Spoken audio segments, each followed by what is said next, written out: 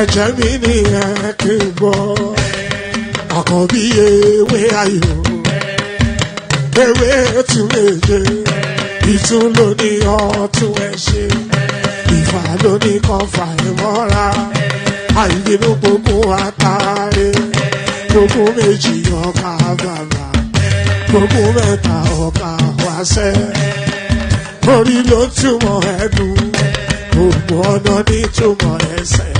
Akọni ìmọ̀ tú ìmọ̀ ọjọ́ ìmọ̀ èmi ni wọn kì í dálẹ̀ wọ́n bá lọ mẹ́lẹ́mọ́ wọ́n á fi jóye ẹlẹ́mọ́ akọni wọ́n bá lọ gbé fèrè wọ́n á fi jóye ẹlòkò bọ́ọ̀wọ̀ wọn bá tẹ̀lé wọ́n á fi jóye aláre àwọn mẹ́tẹ̀ẹ̀ta parapọ̀ wọ́n wá jọ ń pẹ́ mọ́ ẹ̀ẹ́mọ́ olóko jẹ wọ́n ń pa Akíntọ́lá ọmọ Ògún wọ́n ń pàdé ìyọ̀dà ọmọ àtàlàbọ̀bà Àkànbí wọ́n ń pàdé ṣàtàdàdẹ ọmọ ọba Ìjẹ̀bú Mèrè Aṣíwájú odò gbólùkẹrẹ Ajagun lólòdì ọ̀run tó bá ṣe pé tìyẹ tó bá ṣe pé tìyẹ lọ bá ń darí jọ wí àpérò mi kún gbọ́wọ́ ọ̀bọ ti ṣìgìdì máa gbé àgétì ló máa ń gbé àyàn ti ìlàyàn ewúrẹ́ Ọlọ́run dákun má padà lẹ́yìn ẹ kó má gbàgbé ọ̀rọ̀ tẹ́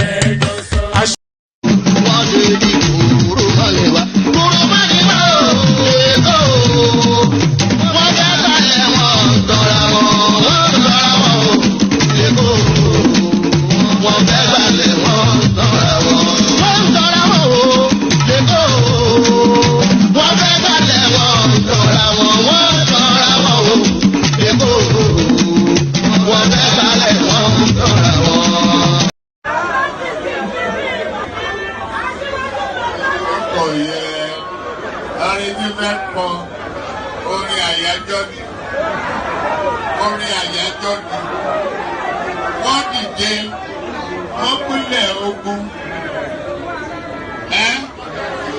oyin tí mo rí ká bá mi wáyé dà ká ní kó bá mi wá.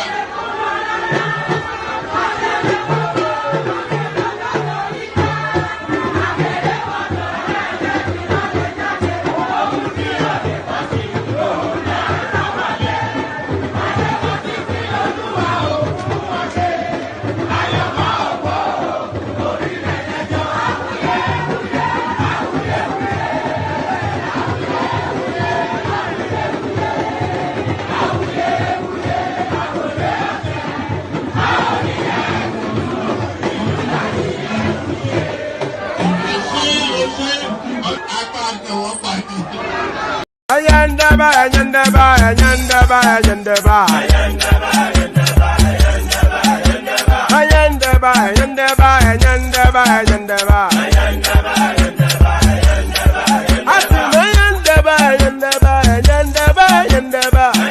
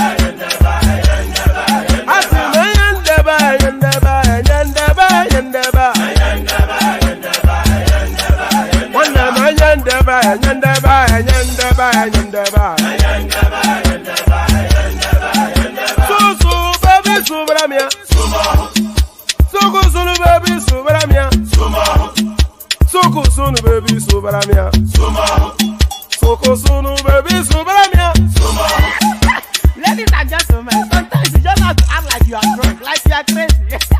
Confuse your enemies, confuse them.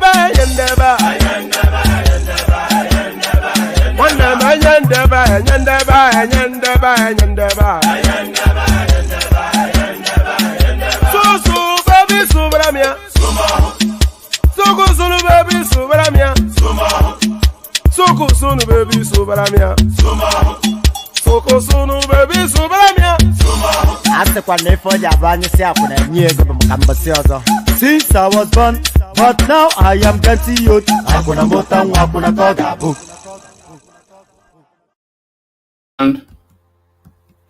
And there it is right there. Since I was born, and now that I am getting old, whatever it is that I said. So let me read it. I thought this would be a look, but it's certainly not a look. Let me remove that ridiculous. I was doing the Jedi warrior thing, but not quite the Jedi. Not quite the Jedi. Why is that, Prince? Why am I not allowed to play that music? What's Prince talking about? So good day to you. Good to have you around and good to be in your company. So good to be in your company. So the usual protocol, click on the like button just as soon as you're coming in. Subscribe if you haven't done that already. And this hyperlink right here, which I'm about to post, this hyperlink, that's just as soon as I can find it. So this hyperlink right here, that is the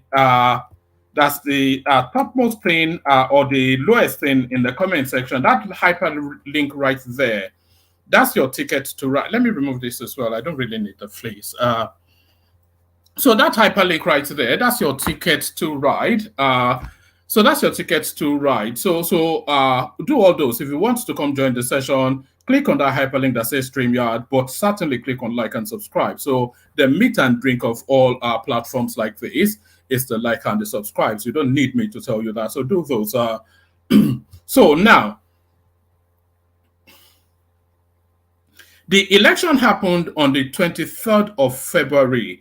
So depending on wherever it is that you are in the world, today is either the anniversary of the Nigerian presidential election or tomorrow will be. Where I am now, in the next half an hour, it will be the anniversary of the Nigerian presidential election. So now, it's been that longer time. A year has passed since a winner was declared. and all of the process exhausted to still land on that winner. So you'd have thought people would have sheathed their swords by now, gone off a way to lick their wounds and recalibrate and re-energize and refactor for the next round of elections. But that election is still being fought. I'm sure you all know that. Now, I think there are elements that are looking to bring down the country, looking for the country to fail, just for reasons of having lost an election. I'm fervently, I mean, I don't even need to tell you that. You know that there are elements within our society that want that country to fail for no other reason that they were rejected at the ballot polls. So at the ballot box or whatever. And that's going on. A lot of that is going on. They've done any and everything.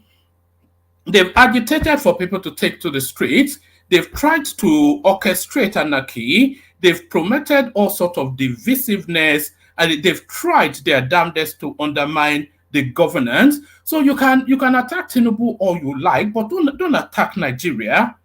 Don't attack that's our country. So you can hate Tinubu, no, but the way these people go around the marketing the country is now starting to have adverse effects. So you can actually hear commentaries from other foreign spaces that why are you guys demarketing your own country with so much aggression? So there's a lot of that going on. So they are now agitating. So they've tried all of these techniques and tactics and it has failed. Now they are agitating for a military takeover. The military response. So there it is, the military response. Let's see, so there it is. So they're agitating for a military takeover, the military response. Military will go after coup advocates in Nigeria, says Chief of Defense Staff. So I think we should now start to be getting past that phase within the Nigerian governance, where everything ends just with the pronouncement within the media space, because they make this announcement and everything ends there. So this now has to extend beyond just the pronouncement. We know because all these people advocating for a military takeover, they are doing it publicly because they seem to have so much fear under the sensitivity that people don't want to go after them, so as not to be accused of going after opposition figures. And they're hiding under that banner because the governance is using a velvet glove and is using cotton wool approach and is soft peddling and trying to cozy them into the mainstream. But they are seeing that technique as a weakness, So they are seeing that as a weakness. They don't understand what is going on. So maybe the governance now has to take the brutish stance of somebody like Malam Buhari and make really very brutal examples of a couple of these people to send signal into that space. So it needs to, because these are acts of treason, by the way. Advocating for a coup is an act of treason. We bandied that word around a lot within the Nigerian space, but advocating for a coup is an act of treason. So now, military will go after coup advocates in Nigeria, says Chief of Defense Staff. So now let's see now if it matches. Oh, there, this is my thing has gone off. Hold on.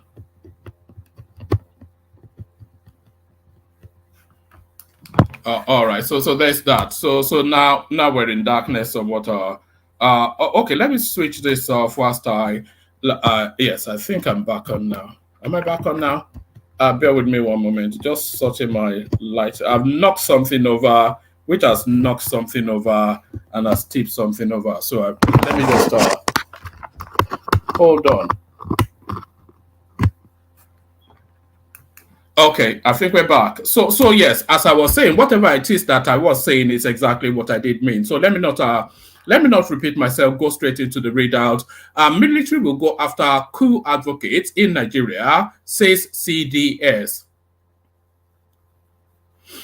Right, the Chief of Defense Staff, General Christopher Aguabin Musa, has vowed that the military will go after persons advocating coup d'etat in the country. Describing such individuals as enemies of Nigeria, Musa said the law would surely catch up with them. Musa insisted that the armed forces are on top of its game and will continue to defend and protect. Let me start that entirely all over again. That's just, I'm just reading that funny. Even for me. The Chief of Defense Staff, General Christopher Guabin Musa, has vowed that the military will go after persons advocating for a coup in the country. Describing such individuals as enemies of Nigeria, Musa said the law would surely catch up with them. Musa insisted that the armed forces are on top of its game and will continue to defend and protect democracy in the country. The Chief of Defense Staff spoke shortly after he inaugurated the main entrance of the 6th Division Nigerian Army and Officers Transit Accommodation at the division headquarters in Port Harcourt on Wednesday. Whilst acknowledging that the country was going through some challenges, he berated persons calling for a coup, saying it would never happen. He said coup was never an option, adding that the nation had achieved more and developed faster under democracy. According to the CDS, whoever is making that call does not love Nigeria. We want to make it very clear that the armed forces of Nigeria are here to protect democracy. We all want democracy, and we do better under democracy, and so we will continue to support democracy. And any of those ones that are calling for anything other than democracy are evil people, and I think they don't mean well for Nigeria. Let me just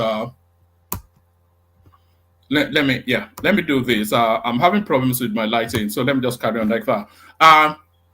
So yes, we all want democracy, and we do better under democracy, and so we will continue to support democracy. And any of those ones that are calling for anything other than democracy are evil people, and I think they don't mean well for Nigeria. And they should be very careful, because the law will come after them. We can see that with democracy, a lot of things are happening in Nigeria. Yes, we are going through trying periods.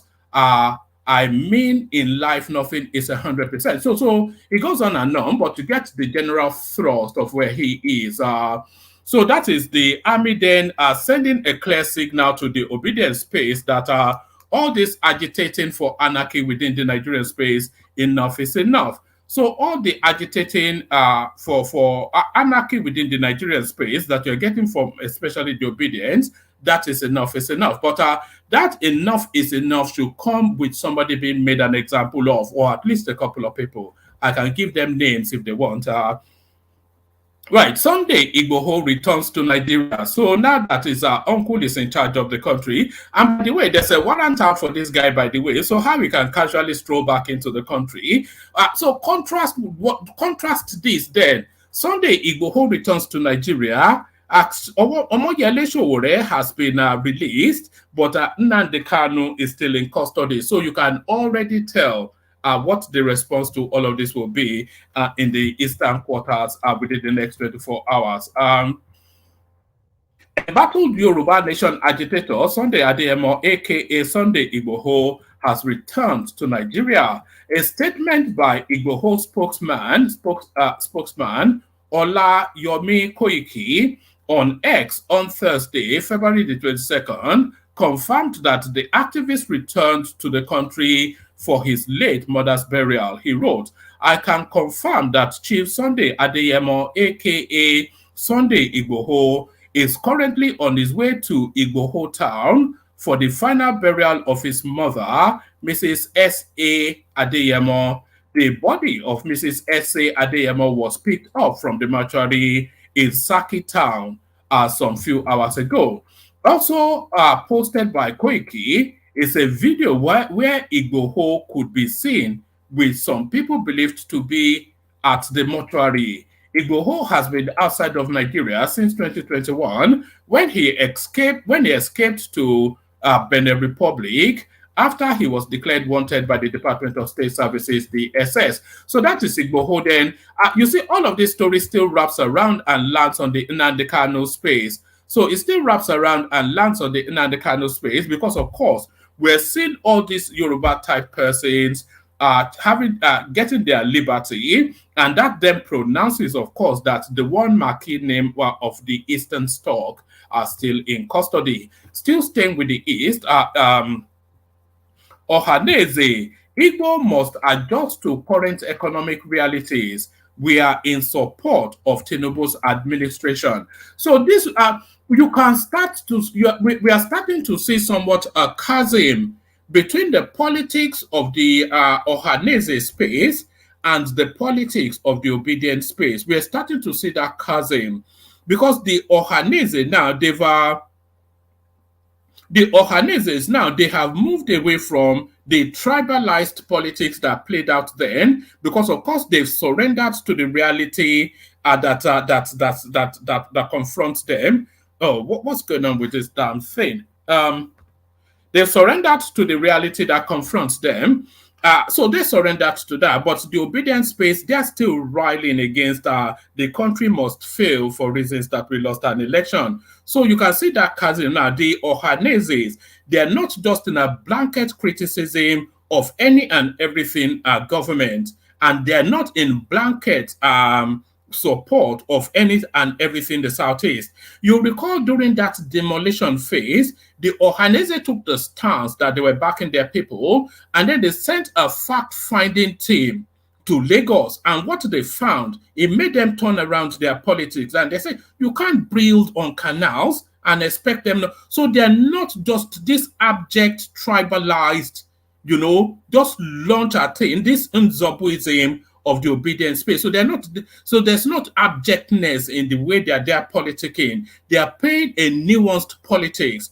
They understand that Tinubu is going to be their president for the next 4 years, so they might as well make the best of it and help him get the best out of it so that we all get the best out of it. So this seems to be the politics that Ohaneze is playing, contrast completely to the politics that Obedience are playing, which is to destroy everything, some anarchic sort of politics, rage and rile, sound and fury, signifying nothing. So this is Ohaneze now. Let's go back to the headline. Ohaneze, Igbo must adjust to current economic realities. We are in support of Tinubu's administration. So Ohaneze Indigo Worldwide, Igbo Social Cultural Organization, has asked people of Southeast, let's do that again. Ohaneze Indigo Worldwide, Igbo Social Cultural Organization has asked people of the Southeast zone to adjust to the current economic realities in the country. Prices of food and other basic items have been soaring since President Bola Tinubu announced an end to petrol subsidy on May 29, 2023. Over the past few weeks, there have been protests in many parts of the country over the economic hardship in the country. The organized labor has declared a 2-day nationwide protest over the economic hardship being faced by Nigerians. So let me pause there for a moment. The organized labor whatever is still very much a Southeast inflected obedient space. You remember when the president went to attack, was it the Imo State gubernatorial whatever, or under the banner of Labour Party and Obi? So he's very much of that obedient lilt and of Southeastern extraction as well. The leader of the trade union space, I can't quite recall his name. So you have to put that as the backdrop to how that space is politicking.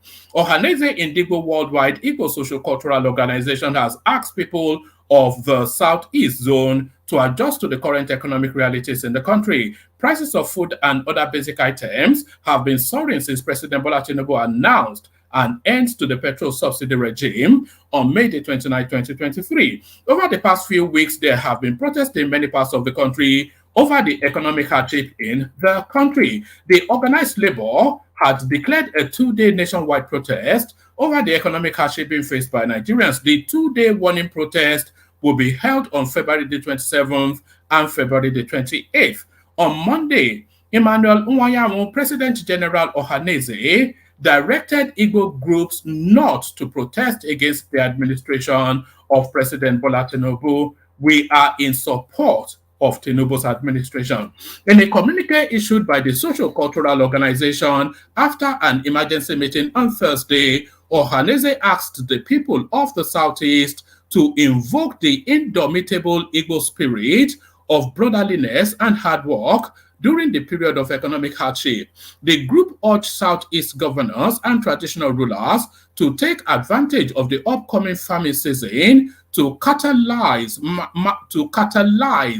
massive agricultural production for sustainable food security in the zone. Ohaneze added that since the apex court in the country had ruled on the 2023 presidential election, the group had decided to support the administration of Tinubu. We reviewed with intense passion the level of unemployment, poverty, hardships, especially the rising cost of goods and services in Nigeria, the rate of depreciation of the Nigerian currency, and the excruciating effect on the masses, and reminded Indigo that they should quickly readjust themselves to the realities of the times, and that the Igbo have passed through the worst of conditions in the past. The communique reads, there is no better time than now to invoke the indomitable Igbo spirit of brotherliness, hard work, ingenuity, wisdom, resilience, inventiveness, perseverance, and capacity to turn adversities into diverse opportunities. It was reiterated that since the 2023 presidential election matter has reached the Nigerian Supreme Court and President Bola Tinubu GCFR, so they even give it this is what they are. You have to read the dog whistles. So you can't be verbatim when you're, because it's not what people are saying, it is what is being said. You have to be able to be nuanced in your thinking enough to read the layers of what is being said. What these people, these Ohaneze characters, what they are signaling to their space is that it is time to sheathe swords and just work for the betterment of yourself and the country. So all this unzobu, that it must stop at some point. You can't sustain that energy all the way to 2027. So you might as well sheathe it now. Try to make the best of the circumstances that you find yourselves. When we get to 2026, then you can start to zobu again. So enough of the noise making is what Ohaneze is speaking to their enclave. It was reiterated that since the 2023 presidential election matter has reached the Nigerian Supreme Court and President Bola Tinubu GCFR has been declared the winner, and as law-abiding citizens, we have therefore decided to support the Tinubu administration. So there it is, right there. They are not on the train of Nigeria must fail because we lost an election. How Binance P2P contributed to plummeting Naira. So I think they shut down that Binance space. I'll give you only 2 paragraphs on this. If you go to Binance P2P, there is heavy manipulation going on there. And from my, let's see. Yes, right. If you go to Binance P2P, there is heavy manipulation going on there. And from my deductions, most of the big Binance P2P merchants are united in carrying out this manipulation. Some of them even have over $2 million worth of USDT, which is USD Tether, in their wallet, which begs the question of whether these people are truly Nigerians or probably foreigners making money from destroying the Nigerian economy. Many people might not understand the strategy these merchants use. Therefore, I will try to break it down. This is how the manipulation works. Let's assume that the Naira to the dollar is currently exchanging at the parallel market for 1,500 on Binance P2P. This group of merchants will create multiple fake ads claiming they will sell you USDT for 1,700 Naira, way above the parallel market. I call this ad fake because they will set a minimum limit above 5 million Naira, which means if you want to sell your USDT to them at this exorbitant rate, that they have created, you must be selling to the value of 5 billion naira at once. This strategy works in filtering out the majority of average Nigerians who wants to sell their USDT to these merchants. This means the fake ads will remain at the top of the P2P sales section for as long as this group of merchants want to remain. And if by any chance someone has enough USDT to meet the minimum limits, decides to sell to these merchants, they will simply cancel the trade and create another ad. Now, because these groups of merchants have filled the P2P sales section with these fake ads claiming to buy your USDT at an exorbitant rate of 1,700, they have automatically shifted the P2P price of the Naira to the USD to 1,700. They will be selling their USDT to the public under the buy section above 1,700. Now, so it's some convoluted crypto cheating thing. I get the broad strokes of it, but I suspect some of you that are not in that space might not fully get it. But let's go on from that to this. Let's go on from that. So this is the one that really matters to us. And by the way, plenty of room in the comment section. Anyone that wants to hop on. Let me send the link. So that's the link right there. If you want to come join. So this is the biggest danger now to the Nigerian currency. Forex crisis, apprehension at Central Bank of Nigeria as federal government, state, local governments meet to share FAAC allocations. So anytime that the FAAC allocation is shared, the Naira spikes up because, of course, the state governors now with money will change up half of it to right. So hold on. Let me.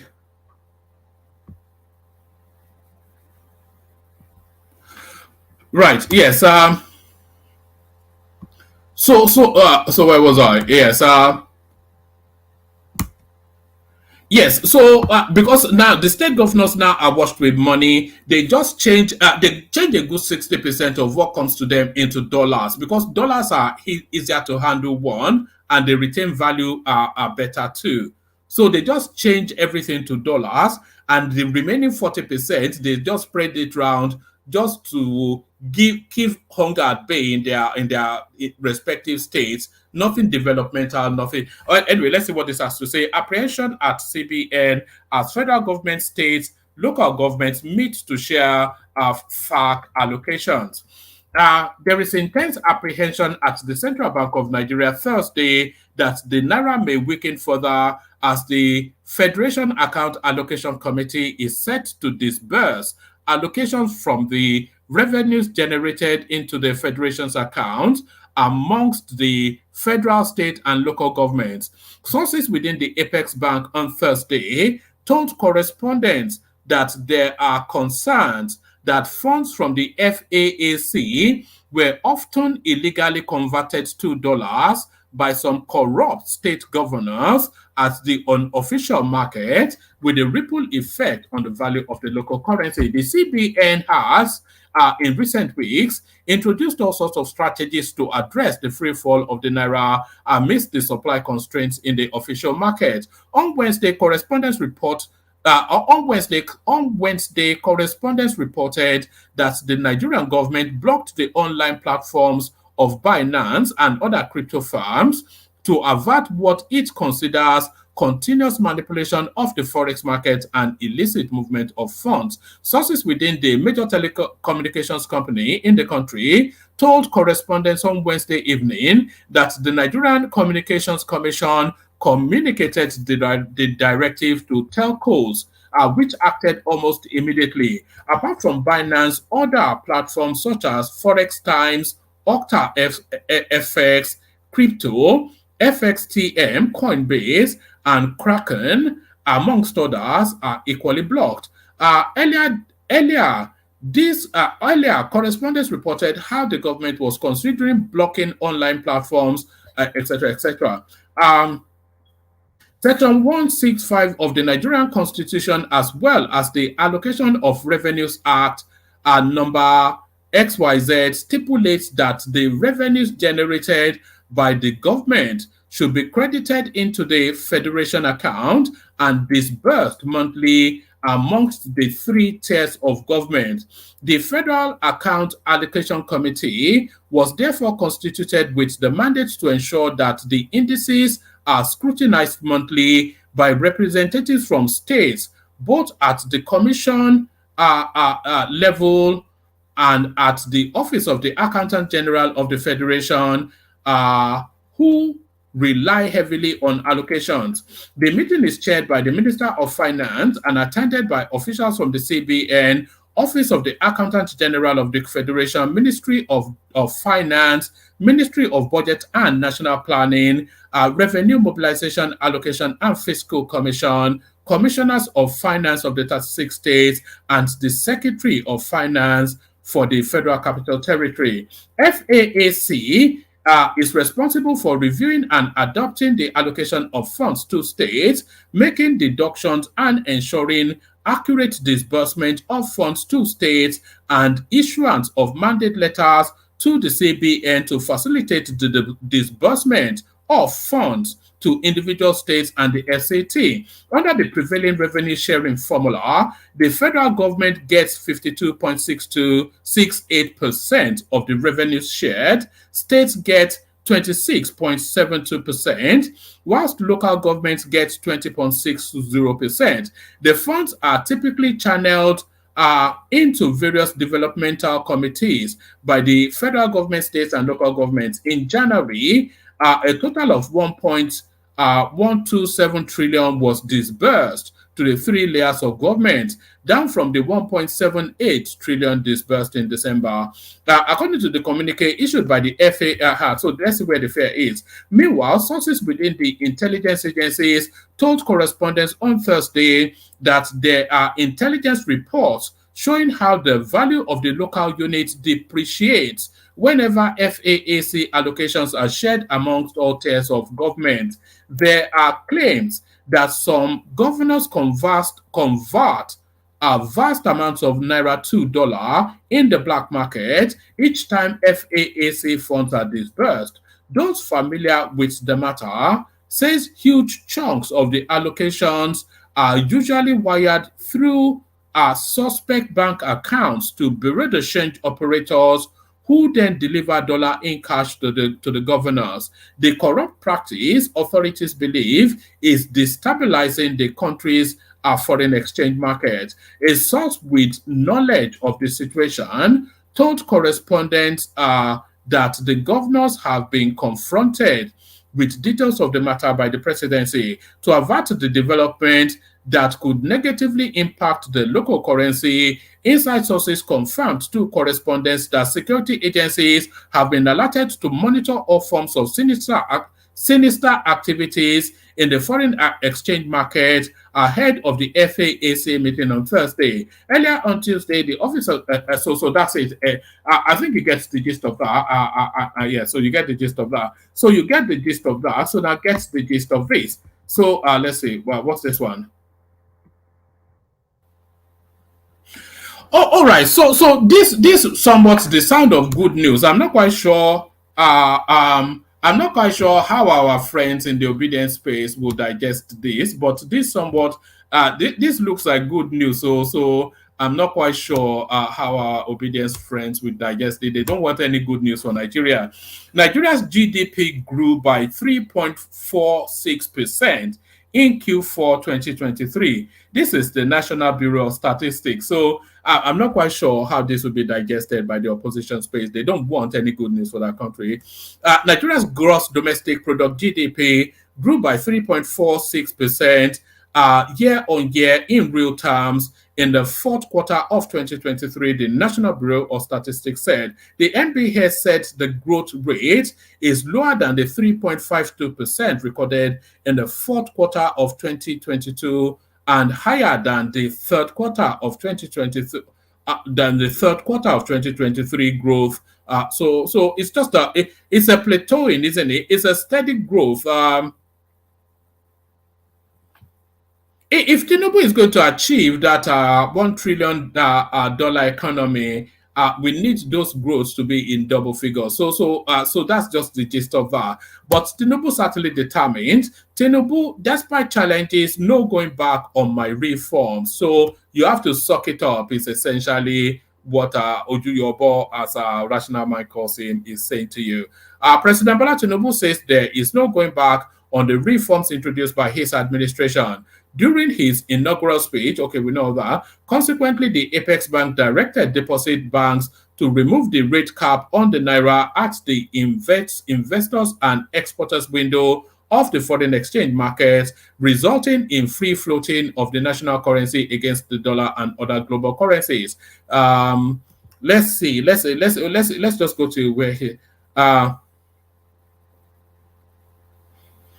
But yes, it says, but speaking whilst receiving, I've scanned through what we already know. So let's just go to what Tinubu has to say. But speaking whilst receiving a delegation from the Corporate Council of Africa, led by Florizel Lisa, etc., in Abuja on Thursday, Tinubu said, we are right in the middle of a challenging stage of our reforms. We have headwinds, no doubt, but we are not going back. He reiterated his unwavering commitment to Nigeria's economic growth and stability, emphasizing that he is not relenting until the vision of Nigeria is achieved. The president commended the recent landing of a 42,000 kilometer submarine fiber optic cable in Oka Akwa Ibom, which establishes connectivity for the entire south-south region of Nigeria with Europe and other parts of Nigeria. So there's some internet connection thing going on there, but no going back, essentially what Tinubu is saying. I'm not going to give you the fullness of that, only because really are other things to discuss. Yes, other things to discuss. Gunshot as Shaibu emerged candidate in PDP parallel primary. So, Shaibu wasn't the guy I saw being interviewed. Is it something Osa, something Elohaha or something? It was a different name that I saw for the PDP, being interviewed by Shane Wakimbaloye just earlier on. But there it is. It looks as though multiple candidates in the PDP, just as we have everywhere else. So that's Edo politics, a gift that just keeps on giving. So Edo politics, a gift that just keeps on giving. Military reacts as Nigerians call for. I really hate it when they present an obedient narrative as a Nigerian narrative. It's not Nigerians calling for this. I am not calling for a military takeover, as the vast majority of the country are not. It's pecuniary, parochial, political interest that is calling for this. Pecuniary, parochial, political interest. The narrowing down to the boiling it down to the obedience space. The military has issued a stern warning to Nigerians calling for a coup over the current economic hardship in the country. Some Nigerians on social media have suggested that the military should overthrow the government of President Bola Tinubu, who they accused of lacking initiative to end the current economic hardship. So I think we've been through that. So we've been through that, so we leave that there. Let me just give you this as a headline.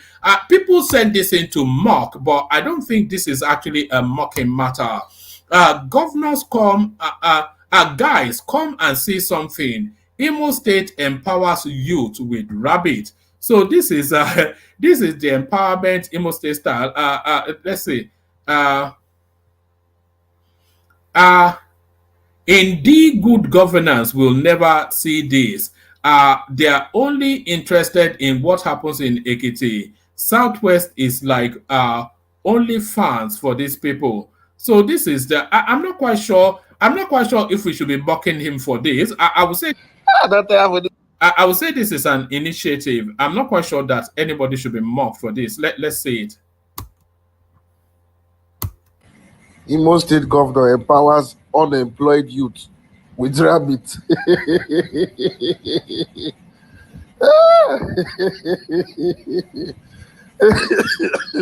Hey.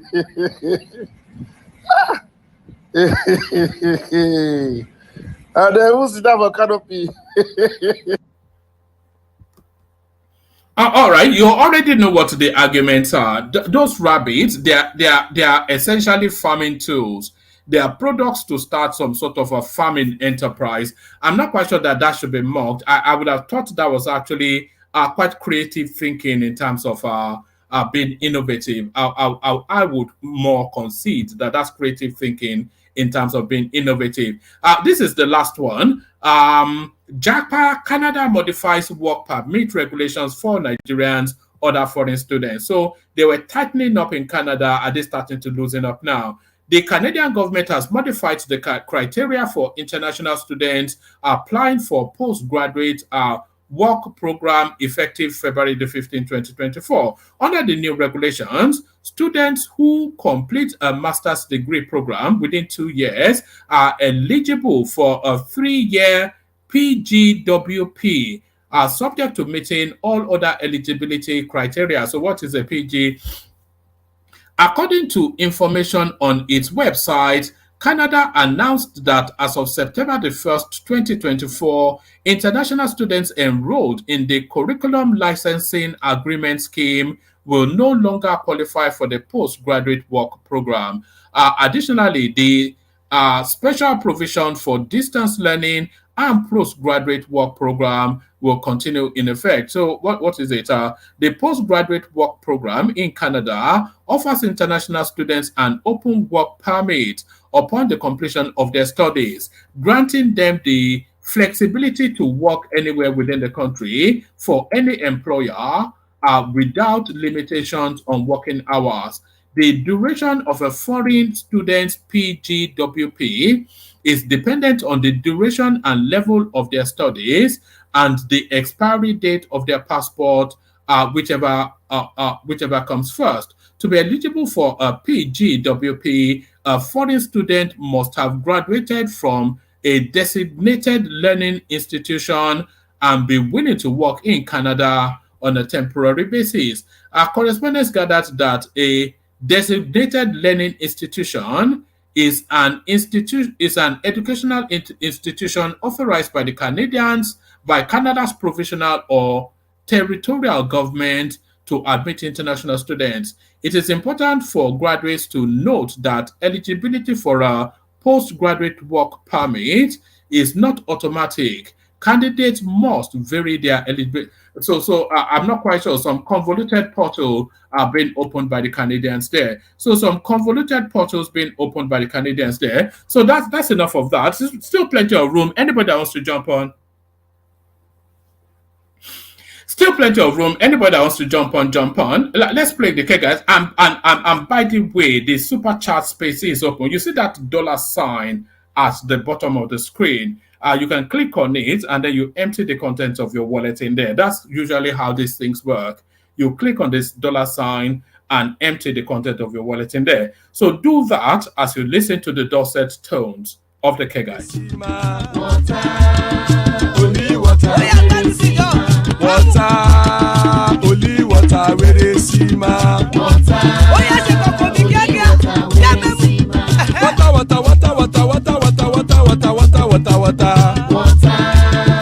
Only water, where they see my Hapa oh night oh.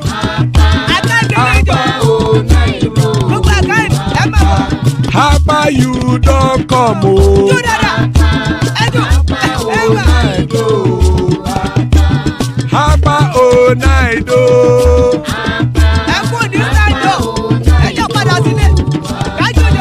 Oro kẹ̀kẹ́ ẹlẹ́mù yé o. Ilé sọ́dí kẹ̀kẹ́ rẹ̀ ẹlẹ́mù rẹ̀ o. Bobby master kẹ̀kẹ́ rẹ̀ ẹlẹ́mù rẹ̀ o. Chief Faila ti kẹ̀kẹ́ rẹ̀ ẹlẹ́mù rẹ̀ o. Eruku lẹ̀lẹ̀ ẹlẹ́mù dé. Eruku lẹ̀lẹ̀ ẹgbẹ́ ẹlẹ́mù dòdò jàre o. Eruku lẹ̀lẹ̀ Ghana ti dé ẹgbẹ́ bọ́dì o. Ọmọ ẹlẹ́yẹ ẹ̀yẹ o.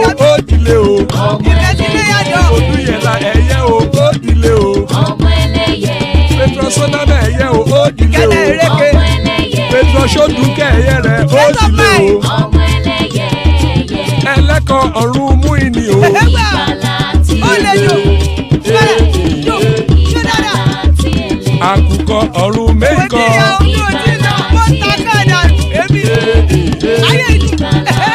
ikú kò ní ríwà gbéṣe o. ìgbàlà tí èlé. ìgbàlà tí èlé. And there it is right there. Ikuko Neru Agbeshe, may death have nothing to do with us. So amen to that on behalf of myself and you, my friends. Amen to that on behalf of myself and you, my friends. Joining us, Rational Mind, always a delight in this company. Father of the bride, Ajan Lekoko, there he is right there. Agama, not a lizard, but a human being. There he is right there. Bishop, almost certainly to be in a truck somewhere. There he is. On time for once is a Kene, there a Kene is. And War Peace makes up the list. So plenty of room still. Anybody that wants to hop on, hop on. So anybody that wants to hop on, hop on. Let's kick it off then and start it off. Let's start it off with Rational Mind. See if he's ready to go. Rational Mind, are you ready to go? Can anyone hear me? Woman, yeah, I'm here. Oh, all right, good to have you. Yes. So good to have you. Where do you want to kick it off, or do you have anything in particular that struck you in the news today? Woman, you know, one thing about that country is that there's just always something. I just go blank anytime I come on your platform here. There's so many things I have on mind, but I just go blank. Just give me whatever you. However, all right. Let me ease you in with this one. So Sunday Igboho has made his way back to Nigeria. He couldn't have done this of course, under the Buhari administration. So is this the cover then, pardon me, is this the cover then of his brother being in charge of the country that opens the portal for him to go back? Well, I don't know how he came in. That's another thing. I don't know. I've been trying to investigate how he came in. Did he come in through the border or through the Nigerian airport? If he came through the any of the Nigerian airports, then I don't know. Then you can say probably he must have sent some emissaries or some people, important people within the Yoruba land to go talk to Tinubu in Aso Rock, or kind of like, you know, Amawani, this kind of a thing, like, oh, he's a Yoruba man. I mean, I don't know, whatever. So what I'm just trying to say is that if he came in through the Nigerian airport, because at the Nigerian airports there are DSS, especially international flights and all of that. You see the custom, and so when they see his passport, they do. So they go from there. They can whisk him away. So if he came into do you think he snuck in via the same route that is snuck out? That's what I'm thinking. That's what I'm thinking. Yeah. If he came in through Benin Republic, then and then he sneaked in, and his whereabouts is not known as so. You can't really pin him. And I don't know, but even though if he had sneaked in and the burial of his mom was held, like it was something publicly. I mean, I know there were a few days ago there were pictures of the mom's burial ceremony trending online. So I know the DSS and any security agency that must have been looking for him. If that Buhari's arrest that they've been wanting, because it's still the Bichi guy that is still there, the former DSS guy that which was under him, that they tried to they invaded his home, Bichi. Yusuf Bichi. Is it not? I think Bichi, yeah. So if it's the same guy, so I still believe he should still be on the radar. The fact that Benin Republic let him go does not mean that the Nigerian government they are done with this case. So I would assume that if he had come through the Nigerian airport, they would have whisked him, or they would have arrested him at that point. And if he had come through the border, well, he could come in through the border anyhow. But since they know, they are aware of his mom's burial, they would have been looking out for him to show up at the Nigerian at the mom's burial. And so if they were there and they knew, then I would not put it past that they must have begged Tinubu to just allow the guy come in and just do his mom's burial. You know, that's what I think must have happened. I just had that feeling that must have sent people to go and talk to Tinubu. But how does this play out then vis-a-vis the Nnamdi Kanu narrative? One man, yeah, right. I mean, come on, one man. When you were reading that thing and you were talking about, just why was one man always have to make this thing? No, but you know, it's going to get mentioned tomorrow that they are letting their brothers go. They are not letting our brothers go. Well, that's the optics. So we must as well talk about it. Yes. Yeah, that's the optics. It's just sometimes you know, it's there's a wound already, but when we start, I mean, winding that wound, you know, it doesn't heal. So we know there's a wound. Our brothers from the southeast, um, just the same way this guy agitated for a separate nation of Yoruba nation, same way Nnamdi Kanu did. Almost similar things they did, which means it's the solution of that Nigerian state. So any incumbent government will look at it as a threat to them. So, but why allow Igbo come in? Let's even assume that maybe he was freed, he went through Benin Republic, he went to Germany, and he's been there. Now he came in again, and he was even sending congratulatory messages to Tinubu and all those kind of stuff. It tells you that they are aware that he's in town. DSS knows, so they definitely must have gotten directives from the presidency that no, leave that guy alone, don't arrest him. So my point is that what I'm saying here is that I don't want to. I know people will talk about it, especially the IPOP people will talk about rational it. mind. Let me bust your bubble. According to Nigerian Tribune, hold on. According to Nigerian Tribune, he flew in from Germany. That's what they said. They didn't say he stopped at Benin. They just said he flew in from Germany. Yeah, but landed where though? Yeah, of course he has to fly in from. He has to fly in from Germany now. But landed where? Wasn't specific. So, but anyway, go ahead. Yeah, but Prestige. The thing is, he could have landed in Benin and then snuck in. That's just what we don't know. But he's at large, so there's nothing like snuck in. He didn't hide. You know, he went to the mother barrier, so there's nothing hidden about it. But it is what it is. They should be aware of it that he was coming for this one. I mean, mom's barrier. And sorry, as you rightly said, it's the same DSS still. It's still Yusuf Bichi that is still yeah. So my point is this: it's like I know how the thing looks like, the optics with our brothers from the southeast, that their old man is still languishing in jail, despite the way they're extraordinary around renditioned him back to Nigeria and all of that. And that's why the Supreme Court has, some courts in Nigeria said, let this guy go and follow the due process, and they're still trying to. And after that, we saw Yele issue being released, which is almost similar to a fight against the Nigerian struggle with the Nigerian state, which they see them as a threat to the Nigerian state. So why allow these people go? Why not allow Kanu go? But then, I just don't want to talk much about this, because I know how it feels for her, because I feel it's this whole thing of ostracizing the Igbos. I think it's something that is not. We just say it's a real threat in our country. Always look at the Igbo people as a problem. Always. One minute. Let me not go that route. I just want to. All right. Let me take you to a different space. Yes, I too don't want to be too deeply in that ethnic something. Nigeria's GDP grows by 3.46%. So that's good news. Would you say? Is it the green shoots of Tinubu is working? Yeah, okay. You see, you people, I don't just know why. Like Pastor Tommy said, you people are just looking for validation. You are looking for what's that word again? Legitimacy. You're just looking for anything just to like make you look good. And then even when you were doing some of the readouts, I was just boiling here, like, oh my goodness. I mean, what's this all this propaganda that the Tinubu people are not throwing out? 24 hours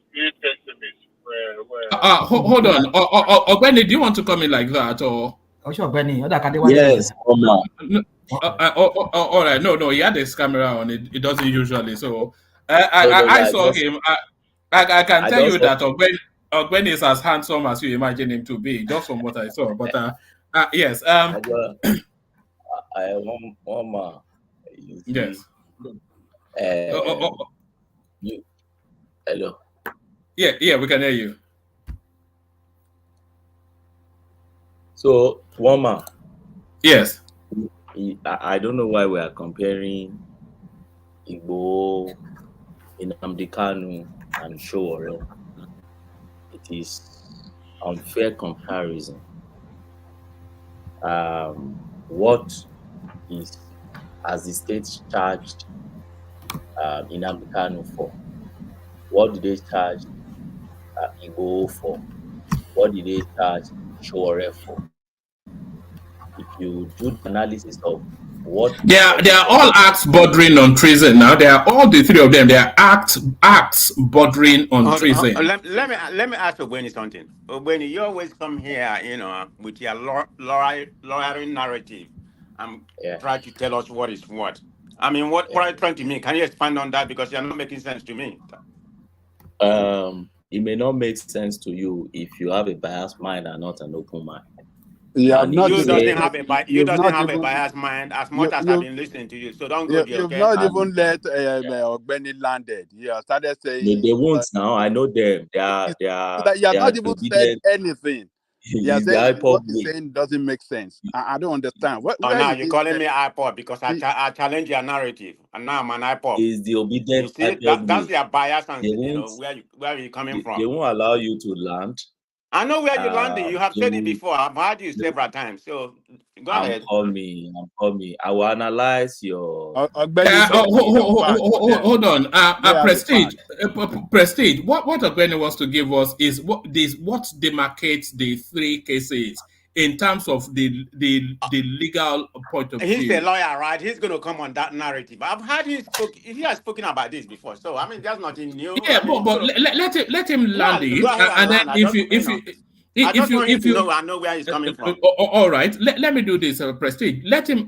National Mind still has the floor, but let Ogwene land this submission. And if there is anything, you don't have to know the law, but if there's anything that he says that doesn't cohere with logic and sense, you get the first right to push back. So Ogwene, give it to us. Okay. One man. What did the state charged Nnamdi Kanu Mazi for? What did they charge Shore for? And what did they charge Igbo for? If they charge them for the same offense, or if they've committed the same offense, then, or allegedly, let's say they've committed, allegedly, then you can say that, okay, they should have not released one and then refused to release the other one.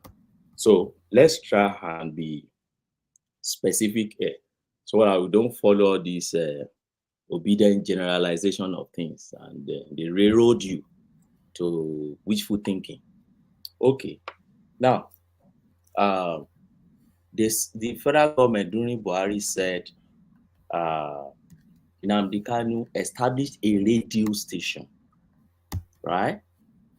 And that radio station was anti-government. That was the first thing they charged him for. Establish a radio station, and you've been running your radio station to undermine the integrity and sovereignty of your country.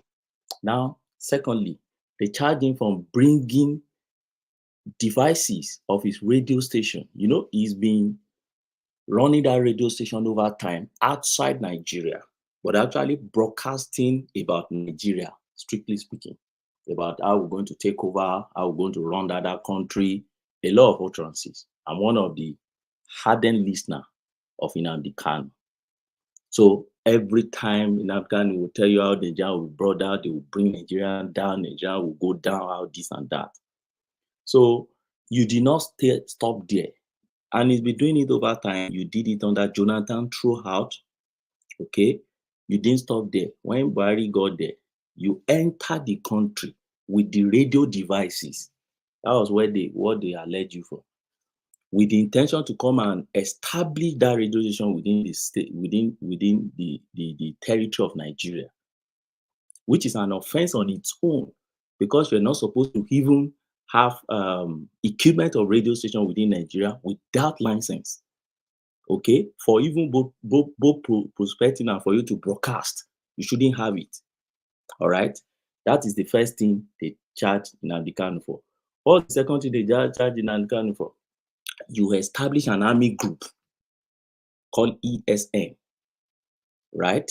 And they believe that you can, first and foremost, by virtue of our Armed Forces Act, right, and Police Act, and all Security Gadget Act, a private individual cannot armed and have your own force within the Nigerian territory.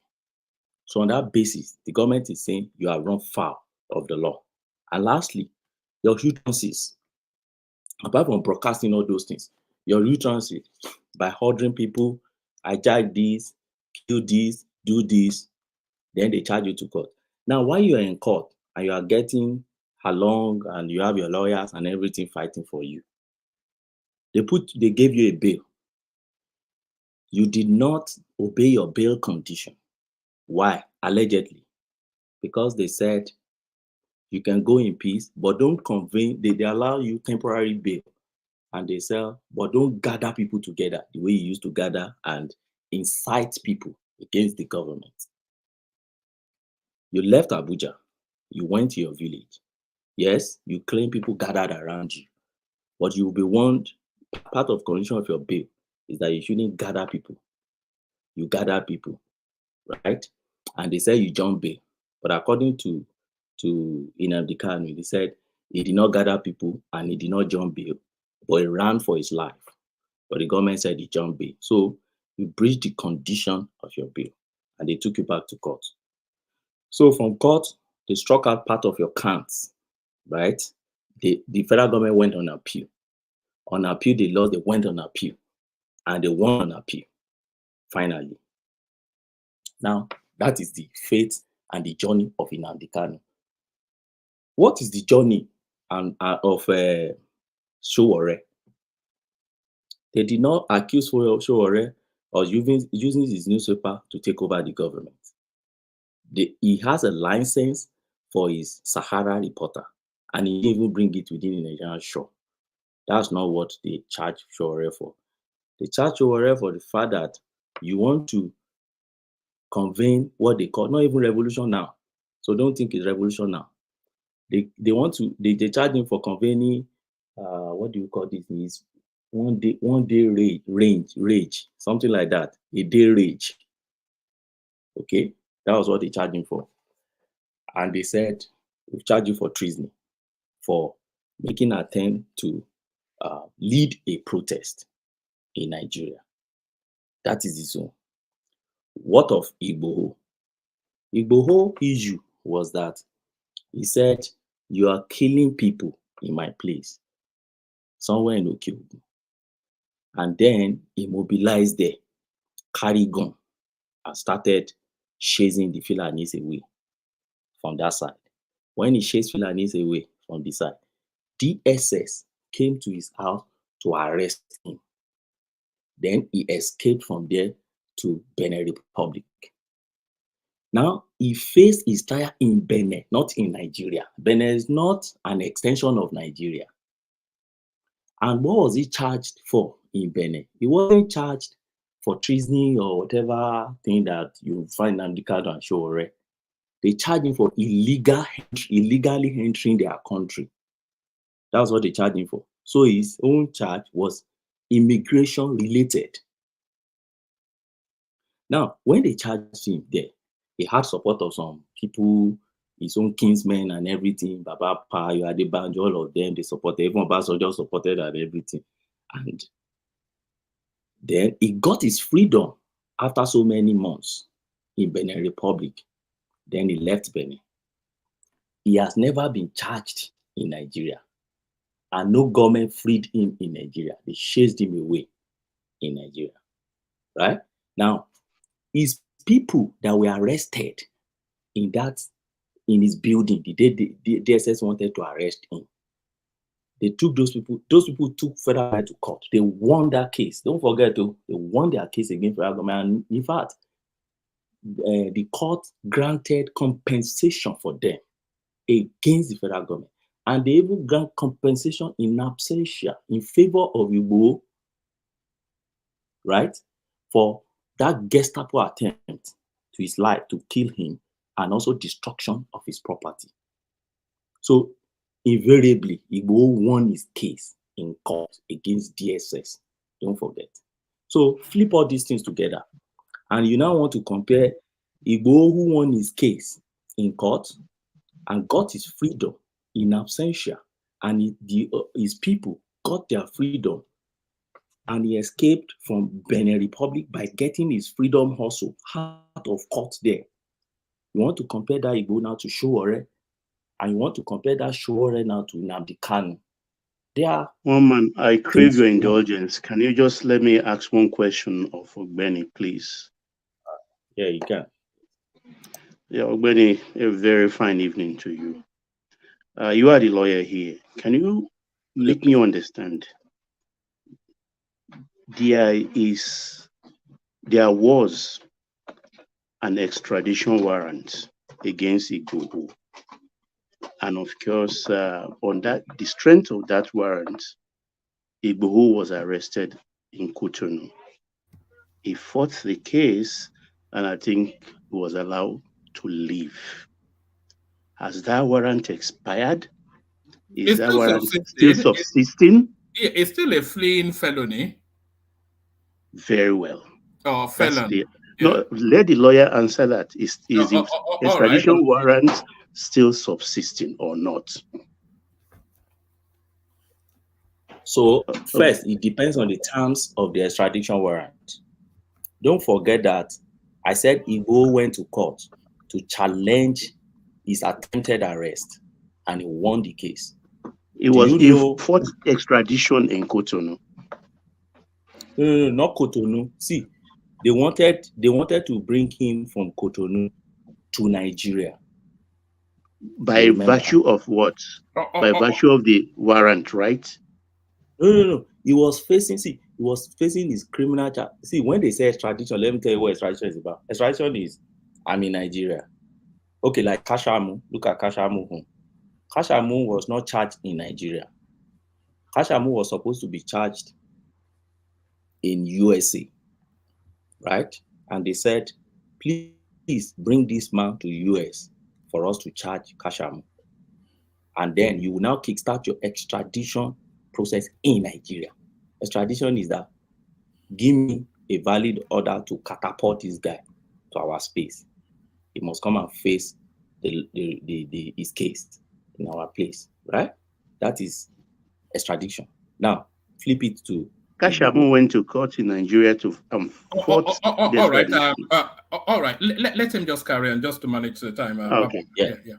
No. I have time to address that. Now, Kashamu went to court to address that because Kashamu. Well, you remember that I have the floor. I hope you know that. You have the floor. That's why I'm trying to get Ogbeni, because Ogbeni wants to give us a specialist insight, and then we come back to you. No, Rational man, you can let one man. You can let Rational man, I want to interject you. One man. I challenge Ogbeni, so I'm going to repost him, please. All right.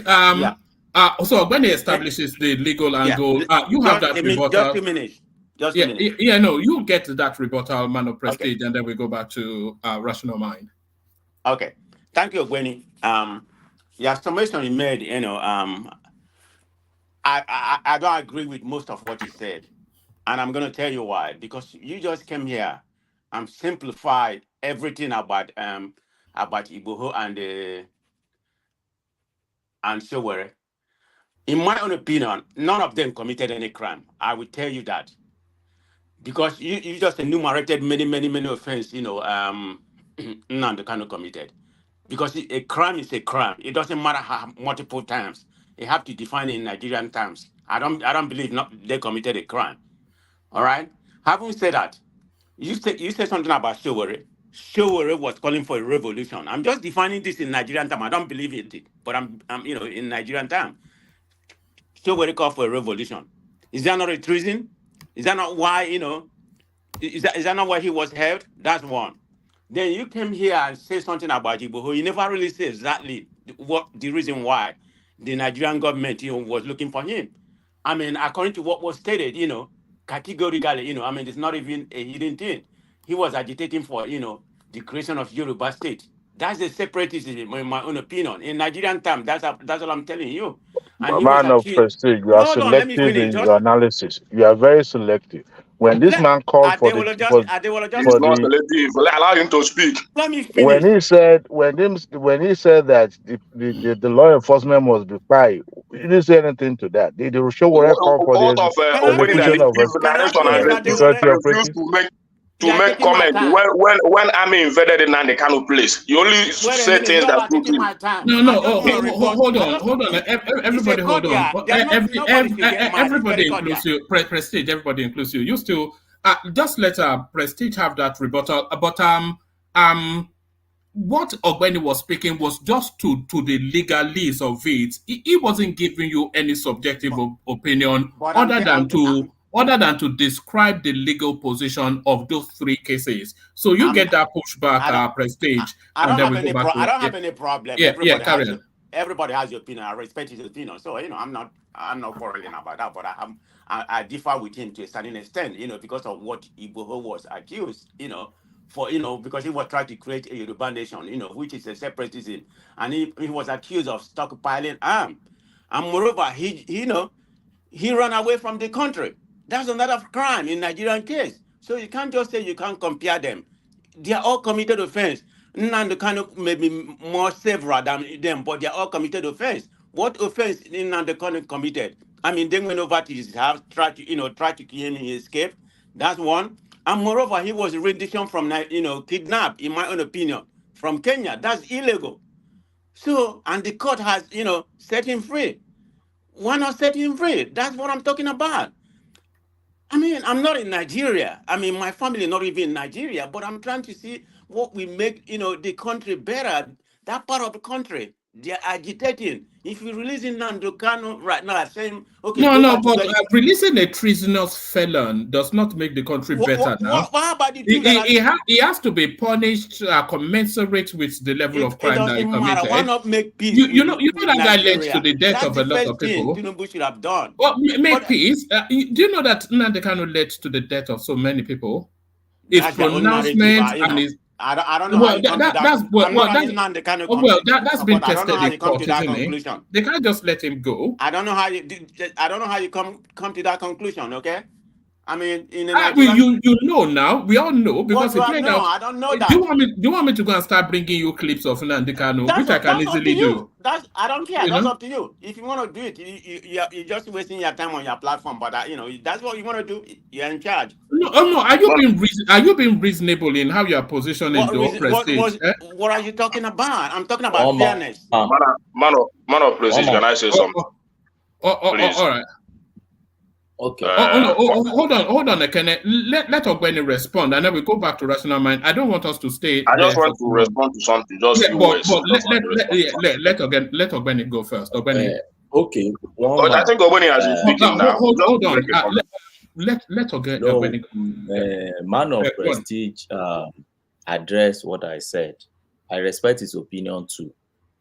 The aspect of his opinion I don't respect is to say, "Oh, just come here as a lawyer. You come and." If you are not a lawyer, it doesn't mean you hate what lawyer says. You are also a professional in your respect. So speak your own profession. I speak mine. Don't beguile me because I speak my own profession.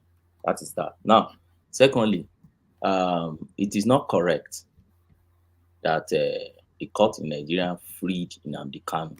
Stop peddling that narrative. 2 months ago, the Supreme Court asked Nnamdi Kanu to go and face his trial. Is it that you are not aware, or you chose not to look at that, or you chose not to say that? So, and the Supreme Court is the apex court in the land. Just like, I don't know where you stay in the world, let's say US you stay. When the apex court, your Supreme Court in the US speaks, everybody obeys. And you don't come to media and start saying, oh, and saying otherwise. The Supreme Court says you should go and face his trial. You are aware, even if you are not in Nigeria, you listen to Nigerian news. So we should stop peddling incorrect news. This is a global plan. Wasn't Showore a presidential pardon? You may sugarcoat it the way you want. Showore didn't get presidential pardon. What? No, he didn't get pardon. Yes, he did. He directed. What are you talking about? It has to come from him. It doesn't matter. Well, we talked about it 2 days ago. What Showore got was a withdrawal of the charge of treason against him by the Attorney General of the Federation. And it's very simple. Why did you? So are you saying that Tinubu did not authorize that? Tinubu wasn't confined to that.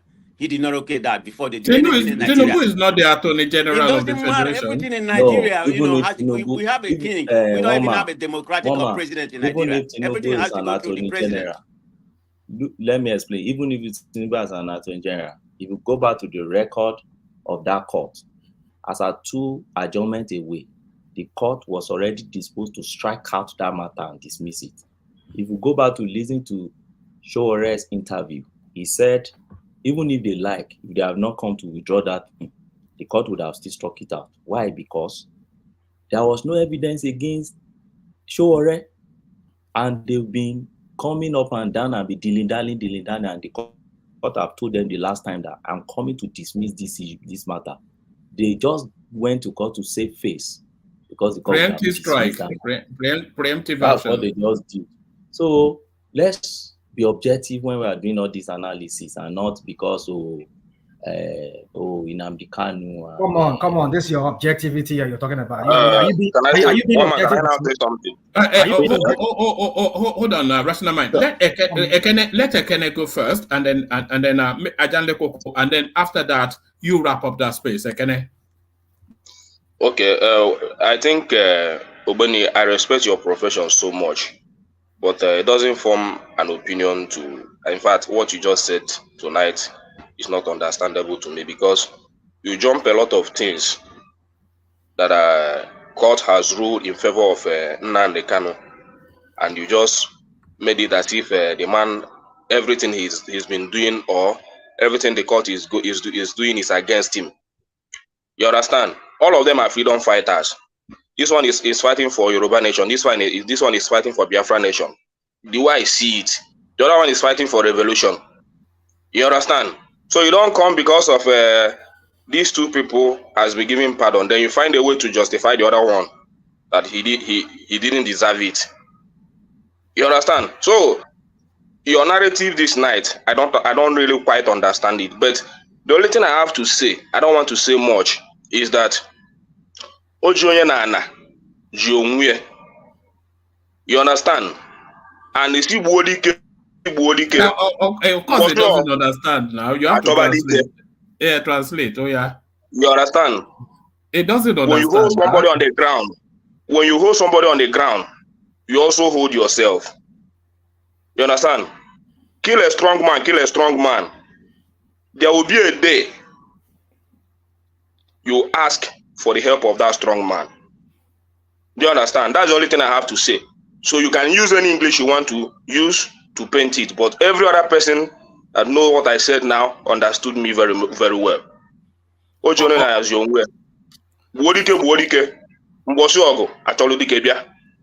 right, so continue painting your narrative. Thank you. All right, let me just say this. You are looking at it politically, Ekene, but what Ogweni is doing is looking at it legally. But Ogweni, go on. Let me quickly answer Ekene. First and foremost, I saw his comment here saying, I give excuse because you think you know law. Well, I know law, and that should not be your headache. That's the first thing I would like to say. And a PhD for that matter. Yes. Second thing I would like to say, Ekene. Who cares? He has a PhD in law. He teaches law. I mean, that's not you can't dismiss that out of hand. You don't know that people here. Who cares about that? No, we don't know your field, but we have to admire his. Just the dedication that got him to where he is. I'm only going to admire his narrative. You know, not qualification. It don't mean a jack to me. No, it's his qualifications that qualify him to speak on legal matters. Is it not? Carry on, Ogweni. Yes. Let me just address Ekene. You know, Ekene is my brother. I like he speaks his language. I don't understand his language, unfortunately. But I want to tell him, you see, don't go too personal when you're on a global platform like this. We're analyzing 3 personalities that we are not related to. We don't know. We both don't know them. I don't know if you are related to any of them. I'm not related to any of them. The analysis I'm simply doing is not exonerated of them. I expect DSS to still go for Igbo today. And I will still come back to this platform if we go for Igbo to tell you that Igbo case in court that freed Igbo and said they should compensate Igbo, they must compensate Igbo for it. Now, in Nnamdi Kanu, you talk That's a about civil. him. That's a civil case now. There's Yes, a criminal they case must pending on compensate him. him. And that's what I'm saying. But you're making it sound like an the civil case represents the criminal case. No, it was an extension of his criminal case. Okay. Pursuant to that criminal case, they went to his house to arrest him based on the arrest warrant. And he went to court to say, you did not invite me at all. You ought to invite me. And the court said that attempt to arrest was illegal. And they said, compensate for whatever you have destroyed in his house. Same with Nnamdi Kanu.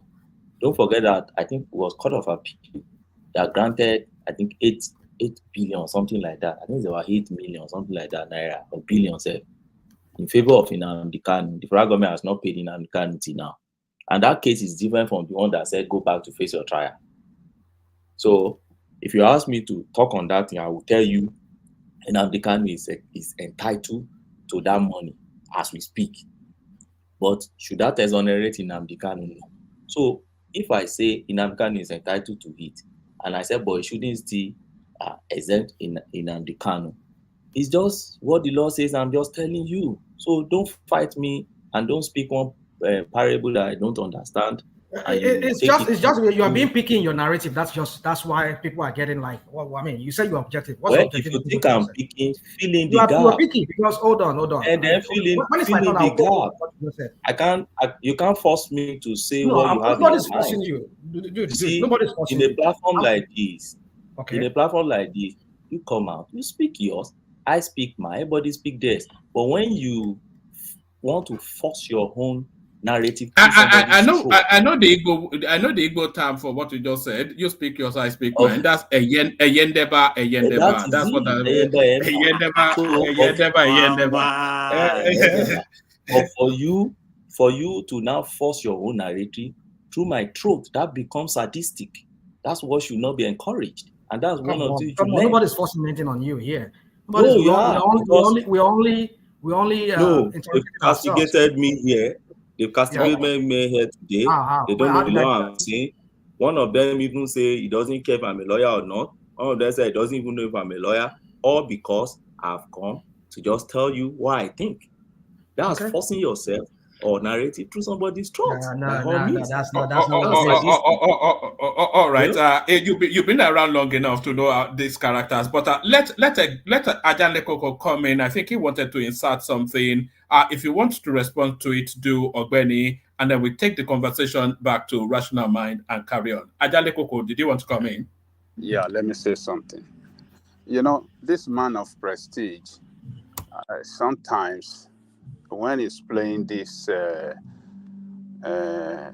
ethnic jingoism and this kind of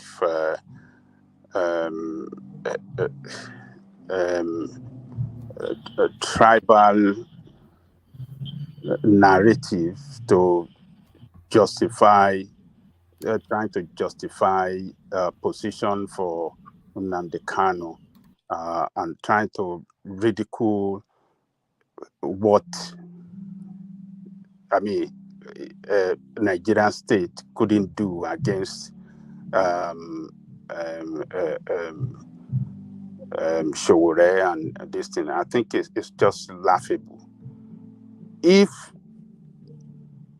Showore was pardoned, as it's been since the first day, since that day that the Attorney General withdrew that case against Showore, it's been calling it a pardon from Tinubu. If it was a pardon, would Showore sue them again? Showore said it's going to sue them for compensation. Has anybody been pardoned now take up suit against the authority that pardoned him for compensation? We should stop playing this kind of ethnic, jingoistic game. It's not good. Showore is fighting for Nigerian people. And we saw what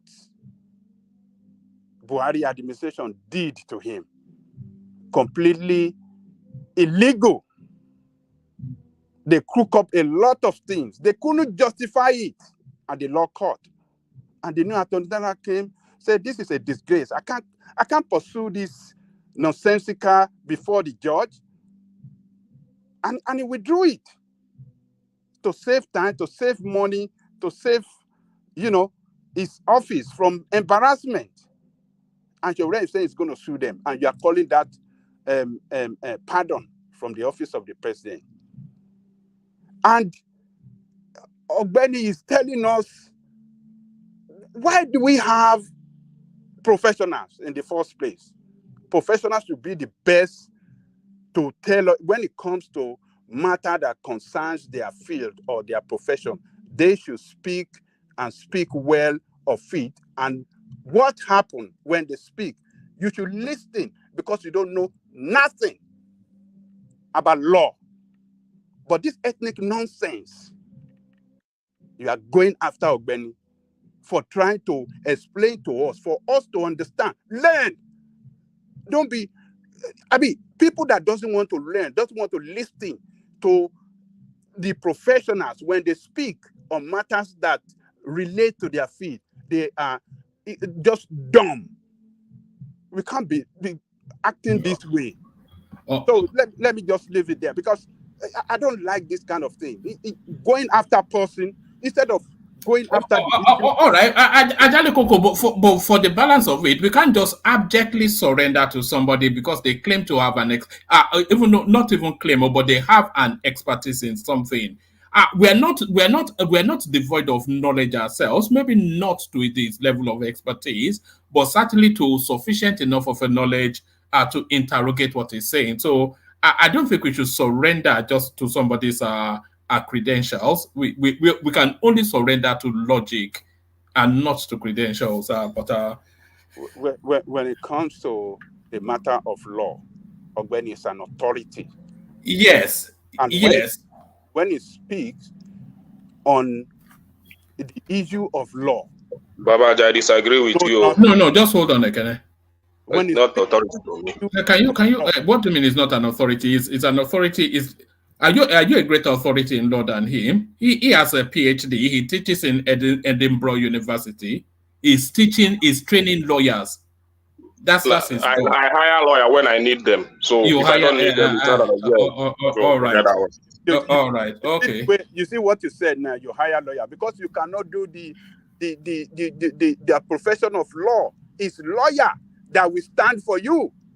So when a lawyer speak on a matter that relates to law, just listen, particularly in a matter that it doesn't have no interest in. It's just educating us here. But we did listen, Lord Ajale Koko, hold on. We did listen to him. What is the pushback? Hold on now. Ajale Koko, we did listen to him. We did listen to him. But his submissions were not just, it was not being objective, even though he claims to be being objective. But it's all good. It's all good. We understand. Everybody has the right to their own opinion and objectivity, and however they want to be. But the point is, we cannot make it look as if it's a standard. No, look. Nobody's view here is a standard. His submission did not favor anybody. He just breaking it down. And we're cool with that. He's just breaking it down. Let me. No, don't add anything. I want to move on. I haven't said anything. But you only want to inflame the. No, I don't. I really don't. I want to. Ajale Koko spoke well. Hold on. Let me say, Ajale Koko, let me borrow your time. What Ajale Koko said is absolutely right, and I agree with that. But it has to. You are not agreeing in the comment section. No, I was not, because I'm only going to have here a minute, so there's no need to be apprehensive. I want the show to go very well, right? Now, what I want to ask, the issue that Rational Mind is raising in a legal sense, let me just ask Oboni right now. Oboni, are you familiar with the extopel doctrine and law? Do you know what that is? You. Show yourself. It doesn't know what extopel means. Yeah, okay. That's fine. He doesn't have to know. All he has to say, a lawyer doesn't know what extopel means. No, but he doesn't know now. That's the point. But that's what Rational Mind is saying, right? He's inconsistent. He's selective, I believe, is the word that Rational Mind said. So I want him to be a lawyer. I don't want tribalism, like Ajale Koko said. So you now, as a host, take over from here, but do it so that people will have respect for us on this platform. If you're a lawyer, fine, but do it where it benefits the innocent, the Nigerian, right? The victim, regardless of where they come from. You cannot be going and apprehending our freedom fighters like Showore, for example, Iboho, for example, Nnamdi Kanu. Now, if they did something, fine, take them to court, convict them, because if you charge Showore, is that not what is going on? So it's in court and it's being charged. Okay, then ask him now by yourself. Say, how many times has Nnamdi gone to court and actually won? How many times? Let him tell us.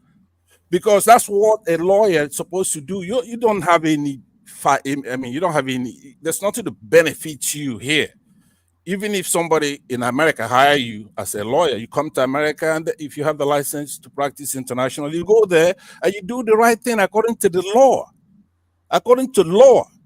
Now, there's a lot of ignorance and tribalism and clannishness for the regular folk, not a court official, which is what a lawyer is, a friend of the court, right? So if you want to be a lawyer, you don't even have to say a word for people to know you're a lawyer. You don't say I'm a lawyer and then you start talking about catapult.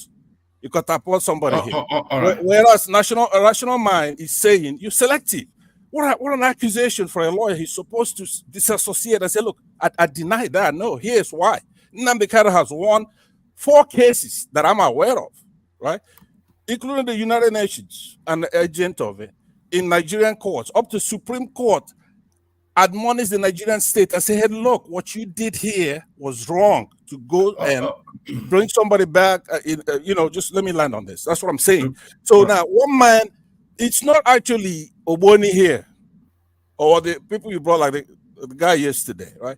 It's this platform. If you don't want to be a host and do the right thing for the platform, step aside and be a panelist and let somebody else on your show be the host, because it's very important that when we bring somebody here, has to have respect for every single one of these panelists. We're not stupid. We're here to solve our problem. We're experts. Like somebody said, expert, like Gianluca says, expert is important.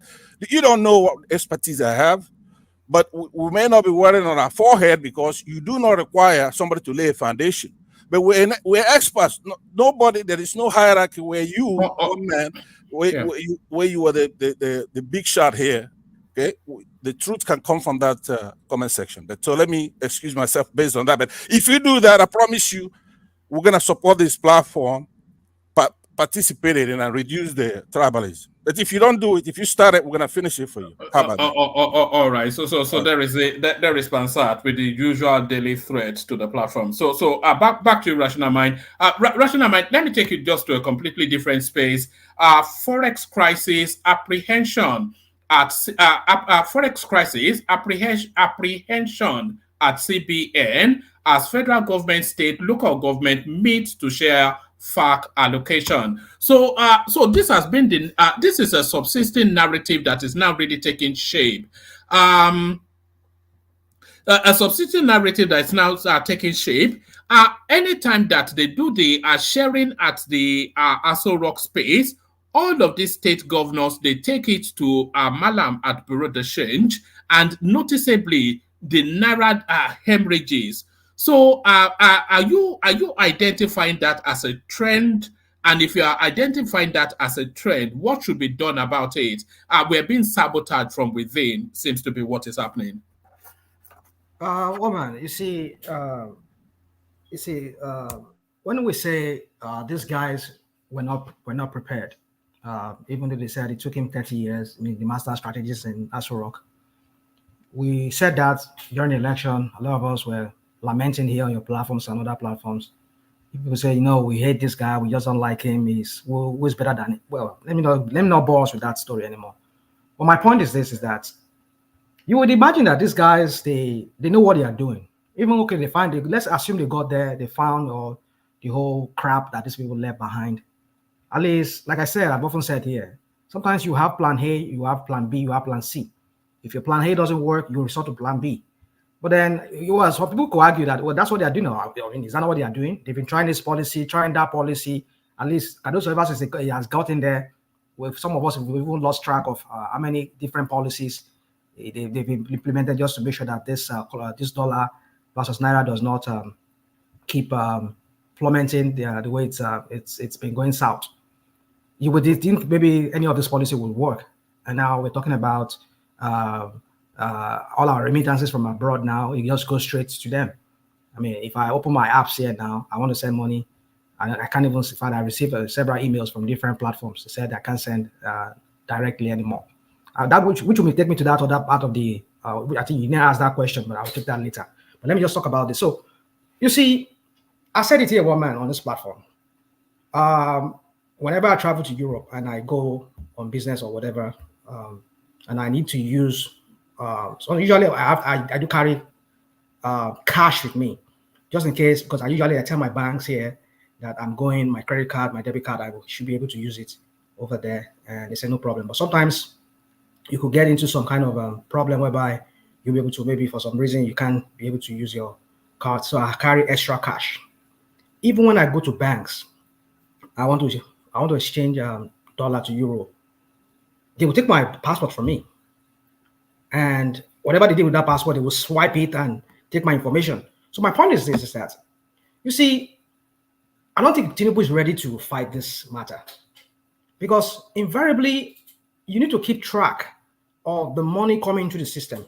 Let's assume that. Well, is that not exactly what he's trying to do? The system was a free-for-all for 60 years. Okay. And this guy is, in open glare, we're all seeing how it's playing out, is trying very desperately to plug all the holes as they are.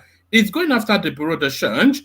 Is closing the portal of that remittances, is gone after Binance for the P2P exchange of money, just trying to structure the way foreign currency enters and moves within the economy. So what else should they be doing? Okay, woman. Is he not doing all that I've just described? Because we discussed it every day. They pay lip service to these things, woman. They play lip service. Did you try to send money by this thing and they told you that the government have changed the rules? You see, woman. Now, come on now. You have to be fair sometimes. I'm trying to be fair here. I'm trying as much as possible to be fair here. They said this. You see, one thing is this. Look at these people. They say one thing, but look at what they do. Look at what they do. All right. What are they doing? Okay, now you are asking. I don't know, woman. Can you? I don't know if you can play one of this. I think I saw it at Rise, but I think it should be online. During 1992, 92 or 91, when Abiola was campaigning, when he was talking about the opaqueness that exists in virtually every of the Nigerian institution, especially when it comes to the NNPC. Same thing with this Forex too. I think he addressed it too. When you don't have, what's the English word I'm looking for? Something is opaque. I'm looking for another synonymous word to that word. You're not open to people to see the daily, how much is going into the central bank coffers, the dollar rate. Woman, I can. You know how much is going into the American coffers? Yeah, I have it. That's what I'm about telling you here. I have a site here. I monitor the debts, each state that it just. Don't worry. The debt. American debt and however money they are making in each second as it's coming in. I have it here on my site on my laptop here. I can see it in real time. There's a site for that. So my point is this: is that Abiola's talked about the. They tell you about all the military contracts and everything. Oh, you see, you want to go into all this thing. We're talking about economy. No, I'm asking you because that's where the bulk of the income. The budgeting. Yes. Yeah, the economy, the budget. Are they telling you? Give me the website. Are they telling you about the military contracts, the oil deals, the backdoor whatever agreements? Hold on. Which are the real movers of the economy? Of course. Not how much Tesla is playing in tax or anything like that. Yeah. One man. You know what? I'll send it to you now. Just what. So my point is this: is that you look at what these people do. Now all the money they've even been making. I mean, look at it. The importation. You are asking people to import and to pay in the dollar equivalent of the naira. I mean, it's just. I mean, woman, let me know because I just know because you asked me this question. I've not really thought through it very well. I'm looking for that thing. I will send it to you, woman. Let me not get distracted, but I will send it to you. When I just don't want to be distracted yet. So my point is this, woman, is that, well, I wish them the best. If that if what they're saying they're doing is really they have the intention of following through with it and getting to the real bottom of it. Because it's not just one, it's not just they're not saying that, oh, we want to start monitoring what is going on. But what are the things you put on ground? We can see, have you connected all these bureau de change? Have you connected them to a single system whereby whatever money whoever is coming in to exchange dollar, collect naira from them, or buy naira from them, they are entering these people's data into a database. And some guys are somewhere monitoring all these things, and if they see any radar, anything, they will just hit the EFCC up or whoever is responsible for that to go after whoever. So the point I'm trying to say is this: it's not just enough saying that, oh, they are just we have saboteurs. There are people that are sabotaging this country, and they just go and they collect federal allocation. I mean, you need to, and even this money that they are collecting, made it mandatory for all of them that they need to create some kind of website whereby people can be seeing in real time how this money is coming in, where this money is going. You see, I don't blame Tinubu for everything. Don't get me wrong. I'm not blaming Tinubu for everything, though. But it's part of the problem. Do you think the federal space has that power to mandate that for the states? Well, at this point, it might not, because like they say, he's just a president. But then you cannot tell other governors to do how they spend their money. But the point is this: when he was governor of Lagos State, when he had Lagos State to himself, all the people that were governor there, that he made Lagos State, did he create a website where people can see all the money, all the federal allocation that Jonathan and all the president were paying them? Did he create anything like that? I've said it one man. National man, I want to ask you a question. So when I hold on, when I talk about these people, the way I talk about them, you've not even done it before. Why now you want to do it? I'm not saying you should not do it. You should do it. But the point is this: is that I just find it as hypocritical. These people cannot give us what we want them to really give to us. But they are giving us what we want them to give us. No, maybe they are giving to you. But no. Hold on. Rational mind. The system has been rotten pretty much from independence till date. Agreed. There are so many leakages, so many portals. We don't really have any structure or form to anything. And let's take the forex space as an instance. So you are talking about the control you experienced when you went on your sex tour in Europe, when they were asking you to surrender your passport anytime you wanted to change the money. Hold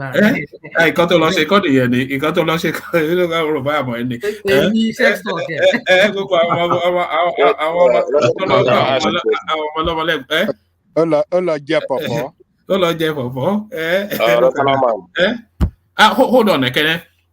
So so all that rot in the system. So now you are saying they are paying lip service, but when they blocked people being able to transfer dollar directly via these apps into Nigeria. One of our contributors here, he actually sent me a snapshot.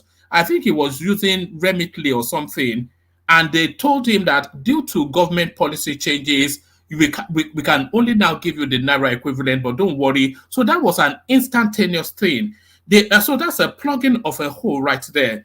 The banks, they were hedging at the dollar and playing it long. So they'll buy dollar and just wait for it to rise, and then they declare that as profit on their books. So they've now by mandate forced that banks to only hold short positions on the dollar. So that's an action right there.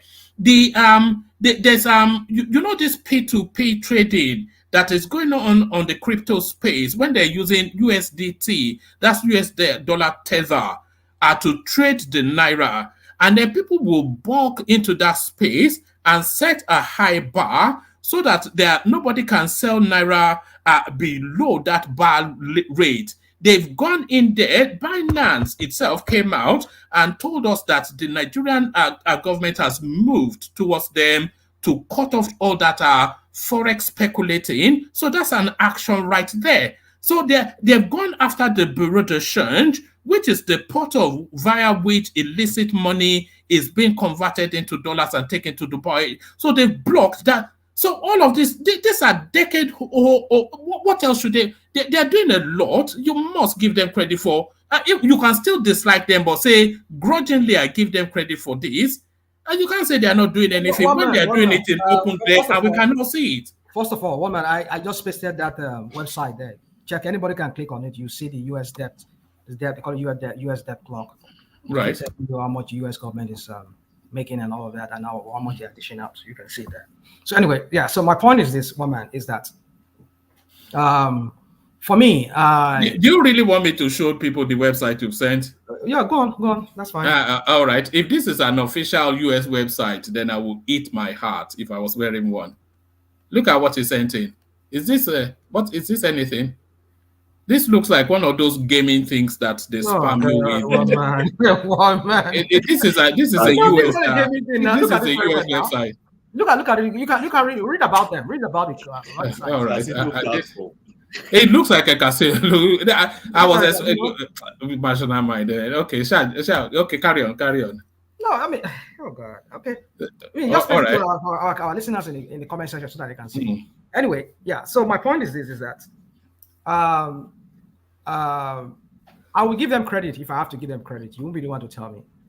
When I see evidence, an evident demonstration of the willingness to turn around the backwardness of that country, if I see it, then you won't tell me to applaud it. For one, I will applaud it. But all I'm saying, it's not what I think they really intended to have done. You just want to do the optics for the show that we are trying. That's what I think it is, because oli mole. I mean, like thief knows thieves. Thief cannot hold thief. I mean, thief cannot catch thief. Even if you catch thief, go leave him because instead of collect the waiting that thief collect.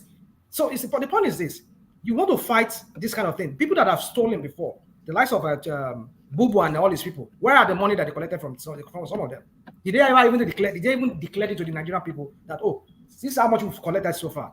The money they said on a subsidy, have they declared it? And now you want to go after some people saying that there's, you see, they declare it every month. The money where did they declare it every month? They declare it at FEC. Now, did you not? Anyway, carry on. I don't know. From the subsidy, is that the money they declared? Yeah, of course. Where do they declare and triple allocations to states, which is from the subsidy money. We've discussed this endless times now. So, and it's common parlance now. It's common knowledge. You see, woman, let me not argue with you on that. The only reason why I come here sometimes... That's true. Rational mind. No, I'm not doubting it. Now that he's telling me now, I'm trying to begin to think about it.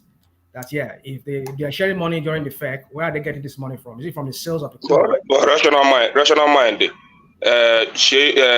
This Senate president came out to say that they were receiving 30 billion every month, and the Sheyi Makinde come out to that and say your state never receive anything, So where is all this? They give them money.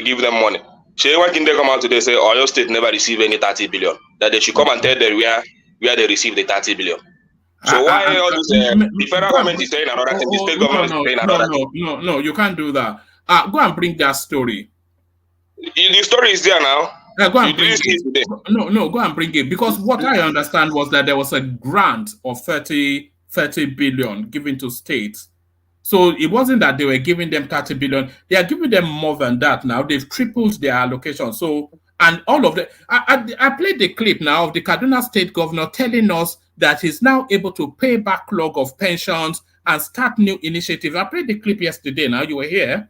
So, but you know, to the claim, Senate president made it the day before yesterday. An extra 30 billion was being given to every taxi state governors. No, go and recheck it. Forget Sheyi Makinde. Just get the facts. Get the facts right. I think you'll find that it was a grant of 30 billion. So whether Sheyi Makinde got it or not, I'm not refuting that. But it's not an ongoing payment. It was a grant. So establish the facts. Yeah. Yeah. Well, woman, you see, for me, I just believe if these people really want to fight this declining naira that is every day sinking, I just believe they need to be true to what they said they want to do. If they really say they are fighting it, we need to also see a demonstration of it in other areas, not just the areas of going after bureau de change and chasing people on the streets and all of that. I mean, if when they said they lift the ban on crypto many months ago, and we remember that this same guy who is now in prison now was the one who shut it down. I mean, shut it down and shut down Aboki FX. The policymakers, is that not? I mean, you see, when we say these people just do knee-jerk kind of approach to matters, some of you will criticize us. Oh, no. Before you bring a policy in, you would have looked at the ins and outs of it. You look at the length and breadth of it. You would have at least looked at it from all areas. Now we are bringing in you're lifting ban on crypto, and you are floating the naira. I mean, because that's another area I want to go to, because when you say floating the naira, it means you're allowing the markets to determine the value of the naira to vis-a-vis the what's it called, the other foreign exchange for other currency. Now, if I say I want to sell my own dollar at this rate, so why are you shutting me down for wanting to sell my dollar at this rate? I'm not saying what they did on Binance is right, but that is just the whole essence of free economy, right? Is that not what people were talking about? That it was trying to no. They are trying to establish not the value of the naira, but the true value of the naira. So the true value of the naira. So what determines the true value? Market forces. Yes, the market forces. So if I come on Binance and I say this is how much I want to sell my dollar, you don't know how I got my dollar. How much is the dollar? My USDT, I want to sell it for this price, and you're telling me that no, you still much. I understand because like according to what they said in that punch, I read it, is that they don't have intention of even buying that for that price. They will fix it for like say 1,800 naira for 1,800 naira to $1. They will say, but for me to buy it at that rate from you, that 1,800 naira by dollar, you have to sell a dollar worth 5 million naira for me. If you cannot sell it for me worth 5 million, then I won't buy for that price. So what they now do is that they now go and open a different offers somewhere. They'll now be targeting 1.7, 1.750 or 1.8, and they'll be selling that. Okay, if you have like $30 or $40, I'll buy from you. So that's how they determine that price, which is, I know it's a shady way of doing business, but at the same time, this is business. But I can understand because of where the naira is right now. It's really affecting the naira, I know. But what I'm trying to say is that when you are lifting the ban on something that you know that you don't have any control over, shouldn't you you and your policymakers have warned Binance and other platforms that look, we will not tolerate this market manipulation that some people do in your market. If we see it, we'll shut you. That's exactly what they've done. That's what they are doing now. You see? Yes. Right? Okay. Good. It's an evolving situation now. It's an evolving. It's a trial and error there. These people are doing trial and error. My God. Okay, just do it. National mind. Can I interject for just 20 seconds? Mungbo. Okay. So just one thing I just want to say. I'm not an economist, but you see, the forex business is not just like any other business. Why? Because it's the legal tender of a country that you are dealing with. So you must do your business within the framework to do the business. And don't forget that the money in your hand is not yours. In fact, it's the only commodity in business that you hold it, but it is not yours. It remains that of the government that he uses it. And the only thing you have within it is the value for that money. And that is why I don't see it like just any other business where you can get that money for 2 naira and go outside there that you want to sell it 10 naira. It's a legal tender. That 10 naira you want to sell it is going to affect the economy of the country within which you're selling it. And that is why you must act within the regulatory boundaries. So it's not just like any other business, with my understanding. Yeah. Well, we can say it the way you said it too. Woman, I mean, everybody. For me, you see, let me just sorry, there are people that are waiting. I think people have been waiting for long. You see, for me, is that these people need to get their crap together. You can say they are not trying to do it. Well, the last I checked is they've always been doing one thing and doing another thing, doing another thing, doing one thing and doing another thing. You just keep changing like a shadow. So my point is this: is that when would they ever sit down and think things through very well before they just implement them with not having really done a very deep investigation, just to see if what could be the negative and the positive side of that policy they are trying to make. So that's why I'm saying that these people have no plans. They're just trying whatever comes to their head, whatever their emergency advisors come and they bring into Aso Rock. They tell them, do this, let's do that, do this. I mean, like, you need to understand you need to know what you're doing. So these people are just doing kalu. That's how I see it, woman. But if this plan they are talking about, that's the way to go, because if they are now trying to like make sure that every BDC is connected to a particular system, anybody coming in, that's so. My point is this: let us see.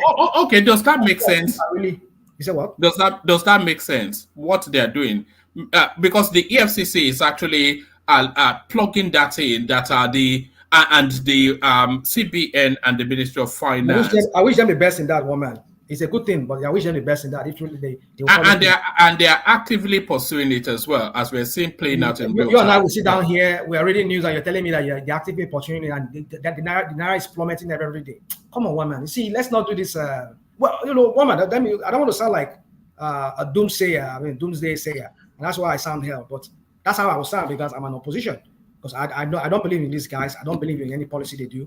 But if they want to do it, show to Nigerians that you are truly, really, really doing this thing, not just lip service that they pay every time to everything they have to do, and they want to run with anything that's similarly just promote their idea. Like a while ago, you're telling us the GDP was increasing. Oh my God, where are you even? I mean, who is even? I mean, you said, where are they getting these figures from? That's from the National Bureau of Statistics. Yeah, you tell me, man, from National Bureau of Budgeting, whatever. A country that is in a hyperinflation. The double digits. It was almost 40% now. Was it not 39 or 29%? I mean, what was that some few days ago? It's 29 point something. It should be about 30% now. That was in was it February? I mean January. That was about a week ago. No, that was January reporting. By the time this February end now, we're going to see it's going to go in the 30s. So my point is this: is that how can a GDP grow? We're talking about shrinkflation, about what they call for it, and then you're telling me it's growing. There it is, 29. Who is bringing in money? Where is this money coming in? Is it the money they are borrowing that they are pumping into the system that's making it look as if they have money, but the GDP is growing? Where are the production? Where are the productivity in that country? Even our oil that was supposed to be the only thing that should be something that should be making money for us. I mean, not the money they make from the oil. So I don't even know where these figures are coming from. So you see, these are the opaqueness I'm talking about. When Nigeria is not consistent, we just see all kinds of figures being thrown out there, and it defies every definition of the textbook economics. And you start. Let me ask you a question as you're on your way to rounding off. Do you think anything outside of your awareness is opaque? Everything about Nigeria is opaque, woman. No, that wasn't my question. Do you think anything outside of your awareness is opaque? I'm trying to understand what this your question. The fact that you don't know it, does that make it opaque? Woman. Well, not well. I won't say because I don't know something. That makes it that it's opaque. I'm not saying I know it all. That's all I would say. I won't say I know it all. I don't know it all. And those things I don't know, I'm willing to know. But if you bring them to me and I compare it to the ones that I know or what I used to know, then if it doesn't make sense to me, I'll reject it. That's all I would say. I have to say, one man. Oh, all right, brilliant. That's the excellence of the majesty that is a rational mind, the elegant man himself who likes to go on funky tours of Europe. Let's put it that way, funky tours of Europe. So thank you, rational mind. Stay with us. Let's go on from you. We go to Ekene next, then Ogbeni, and then Baba. So Ekene, you're up next. The Megida of Alaba Market. Ekene, Wagwan. One man. Let's the sharp one. Everything dog. Alaja and Ashila Efi. Look at that. How them all those anyway, let me not say that. Maybe your wife is all those people that keep you young at the shop. Whatever a man is grown up to, is not a longer throat to me now. Yes, man does not live by bread alone. Yeah. So That's Obeni, my man. Alright, so Obeni, respond to me now. It's there now. It's waiting for you to When launch. they fight you. idea. Obeni, my nigga. Forget. You know, people just lament for comment section. But you know, say those guys, I don't know what is their problem. But you know, most of the times, if I get agitated like this, I don't hold my emotion. But you know, no matter what, you are still my guy. You understand? But you know, my principle. I don't know why my principle is like that. You know, I respect people background and their qualification and all, but sometimes it's not you. When other people wants now to make that your qualification to be above other people's own, it got me angry. Even though I know you're a humble guy, you don't do such a thing. But some guys from comment section will want to make it look like you can mention names now. Enigmatic, Abi. Is it enigmatic you're talking about? No, there are some commenters. Yeah, even this guy, this what is it? This guy Ganiyu. Why am I sharing? They read this Ganiyu comment. Why this guy? You know that guy. That guy has a man love for you and rational mind. He has man love for you and rational mind. I even I ask himself, guy, why you like my name now? Why they always call my name like this? Yeah, anyway, but I reject you in Jesus' name. Man cannot love me.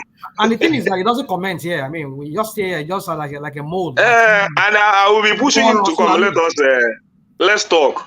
He will just be under the comment section saying nonsense and ingredients. The guy just talk anyhow. So Obeni, I respect you so much. No worry.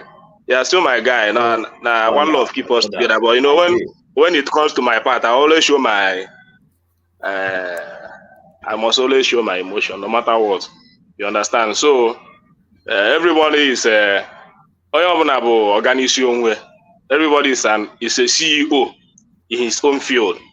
You understand? A white man castle. All right. This is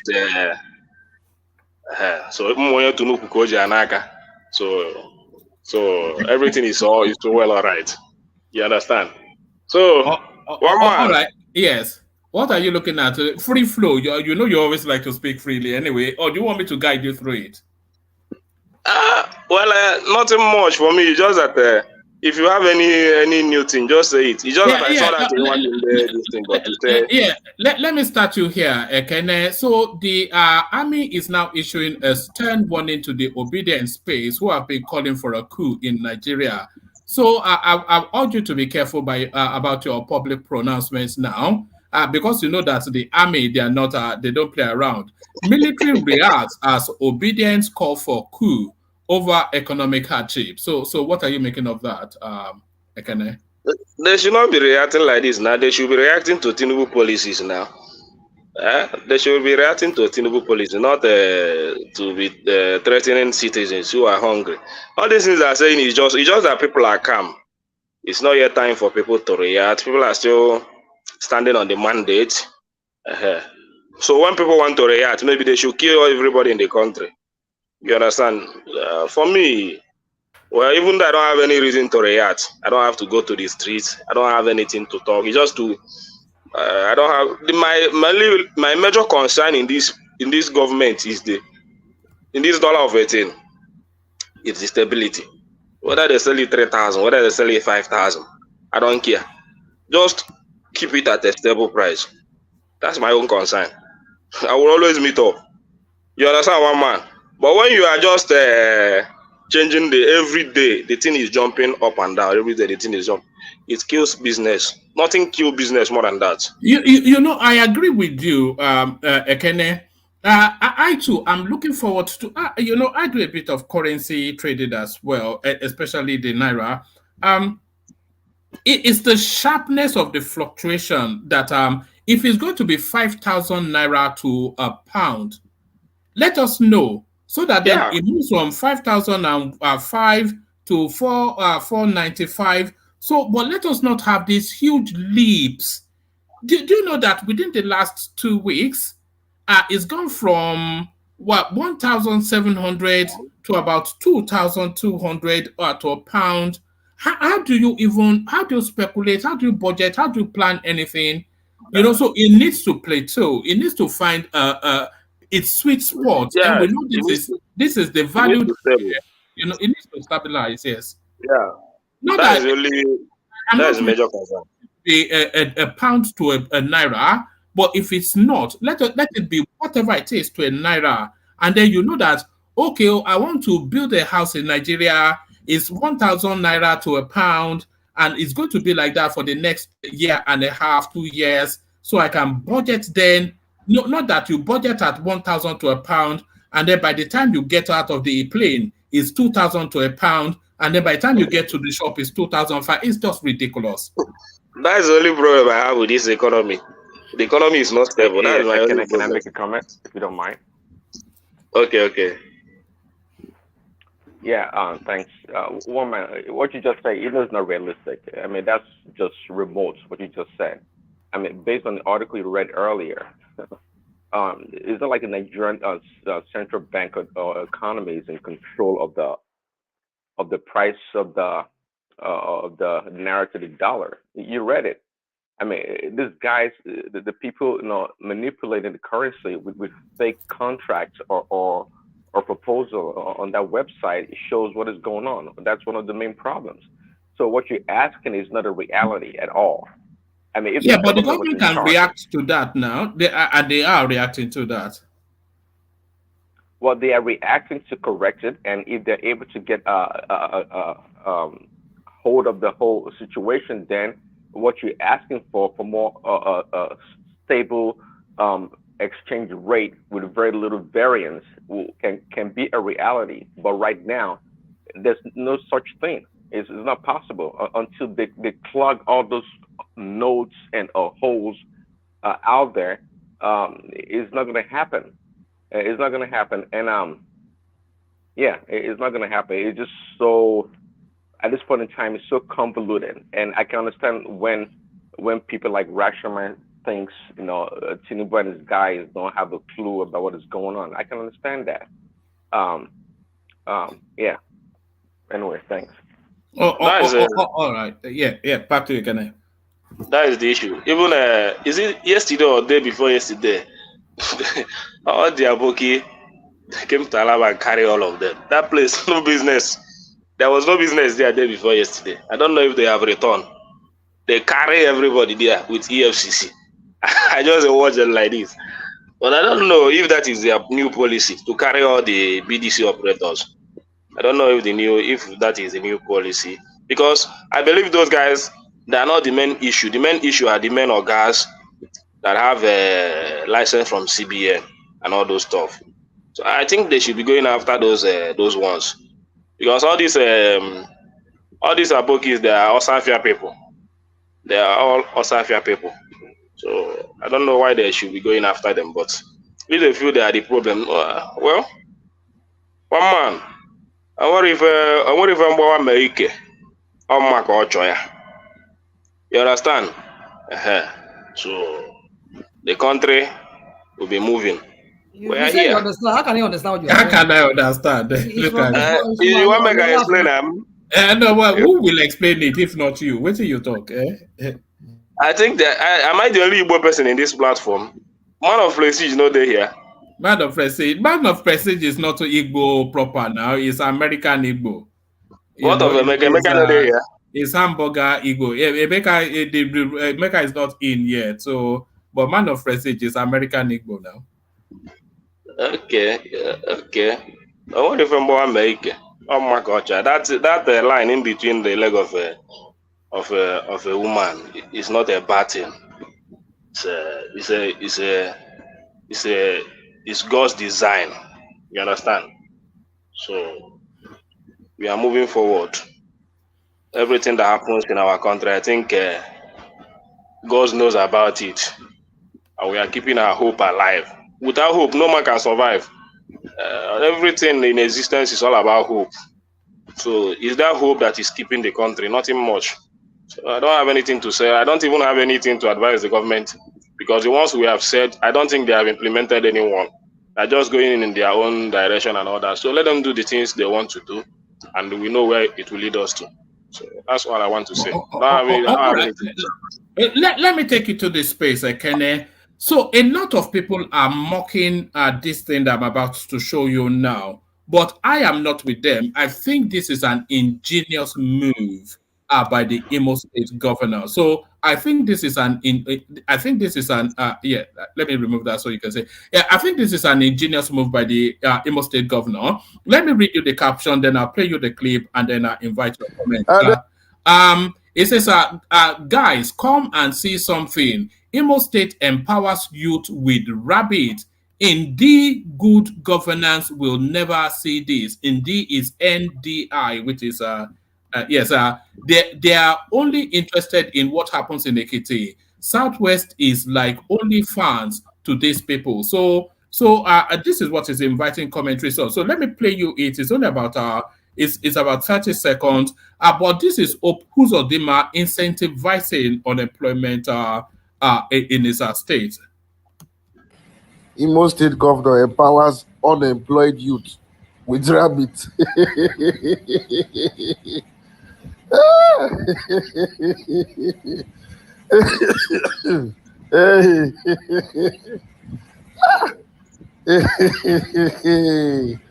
And then who's that for canopy? Yeah, did they catch all this rat? I beg. Imo State governor. All right, so that guy thinks he's mocking Hope Uzodimma, but what Hope Uzodimma is actually giving those people is a source of income. Rabbit multiplies very, very quickly. It's a source of protein. So if they can farm it and harvest it and grow it, you know, just from that cage, somebody can build a house. So where did they catch all these rats? Where you go catch all these rats? They are rabbits now. They are not rats. Where did they catch them? They are farmed now. They are farmed. What kind of mediocrity is this, woman? You are here championing this thing. Somebody can build a house from this. This is so ridiculous, woman. I mean, like, what are you talking about? Woman, it's good. No, it's good now. Let them. That is their.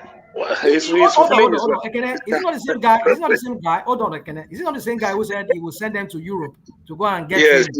So this is the training that he wants to send them to go and do, right? Yes, that is empowerment. This is not what we're talking about, woman. When we say these people say one, you don't think this is empowerment? What is empowerment here? Somebody gave you rabbits to go and be. Okay. You don't even Lagos State government has proposed a mama put for 1,000 people every weekend. I have that too. Somebody sent that in. Yes. Narilo, let me say na joke. Narilo, 1,000 people every weekend. Mama put. This is what they are saying. Sorry, let me quickly bring what Ekene is saying. It says, Lagos State to engage mama put and restaurants for feeding 1,000 people in each local government per day. In response to the prevailing economic challenges in the country, Governor Babajide Sanwo-Olu of Lagos State has announced plans to engage mama put eateries and restaurants to provide daily meal for 1,000 to 1,500 people in each local government area. The initiative aims to alleviate the hardship faced by vulnerable communities, ensuring that they have access to meals amidst the ongoing economic difficulties. In addition to this measure, the governor said, in a week's time, civil servants from level 1 to level 14 will only be required to come to the office 3 times in a week. This doesn't mean there won't be personnel to provide services for the public. It will be rotational. Also, we will go to the local governments for our soup bowl initiative. We have identified caterers to partner with. We will feed 1,000 to 1,500 people in each local government per day. In the first instance, for 30 to 60 days, he said, both natural deliveries and cesarean sections are now free in all state general hospitals. There will be doctors and nurses on ground. This takes effect from next week. We are deliberate on bringing succor to our people. So Mama Put gets a contract. Well, for me, I think the only place I will applaud him is that cesarean delivery on. That's that one is okay because that one is very expensive. So, but this Mama Put of a thing, I don't understand. Anyway. That You is a don't kind of understand. You know, they have soup bowls in America. They have kitchen, what do they call it? Soup bowls or something, where they go and feed people that cannot feed. Soup kitchen. Soup kitchen, yes.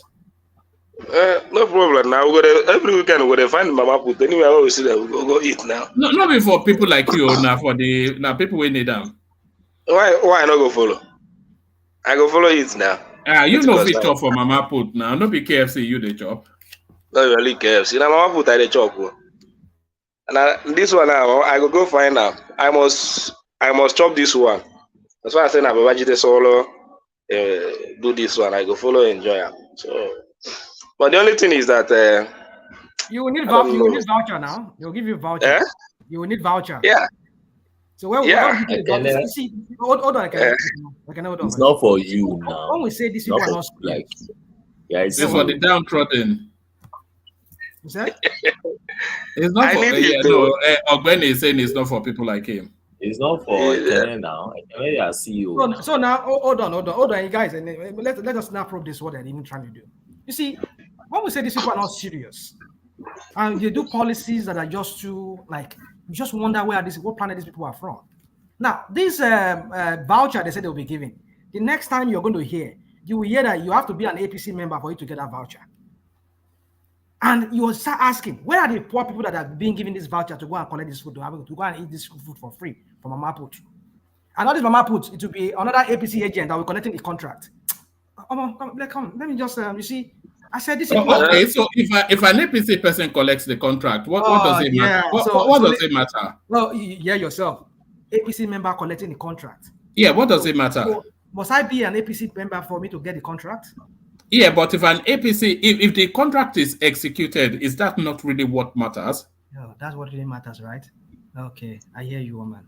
So APC member collecting the contracts, APC member eating the food. Is that what you are saying, rational man? They are Nigerians. That's what we play out. That's what we play out. Let them even feed the APC members self. Let them feed them. No wala.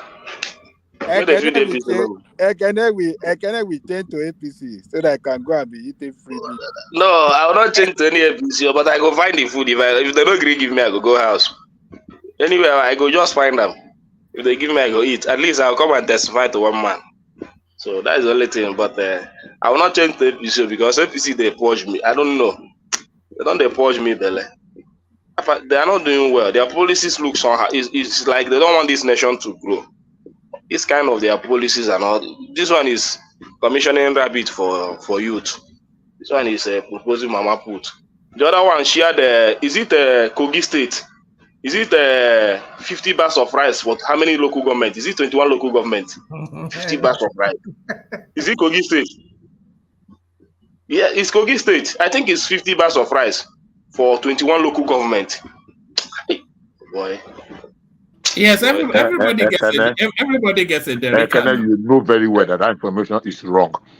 That 50 bags of rice for 21 local government. You know within your heart that information is grossly wrong, but you continue to push that because you've said this here before that they gave 50 bags of rice to 21 local government. Doesn't make sense. That is true. I read it in the news now. If it is the government of it is somebody from that state. It is another government that wrote that nonsense. If the government of that state, let me respond to you. You know it doesn't make sense. 2 bags of rice for each local government at the very moment. What sense is in that? You are saying somebody wrote it in the paper. Anybody can write any trash on the social media today, but you pick something that you know it's not true and you wrong, and you keep repeating it and repeat. You've said this here before, and I responded to you.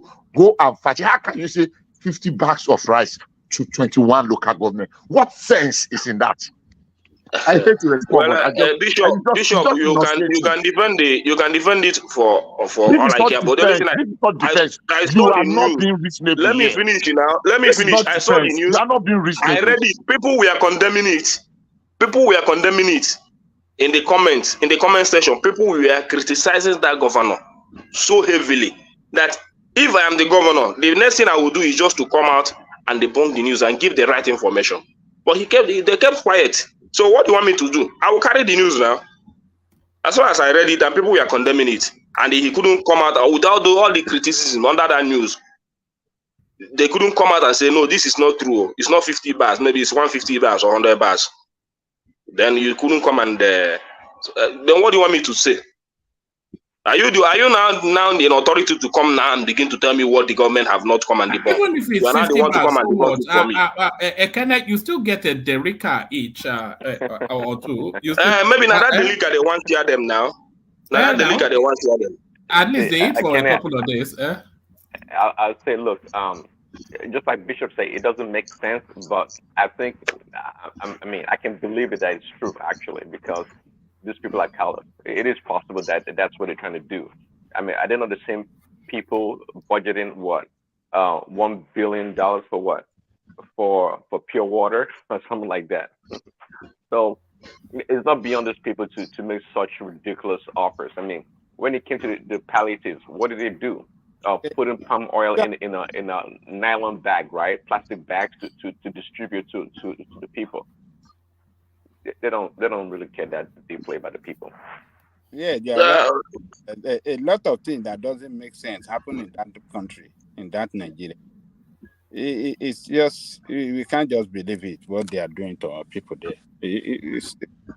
And it'd be wrong for anybody to defend these people anymore, to just think that like the bishop is saying, it doesn't make sense. No, a lot of things have been done in that country that does not make sense, and they get away with it. What of the rights that they share to a community in a small bag like this? One man, we played it here. Yes, when the man was lamenting that was it not Dakwa? They look at the real rights given to a community to share. I mean, we saw a lot of things that in Nigeria. But there was a pushback to that immediately from the Ogun State government that man was a political operative. Let's be very sincere here, please. Yeah, pushback. What of the one that happened in Kwara? What of the one in Kwara? That man gathered the whole community. This is the right. So, and the one that we are sharing bread and flogging people. You know. So, but for me, that is anybody can come and defend them. But as far as the government didn't come out to say this is not true, at least this is almost a week now that I saw that news. They would have come out since then and said this is not true because they receive a heavy criticism for that action. But they didn't come out and say this is not true. So what do you want me to say? I will carry the news now. Even if Bishop, are you in Kogi State to defend them? Maybe now you supply the rice. Maybe now you supply them. So you are defending them. Oh my goodness. Maybe now you collect the money. Go supply them only 50 bars. Let me say something, Bishop. I don't know why you think that story is not true. I mean, I didn't read it, but Kenneth brought it up. He just said he read it. I mean, you know Nigerians. I mean, what could be true and untrue? Nigeria is an example of immaculate deception. Let's say it. They are. Some people just believe that these criminals in Nigeria in government, they cannot go wrong, and that's why they come here to defend them, like as if as if we're not born and raised in that country, like as if we're just born in some other planet. Rational mind. Number one, you are not even qualified to be in Nigeria. But every of your classes. So henceforth, I don't see you as a Nigerian. Every time you want to open your comment, and that was how you open your comment today. That's their country. Republic of Benin. Yeah, whatever. You are not qualified. Nigeria is a country of dignified, responsible, passionate, patriotic people. You don't qualify. Bishop, do you know that it does not bother me. You panic addressing Nigeria and say that their country, that every time it has become your. So as far as I'm concerned, if you want to hear, I'm telling you, you are not qualified to hear. I'm not even talking whether you are Yoruba or Igbo. But that is your right.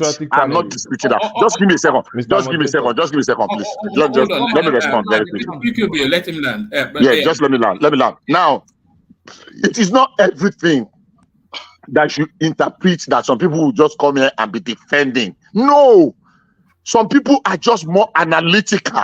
They don't just jump on the bandwagon. They view things and analyze and ask reasonable questions. Do you know what a local government is in Nigeria? And somebody will now bring 20 bags of rice, how many bags of 50 bags of rice, and say they should go and share in 50 local government. Do you know? 21 local government. 21 local government. So that is, do you know what a local 50 bag of? Are you saying 50 bags to each local government? Or 50 bags 50 to bags for 21 local government, not and you for think each. and you think that makes any modicum of sense, and I should not interrogate that, and you are translating that to means that I'm defending nonsense. No, we are not supposed to split in the same direction. And you can think your own way, the way you are thinking. Permit me and allow me to think my own way and face a direction. Let me say this. Today, AT&T was off air for over 13 hours. Anybody that uses AT&T, whether it is Poe, whether it is that big corporations, they were shut down for over 13 hours. It affects other places. Nobody is coming to say that their country, America, is collapsed, this, blah, blah, blah, blah, blah, blah, as we always want to say in Nigeria. That's a wrong analogy. Come on. What is wrong analogy? What is wrong? Say permit me. So you know it is a lie. You deliberately believe in the lie because it tends to serve your narrative. Hold on, everybody. I think Prestige wants to push back against what you said. Prestige. Yeah, I'm the same, Bishop. I'm familiar with that. I mean, I don't have AT&T, but I have Verizon. But that notwithstanding, for you to come here, you say it was off for about 13 hours. Maybe I first heard about it when I woke up, so I don't know how long. It was all over the news, by the way. Reno Mokri was making it. How many hours? How many hours? Bishop, I'm not arguing the 13 hours. I don't know. I know it was off. You are right. I'm not arguing about the hours. It was off for a long time, okay? But I'm just saying, your analogy you're just making an excuse about the situation in Nigeria, No, so you're making inaccurate comparison. No. I think I will not expect better from you, by the way. But let me say what I just said. Hold on, man of whatever you think they call you. I don't expect better from you. What I just said is I just gave a narrative. Bishop, that you know what? These people listen to Arise and AIT. Man of Prestige just use what Dan Ulasi said today, immaculate deception. And Rational Mind has used one word that was used in the Rise this morning. So they can't just come to regurgitate. Carry on, Bishop. So it's not a coincidence. Woman, permit me, woman, permit me. Just give me 1 minute. Everybody hold. Permit me 1 minute. I have a request. No. When I say everybody. Yeah, no, I'm just saying what I want to say. Just hold now. Just hold. Everybody hold. Bishop land, and then when Bishop lands, let BQB come in because it's coming in from Lagos, and I don't think his system will hold for too long. So land Bishop and then BQB. Bishop. Good. Thank you. BQB, you are welcome. I'm sure you are going to give me. Please, I sent a music to you sometimes ago that I want us to use as a team song. I just want to say a few words of that song. Please, I'm begging you. There is no restriction. There is no copyright restriction on that song by what's the name of Tunji Ilano and his group way back in 1983, not even 93. I love my country, I no go lie. Now inside I go live and die. When he push me so, I push him so. He push me, I push him. I want you to let us use that song as our team song so that we know how many of us remain. You see, some outsiders that are pretending to be Nigerians, let us put them in their place. We will not even respond to them because you cannot be a passionate Nigerian that is very you cannot be a passionate Nigerian that is passionate about Nigeria, and every time you always see the negative narrative, and you always say that let me finish now, and everything you say that their country, you attack that. No. It is not all a doom. There are some little things we can celebrate about that country, Nigeria. That great country, Nigeria. Please, I beg you, go again, revisit that song, and if there is no restriction on it, the copyright restriction, please, I beg you, bring it on. I beg you. If you have to If you have to subscribe for a period of time on it to pay for it, honestly speaking, I'm number one volunteer. Just pay for the Bishop, first you 2 don't minutes. take my No, spirit. hold on, can I just hold on, can I? Just play, even if it's just 2 minutes. Just play all it right, to start our thank you, program. Bishop. All right, thank you. BKB, let's hear from you. Can I? You still have the floor, but BKB coming. BKB, BKB. After I cleared the deck for you, you can't speak anymore. BKB, can anyone still hear me? Okay, sorry. Yeah.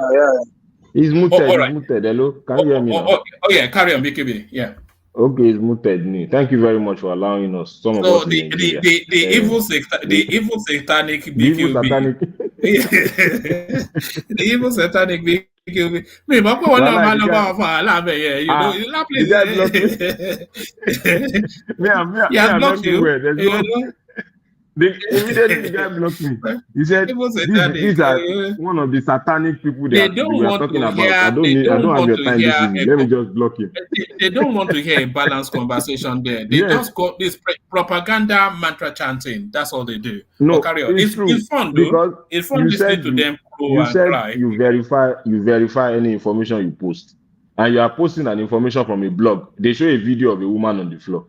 Somebody is now doing voiceover. You are now saying you verify the information. You are reading it to your audience that one woman fell down because he was hungry. An Igbo man now gave him water. Who did he vote for? And he was reading that on his platform. And I wrote there, is this thing I read is just propaganda? And the guy it's not that he even blocked me. He called me satanic.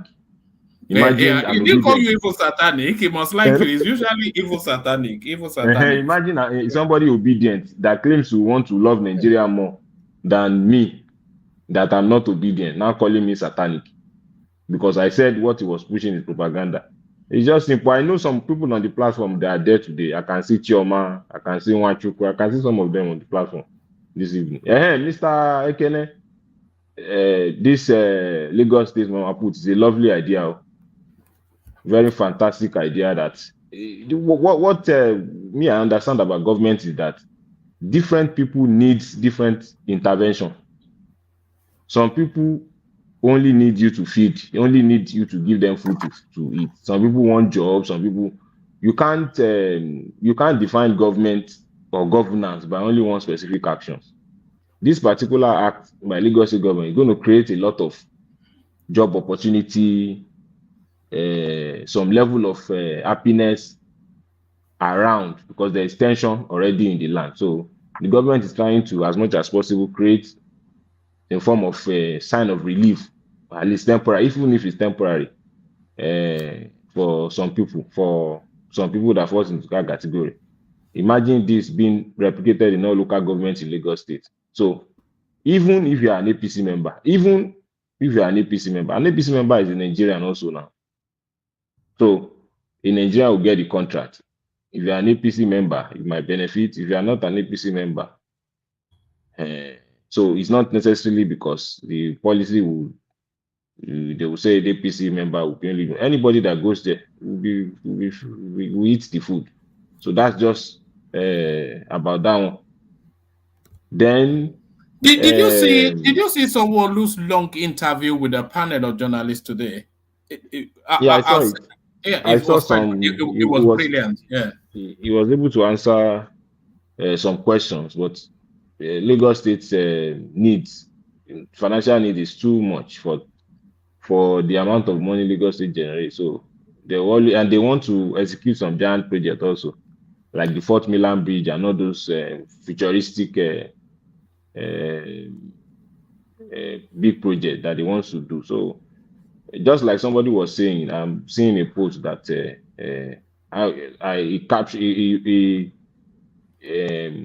there's a photograph of this Abia governor and one US something where they secured the partnership Kinikon for investment in Abia State. So someone now said, how is Alex Oti running government in this kind of Nigeria that we are? I understood two things from that statement. He's trying to praise Alex Oti, at the same time to demarket Nigeria. So I now wonder what is Alex Oti doing in Abia State. At least Mr. Ekene is here. He's familiar with. He can be familiar with what is happening in Abia State. Abia State don't What is go happening? far. Abia State don't go far. Yeah, I know. That's what I'm saying. They've gone far. Like, what They've is gone far that they've far, gone? honestly speaking. So anybody can Yeah, criticize him, but that's what I'm saying people now. on ground know that That's what I'm the man saying. has gone far. Allow the man to speak. Which far? Allow the man to speak. Which far? Others they don't move. Which far? I don't know which one. Which far? I beg Ekene, you, Lagos guy, BKB. BKB. Show me, I my love fire in here. Anambra. So BKB. that's Show my fire yeah, here. I will still speak there now. My own governor dey slow now. All the road now make the person dey talk. Say that on here. No. Okay. So that is what is happening. Anything you see on the media now, you just push it. And I know one man too was there yesterday. The Obedient, they aggressively attack one man. I wasn't there. I wasn't there. They were just calling my was name. it yesterday? No, I wasn't. It was not. There was a day you wanted to speak now for the first. The conversation was back and forth like that. There's so many Obedience. Yes, I told him it was a propaganda center, and he started to tear his clothes off and bang himself. One thing I see about Obedience is that they have a narratives and they have their own idea. And if you don't think along the same line with them, if you have different opinion, they're always going to see you as anything negative or bad. We should accommodate the dissenting opinion. Now, this is democracy. All of us cannot, Mr. Rational Mind, all of us cannot be in the same thinking line in situation. We have diverse opinions. So I just think that's what I should just put there. So that feeding something is good. We like it. I'm going to my local government to partake in the activities there. So then most of the thing is that look at that. You are going to take food from the mouth of the needy, Abi. Dr. BQB. Our food is not for you. Go to well, we don't know Dubai money that you.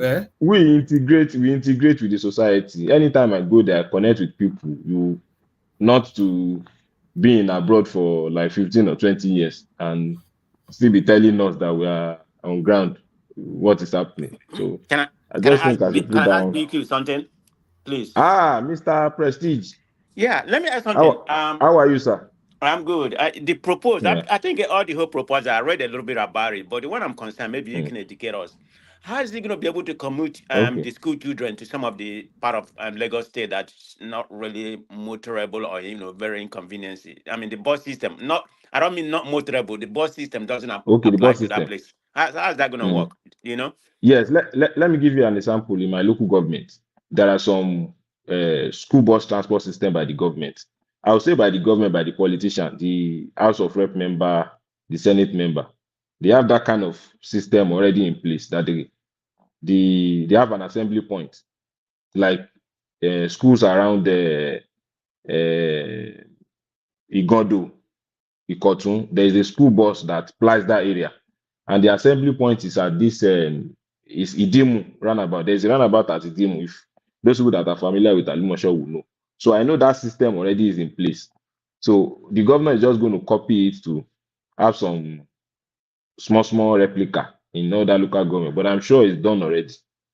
So you have an assembly point, then the school bus will take them to their schools, and during closing time to drop them to that particular point. Not that it's picking them at home. You have an assembly point as a central point for different schools to go. If you look at the way Lagos State is structured, the secondary schools are located in the same area. If you go to Agege now, there is Agege School Complex. There are so many schools there. If you go to Isolo, there is an Isolo School Complex. So most areas have concentration of schools. I don't know the reason why it was designed like that. So having that kind of an arrangement, clusters, yes, having that kind of an arrangement is easier for those buses to be stationed somewhere. So everybody will converge in that point. Then the bus will take them to the school. So there's something similar happening currently. So So some of the their own proposal or poverty alleviation, something that they bring, if you feel it's not going to benefit the masses, you will know. But what I'm saying is that if you're on ground, your perception differs from when you are not on ground. If you're on ground, you will know that this feeding will benefit a lot of people. No, so definitely would. Okay. All right, but I'm Yeah, not sure then that I like the idea of soup kitchens in Lagos. That sounds like a retrograde sort of soup kitchen. One man, maybe that's some people it might be good to them, but maybe the way I think, because no, there's you for always coming me, for obedient, no obedient, and no, you it's always coming it's from not because of opposition opinion. point. Me, There's no, nothing that me, is the way good. I think personally, the And way I think personally, there's nothing you that just is show me good. how to fish. Don't give me the fish to just show me how to fish. Just like now, I they can were fish. pushing something that people are getting passport. I don't know how true it is, and in abroad, I think there's some videos circulating maybe in UK, US of people getting their international passport on time. I don't know, one man, if you have seen it, some of those videos. No, I've not seen that. So for me, it's actually it's actually circulating online that the international office of the passport collection from outside Nigeria now people are getting it faster, but obedience still believe it's propaganda. So you I've don't seen want the to video. I've seen the believe video, but anything. I've seen the video. But right from time, everybody know that ministry is doing well. So I think nobody has condemned that ministry. Yeah, So I've that's seen the the same video. thing. Anytime any policy is pushed, you still But have to no, give the benefit of doubt. it's not the same And thing. still My point is think, this: every policy is not the same. This policy now, it might be good to you or to some people, the way no, they it will be think. good But to for us. me, I will even tell you, because we are the ones suffering. We Yorubas and the Northern that voted for Tinubu, we are the ones suffering. So it will be good for us now. You don't want him to feed us. You want us to die. Maybe your okay, brothers, that's I what they don't are know. pushing now. I don't know, but for me, the best thing he can do is to create job You opportunities so that you don't need food. Those things that you are saying, you don't even need it. You don't need job. All of you have jobs that you are doing. Then you don't need food because there's no hunger. It's only us that who are those people complaining on social media and everywhere. Maybe it's us, Yoruba Locon. And the governor wants to feed us. And you're not saying it's still a bad policy. Are you saying that there's no hunger in Nigeria right now? Is that what you're saying? No, there is hunger. That's what I'm saying. But the hunger is only southwest and north. That's the way the hunger is distributed now. I say you don't know this thing, rational mind. Why are you saying this? This is another narrative you're saying. You're giving. This it's is not about the narrative. In fact, it's an obedient narrative. I'll change your rational name to irrational. You are behaving irrationally the way we are sounding. Yes, hold on, BKB. That's the meme that is going on amongst the obedient space. They are showing themselves in beer parlors, enjoying, saying, there's no hardship. Hold on, hold on. It's not every time you have. It's not online. You are online now. You know all this thing now. They said this because of the video of people that are complaining. Usually video from Southwest, Yoruba, and Hausa that are complaining that they are not suffering. That an Igbo man will always survive. Come on. Just like Ekene is doing buying and selling. You always increase the price. You believe social media He's only increased the price. It's not that I believe. I'm just using it to code you. It's bantering back at them. It's bantering back at them. Yes. Based on what they are saying, you are the one suffering. If I'm suffering, then governor needs to feed me now, since I can't feed.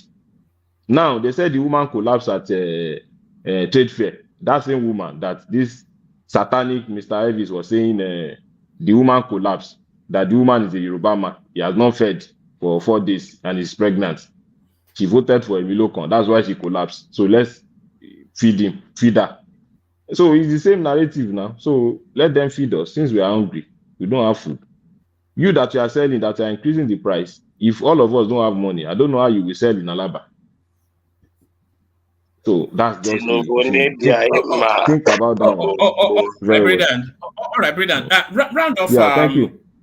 Yes, thank you, BKB. Round off in a couple more minutes. We go to Baba then to You Ogbeni. don't stop my time now. Don't the time make I run down. No, wala. Tinubone diayema. We did together. We did together. Tinubone diayema. Onye chingerez. Namada pole na ya. Mbo. Oh yeah, one more time. One more time. We need one more. Tinubu Barima. Mbo. Tinubone diayema. Mbo. Onye chinyeleze. Namada pole na ya. Mbo. Onye chinyeleze. Namada pole na ya. Mbo. And there it is. So, Tinubu okay, you be that. Baba, you're up next. Tinubu Eh? No, let another person come in. Yes, so how are you doing? Yeah, we're good. We are having fun today. Yeah, carry on. Yeah. Well, I think that's the way to proper thing to say. We are catching fun. Good for everybody. So where do I start?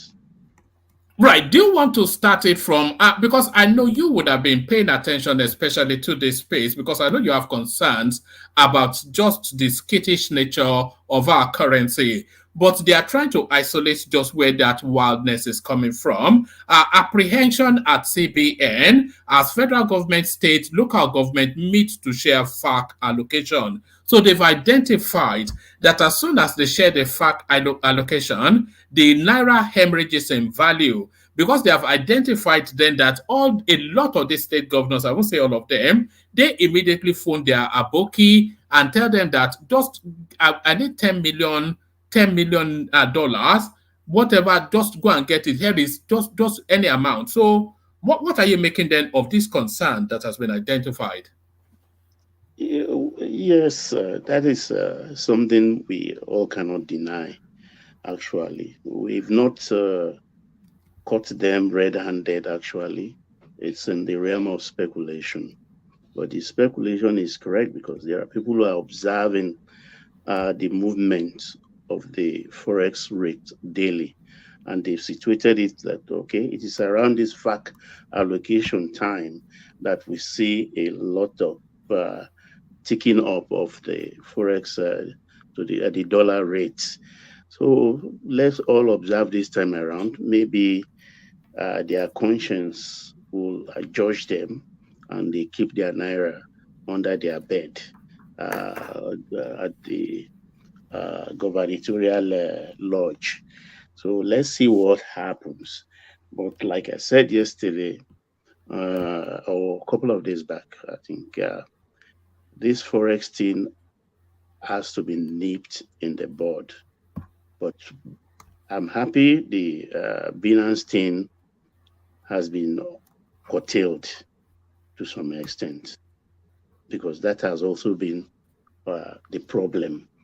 But it still remains that the bank CEO need to be dealt with. All of them, not just one of them, all the banks, they do it. They do it, and they are so-called chairmen of their holding companies, which I find very insulting to the intelligence of Nigerians, who will deny the fact that the chairmen of the holding companies are actually the overlord of these banks. And therein lies the problem. We have to solve that. If you don't move, if the president doesn't move against these people and show them the other side of him, they will continue to take him for a ride. Look at what happened in the cement sector.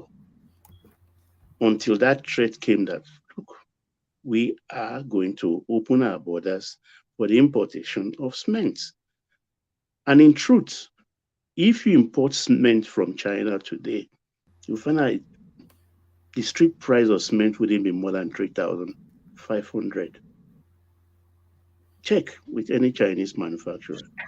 No, Baba, no.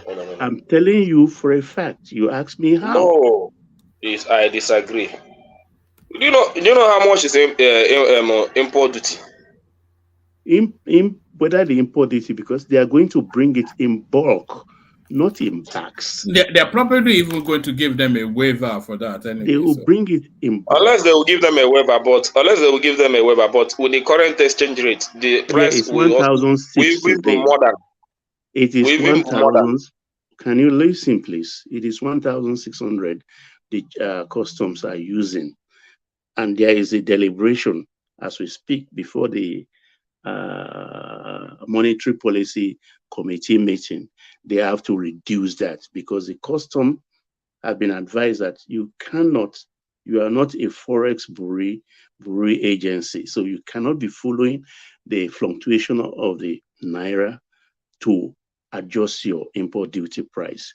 It doesn't make sense for importation, so that has to be corrected. And I listened to my own governor today, actually talking about they are seeking permission even to bring in raw rice so that they can polish it in their own silos. And I think he should pursue that. So a lot of things are happening just to mitigate against this forest taking up every time. Because you actually mean in their own mills, not silos. Yeah, sorry, mills I meant. Thank you for that correction.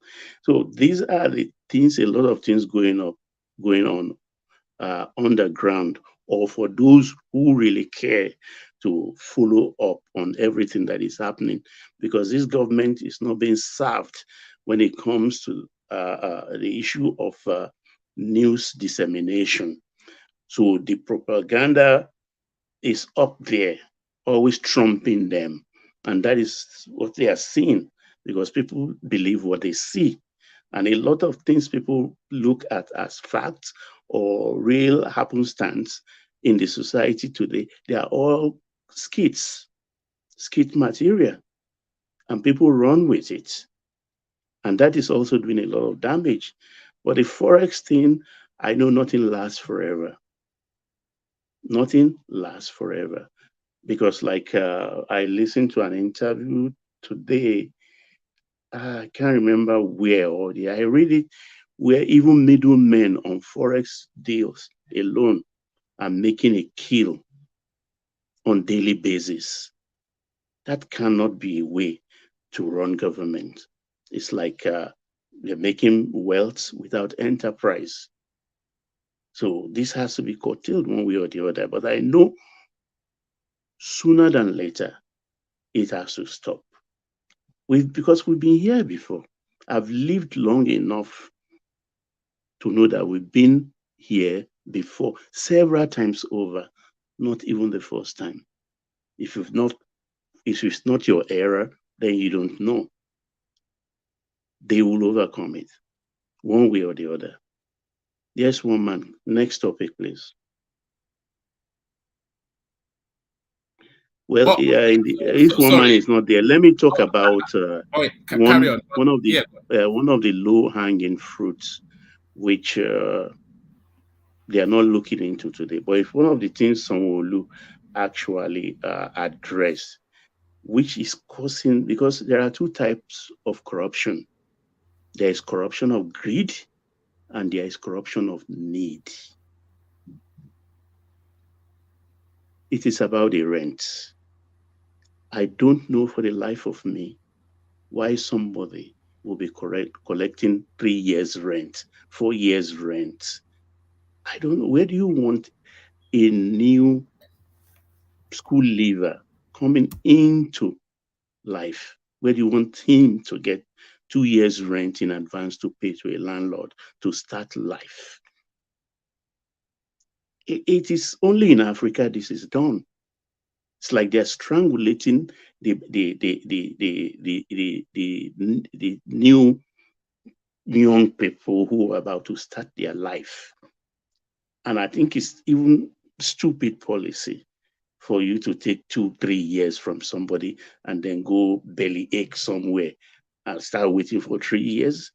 What's wrong with you taking 1 year? But according to the governor, and I think I bought into that because it's one of the things that agitated my mind. And he said, look, you cannot legislate in vain, because if you legislate it, and there are no people to enforce it, then it's like nothing is going to happen, because we are very, very straightened in our own ways. So we need proper enforcement for this kind of thing. The rent issue, because a man works, he earns maybe 60,000 a month, and he wants to rent house, and they say 2 years. What do you think he's going to do? If he runs back home, or his people he comes from a poor background, he's going to look for ways and means to make that in, from maybe selling the tires of the truck he's driving for the ministry or the company. He will do anything to be able to meet up that 2 years advance rent. That's why I say it's corruption of need. That is corruption of need in my own lexicon. So this renting has to be addressed. And according to the governor, maybe when he have the force, but he talks about the state police thing. So let's wait and see, because that has to be addressed. For the Sunday Igboho thing, I think. Before we move on to the Sunday Igboho, if you don't mind, what do you think? Looking from the point of can you speak a little bit louder, please? Yeah, sure. Is it better now? Okay. Yeah, sure. Yeah, I can hear you. Yeah. Is that Daddy, Prince Daddy? Yes, Baba. Yeah. Okay, looking from the point of the homeowners or the landlords, what do you think would be the reason why they want long-term rental as opposed to short-term, yearly or on a monthly basis? Because really, if you look at the culture in Nigeria, and given the fact that also, it's going to take a lot to have for these landlords to spend money to chase down their tenants to recoup their rent. We know what happens. So, there has to be a balance. That's what I'm trying to say, because tenants too, they do abuse. So do the landlords. Okay.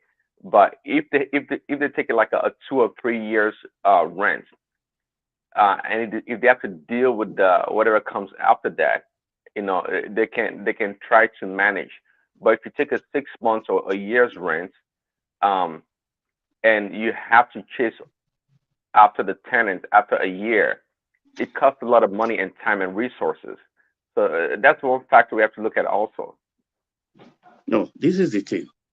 You have somebody with 1 year advance. By 9 months, the law says give him notice, or notice if he's going to renew the lease for that 1 year again. If not, it should put you, the landlord, on notice that no, I'm not going to stay here after my 1 year. So you start looking for another tenant.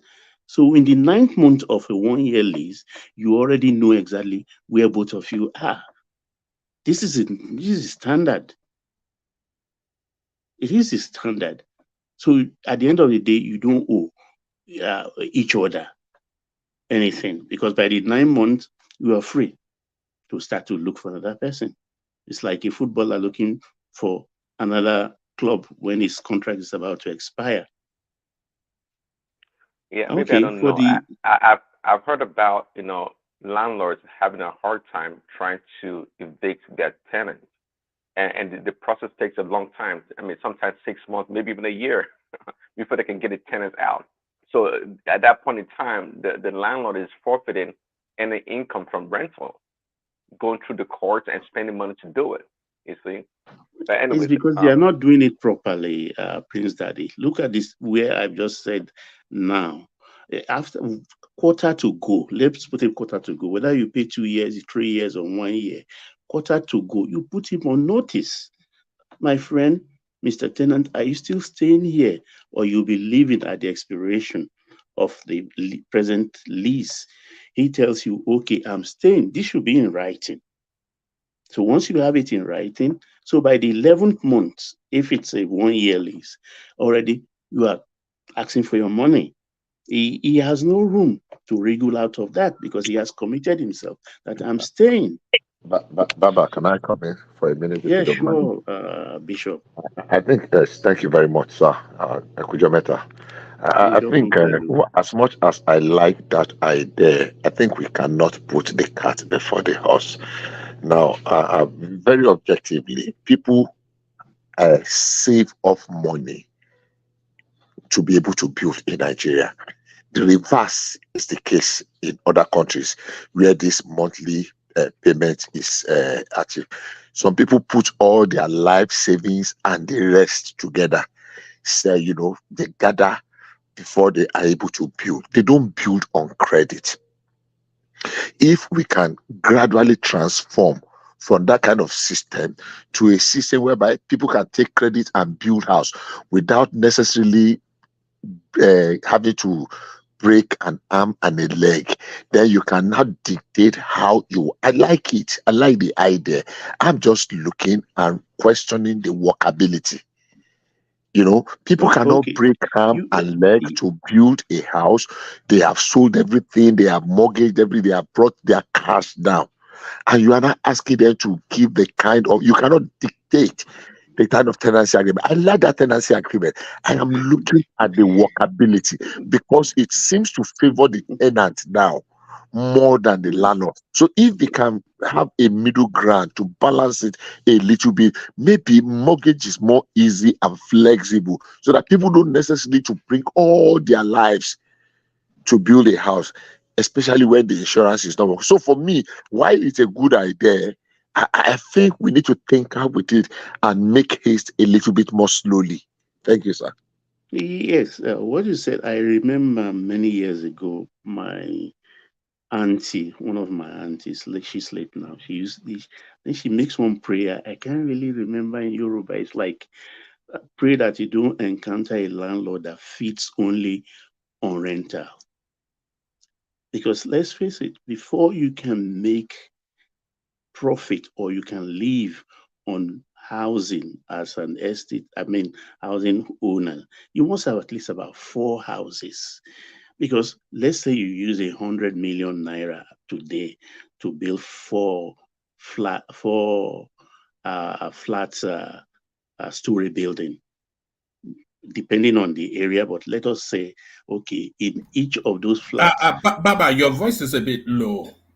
Okay, each of those flats you are charging, let's say 100,000, or let's say 200,000 or 250 for ease of arithmetic. Let's say 250,000 for the 2-bedroom for the 4 flat. That means in a year you have 1 million naira. So look how many months or years will it take you to recoup your 100 million investment? This is the situation we find ourselves. So housing, technically, except you want to use it as a business, you have 4, 5, 10 properties, then you can say you are having. But when you have only one and you want to skin your tenant so that you can leave, then that is no business. You only cause yourself problem, heartache, you have heartburn, and also your tenants.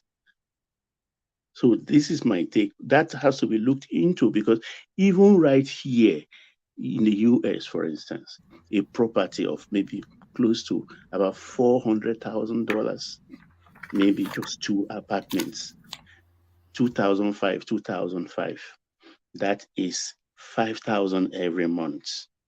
End of the year, you pay property tax, averagely about 10,000, averagely 10,000 on that property.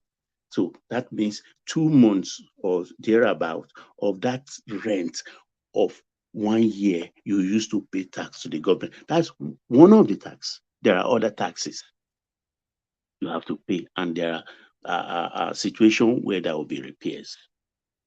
So if you have only one, you also enjoy the benefit of the tax break or expense deduction on your taxes.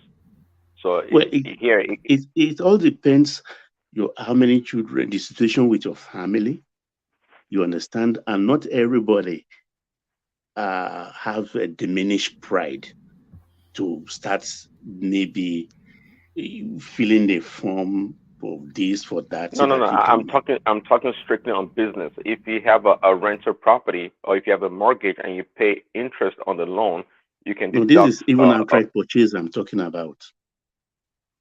Oh, You know, okay. even if Well, you have mortgage, I think you are in a worse situation if you're not very careful. I mean, right here in my area, a woman shot the 2 children and the husband and herself. This happened just about a month and a half ago because they couldn't meet up their mortgage and they are going to foreclose. That's one of the tragedy here. The woman shot the husband, the 2 children, and herself. All right. Baba, let me move you to the Sunday Igbo space just to manage the time. So I'll go Yes. to the Igbo space and Yes, give I us. was talking Benidin because of the back and front and a lot of interjection that didn't allow me to actually to finish my interrogation.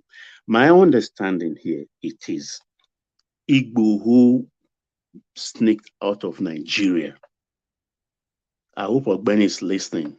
I have the floor now. So Igbo is sneaked out of Nigeria. Wait, Nigeria already posted a warrant. Cotonou, that is Benin Republic, they caught it on their Interpol. He was caught. The wife that was not involved was allowed to go, proceed on the journey. Igbo was locked up. Buratai was the ambassador in Benin Republic. And he came and asked for that he should be taken, he wants to take him back to Nigeria. Igbo went to court in Benin Republic fighting the extradition warrant. He won the case. How he won the case is not subject of this discussion, but he won the case and he went on his journey, I think after almost 2 years. Fine. My question is does that warrant still subsist? That is my question. If that warrant subsists, whether he sneak into the country, whether he flew in up to Ikeja Airport or Abuja Airport, he should have been arrested. Unless someone is going to tell us now that, oh, that warrant is dead. Until I hear about that, I will still ask the question, why Buhu is not in police cell? Baba, which warrant are you talking Baba. When we talk about extradition, it's an international warrant. Is it no warrant? No, it's not. It's Arrest not. It's warrant for extradition. No, it's a legal process. Let me explain how extradition works. It's not a warrant. It's a legal process. Now, you have a suspect in your country. You want to charge the suspect in your country, and you don't want to try that suspect in absentia. You go to the country where the suspect is. Then you start a legal process of extradition. You go to court. So it's not a warrant. Warrant simply means you go and show the person and you pick the person. That's not extradition. So it's a legal process. You go to court in that foreign land.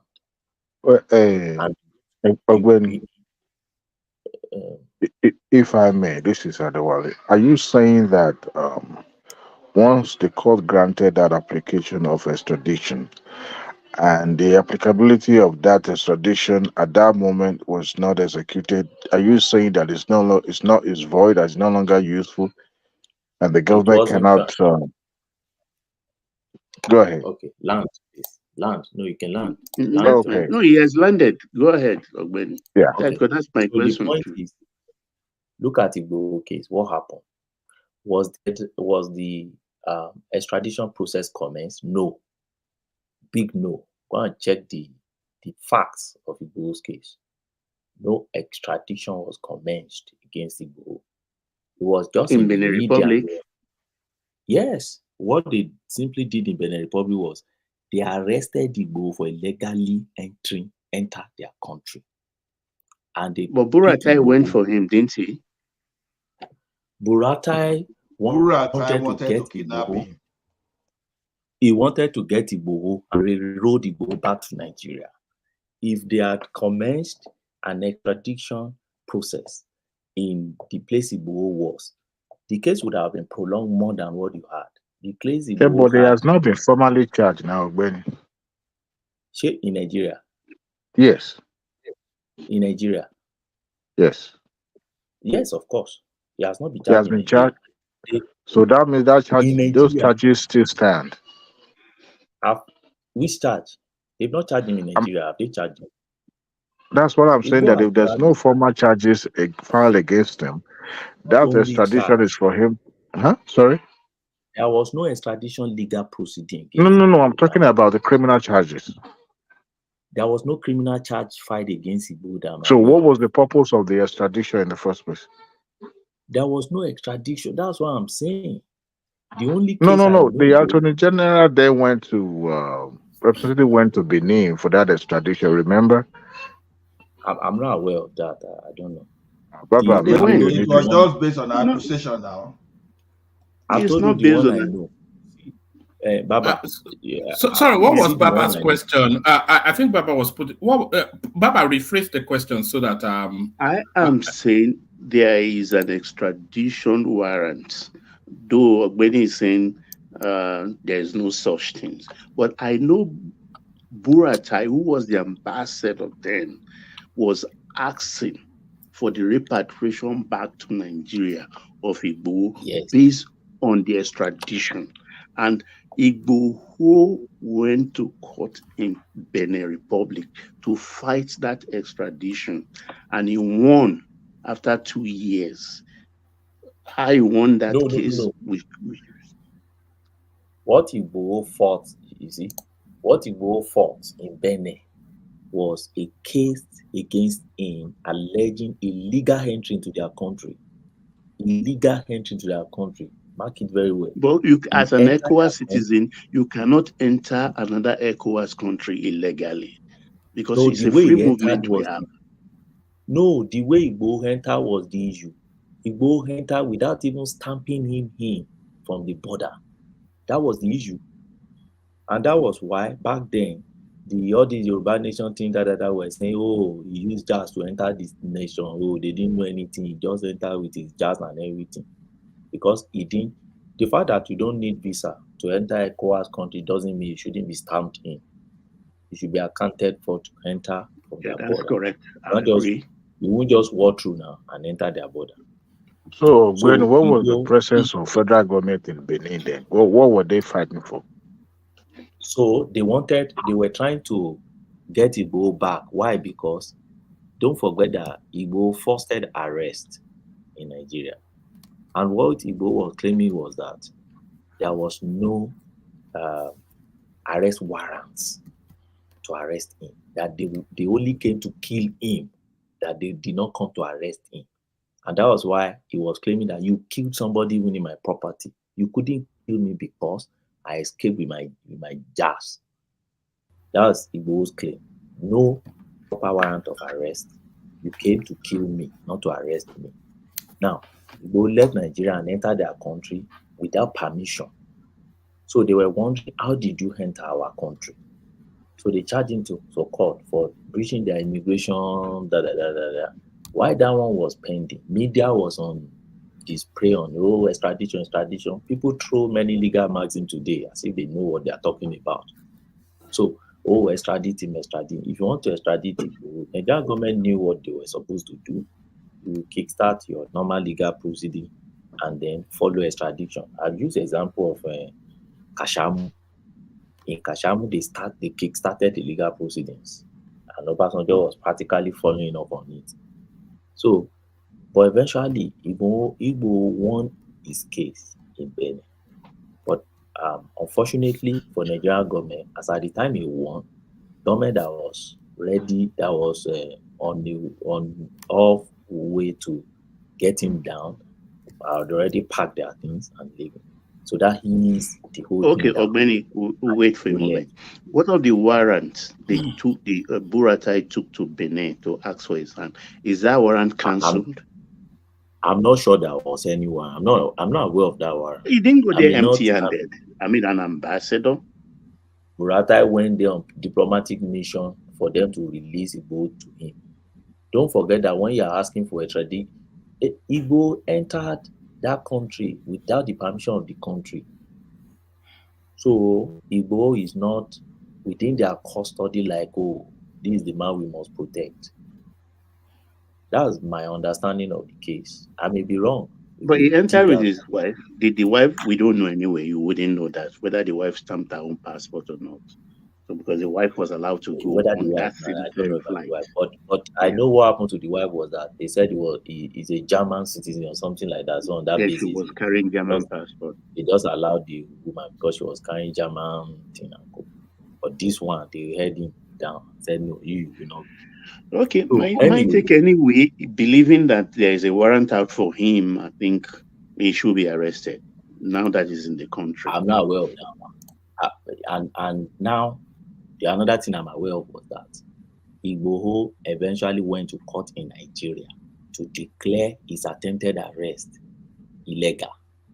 And the Federal High Court in Nigeria declared it illegal and called it attempted murder.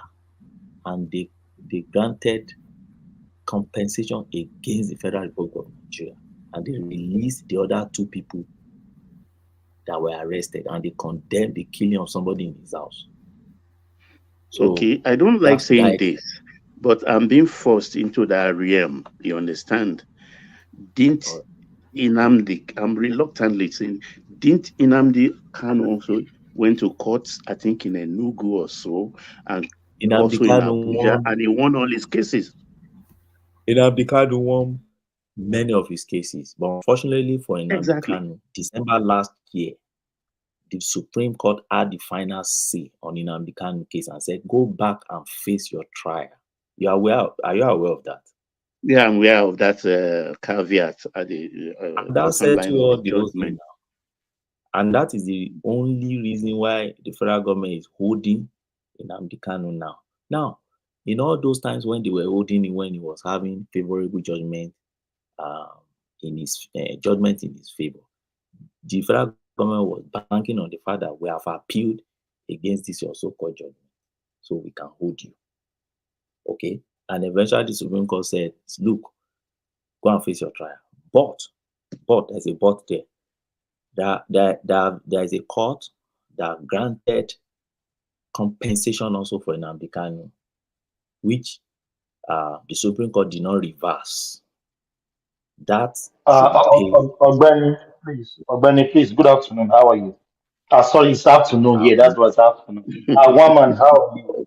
Yeah, it's good afternoon. Which day of the week are you in? In Australia.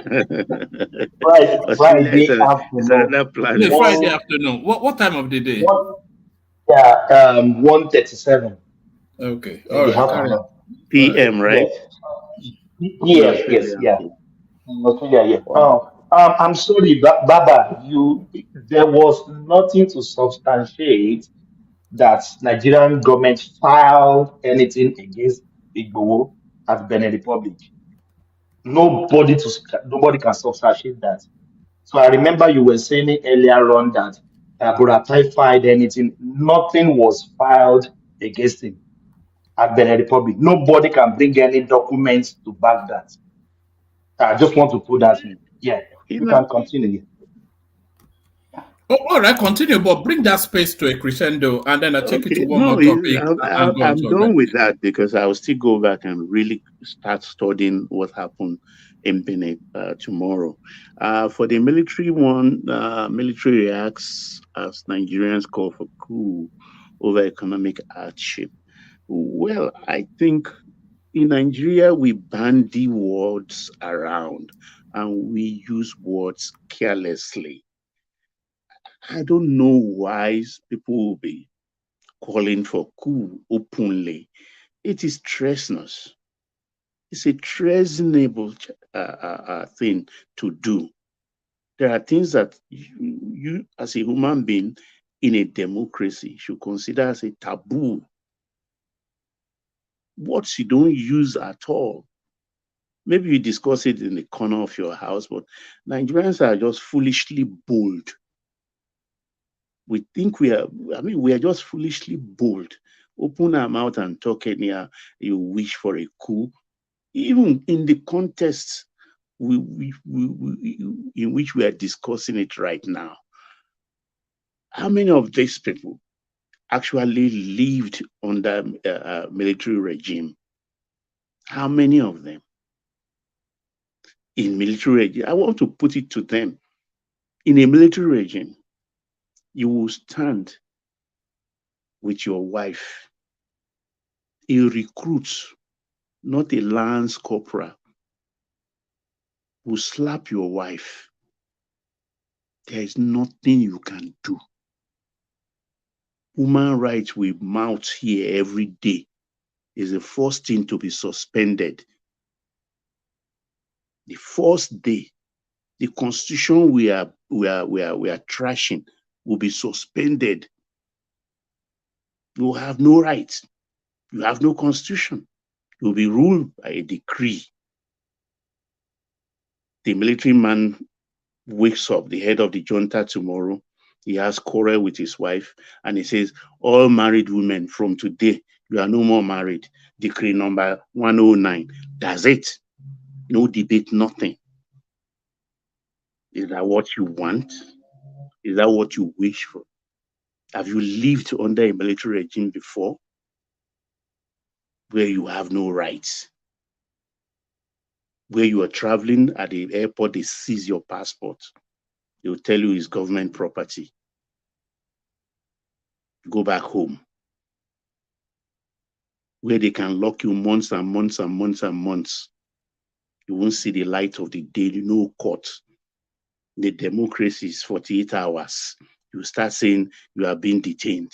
Oh, why? 48 hours, I'm entitled to bail. Who give you mouth for military regime? So we have to be very careful. I know we have this comedic part of our nature. Every time we laugh over everything. That's why we are very good comedians. We are good skit makers. We are famous for that all over the world. But we have to be very careful. You don't just stand and wish for a coup and call because you have the right to open your mouth and say, talk, human rights. I can say anything I want. Okay, good for you. Now they're coming for you. Go ahead and do it. It's very wrong. It's distasteful for anybody to come out and wish for a coup because you are an election denier huckster. Can't you wait for another 4 years? In 4 years, that same power they use in defeating you, fight. Use your vote, canvass for vote, gather people, use the weakness or the failure of the government to campaign against them and vote them out. You have that power every 4 years. So because you don't want to wait for 4 years and you want a coup that the man can stay there. What's happening in Senegal, in Mali, Niger, and the other country today? They didn't know when they're going to come back to democracy again, where you have the right to choose. Those boys are going to be there for many years. The Guinean people now, they've suspended even the little program they have for on the path to democracy. They've suspended it in Guinea, Conakry. That's the fourth ECOWAS country. They've suspended it. There is nothing anybody can do. They have the guns. So if you cannot wait for 4 years, then you have forever to wait. If a coup happens. But I have bad news for you who wish for coup. It's not going to happen. It will not happen. This democracy we are, if we left this democracy, then Nigeria, there will be no country known as Nigeria. It's as simple as that. No coup is going to happen. Forget it. Forget it. So I say that confidently. Thank you, one man. All right, brilliant. That's the elegant, erudite, masterful Baba. Of course, it's Baba, the delightful baritone of him. So the delightful baritone of Baba. We go on then to Ogbeni, who are of equal quality. So we go on to Ogbeni. Then after Ogbeni, we go to Man of Prestige. Somebody has sent in a clip for Man of Prestige to respond to. So when we are so stay steady, Prestige, we'll come to you with that clip. But first we hear from Ogbeni who takes the center stage. Ogbeni, good to have you. Thank you, Oma. Do you want to free flow or yes, free flow? Let me free flow. I'll still like to quickly touch this Nnamdi Kanu history personalities that we're comparing. Just only one video I want to you want me to click. I posted it in the private chat. I think it's the last one. The last one I posted there. It's not there in the private. Let me see. Oh yeah. I posted it. Sorry, it's not the last one. Not that one. Not marking the thing. It's the second to the last. Okay. All right. The one that ends with 5 8. All right. Is it this one? So, yes, this one. You can play it a bit. All right. Let me discussing about the new security network that the app. Do you need the volume or do you just need it in the background? No, you may not just put the volume. So I know almost everybody must have seen this on the space. All right, carry on. Now this is what they call ESN. You see, but one man, the volume will give us the more information on what's going on. All right, we play with the volume, but then Ogbeni would not be able to run commentaries. But let's play it for a few minutes, and then when you tell me when to stop, Ogbeni. Okay. Back to Plan B TV. Today, we're going to be discussing about the new security network that the Apple launched. Following the inability of the Southeast governors to float a security outfit like the Amatekun of the Southwest, the indigenous people of the Biafra Apple, on weekends, floated a security outfit named Eastern Security Network, ESN. HAPOP, in a statement by its Media and Publicity Secretary, Eman, a powerful man, that he said the security outfit is not Biafra army, neither is it for a forceful declaration of Biafra Republic, but rather to guide the whole of the Southeast against the menace of a killer's henchmen and other criminal group. Adding that the aim and objectives of this new security outfit is to hunt criminal activities and terrorist attack against the Biafra land. The HAPOP stated read, with the global families of the indigenous people of Biafra Apple under the command and leadership of our great leader. Okay, carry on. So, now, the point I'm trying to make here is this. You cannot compare Nnamdi Kanu to Sowore. Let me start with, and I've made that point today. Nnamdi Kanu has his own group of soldiers in quotes. And these ESN guys have, apart from the fact that a law court in Nigeria has declared IPOB as a terrorist organization, I know many people argue it, but that's a valid decision of a court that has not been reversed. The same IPOB, through Nnamdi Kanu, has floated this ESN, which is a militant group. They tell us that, oh no, it's just to protect their people and go. But this thing is not being run by any constitutional authority known to the Constitution of Nigeria. Yes, the Constitution of Nigeria says that you can do self-defense and protect yourself. But self-defense is not the same as an aggression. Why do I call it aggression? There are many clips. Whoever wants to verify can go and verify where the Nigerian soldiers have shown. In fact, you see some of the clip of ESN warning Nigerian soldiers, telling them we'll kill you, undermining the government of Nigeria and undermining constitutional authorities, including our armed forces and police. That said, you won't compare that same person who has taken arms against your armed forces and you want to compare it to Sowore, who only picks his pen and writes papers. And now, secondly, somebody talked about, oh, the reason why they pick Sowore is a revolution now, All those counts have been dropped years far back. The only one against Sowore pending that the later drop was one, he insulted the president. Secondly, that he was planning to do what they call the days of range, something like that. Days of range, not revolution, but days of range. And that was what they later withdrew against him and released him. Secondly, if you now want to compare Nnamdi Kanu against Igboho, you can't. Where do you see Igboho gathering boys like this and holding arms against the Federal Republic of Nigeria, against soldiers, against armies, against police? So that's my final take on that.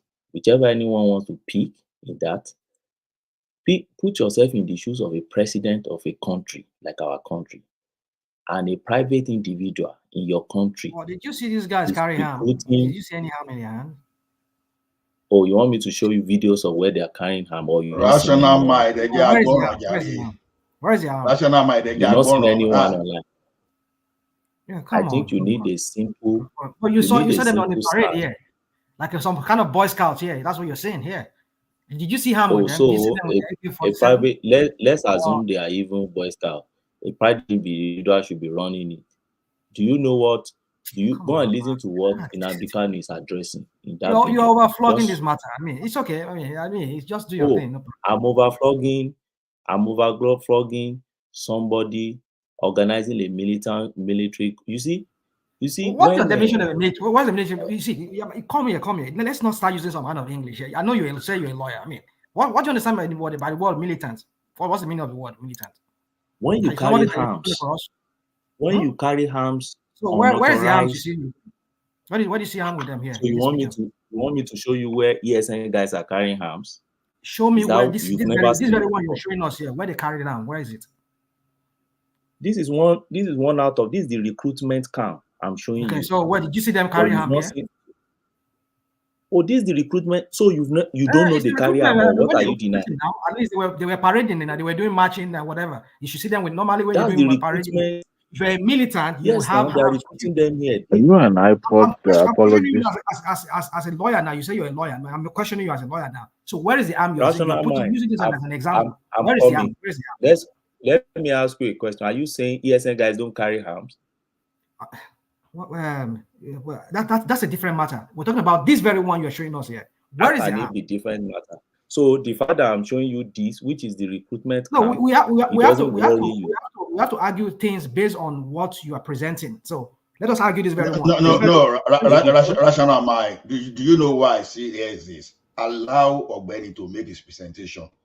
If you want to prove that IPOB are not carry and ESN are not carrying arms, he asks you a question. Do you want to say they are not carrying arms? If you are so confident in saying that, say yes or no. Don't dodge it. So let's just about somebody gathering. You say he's gathering militant group. When you use the word militant, so where is that militancy here with the? Because when you say the word militant, there must be weaponry here, like some kind of sophisticated automatic rifle, whatever. Mind. But where is that?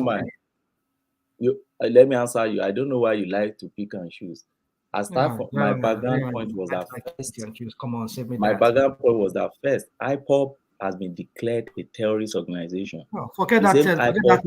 Any court can declare anything, and then some other court overturns it. We've seen that happening in that Nigeria, that zoo. But until that judgment is overturned, it remains valid, except you are an anarchist that you don't believe in law and order. Come on, yes. What is law and order? Yeah, I mean, you are a lawyer. You've gone to court. You challenge it.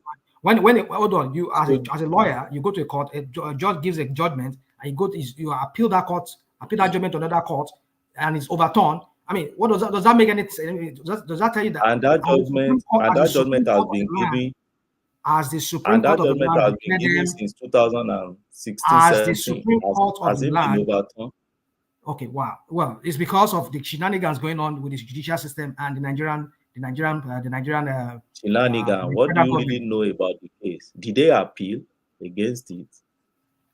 The last time I checked, they said they appealed it. You see, sometimes when you they said they appealed it, but the case has not been heard in court because it's which case? The one against the declaration of IPOB as who appeal against it? IPOB. That's what I heard. What's the stage of the case now? After almost 10 years, what's the case? It's because they just want to free Nnamdi Kanu first. I mean, you see, I can't keep up with all this story about IPOB anymore. I know the last time I heard, it's part of those cases that they were fighting in courts just to have it. I don't know. There's something they talked about that is in court. So I don't know how that case went. But you see, the point is this, Monica. Let us stop widening. There's a wound in that country. When we bring narratives like this, we're trying to like just that is not what we should be doing here. You see, when you make all cases as so what did I make narrative, it worries me a lot. Nothing makes sense to you as long as one man, he shows this guy in National State, all his militant, whatever. You see, come, let me say something to you, to all of these you Agbado people here on this platform. You people, you are hearing what's it called? The Northerners. They were insulting your Tinubu and your wife, and your Tinubu's wife. You didn't hang them on the neck. But these people are the only people you always come here. You always want to bring. You want to bring something about rational mind. Rational mind. You are denying us of informational benefit of legal expertise. No. You will continue. But not like when people. Rational mind. All of us. We saw that Botejo or whatever his name was. Wait now. He was marching in the street of Nassarawa State. I've been listening to you. You call them militants. I've been listening to the way you attack this issue. I'm not saying you should not. Personally, I believe in the reason. I believe the reason why people are agitating should be addressed. That's one part. But on the other hand, whether you agree or not, let's just listen to some kind of legal information and benefit first of all, because when it's one-sided, wait. You and I may want to do something in the future that we think we are doing the right thing, and we may be wrong. So, and this is one of the reasons we have to listen. Even though, for example, I disagree with the way they kidnapped Masikano, because what they did in Kenya was criminal. We went to another state, so that one apart, we agree. You understand? We agree that the federal government, especially under Buhari, was one-sided, while the bandits in the north were having 3 days. We know all those the way all those things are not balanced in Nigeria. What I'm saying, yes. Let's not do this. Let me the one I just posted again. All right. So the rational mind would not play ignorance and just throw what is not correct to the public. What is not correct? All right. Carry on, Ogweni. Okay, if you help me to click that, then I will be able to. One rational mind. Yes. That gun we are handling. Are those things you see there sticks? Are they wood? Do they look like wood to you? Do you see that flag? Is that the same guys then? Do you see a child soldier there? No, look at the child soldier. You see. No, come on. Rational one. Hold on, rational mind. Are you going contrary to what you're seeing on the screen? Hold on. You've asked him to provide evidence here. One man. Let's not let these people let you start using your channel for this kind of propaganda. We knew what happened during those times. Look, this is not propaganda. No, rational mind. This is not propaganda. You're asking for gun. They show you another one with gun. You say it's propaganda. Look at gun.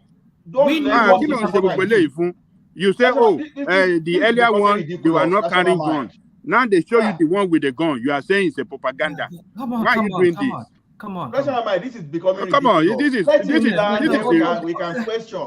This is irrational, man. What you are doing is irrational, man. Ridiculous. The thing is this, very irrational. I will not sit here and feed you people's. No, rational mind. What? Go on, please. Yes. With facts and figures. Just imagine. Look at the baby. Look at the baby. Come on. Look at the baby. Look at the baby. Come on. What do you call it? Militia group. What did Buhari government not do? What did they not do? It's not Buhari's government that we're talking about. We're talking about this issue we're talking about is during Buhari's time. Giving a dog a bad name so you can hang it. Yeah, but we're not talking about Buhari's government. Look at that little baby. Look at that little baby. Hold on 1 second. No, we see the baby. We see him.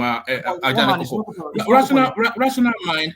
What Ogweni is saying to you is that the Kano situation is quite unique and peculiar because he's formed a mass militia group, heavily armed, which is sitting out of the constituted state, and that portends danger for the state, and it's a different narrative from Shore going on the street corner and shouting rubbish, or Sunday Igboho trying to posture. This is essentially an army. What we're looking at, is it not? But do you see the distinction being? You may not agree, but do you see the distinction? I knew what, I mean, let me just say, some of us knew what Buhari government did during that time, how they tried to give these people a bad name. I'm not saying they don't carry gun, don't get me wrong. I'm not saying they don't. No, are you saying they do? Are you no, don't say you are not saying. Very hard. No, let's establish one thing first. Is ESN an armed group? Is ESN an armed group? Is it an armed group?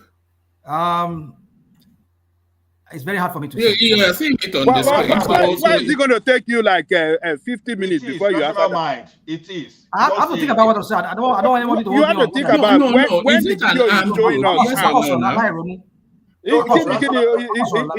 Rational mind. Hold on.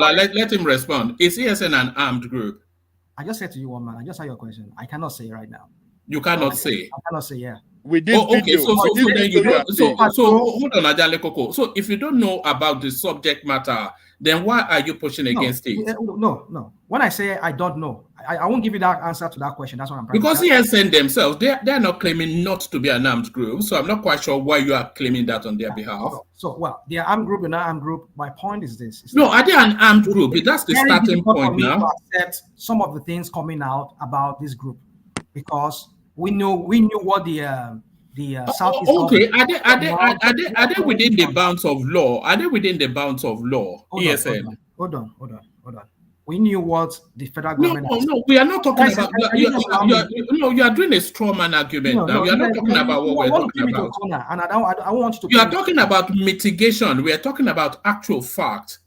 Forget the mitigation. We understand the mitigation. That could be cooked up. No, you want to mitigate, huh? For that, you bring a video here. That could be cool. Is this the first time you have seen ESN armed? Is this the first video you've seen of it? We've all seen countless videos of them armed. Have you not? It's all over the space. They tell you they are armed. They tell you they are armed. They said they are in the forest fighting the Fulanis. With what? With sticks. You hear your first lady right today. Why are you going to the first lady? We are talking about it. Don't digress now. All right, let's get back to Benny. This is the thing now. He doesn't want to say. I mean, you not run away from the fact. You are saying the fact and you are trying to run away. It's up to you. If that's your fact, that's okay. I'm okay. No, that's what they call a straw man argument. What you're doing. You can label whatever name you want to label it. I will not give you the all right, let's get back to Benny. If you're not clear on the subject matter, then maybe don't look. I am clear. Okay. If you're not clear, if you say you're not clear if ESN an armed group or not.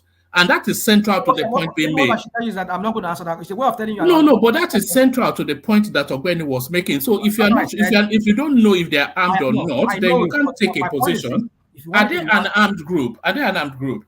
If you want me to tell you how I'm going to answer that question, I will tell you. No, it's a binary choice now. It's a binary choice, yes or no. It's a binary choice. But I'll say I have no answer to that question. All right, because it doesn't suit your narrative to answer it as you know it. Because you want to pin me to a corner because you have your videos to like what you're showing to the world. No, it's not my video. Is this the first time you have seen them armed? Is this okay? Let me ask you this question. Hold on, Can I come in? Hold on. You can come in, but hold on 1 second. Let me ask you this question. Is this the first clip you have seen of an ESN armed group? Is this the first time you are seeing them armed? This video that Albert is bringing forward. Is this the first time you're seeing it? There are many videos of the purported ESN armed groups. All right. Yeah. All right. Okay. All right. Yeah. Sorry. Yeah. Who said they wanted to come in? Then we get back to Albert. It's me. All right. Man of question. Okay. My understanding about the reason why the Eastern Security Network was formed, was because of the herdsmen, for criminal they perpetrating in that area. So originally, what I understood, it was from around Olu area. And this video, he said, I'm not making an excuse, okay, but it has not been authenticated. Don't quote me, it may be right, it may be wrong, whether they're carrying on. That I'm not here to defend, but they have not been authentic. Even at all, when they went to Olu, the military went to Olu area, they saw the camp and everything. They didn't see nobody. They did not see anybody. So some of this video may be true, it may be doctored. So because it hasn't, even the Nigerian government has not authenticated this video you're showing that they are carrying on.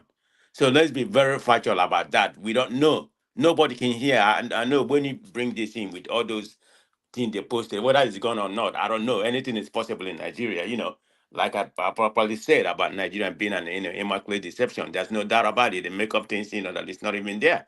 So because of their antecedent, I tend not to believe anything they say, and I tend to doubt what they said unless they can properly authenticate it. That's the angle I'm coming from. So I see the rational mind point of view that can you authenticate that they actually have gone? Forget about this. Anybody can do all this. Anybody can doctor this movie and put it like that. Whether it's true or not, that I know. But show me the fact. I want the fact. That's what I want to know if they actually happen. I'm not a follower of that. So that's the other angle I'm coming. But I will speak more during my turn. All right. Hold on. Let me ask you a question. Prestige. Yeah. Why was ESN formed? Was to defend the eastern part of land. It was like against whom? Because against the criminality perpetrated by the henchmen, disturbing women. Okay, then what are they going to use to defend the land against the Fulani? What are they going to use to defend? What does Amateku use to defend the land? No, that's not. What are you even doing? I'm asking you. Okay, forget it. Back to your Benny. One man, don't bother. One man, please. Let me interject. Hold on. Don't do that now. That's a straw man. You are drawing equivalency. You are saying ESN was formed to defend the Southeast against Fulani marauders. Right. So that's fine. And you are not just saying that. That's what IPOB told us that, because we just heard it there. And so they formed, but I'm trying to just hold on. They formed ESN to defend the Southeast against Fulani marauders who are heavily armed. So what are the ESN going to use to defend the eastern space against the Fulanis? What are they going to use to defend that space? That I can't tell you. They may be armed, they may not be armed, but I need they may not be armed. Back up. I need a part to back up. No. Okay, no. Forget the fact. I don't have. Hold on now. You have logic though. You're an educated man. If they are not armed, but the Fulanis we know are heavily armed, then how do they defend that land against heavily armed Fulanis? How do they defend it? That I can't tell. But let me tell me this. When the military invaded that area with about 30 trucks of military vehicle and helicopter in around Olo, they did not find a single person. They did not find a single weapon. So how did they able to move all those people? We say they are, they claiming they have here. I'm not saying they don't. I always have to put a caveat on my statement because one man, I'm not there. I don't have the fact to back up whether they are armed or not. Even logic and sense doesn't cohere with this. Doesn't. But back to your One man, please borrow me a few seconds. Let me talk, please. I beg your pardon. Benny, please. Sorry for taking your time. Sorry, I'm not going to. It's what peace. I greet you, my brother. I'm not going to. Don't go. I'm not going against. You don't go. Okay. Yes. I was looking for you too, but I will. Hold on. I'm continue. Let me take off my daughter first. All right. Back to you want me to continue? Yeah. Carry on. Okay. Sorry, I'm back. Sorry. I'm back. Sorry. I'm not going after anybody's personality, but one thing I will say first, and I want everybody to bear in mind, that is somebody borrowed me that language. Is it hypocritical, as Rashama always say? When it comes to Nigeria issue, Rashama doesn't see anything good in Buhari or Tinubu or APC or Nigeria. You don't need to verify. If you just see a piece of paper on the internet, and Mr. Prestige too, sorry, I'm not going after your character, I'm going after your submission. You guys will not verify, but you come to this platform or any platform and lash on it to the last. Now they are showing you further about ESM. Now you are telling us that we have to go do our finding first. How does that sound? Can I respond to No, you? I'm not asking you to respond. I'm just talking so you can hear. This is the problem. I said this thing yesterday now in this platform that Western education is not meant for us. And one more was trying to like, I'm talking silly. What Rachel just said just now and Man of Prestige, can they say that in their language to their ego and they will not get conk in their head? Wow. Yes. Now it's becoming, if it's your criminal, it's okay. If it's mine, don't judge. We saw Nnamdi Kanu created ESM with weapons. First of all, did you see it with your eyes? Yes. Oh, you saw the picture. Yes. Hold on, please. Hold on now, please hold on. So you have conversation. Go ahead. No, you cannot. You don't have the right to judge my opinion. It's an opinion. I watch it. You should say hold on now, please. Hold on now, please. Hold on.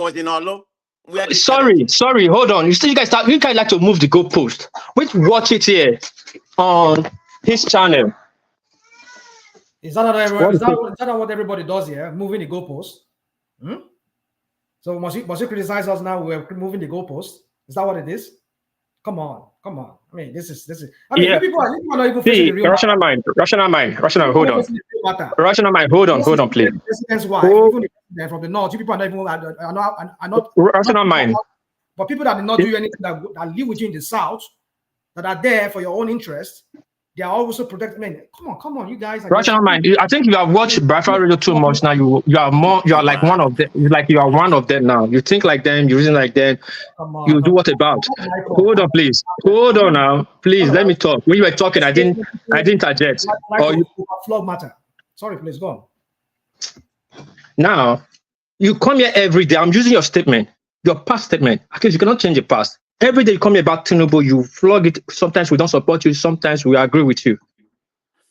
You flog it to the end. Even if it's just a cough from Tinubu, even if it's a cough from Sanwo-Olu, you pay it to Tinubu. And even sometimes people are going after you, we always tell them, rational mind end the submission on Tinubu. Whatever happened in Nigeria, you find a way to pay opinion on Tinubu. And we all agree with you on that. Now, he has come to Nnamdi Kanu. You are telling us what's going on in the north.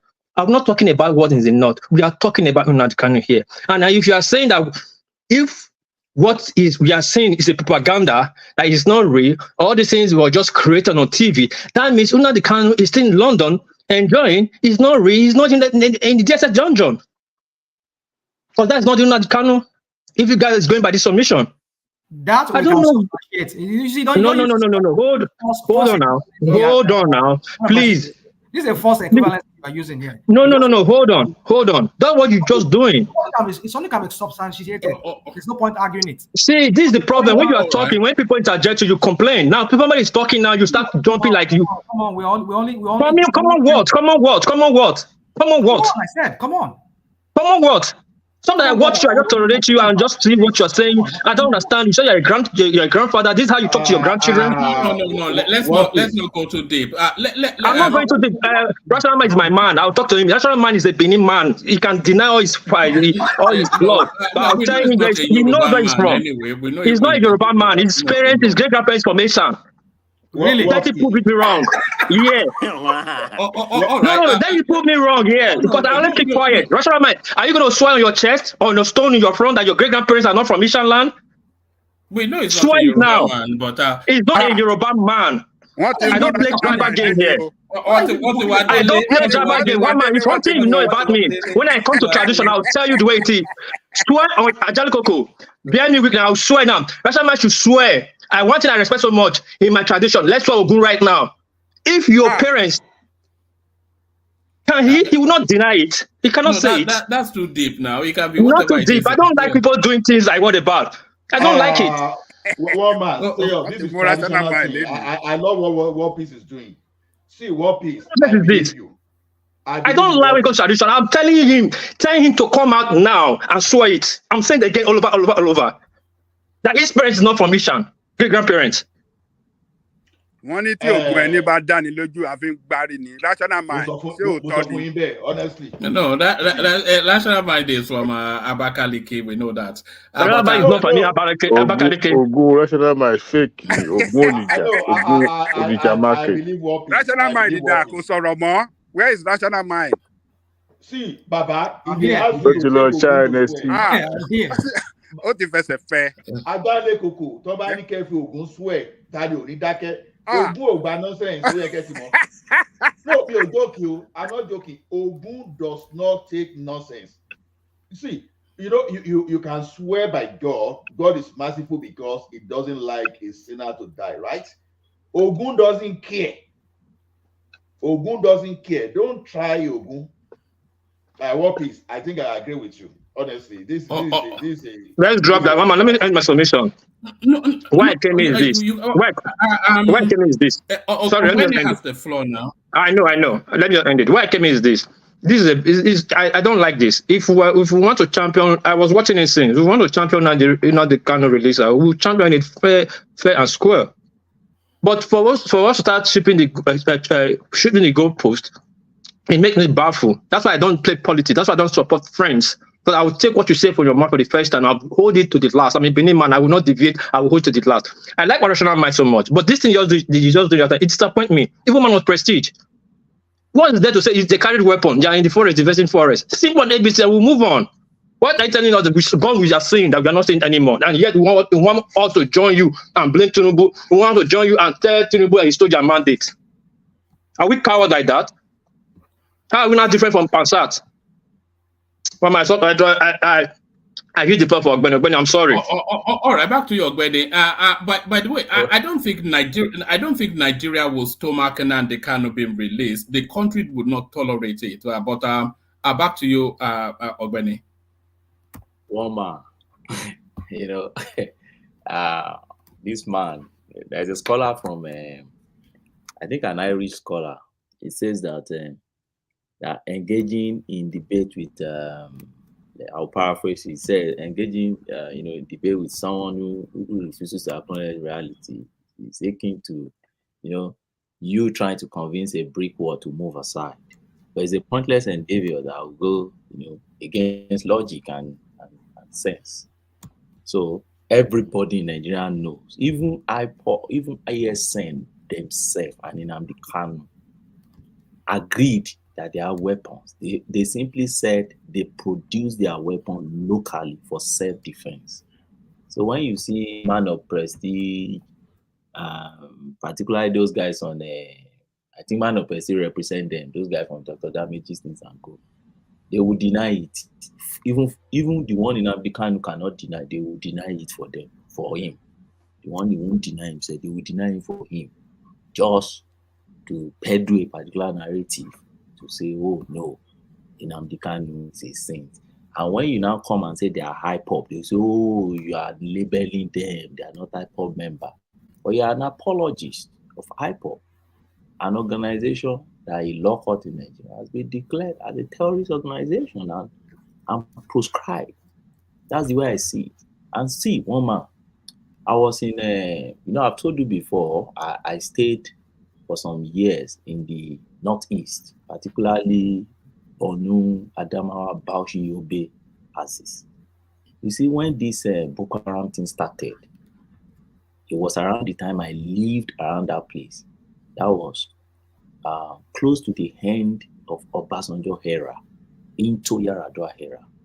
I was in that axis, stayed there. You see, when this Boko Haram issue started, this same way you see our fellow brothers, particularly from the East, the same way they are defending Nnamdi Kanu, was the same way they were defending two men then. The one they said they have killed more than 5 times now, forgotten his name. There's another one, Babakura Fugu. There's another one. Is it Shekau or something like that? Yes, Shekau, Babakura Fugu, and there's a third one is in-law.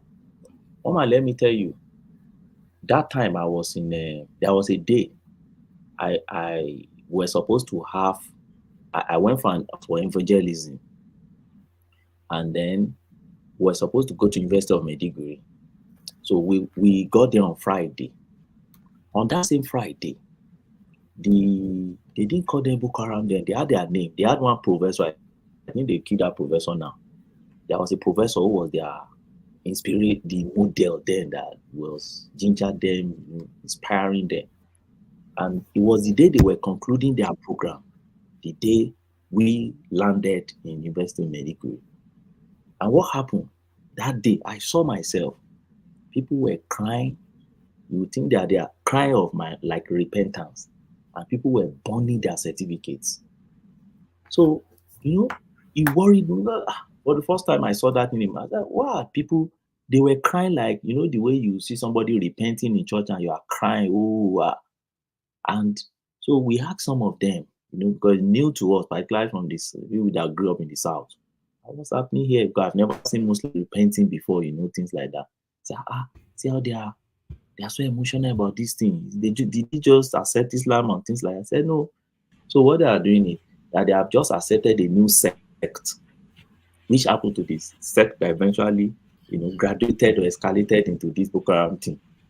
But then it was just a normal sect around that area. And they were born their certificate on the basis that they are all around. They are all Boko Haram, that Western education is around. So that professor was able to brainwash them to the extent that whatever Western certificate you have even gotten, you go and burn it. You see graduates burning their certificate and saying that they don't want it again. The only thing they need now is just Quranic education. I think this, they didn't tell me, it's not story.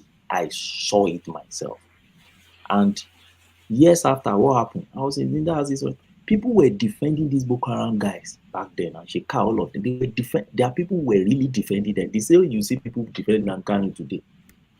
Now he has put guns in some people's hands, and our people are defending. When that evil now started festing in that land and became cancerous, they will be calling Nigerians, fellow Nigerians, to come and save them. The same way the northeastern guys now. Do you know how many of our trillions we sunk into Northeast now to just end that thing? We are sinking our money there on a daily basis.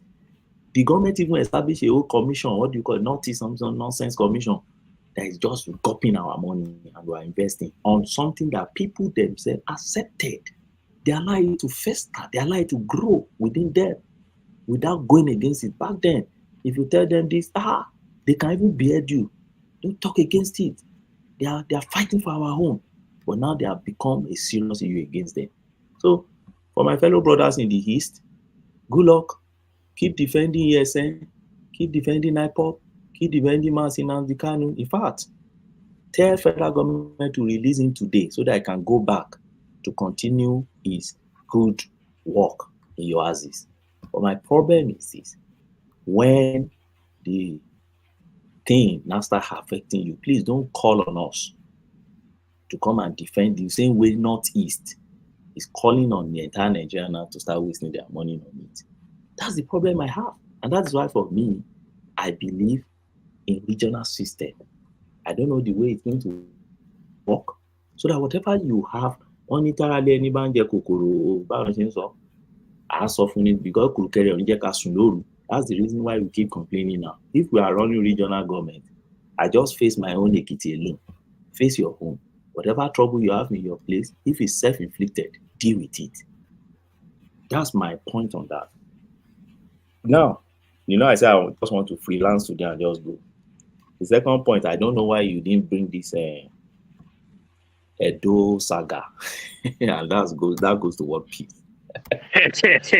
Yeah, no, we've been rolling around it. Shaubu, I think it's actually one of the headlines. I think Shaubu was declared a winner, and then somebody else was Arise TV being a winner, and everybody is a winner in Edo State. Everybody is a winner in Edo State. That's Edo blood. Yes. You are one of them. Don't deny your own blood too. No, my blood. Who is that? Everybody's at the Edo now. Even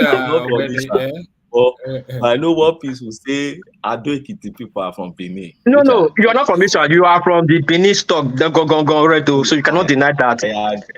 I agree. But don't forget that it was the prince of Ife that went to find Benin. Oh, on that topic on that day, let's go to our politicians and let's deal with them. Well, no, please, one that's man. not topic for another day, Abi. Yes, bro. Yes. One I man, don't hear you. I don't know what is happening in PDP.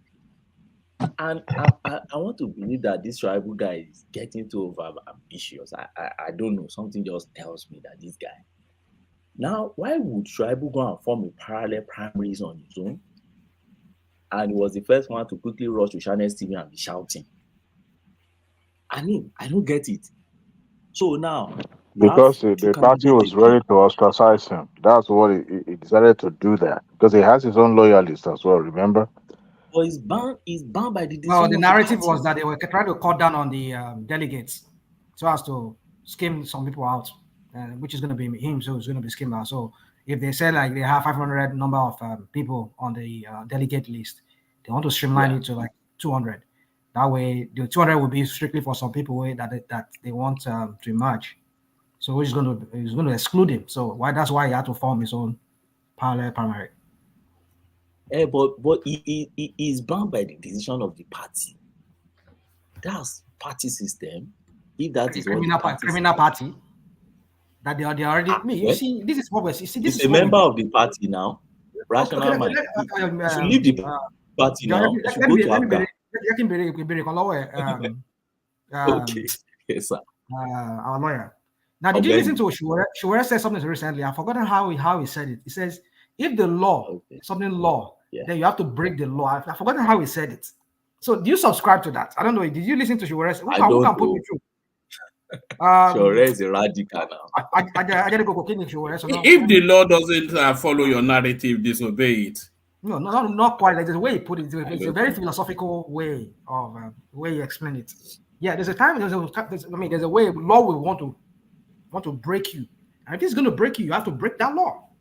So my point is this: if they are making when you have, that's anarchy now. No, that's anarchy now. You see. Okay. In law, they taught us. See, in law, they taught us that bad law is law. No, I thought what they said is that they wanted to break in with a legal law, but he will. And he said he refused to be. Yes. Yeah, that's what I think. That's what they tried. They were not able to break in. They were not. There was another one. He said that's different. Yeah. I don't know. That one is different. There was one he did. But we can't be quoting Shuwere now. He's not a senior advocate of Nigeria. Oh God! That one is philosophy. It's philosophical. Okay, yeah, it's a philosophy. Yes, I agree. Well, one day in this country, I think we will start quoting these guys anyway. I believe the same way we're quoting our law. All right, back to Edo politics. You wanted to I don't want to ask him. Let him give us a submission first. Let him give us a carry on. So one man, that's true. We can't be quoting only about testing and Socrates now. These guys will one day become a legend also, and we'll be quoting them. So my issue with Shuaibu now is that you are bound by the decision of your party. You either leave the party or you stay with them. When you all move to PDP, and you remember when they moved to PDP, when they fought Oshiomhole, and Shuaibu and Obaseki, both of them got to PDP, and the people they met in PDP started fighting them. Oh, you did not conduct primary. You are a team, just came from your own party and took over here. It was the same Shuaibu that came to the ICV to say, yes, we joined the party on the agreement that they will give us tickets, and those guys should be bound by the decision of the party. That's so why are they making noise? Is it not party? So today, I think he should be bound by the decision of the party. Should he be making noise about, oh, you're ostracizing me? And also, I look at something, I don't know what people should correct me. Shuaibu is from the same senatorial constituency with Oshiomhole. Shuaibu and Oshiomhole are brothers. They are brothers and sisters. You see? So, Oshiomhole not like Joko. Oshiomhole is a senior brother to Oshiomhole. Adopted son of Shuaibu's father. Son. All right. There are three senatorial constituencies in your place. Oshiomhole has used your own tongue. Obaseki has used their own tongue.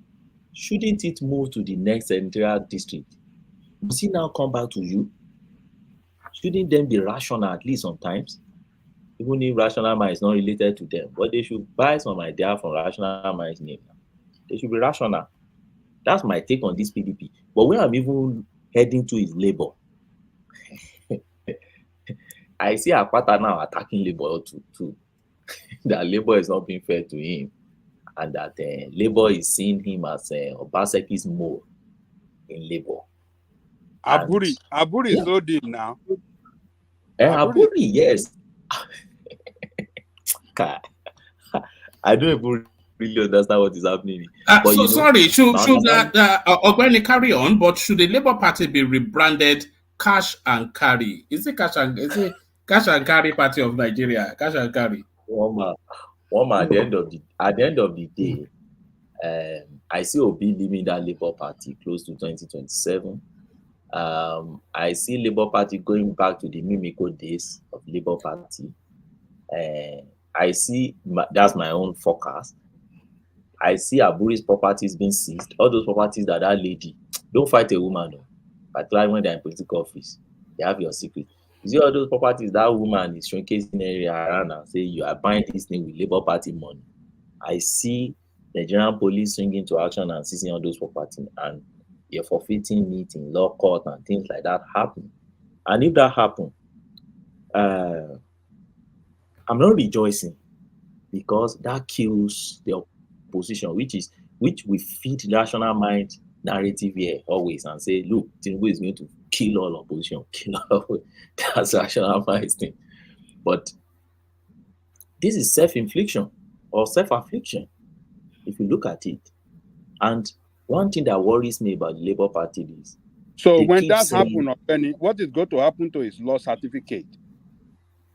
If they should confiscate, all his property and then all those things that he stole with the party, what is going to happen to his legal his lawyers?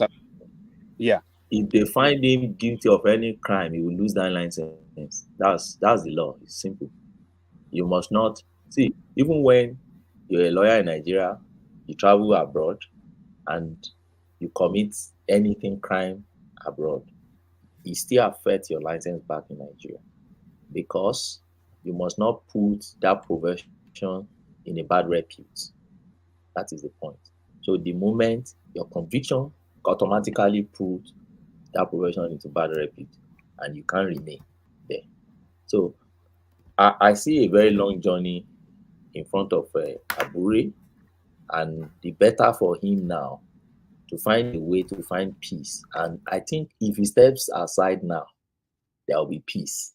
And maybe things may not escalate to the extent of criminal thing, and he's going to sell some properties and they settle themselves. But my bigger picture of the whole thing that I see now is that in Nigeria, we have not had any, we are yet to have a political party with political ideology. They are same, which is the same thing we'll be saying here all this while. They are same vehicle, but be driven by different people of selfish interests everywhere. So they should stop coming out to be telling us as if they are one saint somewhere that's coming to save Nigeria. That is my point on that, Woma. Ogbeni, you see, you are very biased. You spoke about Labour, you contain PDP, but you left the bigger fish, which is APC that have 5 aspirants. They are fighting themselves. Oshomole is jumping like Ikpago. You see, you are not rational mind now. If I say you are rational mind now, you say I'm tagging you. What is I left it for you to analyze it for us. Yeah, it's from your state now. Okay, let me dive into it. I don't know it all, but it's very funny and sad. You know, we rotate politics in power in Edo State right from day one. All this is that happened now. It started from Obaseki. I don't know why he started this matter of is it the turn of the Asans, Edo Central. It's not like that before. Before we all understood where power is going to, and people just go to the field, select their candidate, and the power will go to where we expect it to go to. Now we're supposed to go to central. Yes, we understand. But in democracy, you must align and build bridges. Right now, because the central felt that because power must come to them, they're just relaxing and playing that entitlement politics. You must give us. Every party must produce a candidate from central. You don't do that. Okay, fine. You guys are doing that now. Oshomole came and said, okay, APC have been out of power for a long time now. They want to win. Fair and square. No problem about that. Since Obaseki have zoned his ticket to Central and he has imposed the candidate of Aswen on everybody, it's okay. He's the incumbent governor, which is fair. But Oshomole came a day to the election. He just came out and said that he came from Abuja. He got a message from the president that they must vote Deco, the guy in the House of Rec. Deco is not the biggest APC member in Edo State. They have people like you say, What piece? He didn't say the president said they must vote at Deco. He said the president said the field should be left open for everybody. No, that is the second statement. The first statement. There is in his address at Aso Rock yesterday to the press, he said he had discussion with the president, and what the president agreed with him is that the field should be left open for everybody, because you see aspirants from different parts of the state already bought form. Why do you want to shortlist them that, you go and sit down? We are zoning it to this. So the president said everybody, level playing field for everybody. And whoever that emerges, that is going to be the candidate of the party. So that's what he said yesterday. Not what he said. Not what he said yesterday. He superseded what he said earlier. No. What he said before is what causes this problem right now. Ajanko, look at what happened.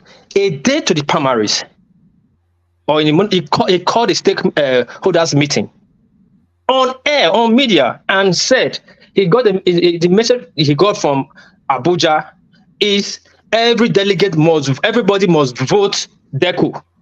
You don't do that. You don't do that. At the end of the day, we had after the primaries, we had two winners.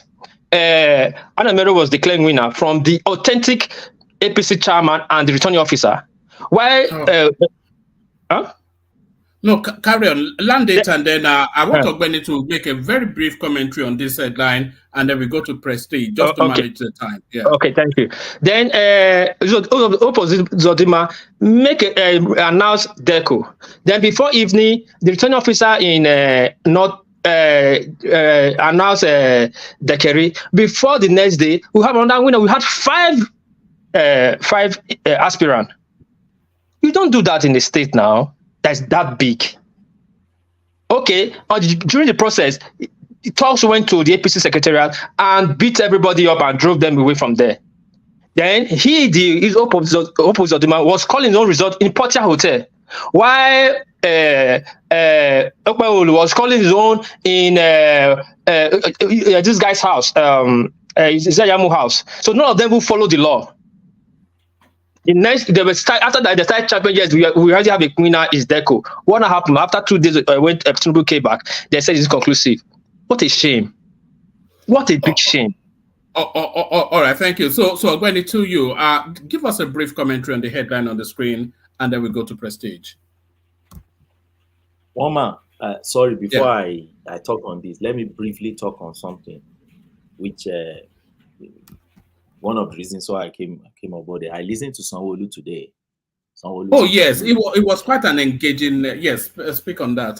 It was just too long a session. I would have brought it here, but it was an hour plus. Yeah. Very engaging.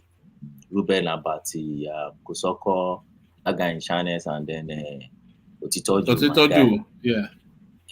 You see, brainstorm, and then. But Wama, you see, this is what I expect. The major public officers in Nigerians to be doing at this time. The reason why all these hardship, I know hardship everywhere and everything is so that gets genuine Nigerians very angry. More angry is because Our public officers are not talking to them. You said you have policy, but you're not telling us what's the direction of your policy. What are we expecting from your policy? For instance, you are telling us, oh, you're gaining money from the subsidy that you have stopped. How much? What is the projection? What's the plan with the money? When exactly will this suffering stop? What's your projection? What are the phases we're going to face? Okay, Naira is doing this, and then what's your expectation? When do you think it will be in the next year? Because when I listen to Sanwo-Olu today, I know, and many Lagosians have been praising him ever since that. Oh, okay, this is what Sanwo-Olu is coming to plan for us. Okay, let's have some patience with this guy and things like that.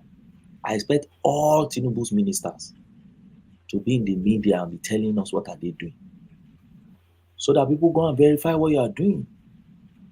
I expect our governors to be in the media and be talking, not when Akpabio said, oh, we've released 3 billion to your 30 billion, and that is when Makinde will be talking and say, okay, we've not received anything. Okay, the one you have received, tell us what you have done with it. Let me see. If they say you have given Ekiti State, for instance, 2 billion, and I believe that, Ekiti State is less than 4 million in population, one man. It's just a very small homogeneous state. If you pump 2 billion in that state to quench the year of food, what are we saying? You will see the impact. You don't need propaganda. People will talk about it. But our government are doing nothing. That's our governors. But do we hold them responsible? No. Everything will face federal government. Oh, it's Tinubu, is that. Your allocation is being doubled. What are you doing about it? We don't hold them responsible. I expect our legislators to be talking. But you know my position on this. There shouldn't be anything like that National Assembly building there. Every legislator should sit in their constituency. If you have special meeting, that's when you should travel to Abuja. Even if it takes you every Wednesday to be traveling to Abuja, so be it. Governors travel every Thursday. They can use Zoom. So I expect. You said? They can use Zoom. Yes, they can use Zoom. Microsoft Meeting. They don't have business in Abuja. Now in Nigeria, we have Starlink. Starlink is everywhere. So if your MTN or Glo network is draining, Starlink always start gidigba. So buy Starlink, Elon Musk, and then connect yourself. But stay in your constituency. If there is a trouble there, let them come to your office and beat you there, so that you can know what your people are feeling, and then be addressing your people. Not only on channels and co. Go to local TV station and tell them what are you doing. They say you have collected money. The last time in December, they told us that they gave all of them something load of rice distribute to their constituency. One of the legislators just exposed them. Have you asked your own legislator, your own senator, where is my own rice? You brought it from Abuja. Where do you put it? So for me, I think this is what they should be doing now. Even Mr. President should be having media chat. I know that one will open space to people to misinterpret him and but for how long? Have media chat. Let us know what are we expecting. Let your people come out and be talking. That's the point I want to make in that area. I think it's time for them to start coming out. Ogbeni, sorry. Is it not mind-boggling that to hear that the president gave every city governor 30 billion naira each? And yet, you can't see the impact. We're not seeing trucks rolling into market now, flooding the market with food. If only that alone, we will just say, okay, to make 25 billion, you can use it for whatever you like. Just 5 billion of food. Each state, they are rolling trucks into market just to reduce the hunger spike. It's so mind-boggling. I don't even know how to put it. I'm so speechless. I wrote recently one article about my own governor, and many of my guys on my platform have been castigating me, chastising me. Why do you have to write something like that? What do you guys mean? If you pump 2 billion in Ekiti, do you know what it means? In a state that is less than 4 million population, it will solve. You will eat for the next 6 months now. Even if it's free, it's giving us 2 billion divided by 4 million people. We'll be eating now. Even if it's Gary, it's just, So I don't know. It's just my bug. I don't know. I think we should be holding our governors responsible. I gave an instance in my article of 13% derivation fund that they are giving hot producing states. Before Abacha, there wasn't anything like that. They fought for it. They've been getting that money from, I think, 3% to 6% to 13% during Obasanjo time. Do you know there is no impact of that 30%? 30% of revenue generated from oil from the entire country. We are channeling into a particular region. And you hardly see the impact in them. Why? So it means if you even give me 100%, you won't even see, we won't still feel your impact. Your governors will rather pick it and travel somewhere in Malaysia or somewhere in Seychelles Republic and to just be enjoying himself, buying properties there. And the gullible ones will be in Nigeria and be attacking the federal government when they have released money to your governor. So that's the point. That's my point on that. And let me speak on this one. Benny. No, while I agree with you, that thing you said is the more reason why we should allow the state or the region to control their resources. You know, my own theory or hypothesis of allowing the region to control their resources is not about cornering the money. Now, like I said, one arrangement in Canada now, I don't know if it exists that way in the United States of America. Somehow, we have agency of the government that helps to collect money, right? But every province they have the among the chair. Why they still have some in the federal post to help the territories and the provinces that cannot take care of themselves. So, but the thing here is, nobody, the federal government will not decide who is going to be investor in the oil and gas in Alberta. The same way when you get to Toronto, the federal government will not decide what they are going to do with their resources there. But even though the money will still, they still have a way of joining their money together. What am I saying is this? If the South want to carry everybody from Bayelsa, from Delta to be the one to be the investor, the things on their land. So they are the one bearing it. Let them take care of their resources and contribute to the federation. It's not as if, okay, you have family on the street and someone, so the chairman of the street is coming and taking my resources and telling me, well, what I can do with my, no, don't do that. But you can still contribute to the success of the street. That's what we're saying. So when we do that, if you like, develop your state like region like Awolowo, Opara, and you see Amadu Bello, Sadana of Sokoto.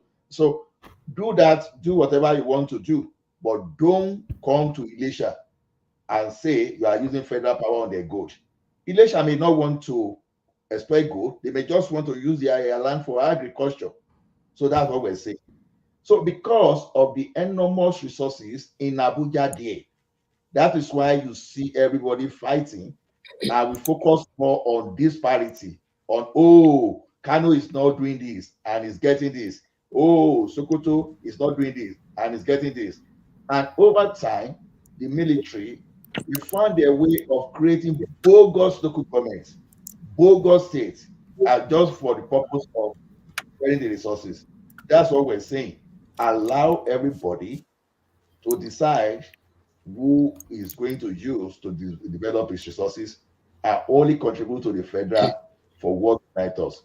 So it doesn't matter if they like, let them go and be saying, "Hey, Baba," and support the government. Okay, So, I agree with you. Yeah, I agree with you. Sorry, if you don't mind, but let me just chip into what I just said. You remember when the Niger Delta Commission was created, right? And what was the purpose of it? For the development of that region and to appease some of those who felt aggrieved, right? Now, I'm reading the news now in Vanguard newspaper saying that the Southeast Development Commission bill has passed in the Senate. So also South Development Commission 2 also is in the pipeline. What does that mean is that ever since Nigeria Electoral Commission was created. What has been the result of that commission? Nothing, zero. It's just a purpose vehicle to siphon money. So when you have all this, even all this money going into all these commissions and even to the state government, what have they done with it? Nothing. They will be taking it and embezzling it. So should we be focusing attention on things like this? I don't think it's, it should be at this time, but it seems maybe for political reasons, the government decided to embark on it. Are we not going to fight for Southwest Development Commission? I mean, the way it's going, we might likely, every region will start, going up arms against government and say, look, we need to start doing things too. Yeah, Southwest Development Commission. Oh yeah, speak it loud. Baba Dale Koko, I think I've shared an experience with us on this panel before, on this where a guy who we did PhD together in some school and some Kano, a lecturer in Kano, and I was lamenting. I was saying, you, in Northern, you are here with scholarship, everything scholarship, and me, I'm just self-funding because I'm sad. And he laughed. And the guy asked me, said, your state government, first we look at allocation, and we look at it vis-a-vis population. And we realize that ordinarily, if you look at Ekiti population and the allocation, it is any more than Kano when you look at it in the real sense with the population. That is how many population Kano has to feed with that allocation is getting. And he said, do you know inside this allocation, Concourso created many scholarships for many people. He said, for instance, himself, he is just a villager, a common villager, that he got a scholarship, state scholarship to go to India to do masters, and now in UK with a bond that will return home. He asked me, do you know how many pilots that Concourso has trained from that scholarship thing? And those pilots are now contributing back to that funding, training more pilots. So he asked me, he said, how many do you have in your state? I said, I don't have any that I can recall. The guy just like says, you see, that the guy said, the guy was able to establish that. He said, you Southern, you have victim mentality. I call it victim mentality. Well, I tried to argue it out, but I saw reason in what he was saying. So, yes, what Ola is saying is that that's a long-term solution. Yes, let's go back to our regional team. What you want to do in your space, do it and go. But while we are still fused together as a federation, that one is long time, it takes time. But while we are still fused together as a federation, what is my governor doing with the money they gave him? That's what matters to me now. That's the God bless you. God bless you. Thank you very much. They gave you money. What are you doing about it? They gave you 3 billion for 4 million people. I won't give you any explanation if my people are still saying they are hungry and still calling me to send money. Where's the money with you? What are you doing with it? That's what I'm just talking about. It's immediate thing. What farm have you established? While I was growing up, there used to be Okitipupa palm plantation in our Ondo state. There used to be Bokoda. There used to be Oluwa glass. There used to be Ray bricks. There used to be Agric in Ikole. There used to be a lot. What of Ray bricks? Ray bricks. Yes. Mention Ray bricks. There's another one. All these things were done just during Ajashin time. Ajashin spent how many? Just 5 years or so. And it was able to clear. Where is your Owena? Where is your Owena? Your Owena motels, Owena water basin. They didn't all those things. Those days. Where are they today? They are dead. Where are the ones have you revamped them? No. They gave you money. Can't you just go and revamp that one? Even if it's Okitiputa palm, you want to revive it now. There's another forest plantation that Ajashin did somewhere along that Idore. Where is it? And they gave you money. They are telling me. We have a lot of forest reserve in Ekiti. People don't know. When people say Ekiti is not viable, I just laugh. One of the largest in the entire Ondo State there. Yeah. Agric input, all those things also. So that's just my point. Immediate thing, let them do something. Our governors, we should look at them. We should also be holding them accountable, just like Sanwo-Olu did today. see if Sanwo-Olu now will be opening red line very soon. He has done blue line. They are doing Lekki, they are doing all these things. Lagos is not the only place. He should suspend it as for now. I disagree with him there. He should suspend it now, and they should flood food to Lagos everywhere in Nigeria. Oh, That's what you I'm can't after as for now. suspend now because They should suspend it no, you now. can't suspend because he has already I signed have my BOT own with all those China companies. opinion now. Sorry to interject. I prefer that they should bring Yeah. food. They should open the border. Whether it's shipping or importing or buying, they should flood Nigeria with food. That's what people want us for now. This Later, they should Mr. Trump, continue. you are still on this opening the border, right? See, Ogbeni, look at what I suggested before on that opening of that border. Because two things you want to do. Number one, if the federal government will be the absolute importer of that food for the purpose of quenching hunger in the short term, understandable. Yeah. Bam, I can support. Federal government, not individual. Why you still encourage the farmers to go back to their farm? And how do you Because do it will that? kill our own. Yeah. Again, if you They should grew up just in Ekiti, subsidize food now, subsidize the fire. All right. When I you don't start to bring support- it home, and then we go to Prestige. Okay. Just one shot on that. I don't support opening of border. I'm a farmer. I don't believe in it. You will kill. It's for your you will kill. selfish interest here. It's for your selfish interest. No. It's for the long term. No, I read don't about mind how you want to import food. That's why he's saying that. Just continue. no, I read about Thailand. Go and read about there's a company in Thailand. I will encourage everybody to go and read about it. Univanish. I don't know if you know about it. Univanish. When I wanted to do oil palm plantation, I contacted them. They're in Thailand. Univanish. Go and read about them. And you read about Thailand. They closed their border first. They face all these issues that we are facing.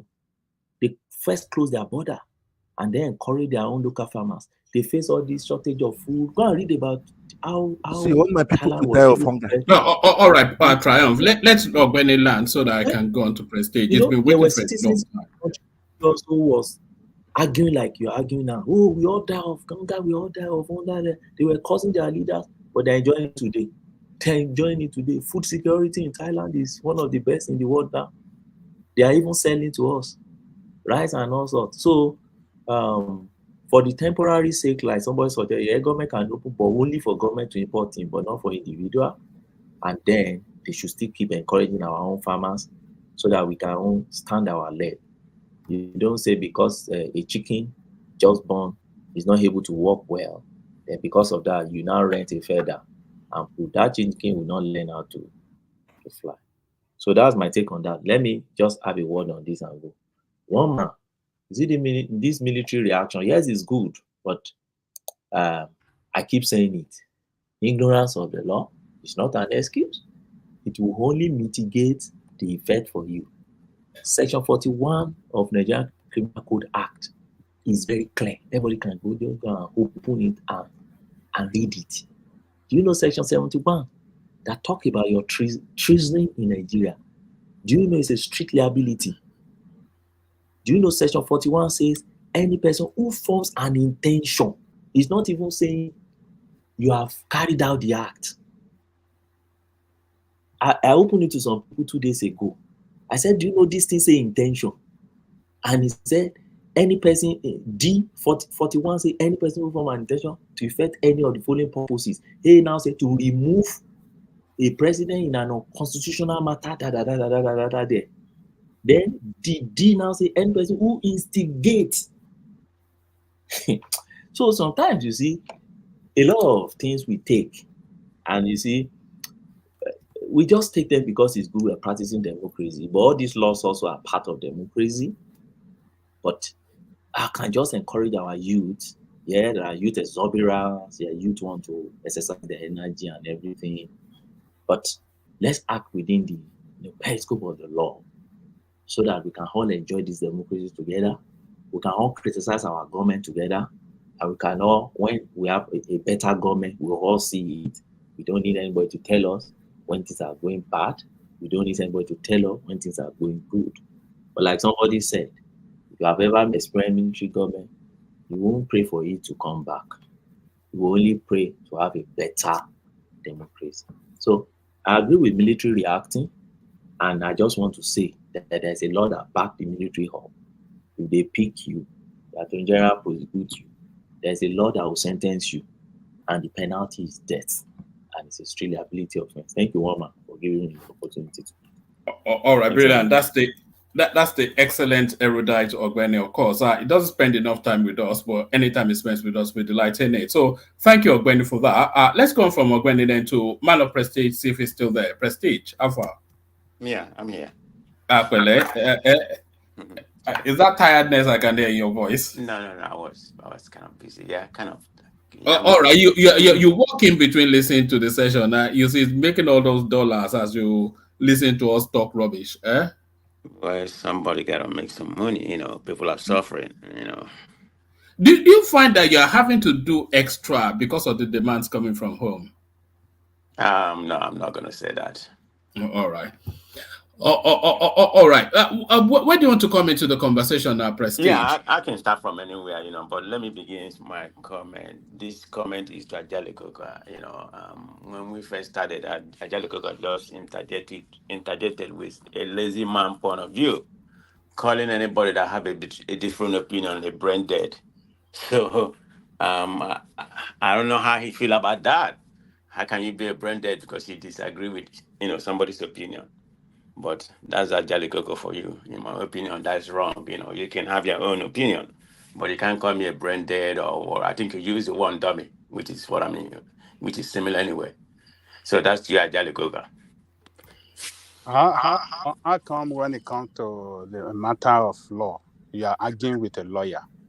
It does not. What is a lawyer? That's subjective. Well, he may be a lawyer, but he doesn't have all the whole knowledge. I mean, that's his opinion. He's knows everything. He's not an expert in that. He's not an expert in Nigerian. I mean, he may have all the whole degree when it comes to Nigerian lawyer or whatever, but that doesn't give him the for which to agree with. I mean, I like his narrative. You don't know anything about. But I'm not gonna stay here when I think he's bending the truth. In my own opinion. Your opinion have nothing to do with the law. It carry no fact with the law. Somebody that knows the law is telling you what the law says, and you are claiming somebody that knows. You know that he's a lawyer, right? You know what lawyer does, right? So I'm not going to go into deep with it. What do you mean by what lawyer does? Are you saying that he's taking side on what he was saying? Lawyers, yes, that's what lawyer does. Whatever fit their own narrative. I mean, I'm not saying he does it, but for you to make it, let's take Ogbeni out of that. For you to come here and say that I have to believe him to go and bring anything a lawyer said. Hold on. Because he's an expert in that way. No way, not me. I'm not a dummy, like you said. You guys pushed him to go and bring a video. He brought a video to back his point, and you guys still continue to argue. Is that not what kind of dumb is that? What kind of dumbness is that? You're still repeating the same word. Dumb. Yes. Okay. When you somebody presented you with a fact and you are still arguing. I think Prestige is saying he finds that word. Hold on. I think Prestige is saying he finds that word particularly offensive. That you can disagree, but don't call him dumb. I think that's what he's fine. saying. I mean, you don't disagree. You don't see fact and disagree with fact. How would you describe that? How would you describe somebody that is being presented when he's presenting something the way he see it? We are not in a court of law. We are the fact, back up everything. Let's say you commit a crime, they show you a video of everything you commit, or the money you stay. That's when you can do that in a lawyer when you come in a lawyer forum. But we are not in a lawyer forum. He's just here to present his own perspective. And I don't have to. I don't have to agree with everything he said. It's up to me as an individual who is intelligent to go and investigate whether there's any fact to back up that. And when I did my investigation, there's no fact to authenticate that they actually carry gun. But I'm going to speak on that. Did you see them carrying gun in that video? Come on now, you're in America. You're an educated man. No. Don't go to America. This is not a matter of America. I'm telling you. I'm telling you you are wise enough. That's why I use the word America. Hold on. In that video, you didn't see them carrying gun. Yes, I saw it, but that Okay. Let me come to this point. Okay, No, we are having what a you very good. argue, We are what having a civil conversation, so don't mind me raising my voice. It's just the way I talk. I don't have any issue with you. You know. Yeah, I see them. I see them carry gun. Okay, the first thing Ogbeni said that they manufacture their own gun. And the Nigerian government, said this is the gun that was used during the Civil War. I'm talking about the Civil War that fought between 67 and 70. So the Easterns still have that weapon. That's what they said. So which one are we going to be? Then they said Nnamdi Kanu imported weapon from overseas. Up to today, there's no fact to back up that. That's the point I'm saying. I mean, I have to say, I had evidence to believe they do. Did they form a did they form that? Yeah, but Nigerian government classified them as a paramilitary. And I mean, I never support any kind of autopilot when it comes to something to do with Nigerian government. But I understand the reason why they formed that Eastern Security Network because of what was going on. The Fulani herdsmen was ravaging the southeast and everything. He said he's going to form that, but everything that Nnamdi Kanu said is any one of the things that he said, is that factual? I mean, this guy is a propagandist. He can say anything you want for you to believe. I mean, some of the things that you're accusing me, yeah, it's probably true. I'm not here even defending what Nnamdi Kanu. I'm not an Nnamdi Kanu follower, but I want fact for you to back up what he said. I mean, Ogbeni can make that kind of narrative, but in my own opinion, some of the statement that he made is kind of bending the truth. I mean, that's the way I see it. Man of prestige, can someone contribute to you? Yeah, go ahead. I don't have no problem. Now, see, man of prestige, you are prestige, and let's say you are reputable, but everybody has its own side of politics or tribal sentiment. See, we all can agree what led to what Pa Nnamdi, Mazi Nnamdi, Sunday Igboho, and Co are doing. You understand? So, but at this time, a particular point in time, you may be agitating for something and you may be criminal in it at the same time. But the like of Ogbeni, what he was saying is this: is was rolling out his own fact. One thing is struggle, one thing is legal. Some people they use illegal way to achieve whatever they wanted to achieve. Why so? Because sometimes you may need to go out of the law sometimes to enforce whatever, but you should be ready to face the consequence. So we all know why Mazi is there. So Mazi might have done the wrong thing because he said all those things himself. So it becomes difficult for people to declare that he didn't do all those things because he said it himself. So that's the point. But what federal government is doing to him is another thing entirely, which I do not agree. And I've said it over and over here that look into the reason why we have Sunday Igboho. Look into the reason why we have Mazi.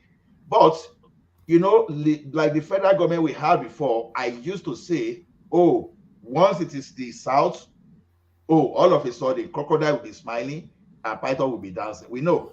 So despite you covering your own illegality, doesn't mean that if your illegality is not illegality. That's just a fact there. So this thing is, when the like of Ogbeni speaks, let's just face this fact.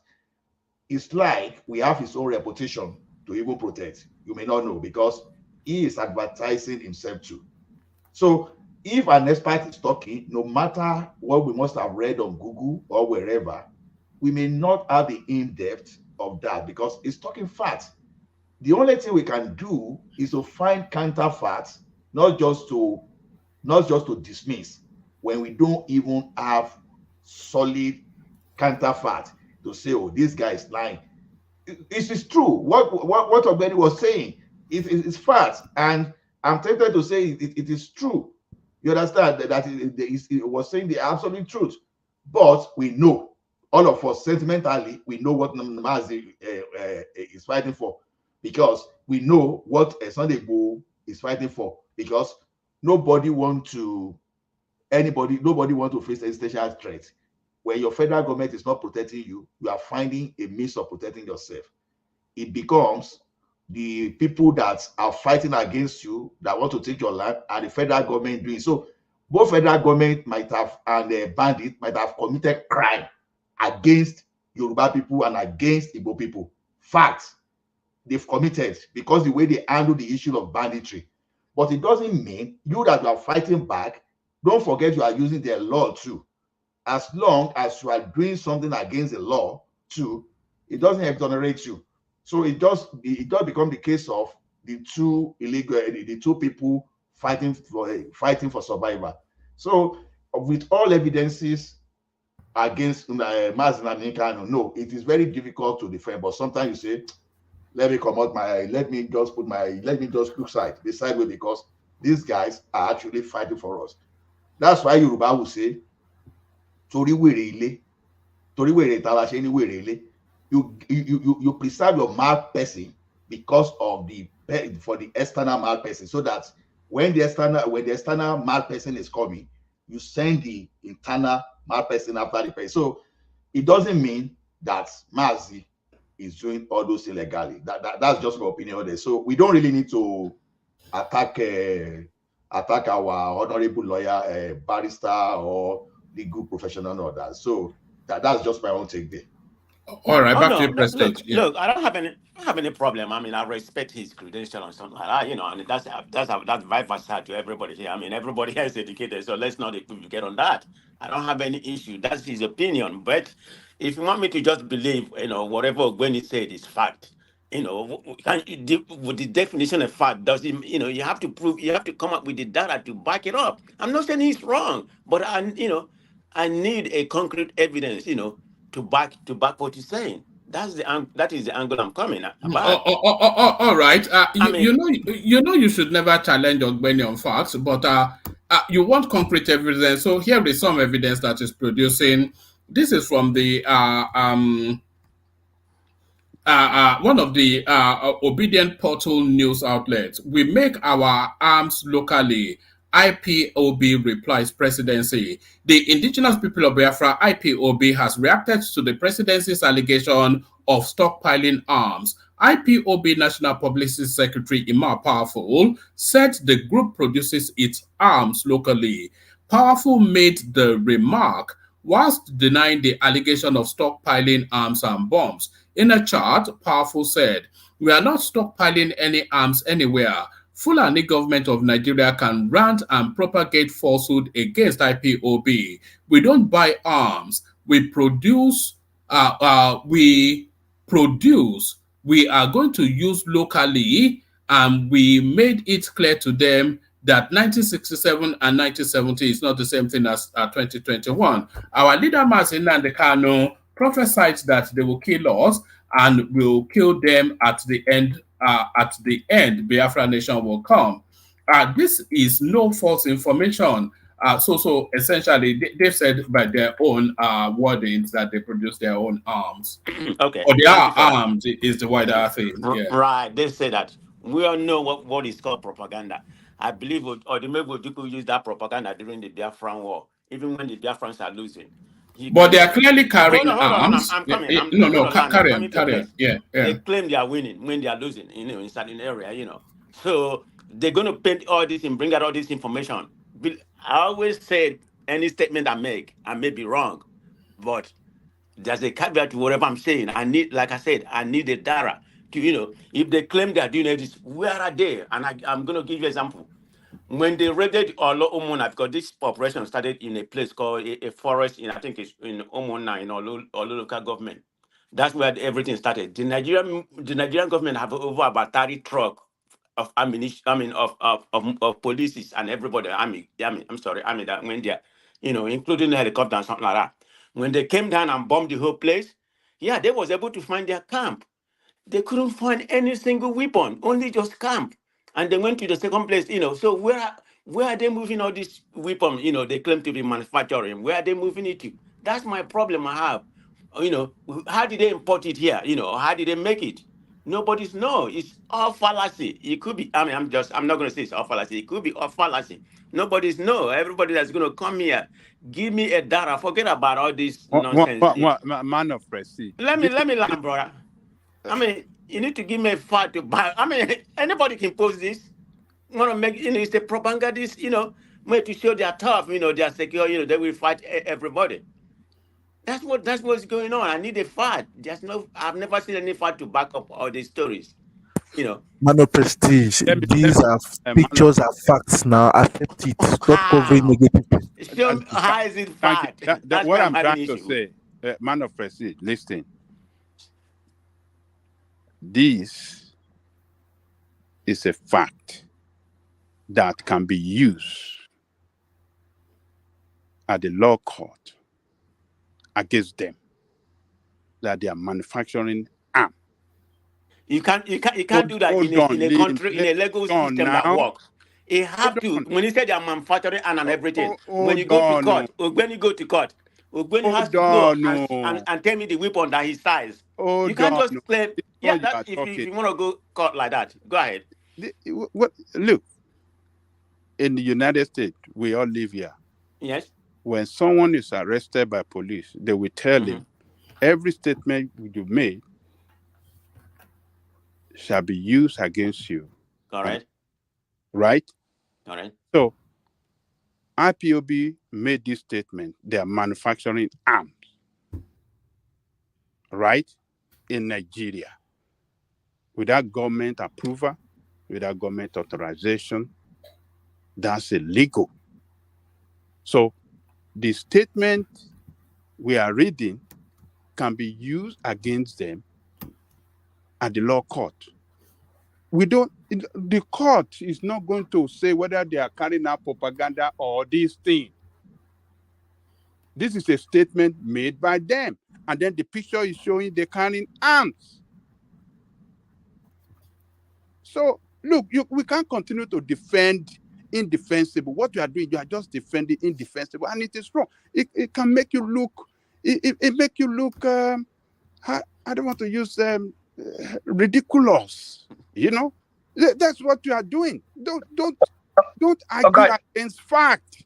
Okachaleko, it's ridiculous. Anything against them is not propaganda. But anything they do against other people is propaganda. So what they are not funny. What you guys are doing, using the Igboho case, using Sowore case against the administration that they favored those two guys, while your own guy is in detention, it's not good. You are lying against the government. And you don't have to do that. Because of what? Ethnicity? Ethnic propaganda? Because the president in the position of president, the person in the position of president is not your ethnic man. It's a Yoruba man. And you want to drag his name to the mud? It's not good. Tinubu is not my man. I've criticized his policy here. And I don't know what they are doing that can make life better for Nigerian people. I don't see it in sight. But should I be lying against him? Using one kind of crooked lie just to destroy him? That is not good. As an educated somebody, you can't do that. You know what you're doing in the heart of your heart. No, I don't. And I don't know what he's doing. I'm not there. You know what you are doing. All right. Prestige, should I take you to the clip that somebody sent in for you to react to? Once you finish this. I'm here. All right. I've not seen it, but I think it may well. Let's just watch it. But this is the clip somebody sent for you to react to.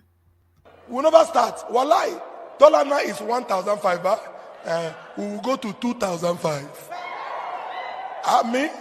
We will know. I'm not a boaster, I will tell you too. We will know between these three tribes who is the strongest. Check people, they kill how many million people. They still survive, spread all over the globe. They still build houses all over the globe. Show me one Yoruba man that built a house in Onitsha.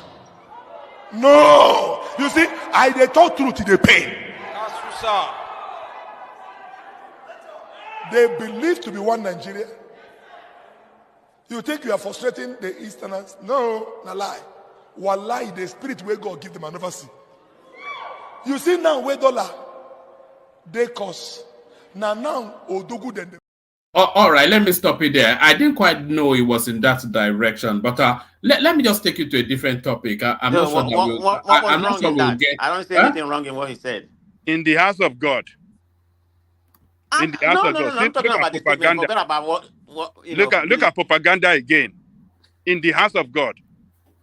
Against running ethnic jingoism in the house of God. Look at this stupidity that these people are doing. Are you a Christian now? What is this? What kind of stupidity is this? In the house of God, saying, oh, some people will survive, some people will not survive. For God's sake.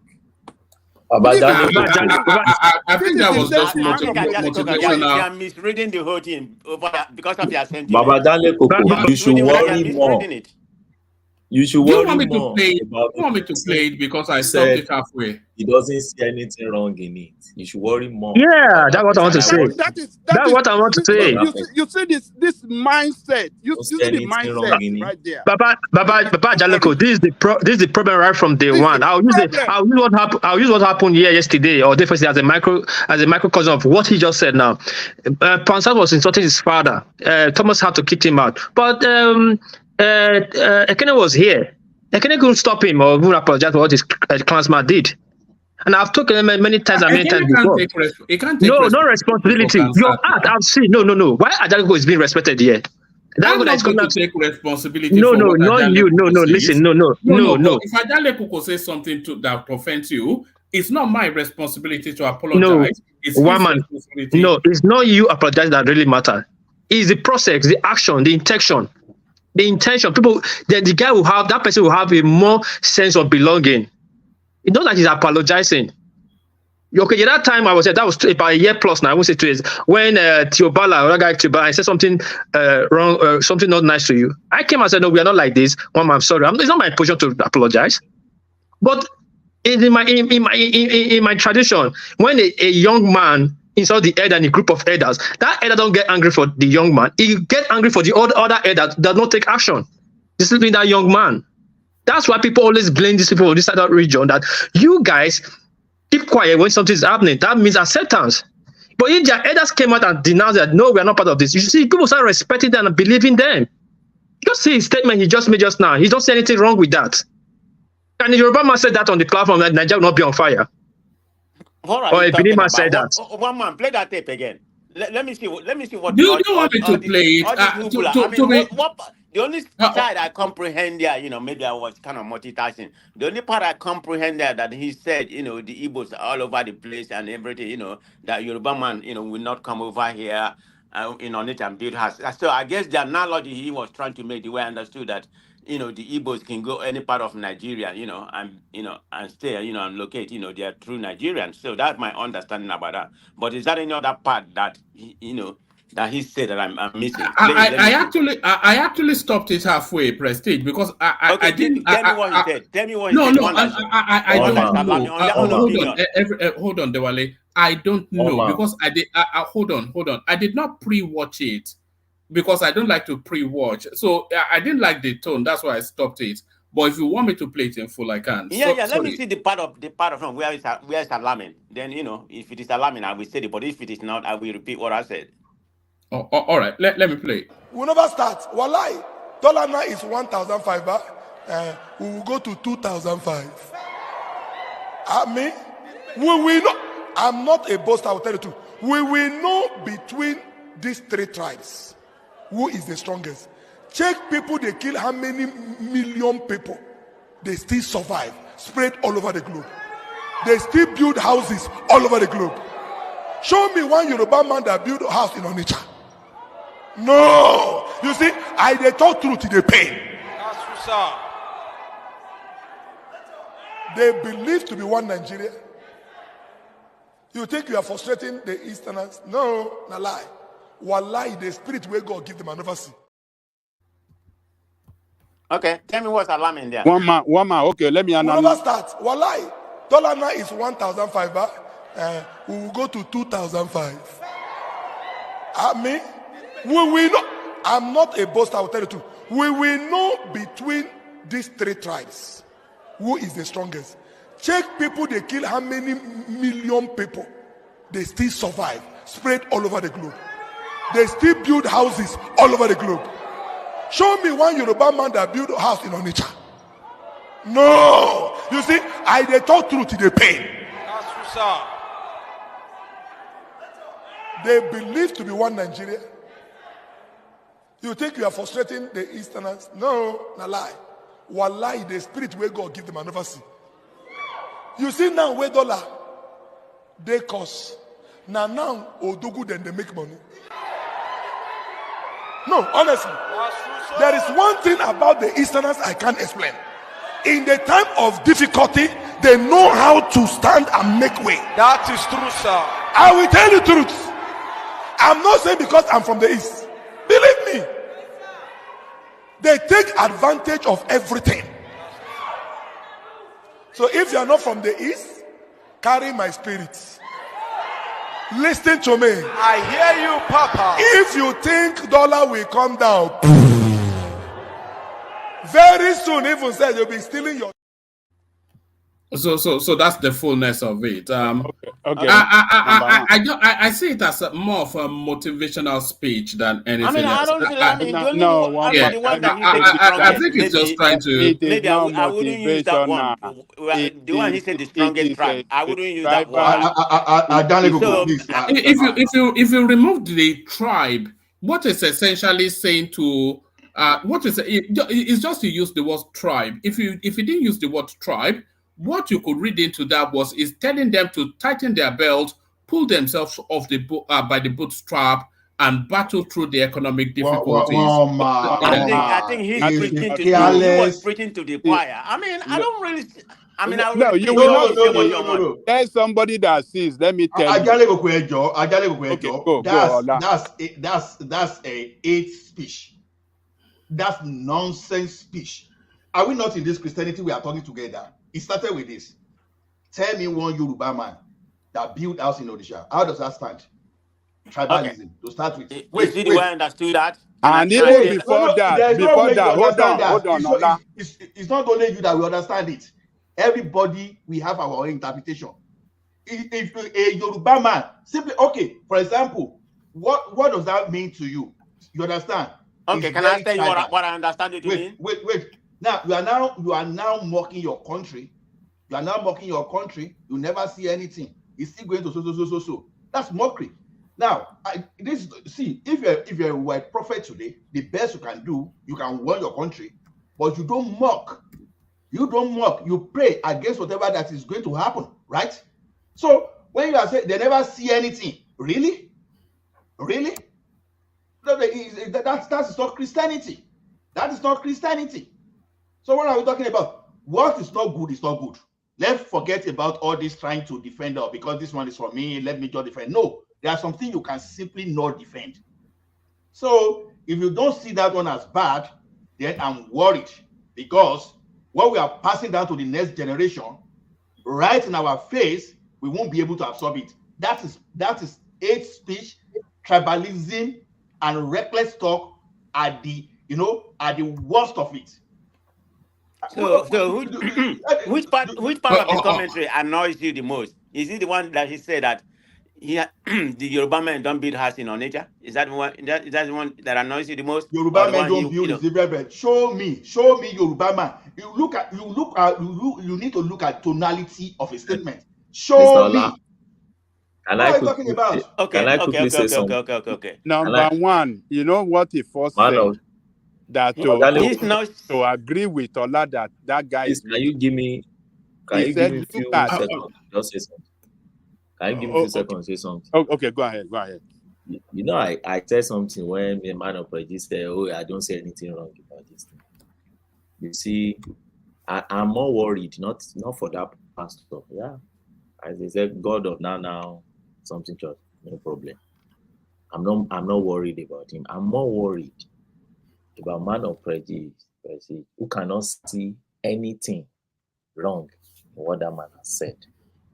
And the reason is because I know man of prejudice stayed in the Western world. First and foremost, first thing I see that is wrong with that clip is what I call unpatriotic spirit of a man of God. Patriotism talks about you feeling what your country is feeling.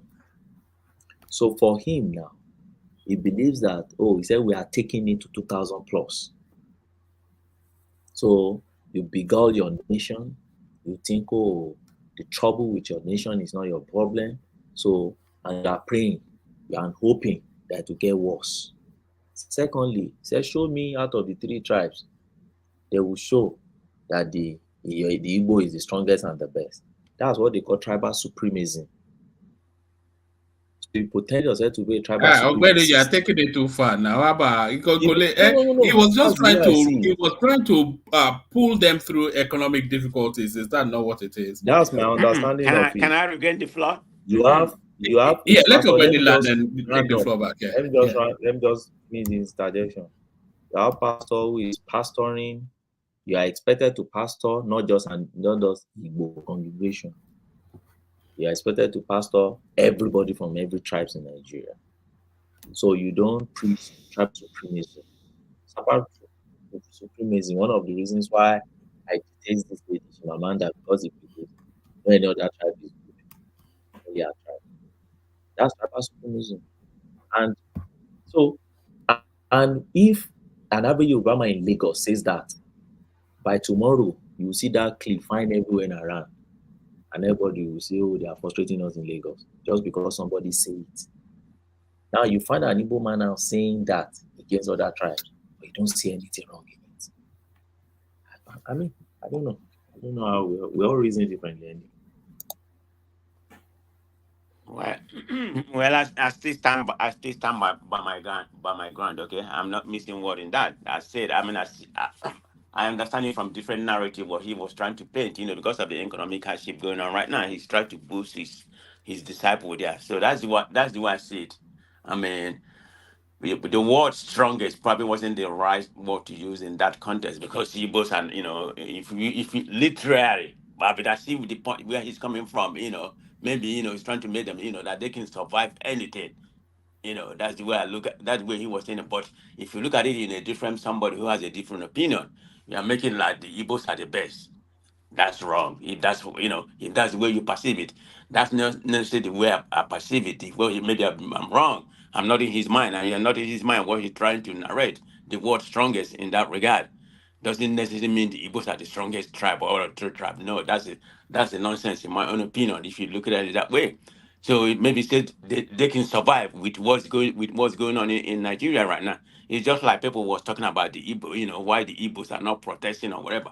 Are the Igbos the only geopolitical zone that is not protesting? South is not protesting. But if I'm, like I stated, I think I tweeted the other day, if I'm in that part of country that I live right now, I will never come out and protest. By no means, not right. I will never come out, because if you go to if you go to Southeast, every 10 minutes or whatever, or 5 minutes you drive, is checkpoint all over the place.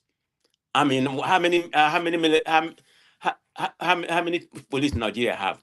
About 3,500 or whatever. I can say about 1/3 of them are stationed in the Southeast. For what? When the main thing is happening, in the North, that's when they need to go suffer. I'm not saying there shouldn't be a checkpoint.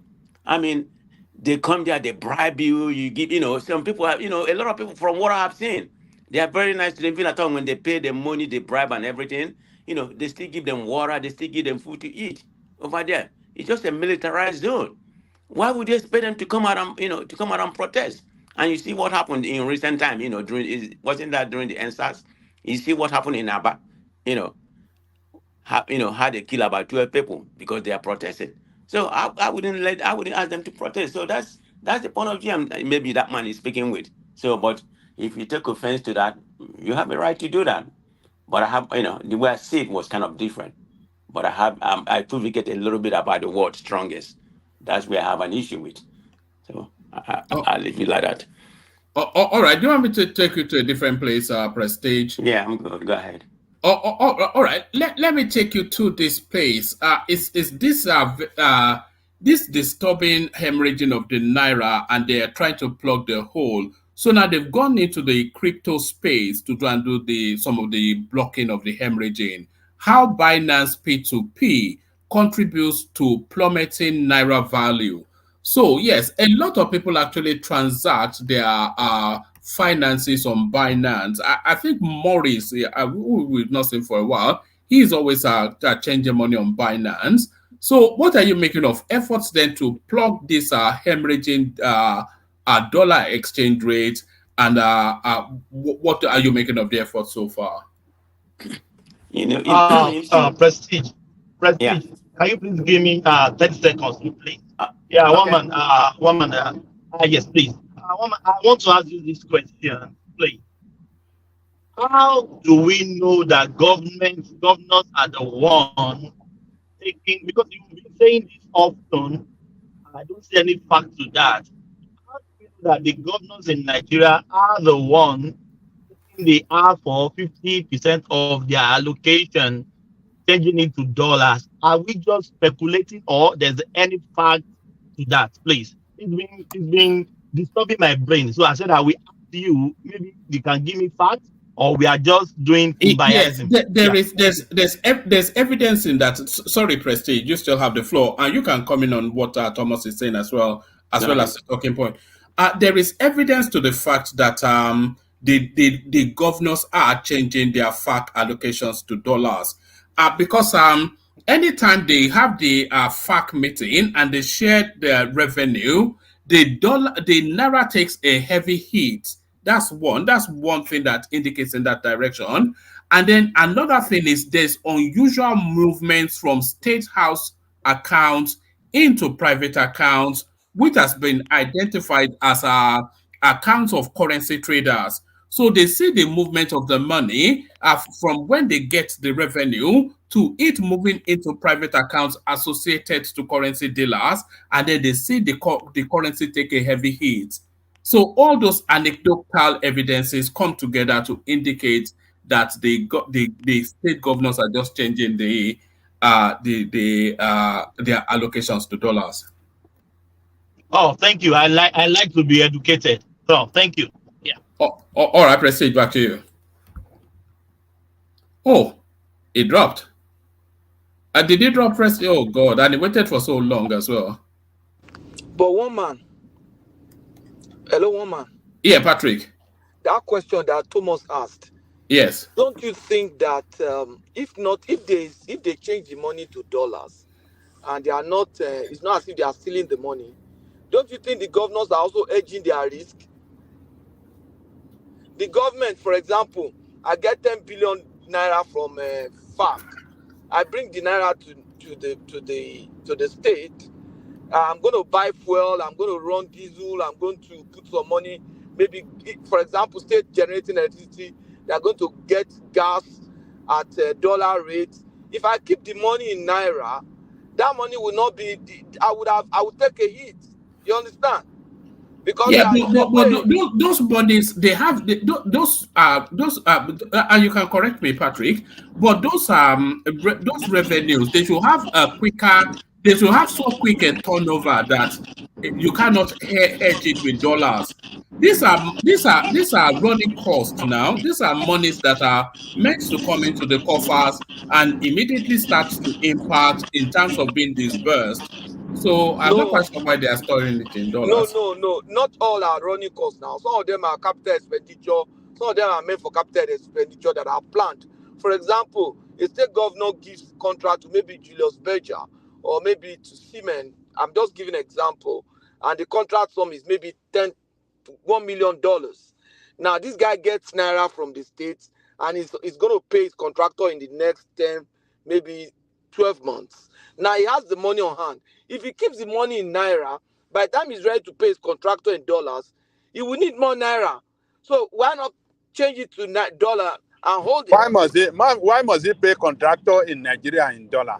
Why? No. For example, if you are hedging, maybe for example you have a contractor, you have Siemens, or you have a contractor who wants to buy maybe components of contract dealings from foreign countries. You understand? He wants to buy a semiconductor, he wants to buy something in dollars for what you are doing for the job he's doing for you. You understand? The contractor might say, okay, to hedge his own risk, you pay me in dollars or you pay directly to the supplier. Depending on, I'm just speculating now. So if Patoski, Oh, you know why I don't agree with you.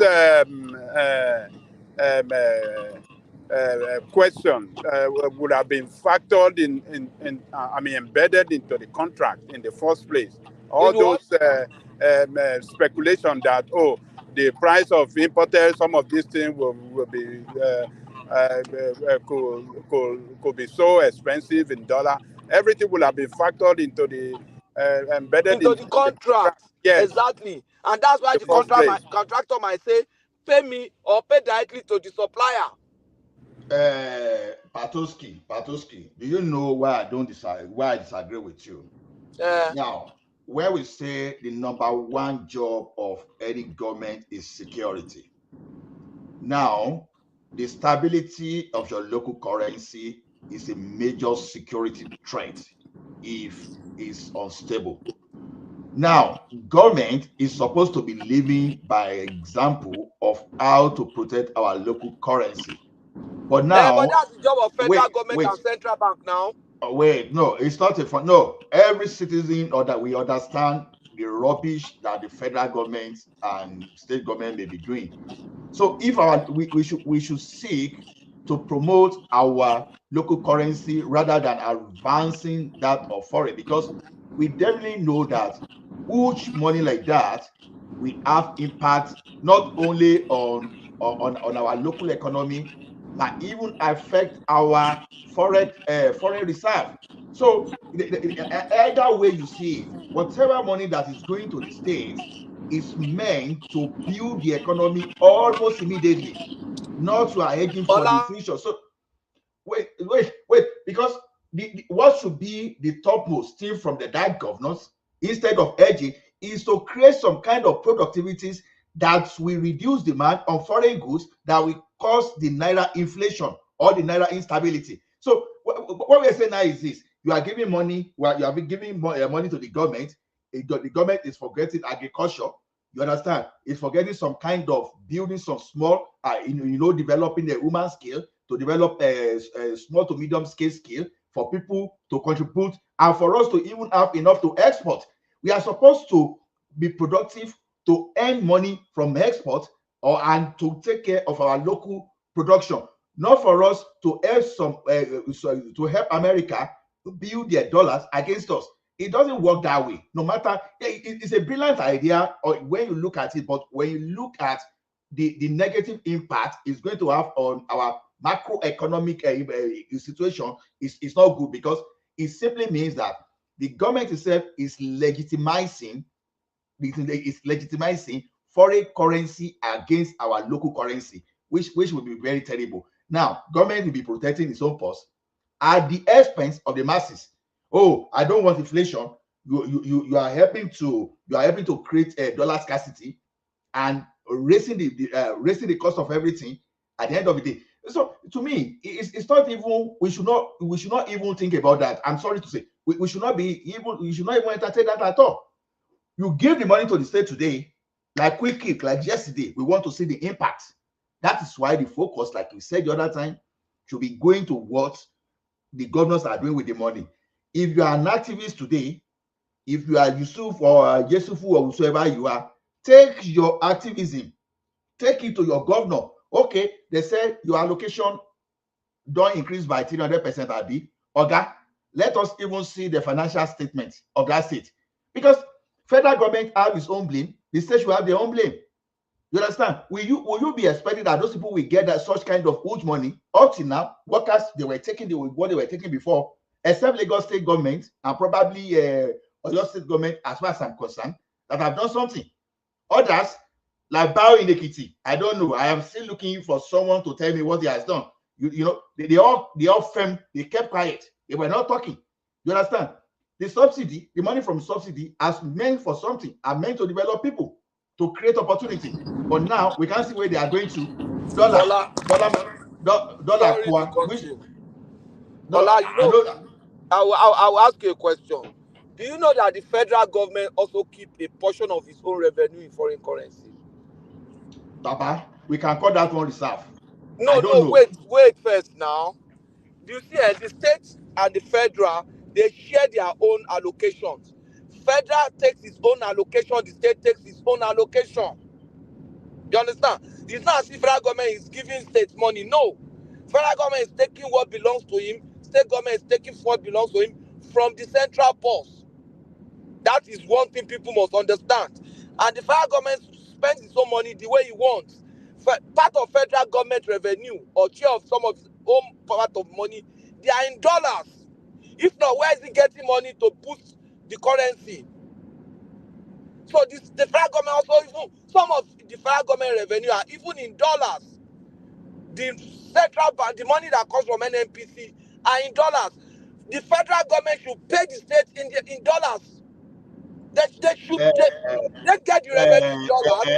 Patoski, are you aware that the stream of our revenue, less than 8% of that revenue is from crude oil?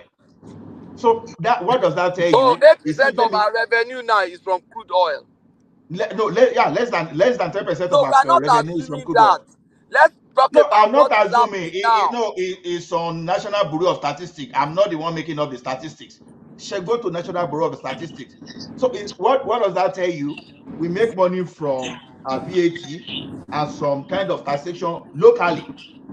So we will be making other sum of forest, but you will be surprised that probably the forest we are ahead, the forest component of that may not even be 20% of the entire country revenue. Now, but just imagine they say we are meeting our quota now. Just imagine the money you get from import duties, the money you get from VAT. You now take everything down to the state, and state now start converting everything to dollars. How does that sound? Do you understand? If you are saying they should be using the forex from crude oil to build their foreign reserve, maybe I can agree with you. But now to be converting the money from VAT, agricultural taxes, and the money from import duties, and we are now saying maybe the corporate taxation from industry in the country, like the one we get from MTN and Co. I'm saying, okay, when you are sharing all those one now, we are now converting all those into dollars. Is going to kill Zimbabwe will be a better land compared to Nigeria. So to me, that idea it may be good for selfish individual and a capitalist a speculator that want to make money, but for the government that's supposed to be investing in developing the people almost immediately, that's supposed to be alleviating doing some kind of poverty alleviation. People like us that went against Obi, why did you go against Obi? Your people are seen in poverty and you are claiming to save money, even though we knew that kind of money there was a fraudulent intent behind such kind of savings. So what are you talking about? So the state government, once the money is not saved at the center, the money is meant to be spent. So we are talking of the state that are owing who are those people with a huge the humongous local debt? They are still the state government we are talking about. So to me, dollar is not even, government is even supposed to be living by example, that okay, as the government, apart from the one we get, maybe we use that to build our foreign reserve, we are not going to be encouraging dollars. That's just the way I see it. They should be spending that naira. That's the way to go. Thank you. All right, brilliant. Prestige is back, so he regains the floor. Prestige, back to you. Do you remember where you were, or do you want me to build you back into the conversation? Yeah. Go ahead. We were just talking about how the state governors are actually sabotaging the national currency by immediately pumping huge amounts into the space as soon as they get their federal allocation. Okay, they're going to be hoarding the money. What are they doing with the money? You're talking about the one that was distributed to the state? Yes, every month they go and have this federal allocation something committee. And as soon as, and they are getting plenty more now because of the removal of the oil subsidy. So what they seem to be doing, and most of the state governors seem to be doing this, is that they'll split the money into half or even 60-40, and then they'll call their aboki and just pump half of that, half of their monthly allocations into the dollar. But then they'll tell their bookie to buy at whatever price because they just need dollars. And that seems to be just hemorrhaging the value of the national currency. This is what is being reported. Prestige, before you, sorry, one man, before you respond, Prestige. So are the money being embezzled or the money is still for the state? I just want to verify that. We don't know that yet, but almost certain to be embezzled. But but it's pretty much the same thing, you know. I mean, the money that is being allocated, in particular right now, you know, that we're having a lot of revenue, you know, they're allocating all this revenue to them. It's part of hoarding of dollars. Is that not what they're doing? I mean, they save that money and use part of the money to send their kids, you know, overseas. That's part of the problem we're having. We keep on talking about the government.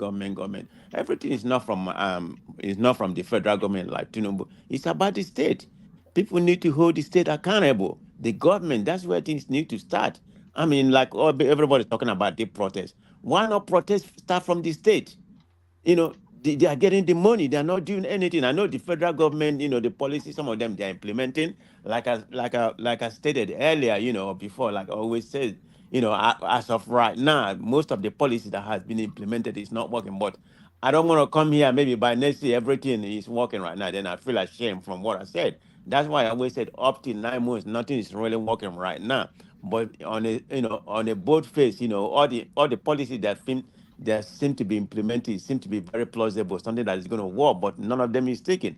But that goes to show you about the problem we have in Nigeria. This is something that started long time ago, even before Jonathan, and we've been heading in the wrong direction. Yeah, to be fair to the present government. You know, if you want to trace the problem of that country back, we probably trace it back to Babangida. We've always had problems, but this real brutish assault on the economy, a lot of people will say it started with Babangida. Is that right? That's where this naira started depreciating at this level. You know, when he made that policy that he made during that time. You know, this is why military they're not doing policy. Structural or something. Yeah. Right. That's where we started having this problem right now. You know, so I mean, I don't know how to say what's going on in Nigeria, but regardless of what happened right now, nothing is going to come out of it. You know, it's not going to prove the naira. You know, naira may appreciate today, you know, but tomorrow it will depreciate again. You go down to the bottom, we are not producing nothing. We are not producing anything. So that's where things need to start from that production level. We need to have some export. It doesn't matter what we do. Naira is going to be free for all. The economy is not going to move. And corruption, this is my two basic, where this government need to prioritize their policy. Sorry for that. So I mean, I'm short of what to use. You know, I mean, there's nothing I can say here. My little economy background that I understand that's going to help the economy. Except those two things that are outlined. That's where things has to start. Regardless of what they do, it's not going to improve. It may improve today, but tomorrow you go back to where we are, or even got worse. So that's the way I see that part. All right, brilliant. Let me take you to a space that probably interests you even more. Sunday Igboho returns to Nigeria. So that's just how this guy can casually, it's not even sneaking in, no. It's going, I could play you a clip, but the guy that released the clip is notorious for striking people. But is coming back into Nigeria on a place of fanfare with drum beats and everything. So here is a man that is a fleeing felony, somebody that has been adduced to be raging against the national cohesion and unity of the country, somebody that they found arms in his on his premises, and somebody that is agitating for the splitting of the country. So all of these things, why is Sunday Igboho able to walk the streets of Nigeria without being put in handcuffs and put in a room next to Nnamdi Kanu? Okay, to be fair enough, remember I was arguing about this with Ogwini earlier, you know, about trying to make that comparison from, you know, then I'm going to read it. He has not been charged. everything that it was accused, when they say that stockpile arm and everything, I'm not trying to look where if there's any kind of extradition from Benin. I didn't see anything like for extradition because all they hold him there, for entering the country illegally. But I thought the echo was, uh, there's a process you can enter other countries, even like you are being prosecuted in your country or whatever. But according to the Benin people, they said, there's some other thing that he did when he come there, so that's why they had him. And Nigeria has not formally charged him, or even all we said, he's been accused. No formal charge has been levied at them. Prestige. Sorry for cutting in. One man, but Peter Umfunaya, when he was reading and parading the weapons they said they purported or they claimed they find in Igbowo's house, he declared Igbowo wanted. So I think the next thing when Igbowo land in Muritala Mohammed, it will be picked up because he has been declared wanted. Isn't it? Am I talking trash? Yeah, one man. No, I think the DSS should pick him up, but he cannot Yeah, have. maybe they should pick him up for the part of illegal possession of arm. But any other thing that he did, I don't see what's wrong with it. I don't see what's wrong with that. So that's my opinion in that regard. I don't see what's wrong. Like I said, even at all, there's no formal extradition that was in Nigerian government had at that time because they had a plane, waiting for him in Benin in order to extradite him, but they didn't formally file extradition and no formal charge, but he has been accused. So that's why I'm making that point. But I'm saying in Nigerian space, if they can pardon him, they might as well because in Nandukano, most of the charges, has been discharged. So they should make equal, if they should make equal law to him. That's why I was arguing in that part.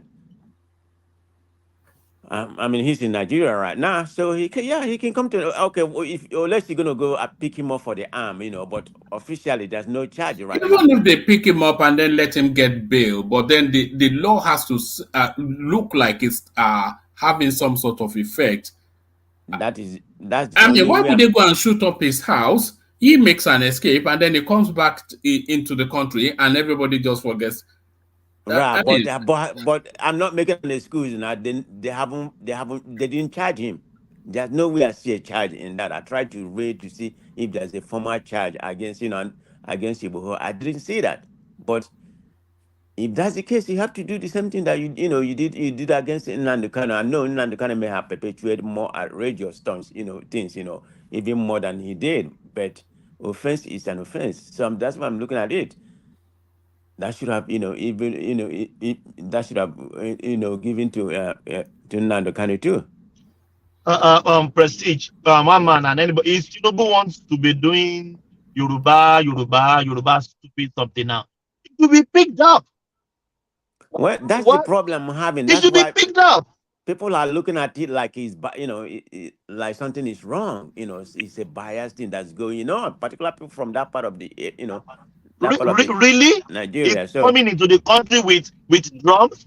It will be picked up immediately. And you go and answer his the allegation. What's going on here, one man?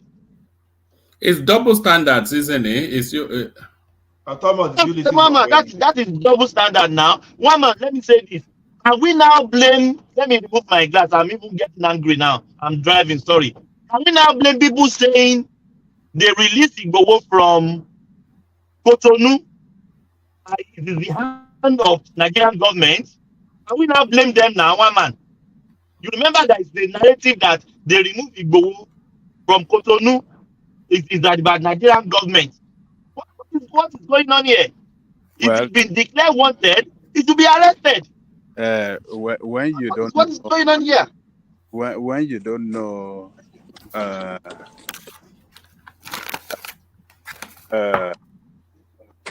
mean, how do I describe it? When you don't know Ajale Gogo, you don't even know what to say because there's nothing there. That is double standard, my brother. That is double standard. Igbo should be arrested. Don't be emotional here.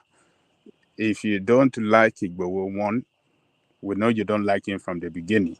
So you can say whatever you like against him. But the legal issues surrounding the case of Igboho is very clear.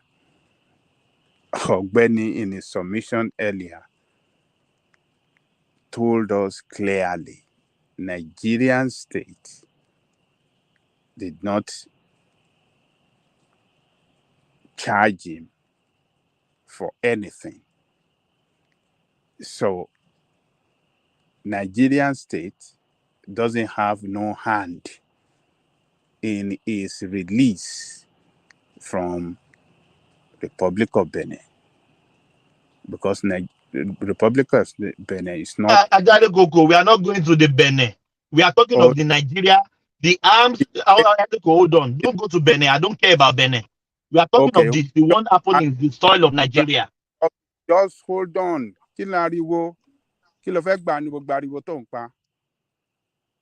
They took him to court. I mean, he took them to court. He defeated the government. He even got, what do you call it? Is it 500 million or 1 billion compensation? 2 billion. 2 billion. And some of the other boys, too, that were taken away from his house, they got them released. The government does not have case against them. So the government doesn't have no case. You are just chanting, and those of you see what's the name of man of prestige is jumping up now on Igboho's case that yes, Igboho should be this thing, but Nnamdi Kanu that constituted a militia group with gun. He said they didn't do anything wrong. But he is agreeing with Thomas that, they found gun in his house. Maybe because of that, they can go and arrest him. You guys should face the fact. And the fact of the matter is that Nigerian state have no charges against Igboho. If you don't know that, go and get your fact right. Ajale Koko, I don't argue that. I knew that you don't have. Hold on, please. So what are the? Why did they decline me wanted? And show us the weapons, show us everything they show us that time. Okay. Is that what is going on there? Okay, so forget Koko, this is a double standard. Koko, you can't lie. This is not a double standard. What are to you be picked up and answer that question? Who is double standard? Thomas, you are not listening to what Ajale was saying. So is Tinubu that started this thing with Igboho? Is it Tinubu? Is it not Buhari? I didn't say Tinubu, but Tinubu is using Yoruba and Tiwantiwa now. You are chanting. You are just chanting for nothing.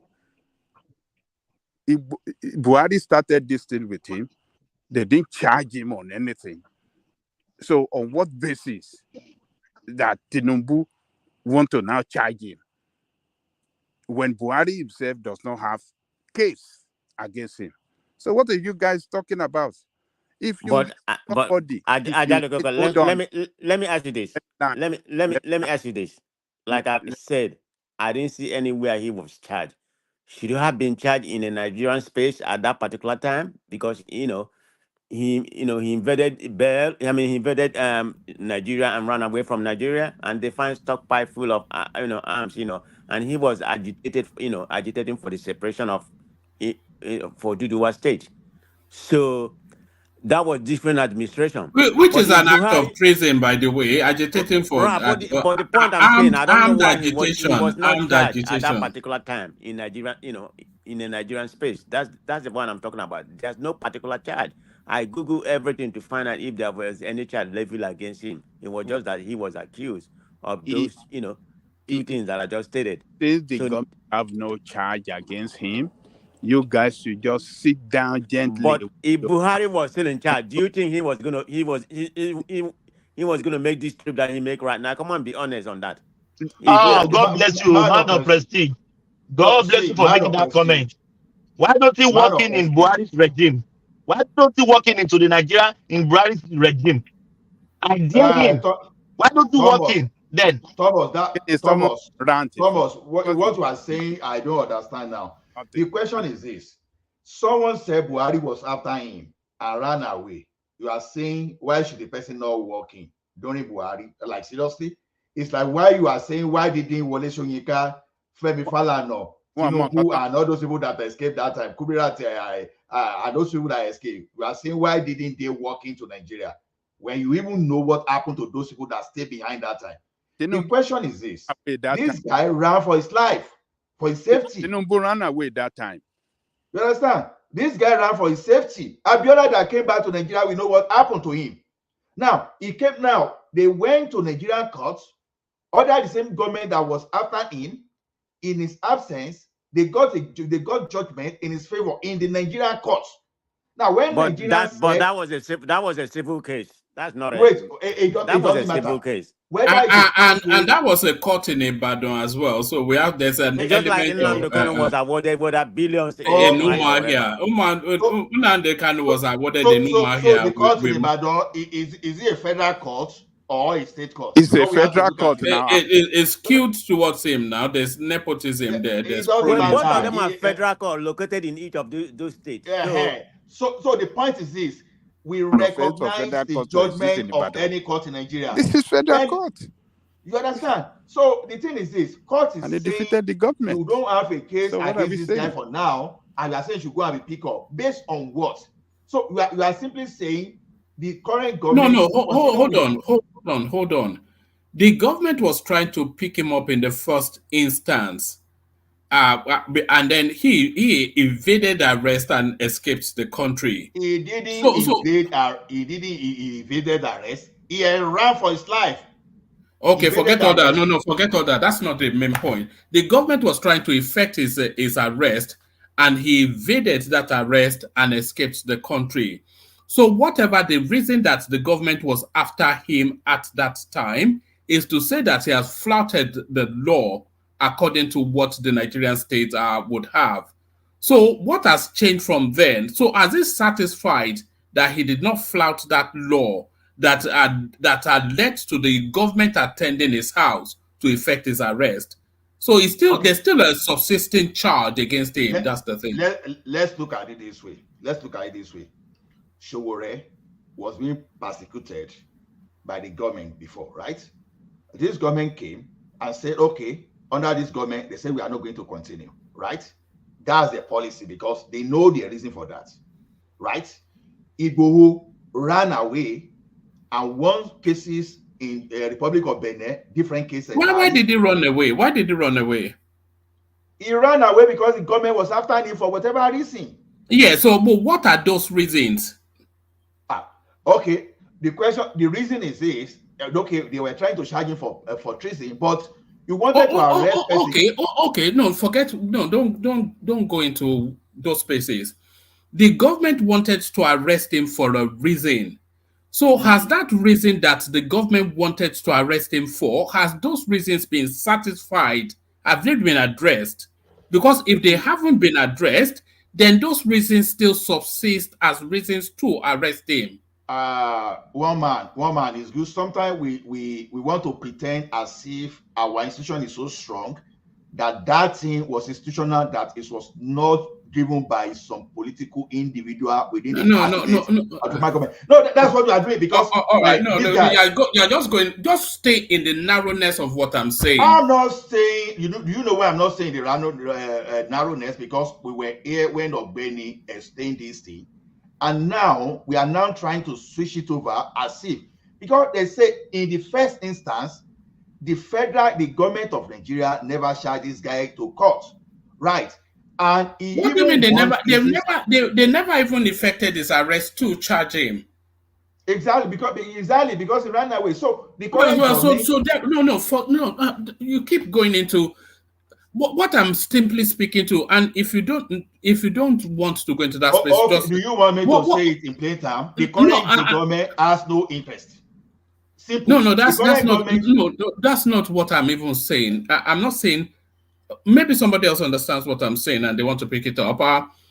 All I am saying is that the government attended his house to effect his arrest for a reason. So now, that reason that the government attended his house to effect his arrest, has that reason been addressed and satisfied?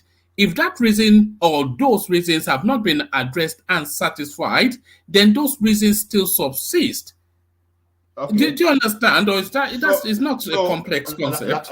Like someone was talking, is talking now in the forum too. The government could have charged him to court in his absence too, right? So let me just say, No, Ola, from what I understand, they can't charge you in your absence. You have to be arrested before they can charge you. You understand? Because he has to be filed right there in your presence in court. You have to, I guess, plead whatever, But they have to arrest the person before they charge the person. Okay, Mike. Mike, let me just own up here. I'm not a lawyer. You could be charged in I'm absentia. It's Ogbeni here. Maybe Ogbeni can correct. You can be charged in absentia. You can be charged in absentia. If you are a fugitive, I just laugh now. If you are declared as a fugitive, you could be charged in absentia. So don't say somebody cannot be charged. So give me an example anyone has ever charged in history. Mike. Even the new charges they give Kanu, they have to arrest him again before they started bringing those new charges. Mike, I think you can't be charged in absentia, but all I'm asking is that the reasons why the government wanted to effect his arrest, has those reasons been satisfied? So that's just all I'm asking. So I don't know quite why we're going all over the place. This is my final take on it. You understand? If Buhari government saw Igboho as a threat to his government and he went after him and he escaped, you understand? Good. And the current government believe that, okay, it's not a threat to my government, and he decided to what do you mean my government? It's not anybody, it's the government. It's not dictatorship now. It's not dictatorship now. It's even the Attorney General. It's not even the president that charge people, it's Attorney General. So I don't know what you're talking about, his government. I know one man is challenging my intelligence, even though I'm not challenging your intelligence. I'm just look at it this way. Look at it this way. Whether we like it or not, the federal government may decide to follow a case through, and they may decide not to follow a case through. That is at their own discretion. The government there before decided that, okay, I would like to go after Igboho. That's their own decision. The current government decided, they've decided otherwise, that, okay, we are not going after. Now, if he has been in court before, and maybe this government suddenly release him, is another case. So where you cannot compare this one to that of Igbo is this, the processes, or the process is already on, and whatever they do after is left to them. After all, they discontinue that of Showore. We never know whether they will discontinue. So it's still at their own discretion. Whether we like it's not a discretion. Okay, that's where I will leave it personally. That's your understanding. That's your understanding of it. Well, that's fair enough. Back to you, Prestige. Let me say something before Prestige comes in. To answer one man, look, in the first place, the way the government, what you claim, what you are describing as arrest, that was not the way arrest should be carried out in the first place. That was a mission to kill him. So it wasn't an attempt to arrest him. It was an attempt to kill him. And somebody was killed. Another person was killed in that house. Several others were seriously beaten. The house was destroyed. All the cars. Do you know there was a build-up to that? One man, don't go there. Don't go there. Do you remember when if you're going to say that it was an attempt to kill? When there was all those ammunition, was it an attempt to kill? It was an attempt to kill, not to arrest. No. Yeah, you can't say that in isolation though, because there's a build-up to that. Is that the way to you? But do you think Ajani that Koko, is you the are saying way it in people should be isolation now. arrested? Well, is that the way people, the citizens should be arrested? Right. You are saying that in isolation. I can bring clips. They tried to hold on. They tried to effect the arrest of Sunday Igboho severally. Even they tried to arrest him on the Lagos Ibadan Expressway, and in all of those instances, his supporters overwhelmed the security forces. Are you aware of that? So that is that. Are you aware? Are you aware? Hold on. No. So tell me first. Are you aware of that? That they tried to effect that was not an arrest. That was not the way to look. You want to arrest somebody, you have to come to that person's house, knock on the door, show him warrant an arrest, and that is the way to effect arrest.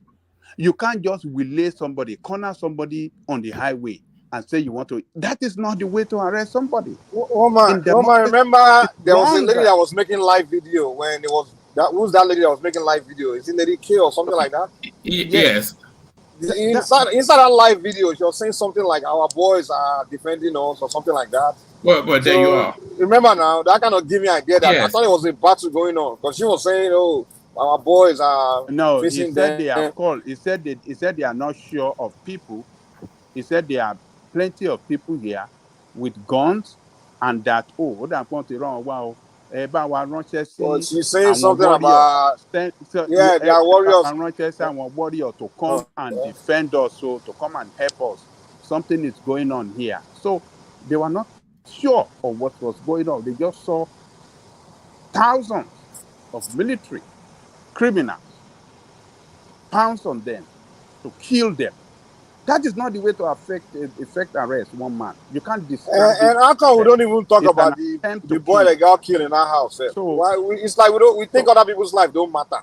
That guy that got killed, all you Igbo supporters don't even care about that guy's life. Who told you? All you guys care about is Igbo. It's not fair now. Igbo that led the guy to his grave. Come on now. That's one thing I don't respect about all these look at people that always stand on lead revolution. You will lead your followers to their grave, but you run away. It doesn't make sense. Only lead you want you. Wait. Was it going on saying follow? Let's go. Wait. What I'm saying is away from the house. One man. Wait. Ajani Koko. Wait. Hold on. Igbo is saying, let's go. He's telling us to even come, let's go to war. I remember he's telling us that. He was telling Yoruba people, let's go to war. I'm a Jagun, you saying it. And he's got those boys following him. He's leading them. So now, they went to their grave. Now you run away. I can't respect that, man.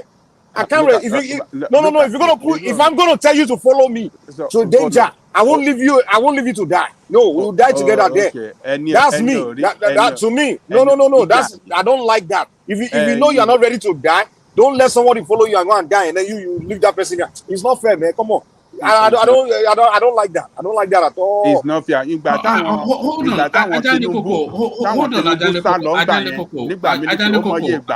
Don't tell those young boys to follow you. You are not ready to die with them. Hold on, everybody. Hold on, Ajani Koko. Let me bring you this before you push back at Mike. You were saying that is that how to effect an arrest? And I was asking if you knew the build-up to that. So this is one of the build-ups to what eventually happened at Sunday Igboho's house. So this is the DSS attempting to arrest Sunday Igboho. It says Yoruba activist Sunday Adeyemo, popularly known as Sunday Igboho, has escaped an attempted arrest by men of the Department of State Services DSS in Ibadan, the capital of Oyo State, on Friday. Men of DSS intercepted Sunday Igboho at Guru Maharaji area in Ibadan along Lagos Ibadan Expressway whilst he was going to a meeting in the state capital. Igboho, who spoke with newsmen afterwards, said he was disappointed. He was disappointed that he has not committed any offense for the attack by the DSS on the instructions of unknown authorities to prevent him from moving around Ibadan. He said despite the attempt, he was able to reach his destination for the scheduled meeting. And there are several other instances as well when they've tried to effect his arrest and his supporters have forced them back. So there was a build up to what eventually happened in his home in Ibadan. So if you look at it in isolation, you can say is that how to effect an arrest. But if you look at it in the totality, they've tried severally, and his supporters have overwhelmed authorities until authority had to come in strength. Yeah, I don't know what you mean by severally. This only one time that we all knew when they attempted to arrest him. And that was even unlawful. You don't jump on the citizen on highway to say you want to arrest you in a country where they kidnap people. So what kind of arrest is that? You want to arrest somebody, you go through court, you get a warrant, knock on the door, arrest that person. That's the legal way. If it doesn't show up, then you take another step by writing him and telling him this is what is going to happen to him, the consequences. There's a process to the way to arrest person. You can't just carry out illegality and criminality and you say, oh, yes, he escaped arrest. No. People should be able to stand for themselves, for their right, that this is not right. So for him to resist that illegal arrest they're trying to carry out, who knows who was behind it? Maybe not the government, maybe some people who are trying to kidnap it. Who knows? So let me what I'm trying to say here is that what they did in the house was not an attempt to arrest, but an attempt to kill. And he escaped from them. And that's the way. But Ajani Koko, but he said if they'll come, they better not come at night. None of them will live alive. I mean, he tried to. I mean, say those things now. I don't want to drag this thing. Let me just. But I mean, we have to hold him responsible for his own words and his actions too. That's what I'm saying. Secondly, one man is that the court case has eliminated his victory at the court, his triumph over the government at the court has eliminated what you were asking for earlier, that he should come and answer anything. What the court case has taken care of that. He has triumphed over the government for all charges against him. Not for all charges, no. The court gave him an award for the manner that they tried to effect the arrest. Okay. They didn't exonerate him from whatever it is that they were looking to arrest him for. So that's to tell you that even the arrest in the first phase, the way and manner they tried to effect what you call arrest was illegal. Yes, but the reason. What about the reason why they tried to effect the arrest? Why haven't they charged him all this? Why? All right. So back to the president. Yeah. No, I don't agree, but I just don't want to label it because they wanted to arrest him for a reason, and that reason has still not been addressed. The judgment he got in court was probably the heavy-handedness of how they tried to effect the arrest, but that's still not addressed. Okay, one man, let me ask you: what do you think the government was trying to arrest him for? What was treasonable acts against the state? How did he carry out treasonable act against the state? He was agitating for a separatist group. He was doing it. He was advocating for a violent secession from the state, similar to what Nnamdi Kanu was calling for war. Peaceful. It was calling for war. Ajani Koko calling me peaceful. Okay, continue. It's calling for ethnic war. We don't need to argue this. I don't. Forget it. But it's true. You are standing like these Southeasterners. They will try to defend indefensible of Nnamdi Kanu offense. But we can't say because someone come from our tribe, we can't speak the truth about what they did wrong. I mean, we have to be able to be honest now. Yeah. Well, I don't know what you are talking about. I am not defending. Just standing. The man was telling us to ready for war. I'm just stating the fact go to war. The government have not charged him for anything. So what are we talking about? So, but let's wait until then. Maybe they're going to charge him in the future, but there's So no until they charges charge somebody against before I him know now, someone did something and wrong. that is why he could come back to the country. No charges, and we have government that in place now that is trying to follow the law. Is he trying to come to the country and not run criminality or illegality? He already is in the country already. That's why we're asking why they've not Igbo in arrested Nigeria? him. Yes, we're asking why they've not arrested He him. doesn't know anything. What my Igbo is in Nigeria right now? He is in Nigeria now, but why have they arrested him? He doesn't know. And he's not arrested. Yeah. Well, that's wrong. Wait. I mean, they have man to. of prestige, you can go ahead, man. Let me leave you. Thank you for allowing me to interject you. Tinubu is in the country and they didn't arrest him. I don't know. This is not looking too cool, man.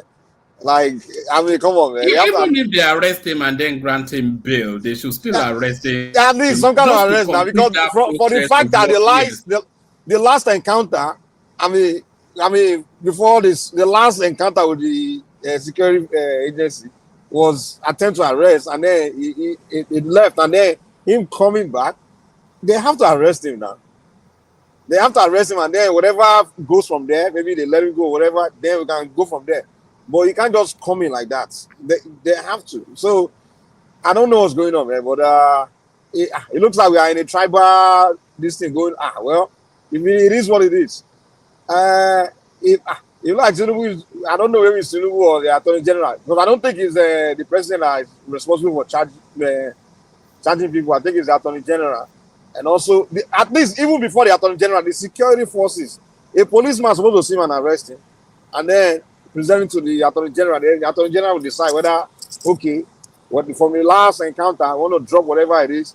But for him to just come in, no arrest, I mean, it's just not right.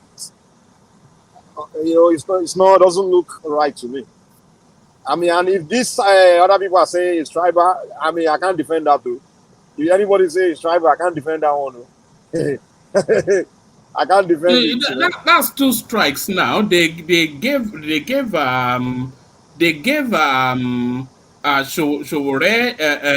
a nice box of chocolate cake and a bouquet of flowers, and they sent him back home. Now they have sent a ticket to Sunday Igboho to come back to Nigeria with fanfare. You could see the drum beat and the dancing and everything all around this guy today.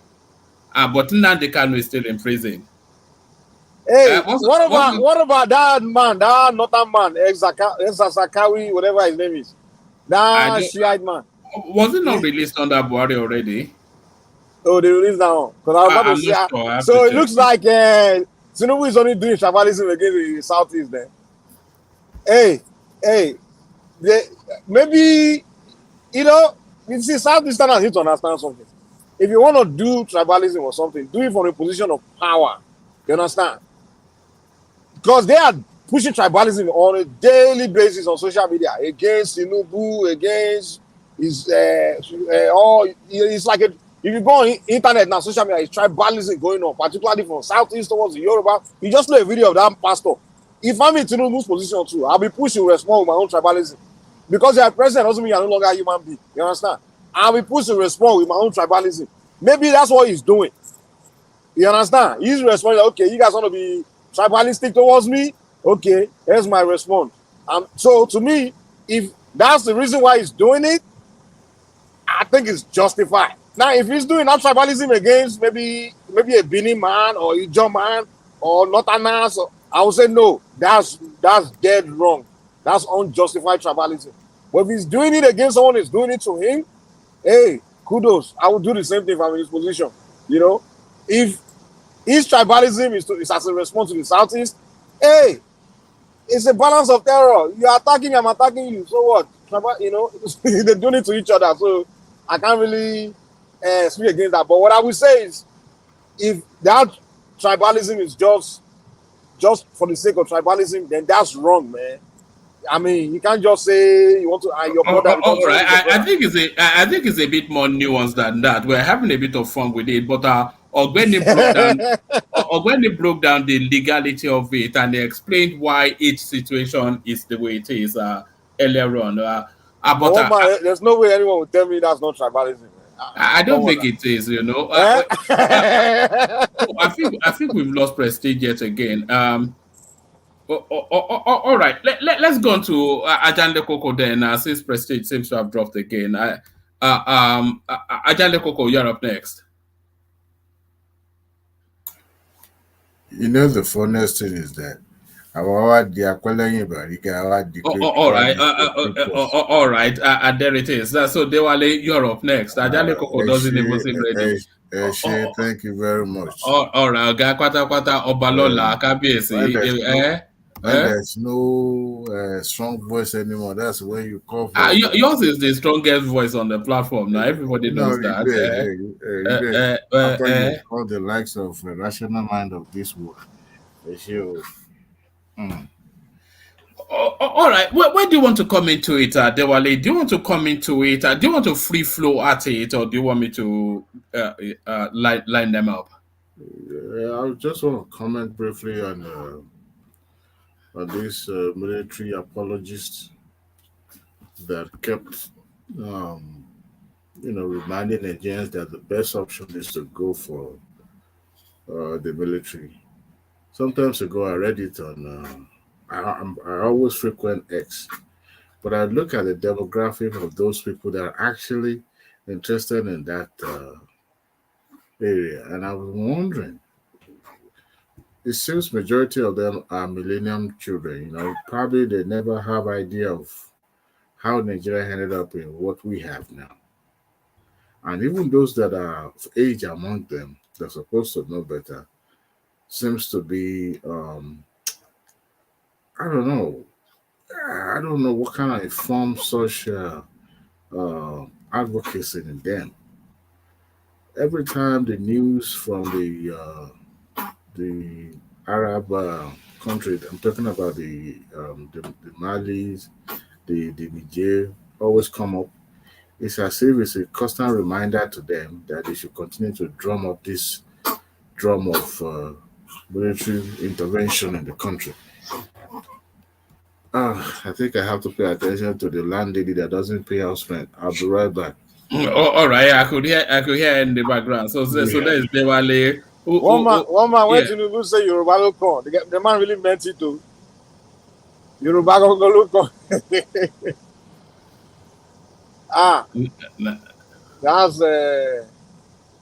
That's really surprising. But hey, I think he really meant it, man.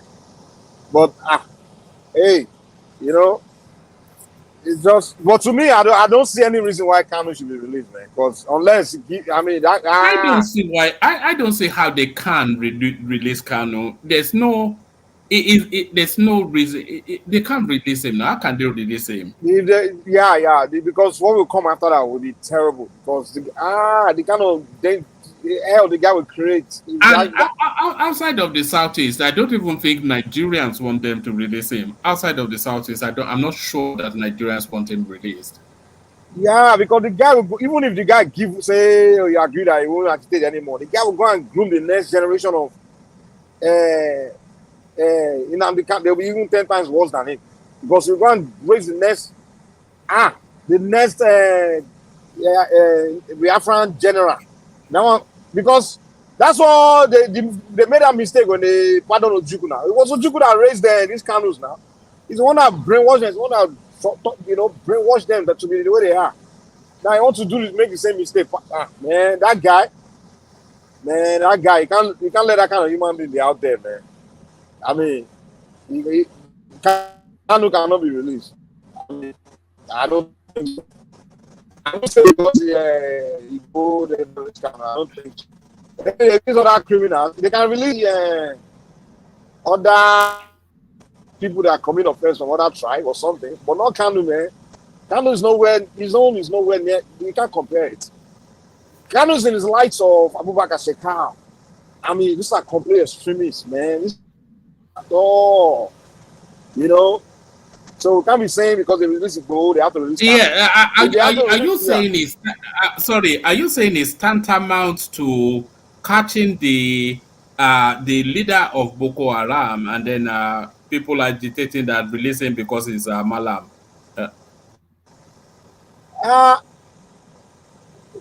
Hold on, say it again. No, are you saying it is tantamount to catching the leader of Boko Haram, and then people saying that they should release him because he's from the north? Yeah. That's exactly, man. That's what it is. Like people, it's like you capture Abubakar Shekau. You're not saying because you are releasing Igbo, you have to release Abubakar Shekau. No, man. This guy is that kind of human being has no business being out there, man. If you want to present a case for tribe or try to release my tribe, then find someone else. It will even make better sense to release someone like Evans the kidnapper, which well, you know, than Nnamdi Kanu, because at least Evans the kidnapper can say, okay, we can keep on him that we won't kidnap anymore. But Nnamdi Kanu will go and raise the next Nnamdi Kanu. That will be worse than Nnamdi Kanu self. Biafra brainwashing. That guy, man, that guy has no business being out there, man. Has no. Oh, you're breaking up, Mike. It sounds like you're driving. Are you driving?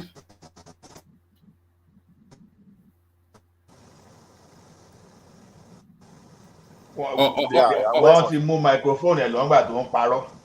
All right. You were breaking. I think you were going through a bad connection space. You sound like you're driving. Yeah, I'm driving. I'm driving. I'm wearing earphones.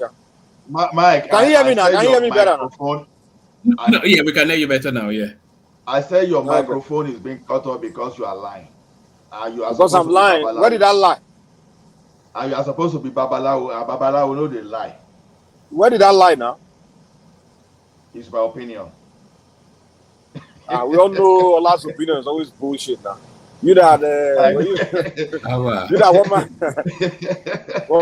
woman.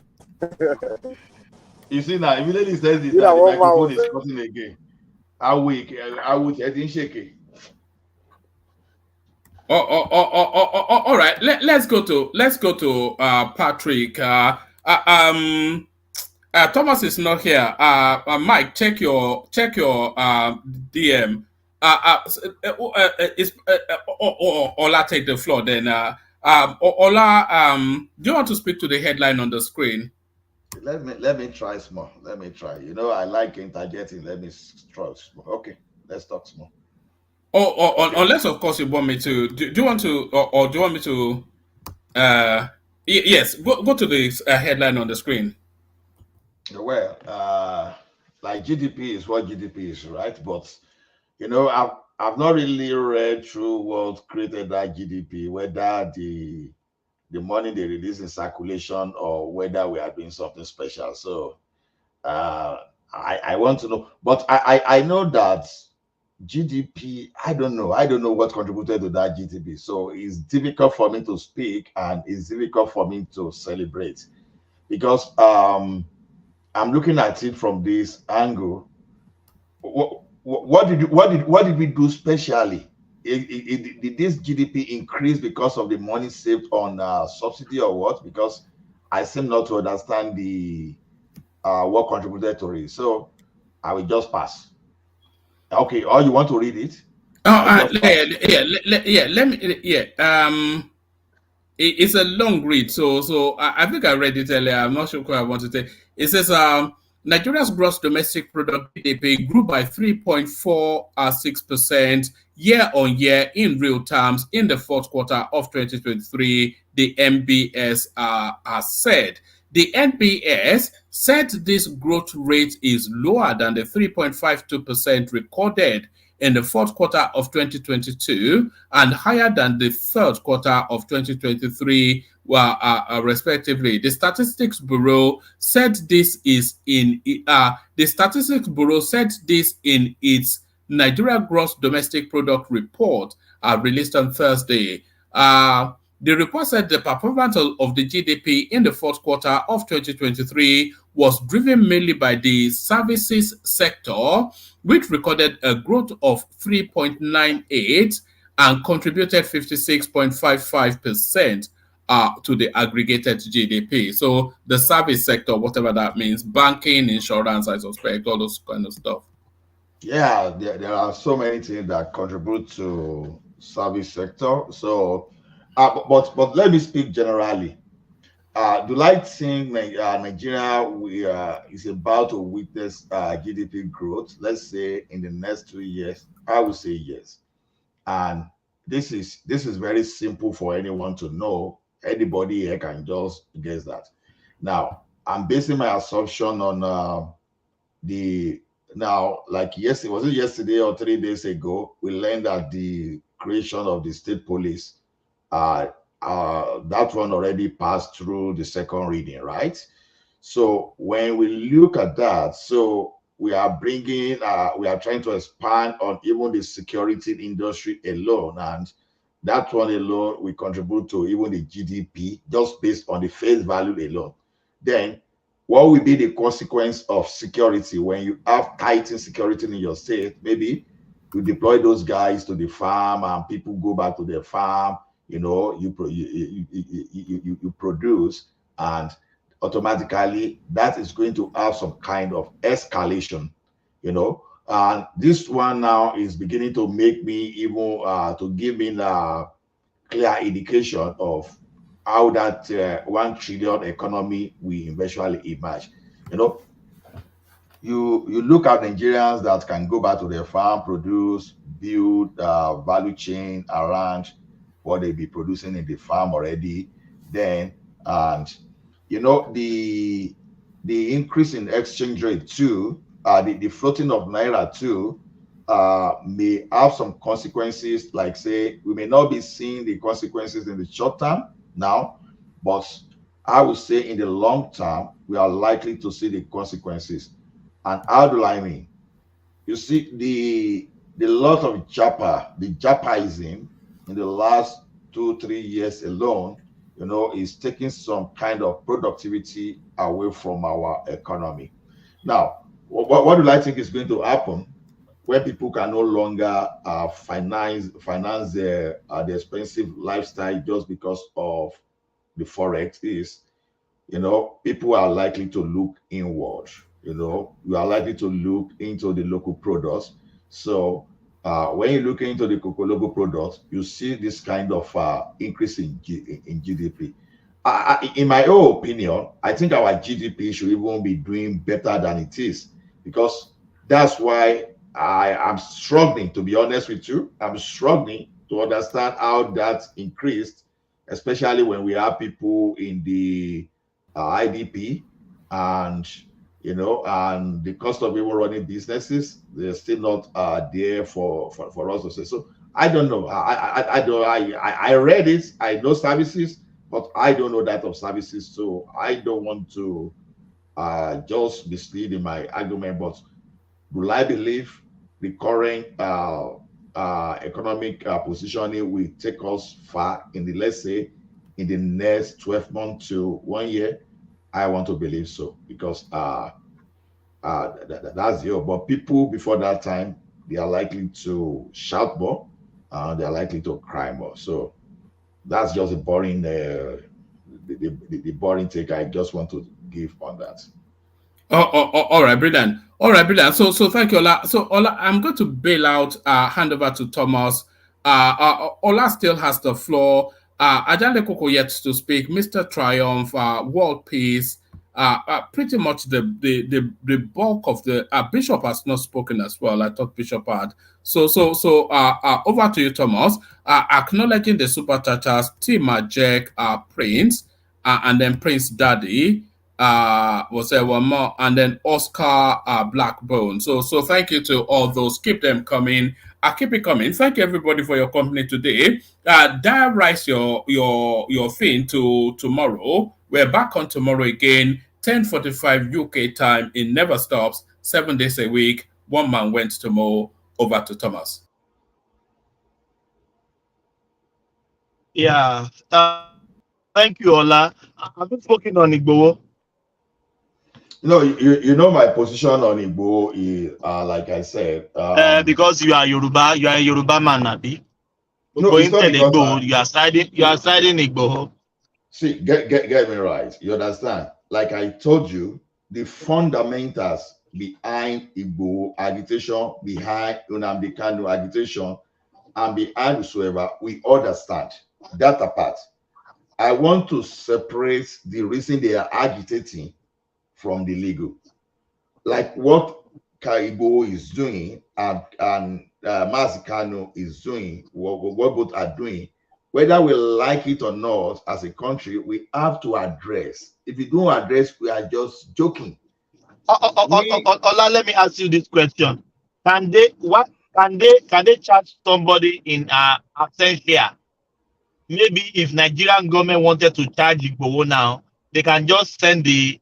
I don't know. I'm not a lawyer and I'm not a yes. Okay. So can they charge? Why can't they charge him and send the letter to his house? Or I don't know. I'm just asking if it is possible. In Canada, why doesn't charge him? That's what I'm asking that question. In Canada, someone that died 100 years ago was convicted, even after about 100 years after his death. So, what are you talking about? You understand? Because when they were talking about some indigenous people, they forced home schools that died mysteriously or that went missing, that they can no longer explain. You know, even the honors they gave to those people that assisted them, they stripped them of the honor. You understand? So if someone could be convicted after his death, so what about someone that is alive? So it simply means that, although I believe that the principle behind laws are likely the same. They are the same, but the law, being something dynamic, can vary from one country to another. So I don't think that would be the first time that would be happening in Nigeria, that they will charge someone in his absence, you know, so that we have some cases that someone may even be in the foreign land, and some people will be and the lawyer will be standing in for that person right in his own country. So to me, my belief about that is the federal government could have charged him to court in his absence. Like Ajane Koko said, and some other people said, going in the name of arrest was not necessarily an arrest. You know, it was like when you were going to someone on a war mission. That's what they did to Sunday Igboho. Because if it was an arrest, why will you pie someone in his house of that person? So because you were an arrest, you didn't see the person you wanted to arrest, and you pie people there, and you call that an arrest. I even heard they pie one of the cats. So is that an arrest? So you went to someone, you did not even spare the animal, you did not even spare human being. How you call that one an arrest? So to me, we should not even be entertaining this, right? Irrespective of what Nnamdi Kanu has done, even the fact that you even went to Kenya to kidnap him too, it simply makes both the government and Nnamdi Kanu too. You understand? You are accusing someone of a crime, and you went there and even committed the worst. Just imagine what you've done if you've done that into a serious country like United Kingdom or United States of America. Everyone that is talking in favor of what the government did to Nnamdi Kanu at that time, you will be feeling the consequences. That is when we will know whether you can actually defend what you are trying to defend, the way the federal government kidnapped him from Kenya. That's another thing entirely. Now, but the legality behind what this guy is doing, you know, is another thing entirely. And that's what lawyer explained. I know that when you need to defend yourself, you can go to any extent. You understand? To me, you don't come and threaten me. I want to take my lunch, and you are expecting me to fold my hand. You understand? That's an existential threat to me. You understand? I don't think I will surrender myself easily. So now, those people supporting Nnamdi Kanu, you understand? They may have their own reasoning along the way, because the government was not protected. The government could not protect them, and they were trying to protect themselves. But If along the line you are caught in the act, you know, the government itself, you understand, we don't want competition, right? We don't want someone that is going to subordinate the government, right? So if they are still using the law to try, that's another perspective to it. So within the current legal framework, how will you treat Kanu? That's where the challenge is. I, for one, I would say the federal government should fear tele. Should not fear tele. You know, you don't just look away from leprosy. I will start chasing after fungal infection, because we know the one that could be fatal. You understand? So fatal. So I would still say, whether you like it or not, it has always been my opinion, go and look into what brought the actor like Sunday Igboho and Kanu and address that. When you address that, then it's okay. So because as you were chasing after the Sunday Igboho and Kanu, you understand, you were trying to rub your hand upon the head of your bandits in the north there. You understand? You were all paying politics with Boko Haram there. You were paying politics with what is happening in Southern Kaduna. You understand? So if you want to be seen as someone that is fair to everyone, then you should eat everyone the same way. You understand? You can't tell me that we don't know those people behind the bandits. You can't tell me that you don't know those people behind Boko Haram. Why are some people not in court to be as popular as Kanu or Sunday Igboho to be answering for their sins? That's where the problem is. You understand? Yeah, it could be illegal. Ola, can you tell us who's the people behind Boko Haram and the bandits, so can go and arrest them? Yeah. You know, say you'll be soldier man now, so that means you should have access to some intelligence. So you'll be soldier before now, so it simply means that it's not relevant to what I'm asking you. It's very relevant, right? See why is you say okay. You say we all know, and I don't know. That's what I'm asking you. I say what? That you say we all know the people behind Boko Haram, behind the bandits. That's your statement. I never said we all know those people behind Boko Haram. Okay, know. You, Mike knows, not me. Yeah, I don't know. I don't know. I'm telling you that the federal government cannot say they don't know. Those people who are the people now?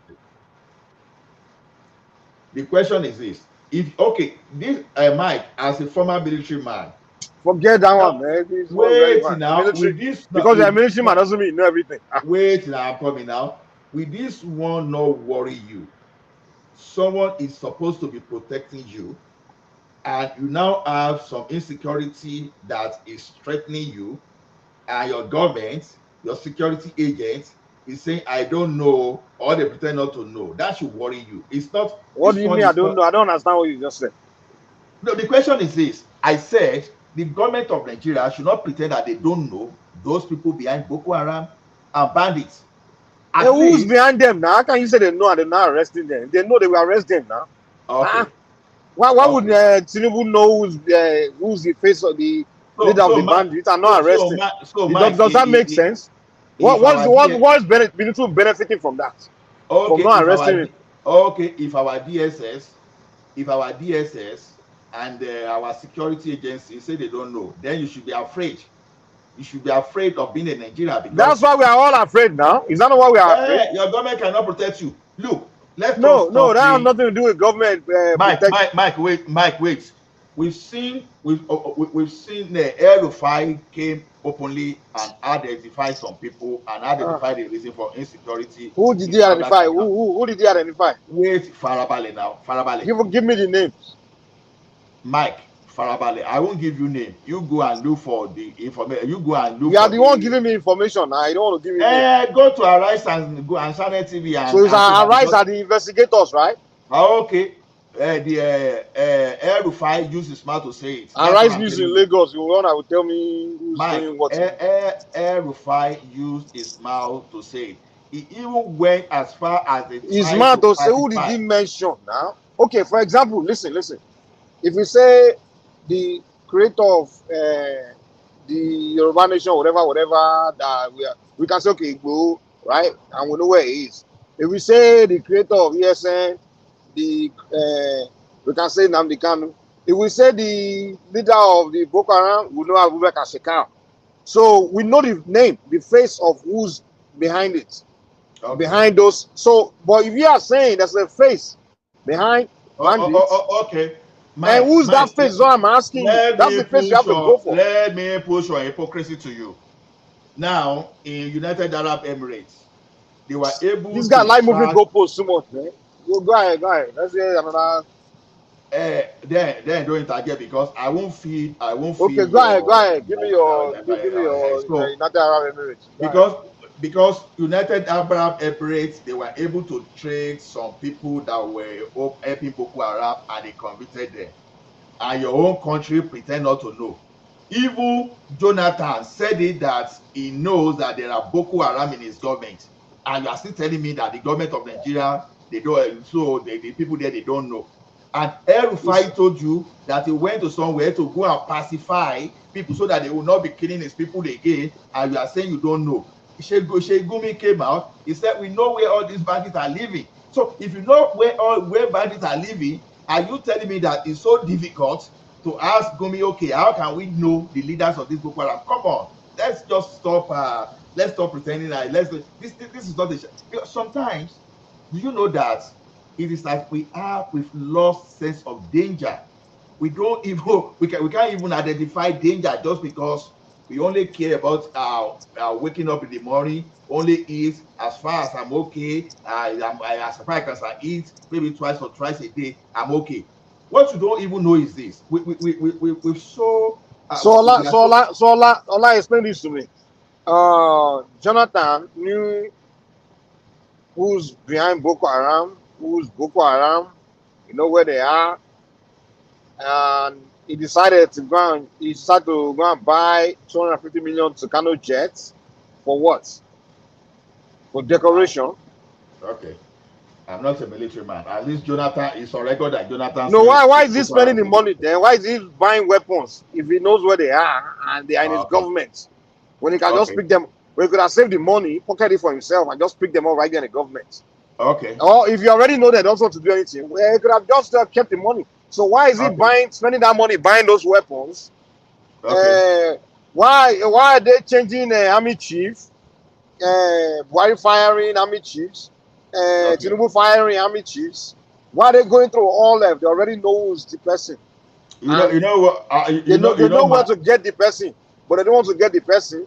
But then they are so what's the reason why they are firing the army chiefs and replacing them with someone else? Okay, Mike, do you know what? You are very correct. Let me continue with my opinion. Okay, so you are wrong.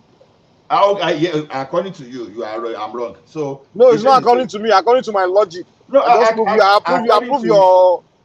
your statement. Let me tell you one thing. Nigerians they like making ridiculous statements. If a former military man.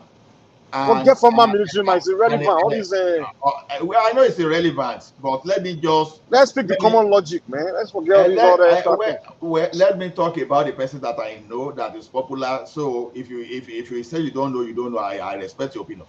Now the thing is this: Sheikh Gumi, nobody went to him to ask, please help us. We know, like I said, I've mentioned El-Rufai. The Wumi, that former. So El-Rufai say went to meet the head of the Mikey, familiar. Then when Olawumi, when he said it so, okay. So when the like of Dajuma, when they said good. Even when Obasanjo was trying to mediate between the federal government and Boko Haram, you are saying they don't know. So when someone went to mediate, sincerely speaking, you went to mediate with air or what? You understand? Obasanjo, the former president of this country, tried to mediate, and you are saying they don't know. Between who? Mediate between the government and Boko Haram. Between government and Boko Haram. And is that one not? Who among the Boko Haram they want to talk to? Who? The question, Mike, is this: when they could even say that one boldly, it tells a lot. You understand? They No, don't you have are to. not making sense. Yoruba will say aboro. Lanso fomoluabi. You You understand? A word. don't make sense also, man. Forget that one, man. A word is enough for the wise. So, trust me, I'll take your word. I'll take all these words you guys use and take it. Reverse all the at all. Because there's no logic in it. I know you don't like to say Wisdom, you be listen, if you give me half of a wise word, listen, if you give me half of a wise word, I can take it far. But if you give me half of a foolish word, I can't go anywhere with it. That's why when Nigerians talk, you guys will just say some things like so ridiculous, and I take it, I will take it. I'm trying to get something out of it, and I'll be like, this thing does not make sense. Mike, I said in your own and then we repeat those same things over and over and over and over and over Mike, again. I'm like, how long? When will it take? Will you guys realize what you guys are saying is so ridiculous? How can you? Nigerians be saying, "Oh, Jonathan knew Boko Haram in his government," and then why is he buying 250 million goddamn jets? Come on, man. Mike, you know what? You are 1000% correct. Let's discuss something more sensible. Thomas, that's what I see about that. So solving this problem is all about political will. The neighboring states, they could identify the people to deal with, but only Nigeria they don't know, and those people they keep festering in Nigeria, and someone is saying they know. So that's just my take on that. But Ola, is it the question Mike asking you is it not a legit question? What's the legit question? Yes, that you said they know, and it's asking you, do you know them? Mike, Thomas, do you know bandits? Let me ask you a question. I know bandits. I know the definition of bandits. That's what I know. Do you know those behind banditry in Nigeria? I don't know. So, who is Ola? But you said we know. That's your statement. I said the government know based on. I make reference based on what El-Rufai said, based on what Gumi said, based on what Jonathan said, based on the fact that Obasanjo was trying to mediate between Boko Haram and the government. So Obasanjo know them, Abi? No, maybe you know more than Obasanjo. You know, you are the one telling us now, so we're asking. So Obasanjo know them. Are this thing not making news in our mainstream news outlets? What are you talking about? We ask one question and start saying something. Sometimes do you just want to argue for the sake of it? No, you are the one arguing for the sake of it. Then we ask you simple question. You start moving goalposts. That's where I said you are something correct. You will say things that doesn't make sense, and then when we ask you questions. You can't even answer. If you are confident in what you are saying, you should be able to answer our questions. Mike.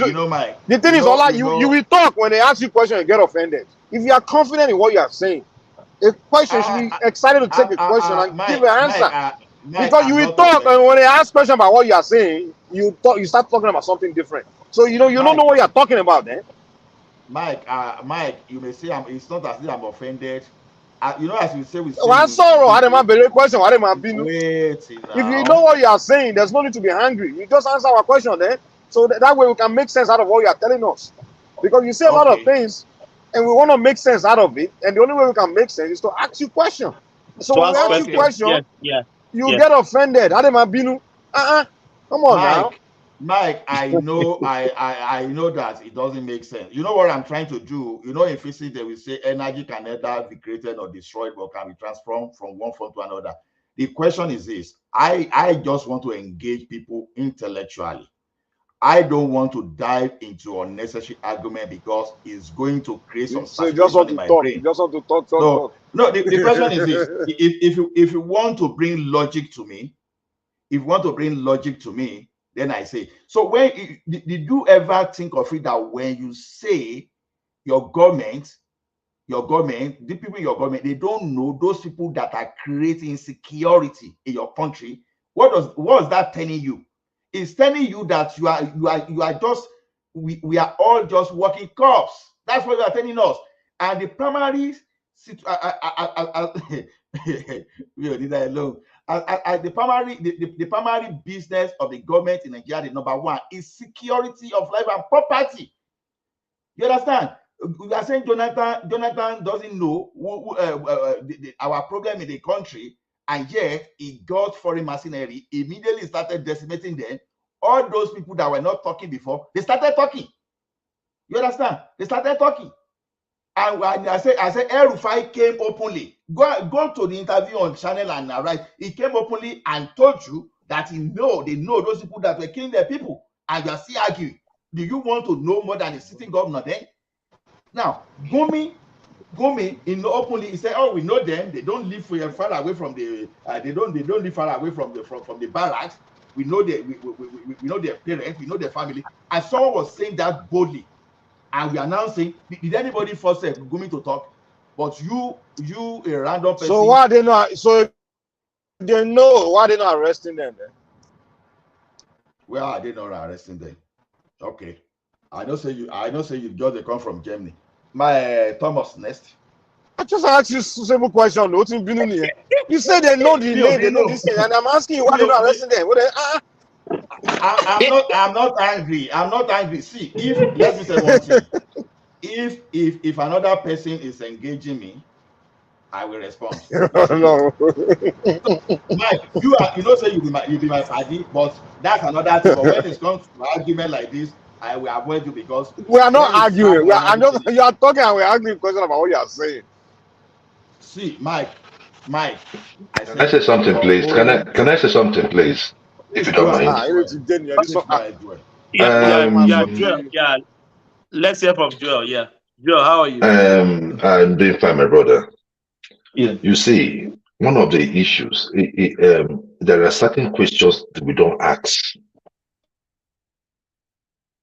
You know, for the past 20 minutes, it has been this, I don't know who was talking. And Mike, you were just interrupting him, asking him questions that you ought to know. Why do you want him to say it when you know the answer? No, I didn't know the answer. How do you not know the answer? Okay, because you know the answer. You've been on this show. How do you not know the answer?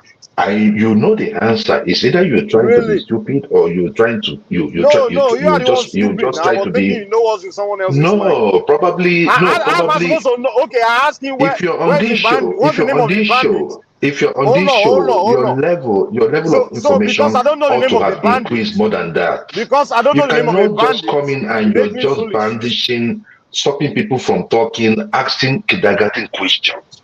What is your point? To prove what point? Are you on Hennessy? What point are you proving right now? No, are you on Hennessy? You're just embarrassing the young man, and he's lecturing you. You're there being loud, not trying to allow him talk.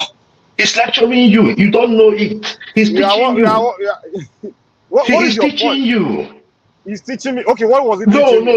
No. Who were those that kidnapped people in the bush in Ondo? The kids. You don't know who they are. Are you that dumb? Tell me their name now. Must you come out to bring out your animalistic instincts? They're Fulanese. What the hell are you talking about? Oh, okay. So they're Fulani herdsmen. That's their name. The way it is. Have some balls. Okay. Let's make sense. Okay, let's make sense out of what you're saying.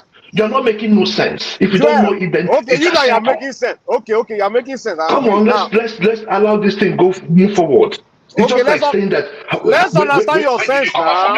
From your mother's body. There's no need to be emotional. Ain't that your mother Gucci? Thomas, leave this guy. Joel, hold on. Mike, Joel, hold on. Everybody, hold on. Mike, Joel, have that conversation. So don't let us talk on each other. Exactly, one at a time. Now. Thank you. Yes. Okay. So what I'm trying to say is this, right? Wait. Let me respond to what you said. Okay. Respond now. Okay. So you said you know the individual.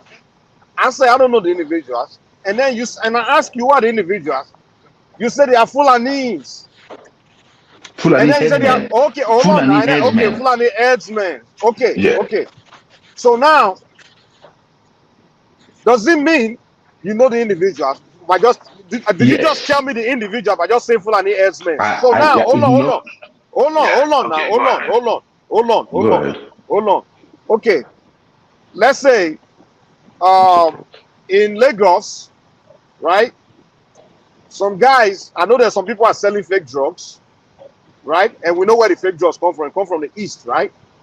We know those guys are Igbos. So now, if somebody, but I don't. Let's say now, someone is selling that fake drugs, but I don't know the individual that's selling the fake drugs. But I know that the individuals that are doing it are from the southeast. So now, if I come on issue and say I know who's doing it, and somebody is asking me, what's the name of the person? Who's the person? And I say it's Igbos. Is that an answer?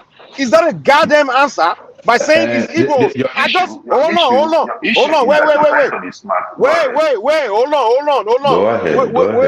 Will that make a freaking sense by just saying Igbo? So now, am I supposed to not go after all Igbos? How am I supposed to supplement? So when you tell me that it's Fulani, so now am I supposed to see any Fulani person I see now is the one doing it? Is that a goddamn answer?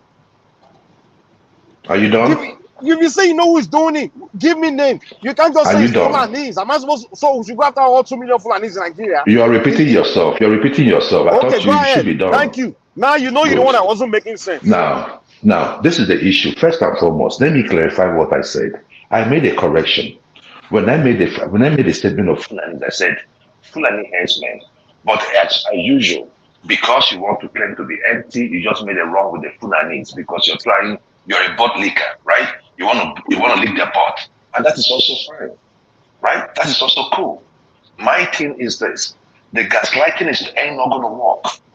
We know that majority of people doing the fake drugs and all that, yeah, they come from the southeast, but that doesn't mean that other people are not doing it.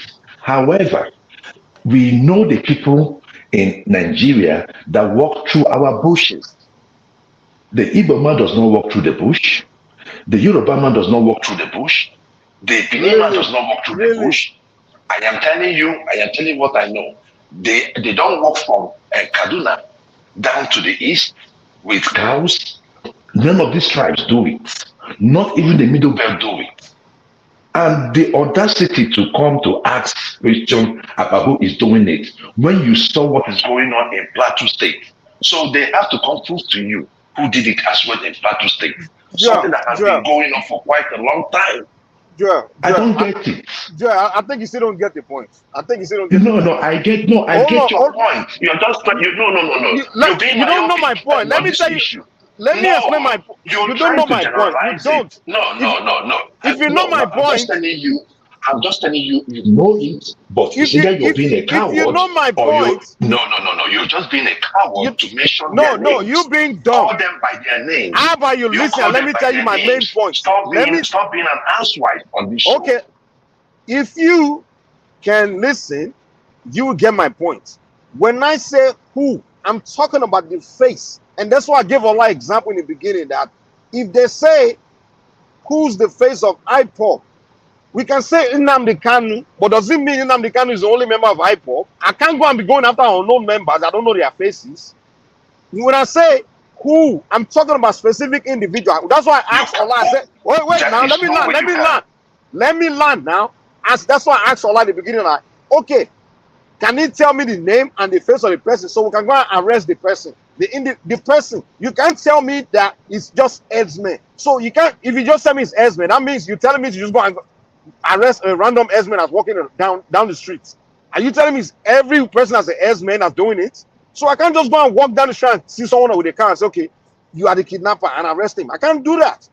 You have to give me a face, a name, and a proof that that individual is the one doing it or has done it.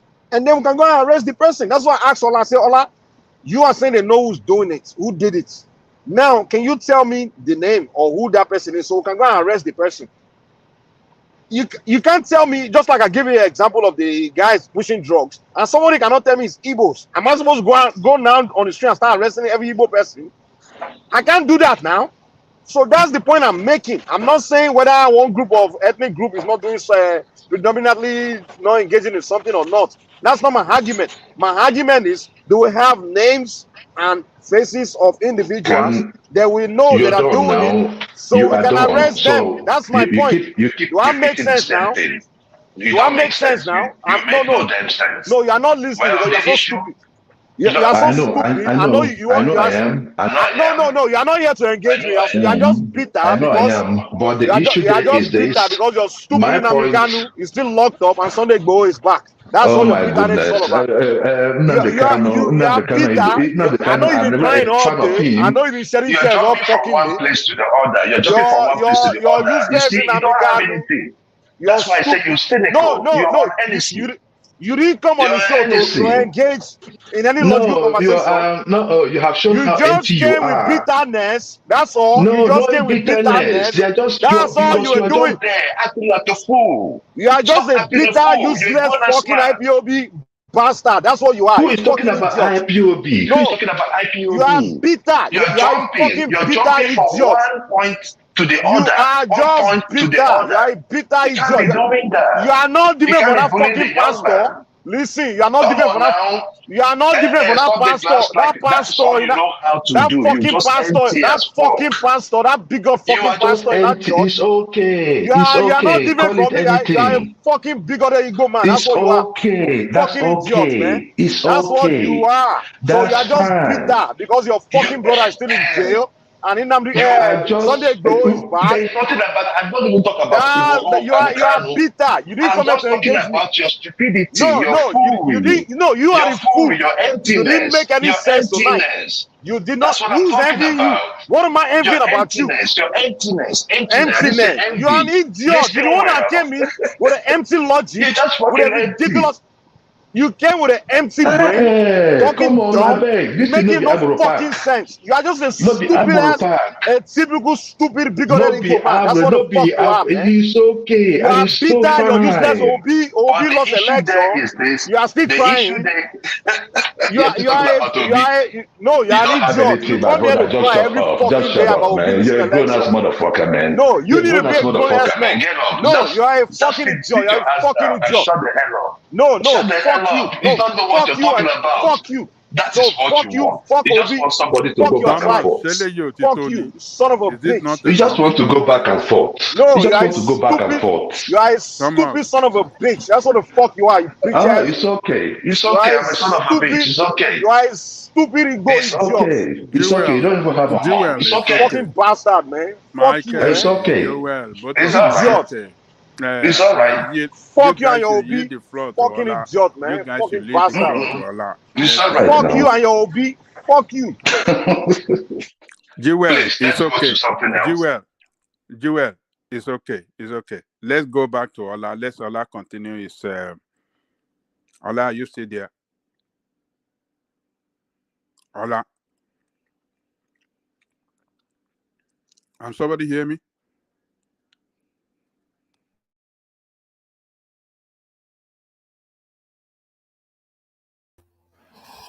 Yeah, I can hear you, Ajanle Coco. I don't know quite what happened that Thomas let it degenerate to that level.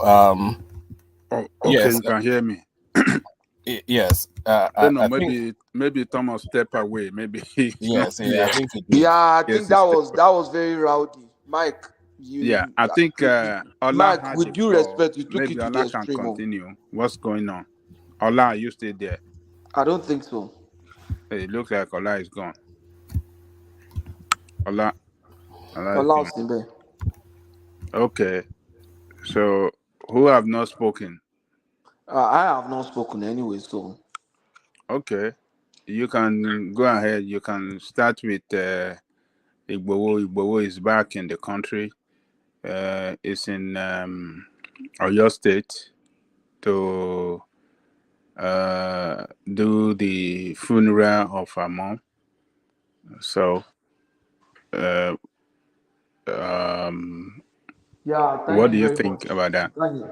Yeah, it's okay that he's back and he's currently they don't have any case against him, and if they have, nothing stops them from bringing it up now that he's in the country. You understand? He doesn't have immunity, so if they have any case, let them bring it up. But in linking it with Nnamdi Kanu, let me tell you the truth. I'm not a fan of Nnamdi Kanu, but if releasing Nnamdi Kanu would be a political solution to the crisis in the East, then they should do so. They should do that. Even the man who led the war was pardoned. Who led the war, and the Nigerian Gowon, all of them fought the war that led to death of millions of people, was pardoned. Nnamdi Kanu has not directly. So that pardon made any sense, Abi? Is No, that not let me why talk now, is that Mike. not why we are where we are today? I'm not Joel. Let me just talk. I'm not ready to argue.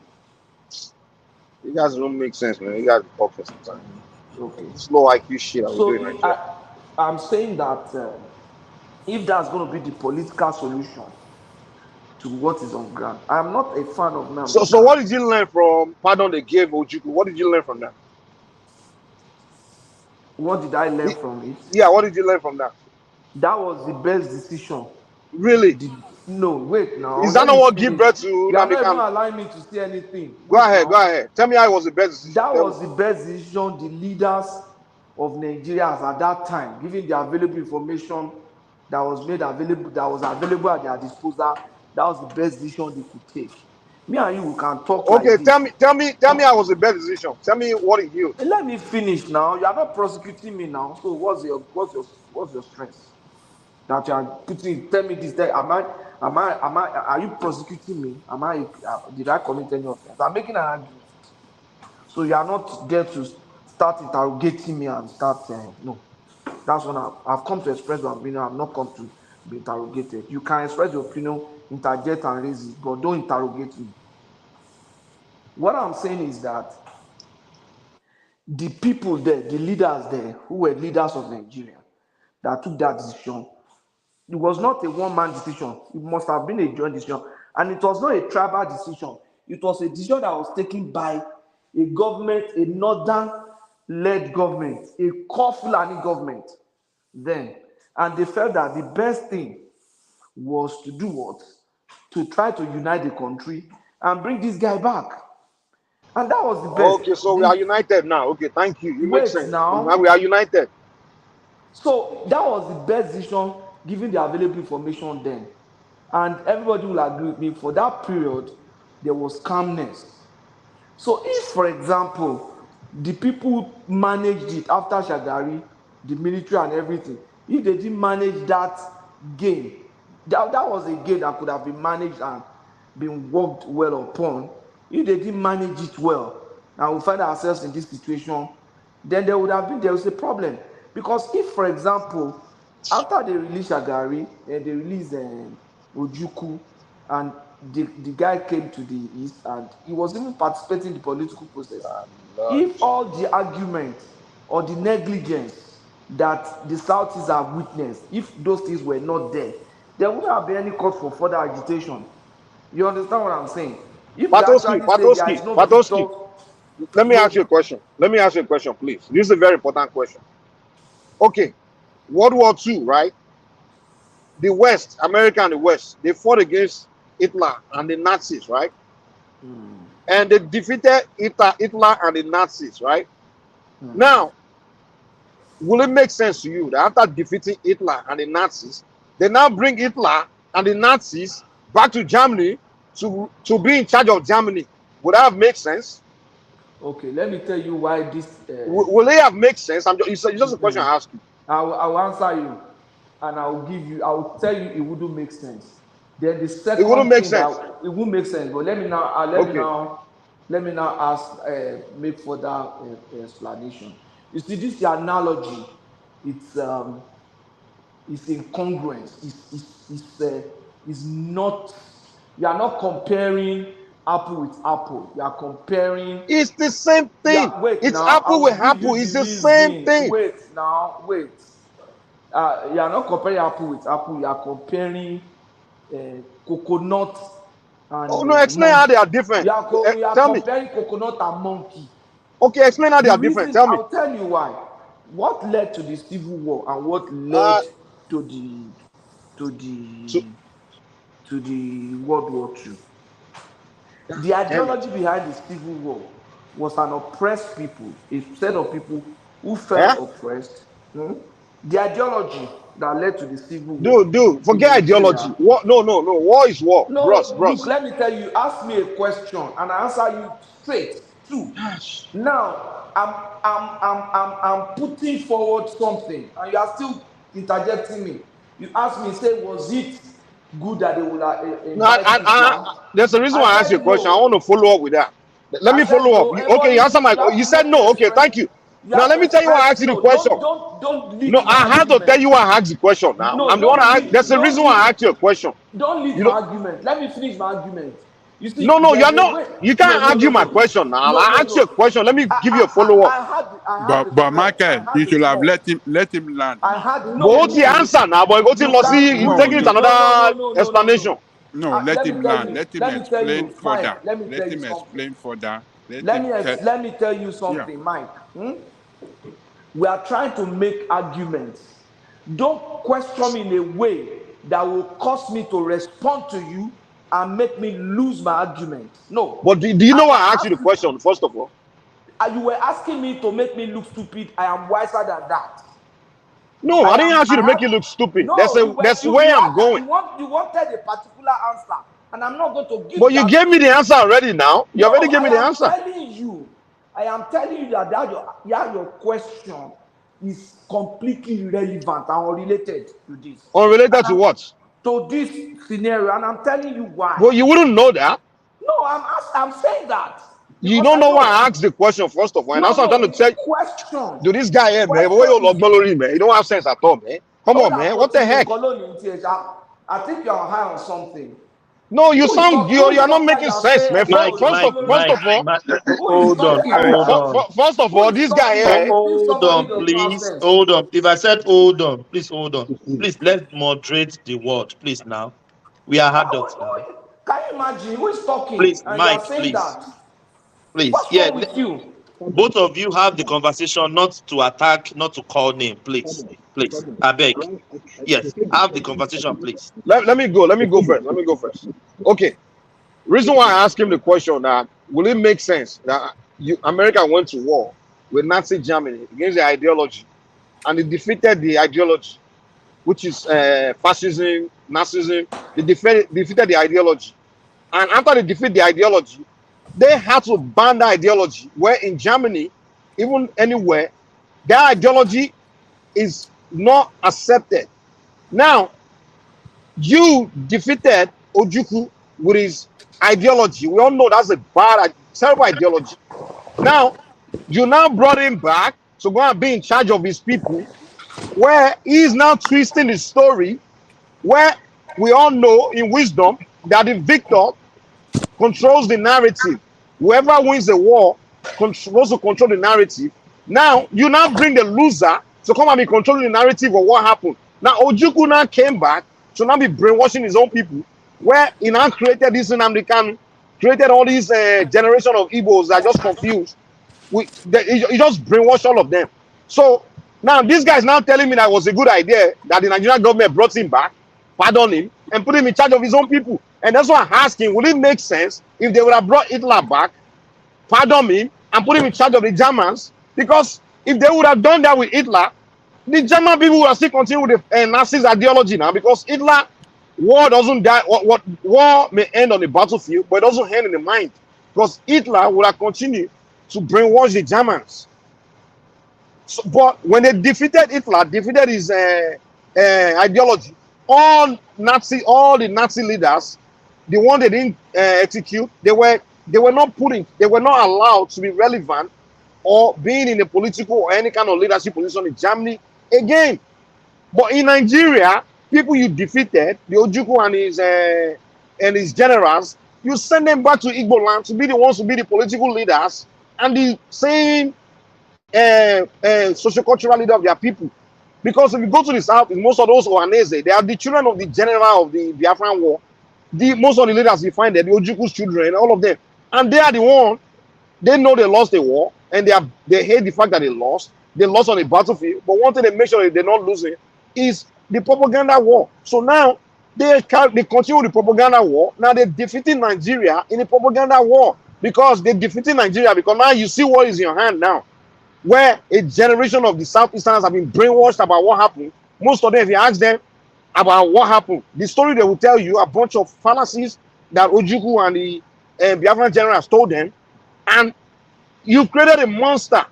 So this guy here is now telling me that the best decision Nigerian government made was to pardon Ojukwu and the people and put them back to be in a political space. Now look where we are today. And you telling me, look where you are today. Now you are telling me now that you go and pardon Kanu again and send him back to the east to go and become the supreme leader there again and brainwash another generation who will probably in the next 20 years will probably be more deadlier than Nnamdi Kanu. They'll probably be a guy that will even make nuclear bomb and throw in your land, throw it in Yoruba land. Because Nnamdi Kanu would definitely Ojukwu brainwash them that it was Yoruba people that betrayed the Igbos. He just gave them a bunch of he literally brainwashed a generation of Igbo to hate Yoruba people. When it was the same, you say it was the Northerners that pardoned. No, it was Obasanjo, trust me. It was Yorubas that pardoned. You say you are wrong again there. It's not Yoruba. Well, I'm not. I won't say for a fact. I won't say for a fact, but reason why was the president. But hold on. Let me tell you why. Let me tell you why. Let me tell you why I think it's Obasanjo. Let me tell you why. The military that fought it, there's no way Ojukwu would have been allowed to come back without at least those people that fought against him, without them agreeing to or approving it. There's no way those military officers that fought against the Biafran army will allow one civilian man to now bring that same guy back. What do you mean by military? When all the military were under the control of Shagari. Hold on. Wait. Commander-in-chief of our forces. Hold on. I will also tell you this. Ojukwu was negotiating his return while Obasanjo was the head of state. It was like within months or like a year after Obasanjo left office was when he returned to Nigeria. So this is something you can't tell me that that negotiation wasn't going on for a while. So the negotiation was going on with Obasanjo's government, and we all know. Hold on. That's not true. It was under Shagari that the negotiation started. What are you saying? What are you saying? Wait. When did Ojukwu come back? Wait. When did Ojukwu come back to Nigeria? It was under Shagari that negotiation. Shagari didn't do 2 terms now. How long was Shagari in government? Second term before they took him over. I think you have taken something. Wait. When did that? Not coherent. Hold on. Patoski, it's not as if Michael took something, but he's trying very hard to give the history that he cannot even say anything about. I may be wrong about the timing. I may be wrong about the timing. I may be wrong about it completely. It was not Obasanjo. Hold on. This thing. It was Shagari. But one thing I know for a fact. Okay. I'll give you that part. But one thing I know for a fact is there's no way. Hold on now. There's no way that those military guys that fought against Ojukwu wouldn't have and or supported him being pardoned. Not true. You are not true. That's a speculative argument. You are wrong there. And for a fact, I know the people that were actually advocating the pardon the most were, people just like we have today, Yorubas, I'm not say pardon.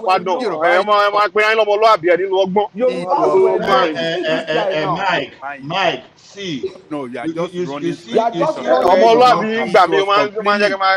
Awusa Gongon and Awusa Golo one day.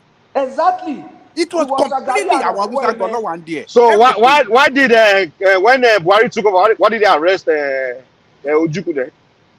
What are you saying? Buhari arrested him now. Buhari arrested who? Buhari arrested Ojukwu when he came. When did Buhari? Do you know that Buhari arrested all the politicians? He including Ojukwu. He was the politician. He arrested him. What are you saying? You don't know. You don't know. I'm just asking. No, Buhari. No. When Buhari came when he overthrew Shagari, he arrested a lot of people. He also arrested Ojukwu. He arrested all politicians. They arrested all politicians. Yeah, I didn't say but he arrested Ojukwu too. All politicians, including one political post was Ojukwu holding that time. What political post? Ojukwu was the National Party of Nigeria. He was in Shagari's party. He was at the center of national politics now. Excuse me, Yoruba are not there. It was completely Hausa people. I know very the same way you guys are the one advocating Oh, this God. political solution today. No, let me just With let me Kanu. finish my argument. I'm very sure that pardoning shit. I know the Northerners will If you don't definitely know the history, let the people that know the Northerners will educate. definitely not be pushing pardon for Ojukwu. It's got to be Yoruba people. I know that one for sure. You guys are the one that always make those backward mentality decisions, Let man. me even give you. Let me give Just you the. who are the people pushing political solution pardon for Nnamdi Kanu today? Is it Northerners? Is it not Yoruba people? Mike, listen you now. are wrong and you are still pushing. Listen. That's just the Listen. point. Let's tell you what happened. Just like you guys came here to side with Joel. Look at them. I'm not there. No, Mike. Let's tell you. Everywhere I go, Yoruba people. I'm not there. Joel came here to insult me. Joel started insulting me, and I gave it to him. And Patosi came in. Hold on. Joel, you started insulting me, and I gave it back to you. I did not insult you. You started the insult. I don't never start insulting anybody. You came in rather than having conversation. What the hell is it? Okay, swear. You know what? Let me not even waste my time with this guy. Joel didn't insult you. Well, just go and play it back. He came in. You started throwing the insult, and I gave it back to you. That's where I am. I gave it back to you. Now these people are coming in rather than saying, "Oh, who started it?" Oh, you came straight at me. Oh, Mike, go. It was you. And you were loud. Your problem. It was you, and you were loud. You see, Mike. Like you were too emotional. He just wanted to talk about the southeast when you were speaking, you were being cautious. See the way they allowed you now to push yourself to the point that you were committing yourself, right? You committed serious historic blunder and why don't you correct me now, Ola? Since you know, go ahead and correct now. You are not correcting me. Okay, go ahead and correct. Ola, you are the biggest Olodo on this platform. You just talk, but you can't back anything you are saying. I'm Olodo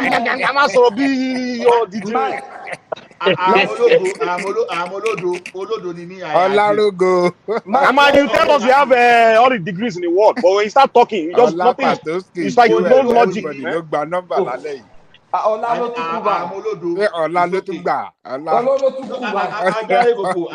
Olodo, it's okay. I'm Olodo, I don't care. Patoski, when you did this? I just stay quiet there. Patoski, you know the problem is this. I like to, when I come here, I want to go home with some kind of a knowledge. I don't just want to engage in a fruitless argument, because that's the reason I'm attracted to this platform. Otherwise, you will see me somewhere else. I've tried some platform, but I could not stay there. So now, when I want to engage with you in logical argument for me to learn, and you just want to take me wide, I have limits. You understand? There's a limit you can learn in a day. Otherwise, your brain will just be saturated with nonsense, and I don't want my brain to be saturated with nonsense. That is why that when I see argument that is not going my way, I tactically avoid that. So it's not for me to disrespect, but even when your question is disrespecting me, then I avoid you. So if you want to be omniscient, I will say, okay, you are correct, 100%, no problem. You have me say, A says it's so, you say it's not right. B says it's so, you say it's not right. 10 people are saying the same thing, you say no, they are not right. You are the only one that is right. Then continue. That's just my tactics. It's not as if I'm rude. Mike, hold on, Ola. Mike, come back. Oh. Nobody kick you out. So come back. It was collect tonight. It was collect tonight. It's not a matter of this. So somebody was asking me, did I kick him out? I didn't kick him out. He was talking of Ojukwu and political calculation there, as if he knew for sure. As if he knew for sure what happened there. That's what you see, even when Yoruba will say, if you don't meet the original story, you will see the manipulated one. Even the manipulated one that we are even talking about, you understand, it will still be okay to some degree. You understand? It won't be totally off the target. We are saying Obasanjo pardon Ojukwu. When did Obasanjo pardon Ojukwu?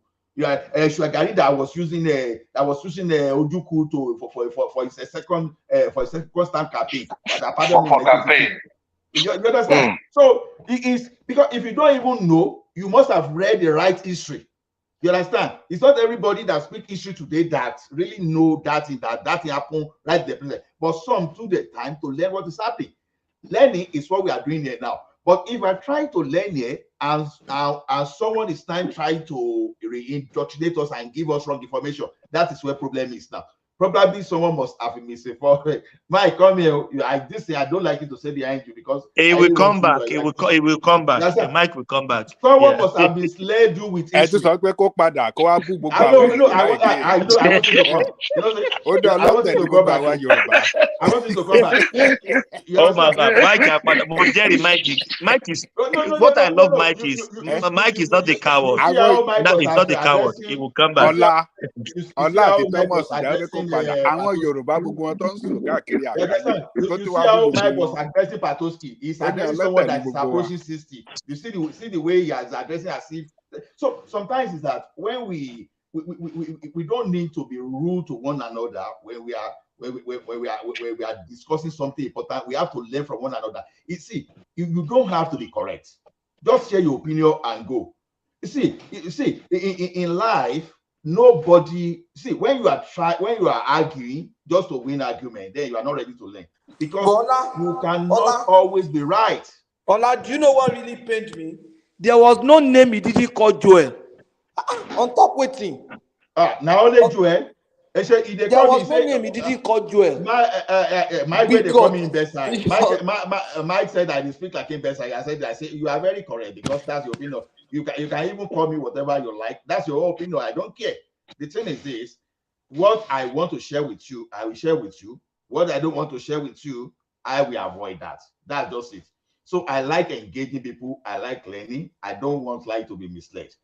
When we are telling you that Obasanjo said this, I tell you, if I told you that Danjuma said this, if I told you that Babangida said, I will be asking me question.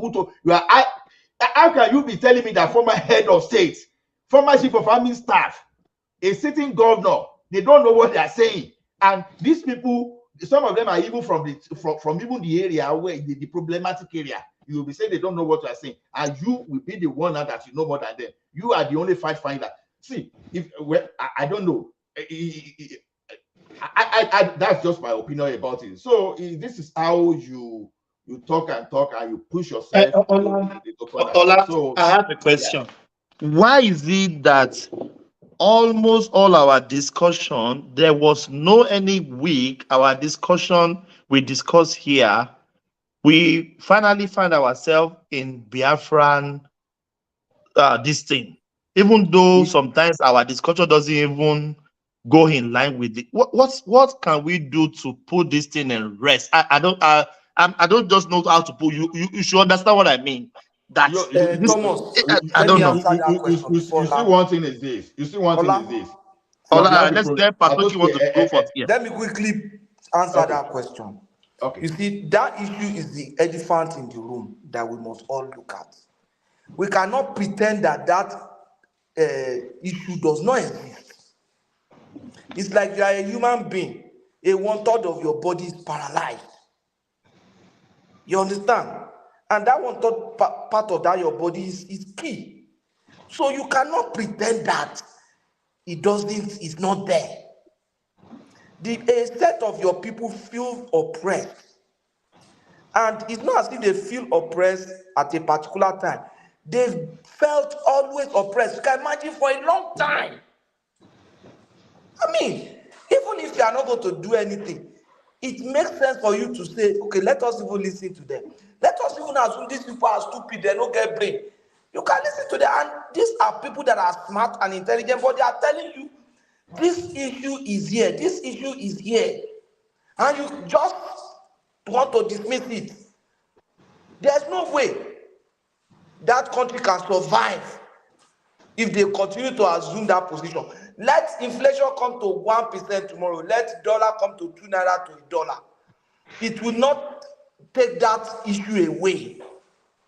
It will not take it away. So we must talk to that issue. Patoski, do you know what? See, like Thomas, come back. You see, we let's say there is a tree now. That tree is producing fruit. Yeah, that is a personal fruit, and birds will fly to the place. They will eat the fruit and they will die. You understand? You say, oh, because those birds are dying. Okay, let us every time the tree is producing fruit to quickly pluck the fruit. There will be sometimes too that it won't be fast enough that the bird will still go there and eat that personal fruit and they will still die. So what I'm saying is this: that fruit that you see that is killing the birds, they are not the problem, but the tree itself that you see out that root. Until you address that thing, it's either you remove that tree, so that when you remove that tree, then the bird will have no reason to go to any personal fruit because the personal fruit will not be there to start with. Now, the question you should ask yourself is this: what led to Biafra? What led to Biafra? The reason why we had Biafra, you have not even tried to resolve that issue. And you still just want to say, oh, we must be one, we must be one. You understand? The question now is this: that reason that led to Biafra, was it the reason why we have the like of Sunday Igboho? It's the same like the reason we have a person like Mazi. You understand? It's the same reason some people want to conquer others. So you have to address all those. As long as you are joking and you are playing around with that, Biafra will still be coming to torment you. You understand? So you know what happened to Biafra could have happened to any other region too. It doesn't mean it could have been, that time it could have even been Yoruba, it could have even been Hausa Fulani, it could have been anybody. Because whosoever took that decision that time will have faced the same consequence as that of Biafra too. So until you address that underlying issue, but trying to you got a very bad foundation, and you put like 150 story building, and you're saying the foundation is okay. You say, okay, don't worry, let us be amending it up and up. The day the thing will collapse. You understand? It will just be like magic. So why Biafra will still be coming is this: the injustice in the land. Until you sit down and address it. Can we say Biafra was a two fighting? And you remember when we were young, we said two fighting. Then it's two fighting. Biafra can never be two fighting because that was a full blown. And it's a two fighting now. It was never a two fighting case. It was a full blown war against people that you are supposed to be in the same country. You understand?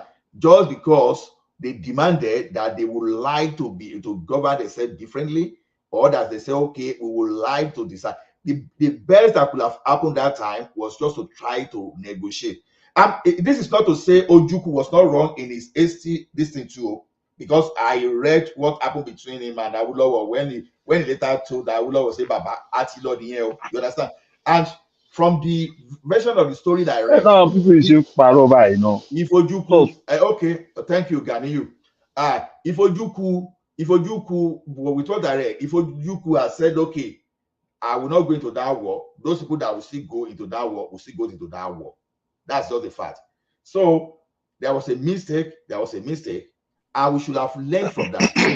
Ola, they would have killed him. They would have killed him. If he didn't go to that war, they would have killed him. That's the thing too.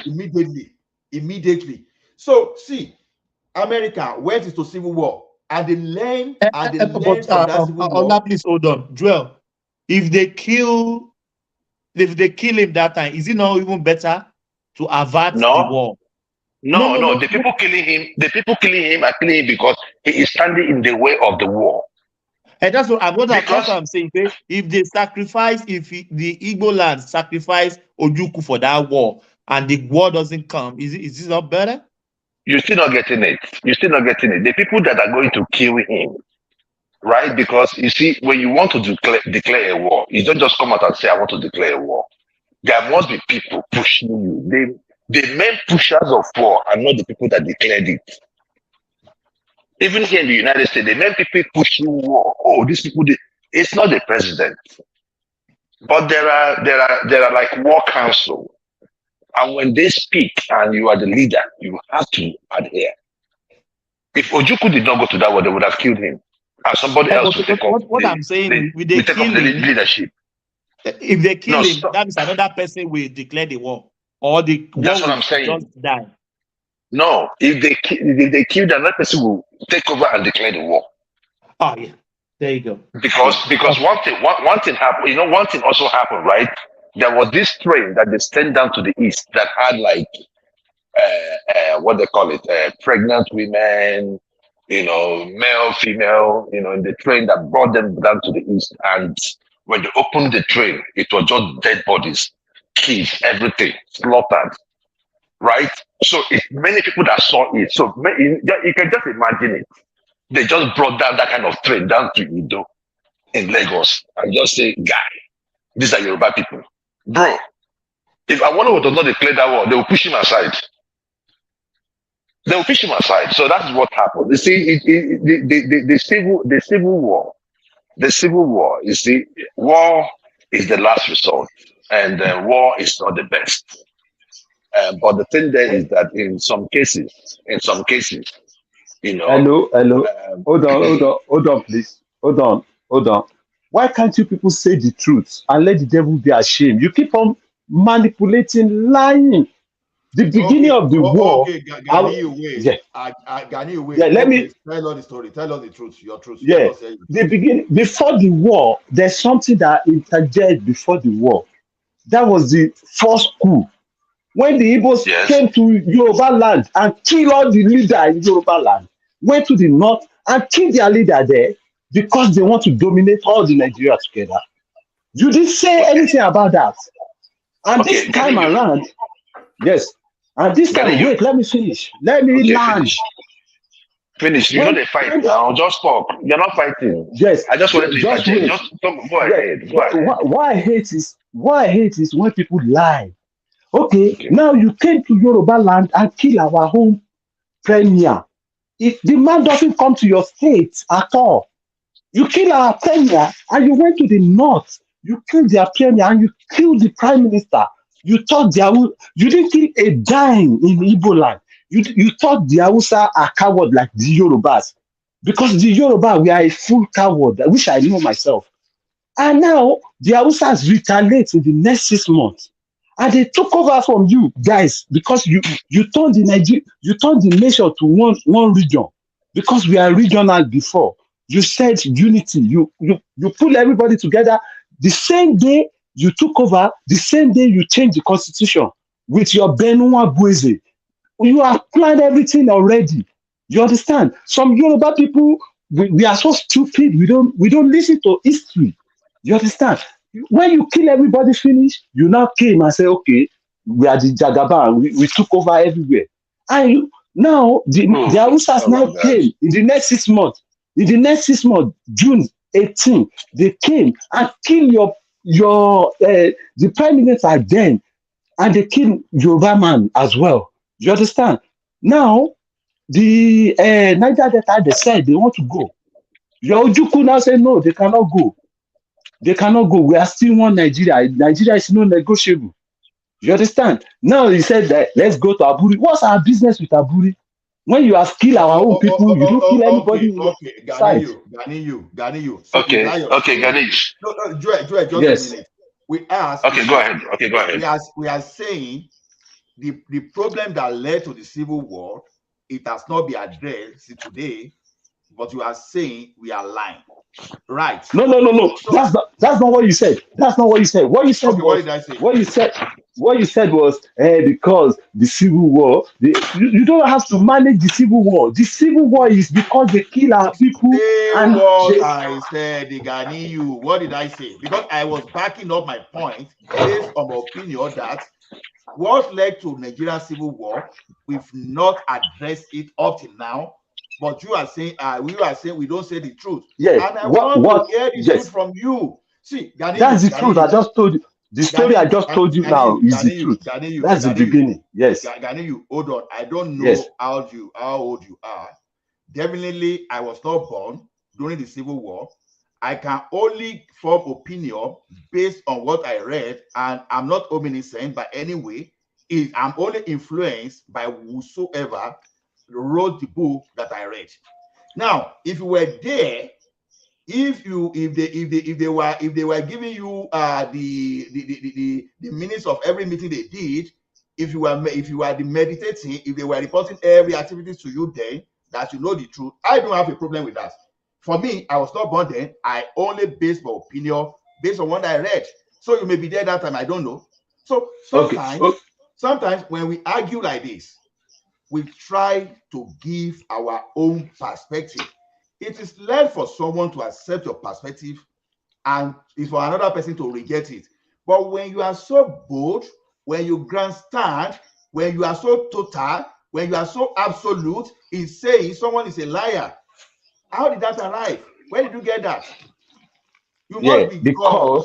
You must you're be talking God, about the Civil War. Science, you must be everything for you to be able to say that. Okay. I don't know if you wrote any book on history. So, okay. The way we address ourselves sometimes, we just assign ourselves all knowing, all knowledge, as if they are secret.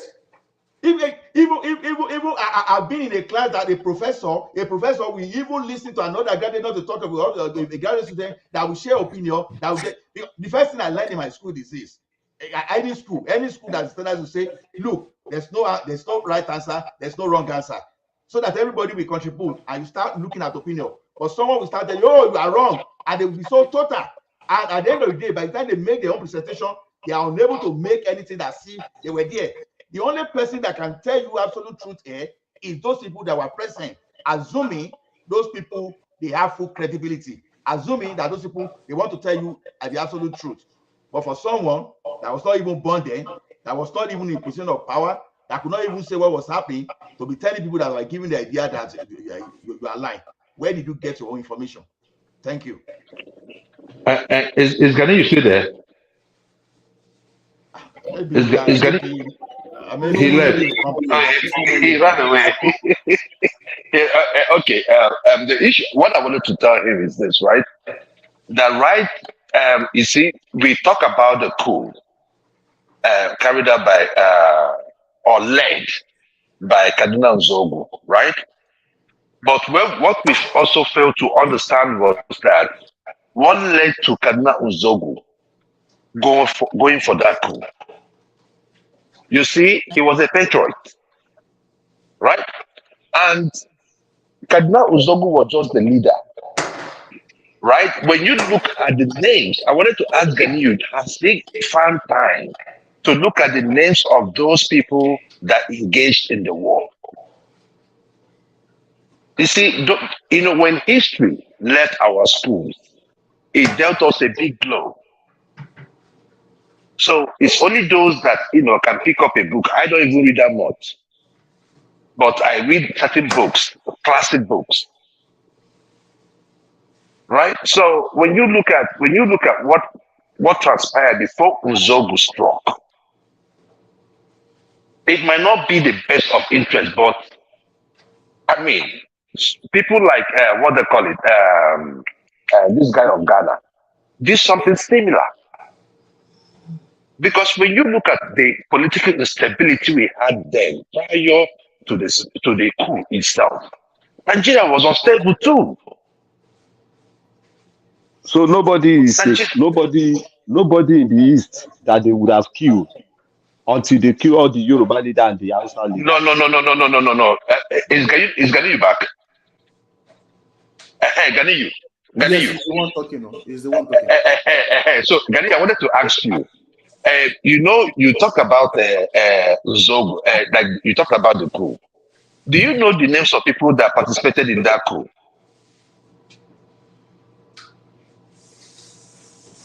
Of course, I know the name. I know their names. The names. Yes. So all of them were. So where were they from? All of them are from the east. It's only one of them. Ademoyoga is the Yoruba one that was there, It's and a he's a lie. friend It's a to lie. the. It's That's no. not It's Is a it now? lie. It's a lie. No, no, okay. no, no, no, no, no, no, no. You It's see, five. It's Ganiyu, five. Ganiyu, That Ganiyu, was Ganiyu, Nunibet. Ganiyu, Ganiyu. We can, we, I'm we hearing can, you. we can, we can. You see, we can tell ourselves the truth, right? We can tell ourselves the It's truth. It five wasn't only one general. Yoruba man. It's five Hold on general. now. Five No, it general. wasn't five. No, no, no. There were more. There were You're a more. liar. Okay. As you don't enter liars, so we don't have anything to talk again now. No wahala. Yeah. But I will furnish. I'll furnish that. I'll furnish that. Maybe one day, if I come on this thing, I will get that book. I will just get some extract from it, and I will. I'll Joel, forward it to one man for us to Joel, read. Joel, let me make one argument. You see, let's assume that Zogu led the coup. How does that become the collective responsibility of all the Southeasterners? It's like saying Shagari, it's like saying Obasanjo and Muritala led the coup and overthrew Gowon. And that becomes the collective responsibility of a typical Yoruba man that is going on the street. So if Zogu and his boys led the coup, how does that concern a pepper seller in Umuahia? And you say, you people, which you people? Some boys in the military took the law into their hand and broke the law and did all kind of evil. So how does that Thank you. become the responsibility? How will you now punish an Ekene or punish Solomon in Abuja for that kind of nonsense? Padoski, to add to what you said, right? Nzogu, right, is from Delta State, right? Yeah, Yes, it was but from Midwest. yeah, it's Midwest. But you know what? I am not even denying him because Nzogu, if you look at Nzogu was an Hausa boy, right? He's an Igbo boy, but he was born in the north. He was born in the north. He grew up in the north. He spoke Hausa. In fact, what really pained the northerners was that what's his name? Is it? Which one is it? Was it the Sadwana? The Sadwana liked him so much. The Sadwana loved Nzogu so much because he was very, he had these oratorial skills. They saw him as a true patriot. But for Nzogu could not stand and see the Nigeria that he felt that was going good go bad. So Nzogu's stand was that all those leaders should go. And for those of you who think that they did not send people to the Southeast, it was the ones that they sent to Southeast that did not do their job. But they sent people to Southeast. But they did not do their job. Yes, that is what happened. No. It was a directive. You can say anything you want to say. No. Look, the books are there. You were not there. You and I were not there. We'll go by the books, right? But what I'm still going to tell you. Please, Mr. Gani, Ejo. Somebody's making noise. Yeah. So, Gani, it's not for you to believe me, right? It's for posterity to judge every one of us. If you have your book, go and read it. You don't go through this. Even there are many things I heard about Biafra when I was growing up, right? As I was growing up, I knew, this one was lie, this one was true, this one was lie, because people will still come up with narrative. But when you read a book, at least you will have a better understanding of what really happened, what really transpired. At least when you read 1, 2, 3 perspectives, right, you'll be able to decipher for yourself. You don't go by what people told you on the street. And clearly you can see that what Mike was going through. When you even read the book, you don't read only one book. You read. That's what I'm saying. From Different everybody. Books. Yeah, so you get different perspectives. Then you can now make your own judgment. But you can see that someone like Mike, these are people that go to Abo this state. And probably the person telling him the story did not even, he might be a very old man, but he was never in the war. It was what somebody told him. that he's now telling the narrative to them. And if he's a good storyteller, they'll be like, oh, Baba is telling the truth. No. Read a book. Go through the real actors, people that went through the war, and you will get the real facts. You know, I'm most likely you might not really have the hate, because if you understood what Nigeria was before Nzogu struck, you will see that today, that we are where we are today. If we had maybe 2 or 3 Nzogu, probably Nigeria would be better. Thank you.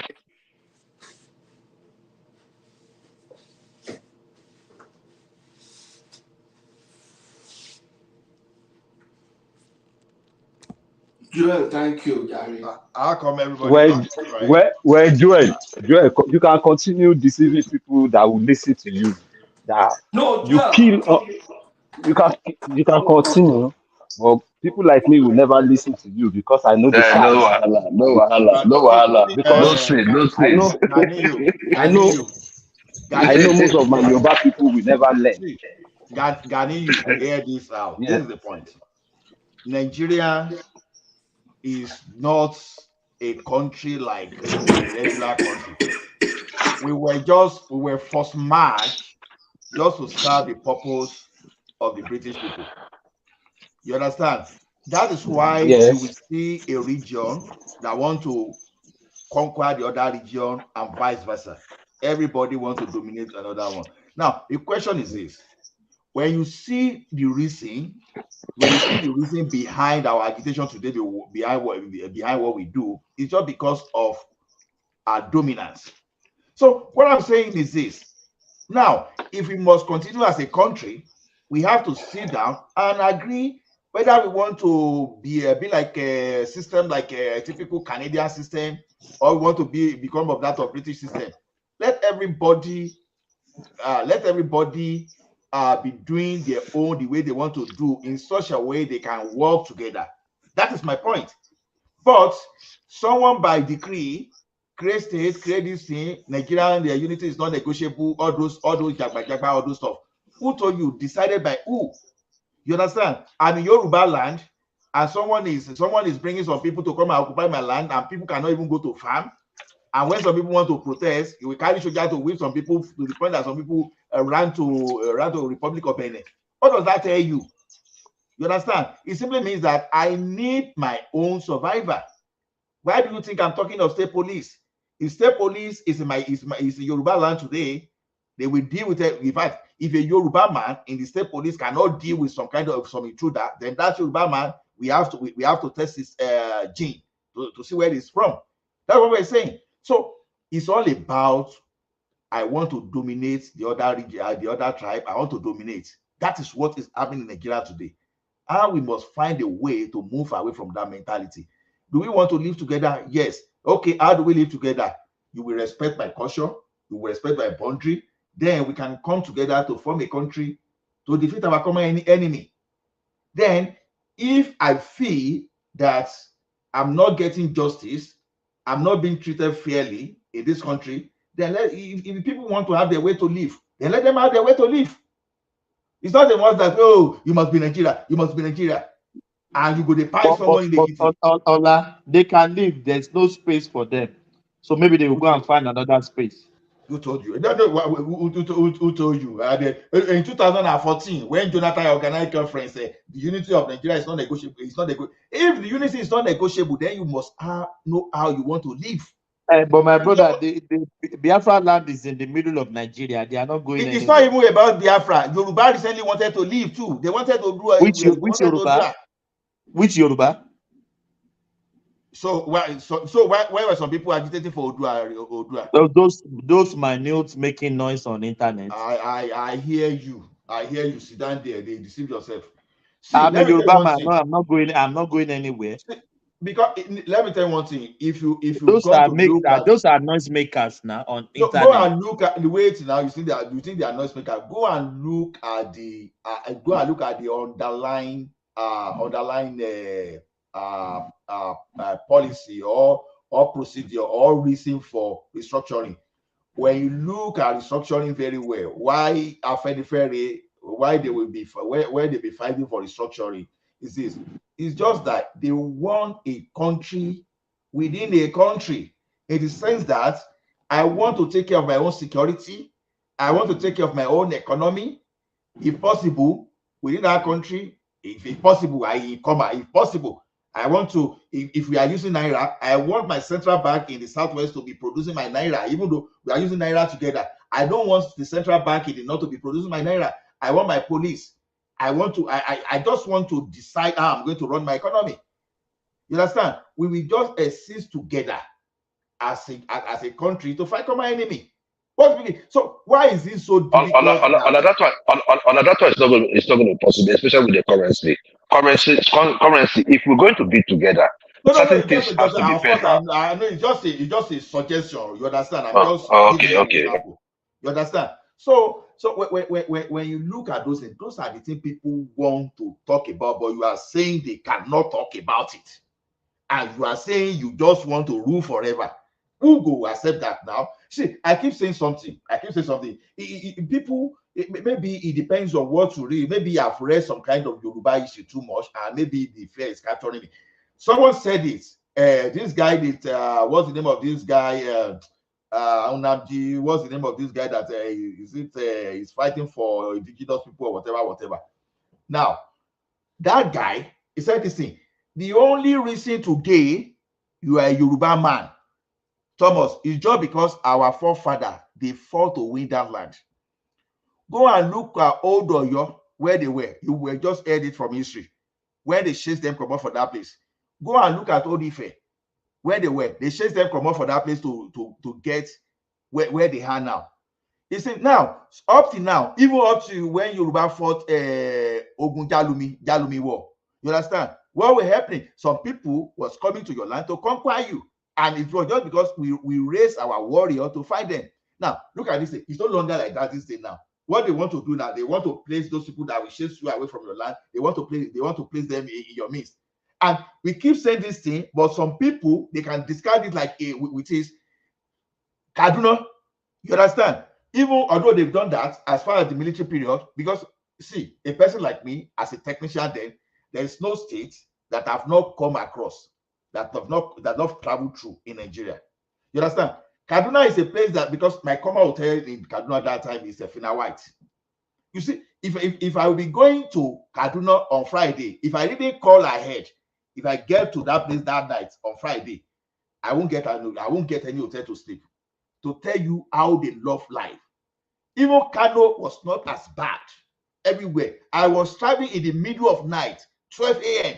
just to go and install machine so that I can cook it. Maybe my boss sent me for 2 weeks, but I wanted to cook it, do everything within 4 days, and use the remaining days to enjoy my life. And I would be traveling in the night and very secured.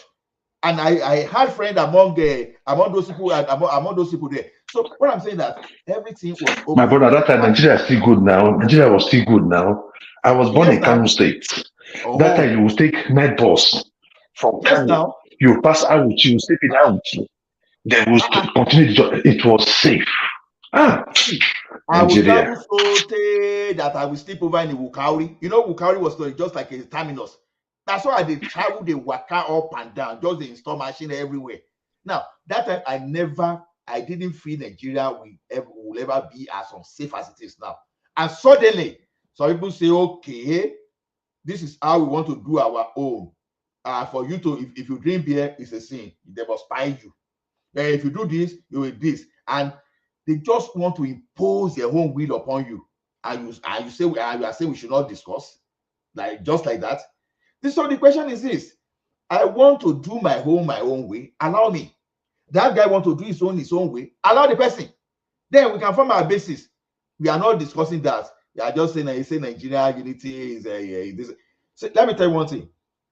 Adding be that Atiku won the last election, you see, the Yoruba nation agitation will be louder than it used to be before. It will be louder. So this thing, Yoruba started not today, right from the day of IBB. Right from the day of IBB. So just because they brought Obasanjo, they calmed down a little bit. Immediately Obasanjo left like this, they resume. That one is simply telling you something. If you don't address, you understand? If you don't address, And they said the best way they could do for you. Like I was talking about the Southern Kaduna. Kaduna was a bobbing place. You enjoy yourself, or some people said, okay, we're going to create some grazing reserve. From grazing reserve became a full-blown village.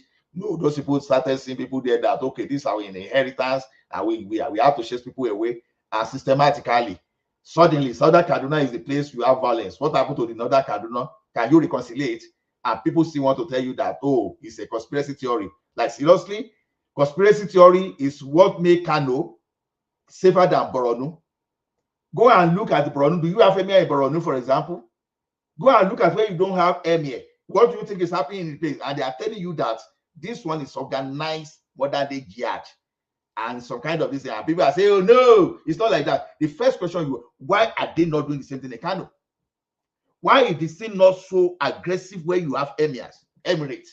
How come where you do not have emirates is where you are having all those stuff? And you cannot connect that thing with what Usman Dafodi did. Outside people used to be like Yoruba now, they love life until they deceive those people. Just like Yoruba are behaving now. And suddenly they are behaving now, they wave everything away. That's the way they were waving things away until they led them to bind their traditional leaders, and all of a sudden they put their emirs there. And you know the problem we have sometimes is this. I know this one is not about black man alone. Say if you want to hide anything from a black man, put this inside book. Because people, it's even good now we have social media. I think it's bringing people to some kind of form of knowledge. But the problem there is that we still see some people too that will come online to misinform people.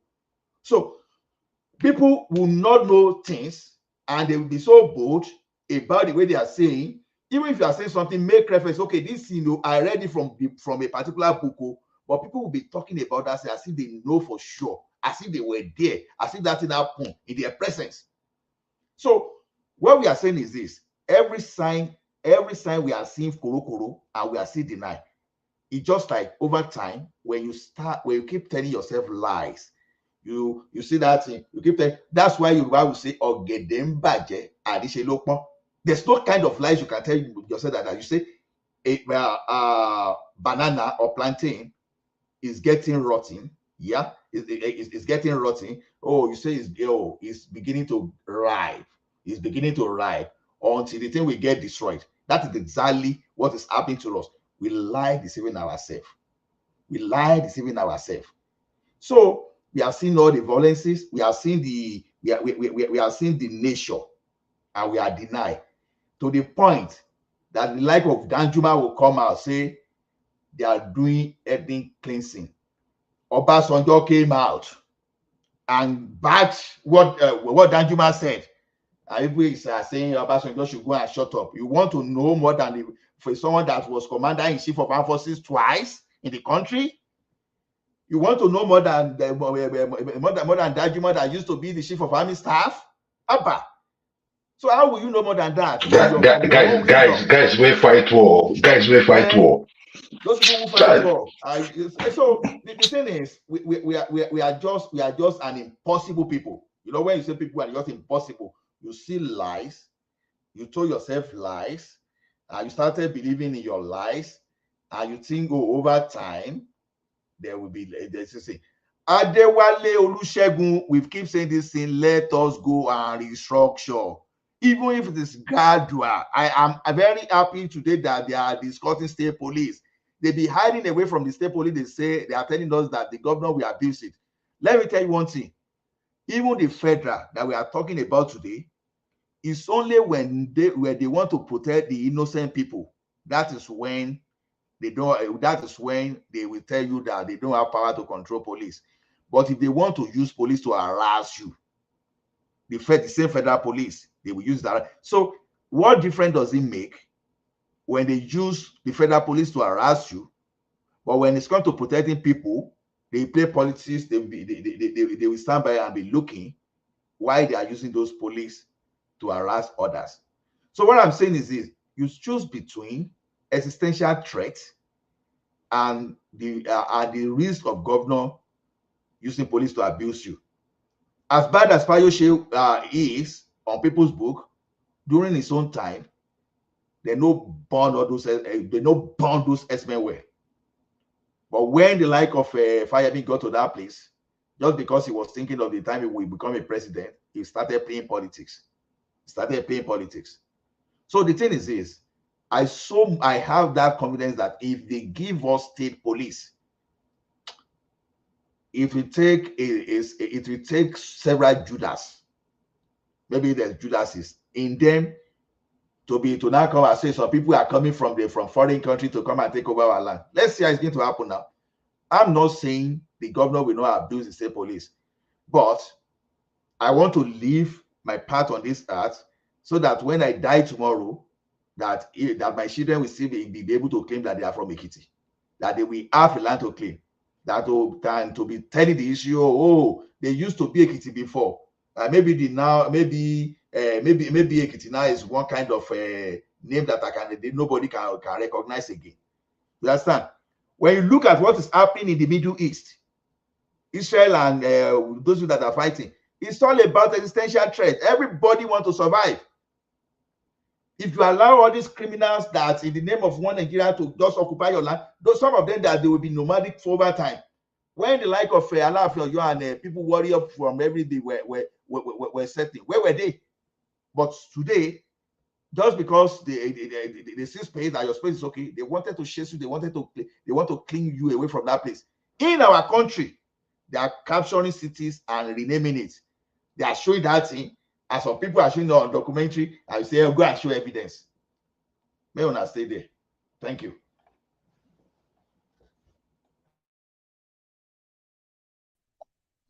My brother, you said it all, man. Make I go sleep. When I don't try. I got you. Even the one bishop is not even talking today. I don't even know. What should be happening. Bishop does sleep. Is there Okay, anything Bishop, you I guys have think said you don't today sleep. that have not been said before? Is there anyone? Maybe we should have even switched to music. Maybe Baba will have come. Like maybe we No, what I'm saying is that is there anything we have said today that have not been said before? Okay, You see, there's one of the reasons why I believe that the reason for our conversation is that people can learn new things and change their position based on new emerging facts. But I've realized that many of us, we have held so tenaciously to whatever we know before. There's no space for accepting new facts. And it's based on emotion and partisanship. Because the most difficult people are people that their position is rigid. If I am presented with new facts that are verifiable facts, of course, there's nothing that say I cannot change for what I believe on before. I've listened very, I was just trying to compare, okay, have we not discussed this before? There's nothing. We have said we have not. We just repeat, any opportunity, we just regurgitate what we have said before. We just talk over it again. So maybe by talking over it over and over is going to have a new effect on people. Actually, what? Honestly speaking, I don't know how many I won't even want to point to. The last presentation, I know. My belief was that, exactly on the few things he said last, restructuring. Ìjàlódé lónídòwe.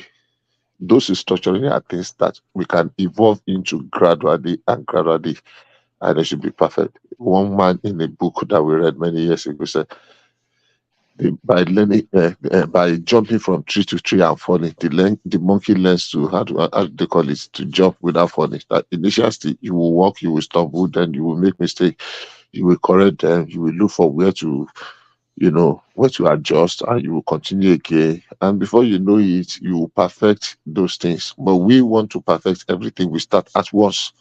You want to introduce something new and we want it to be perfect. Those that even own the democracy, it took them hundreds of years to perfect the democracy. But we just want to perfect the democracy in 24 years. And we want Nigeria to be an El Dorado. It doesn't work that way. We know even in our own little units, our homes, our families, our communities, we have little challenges.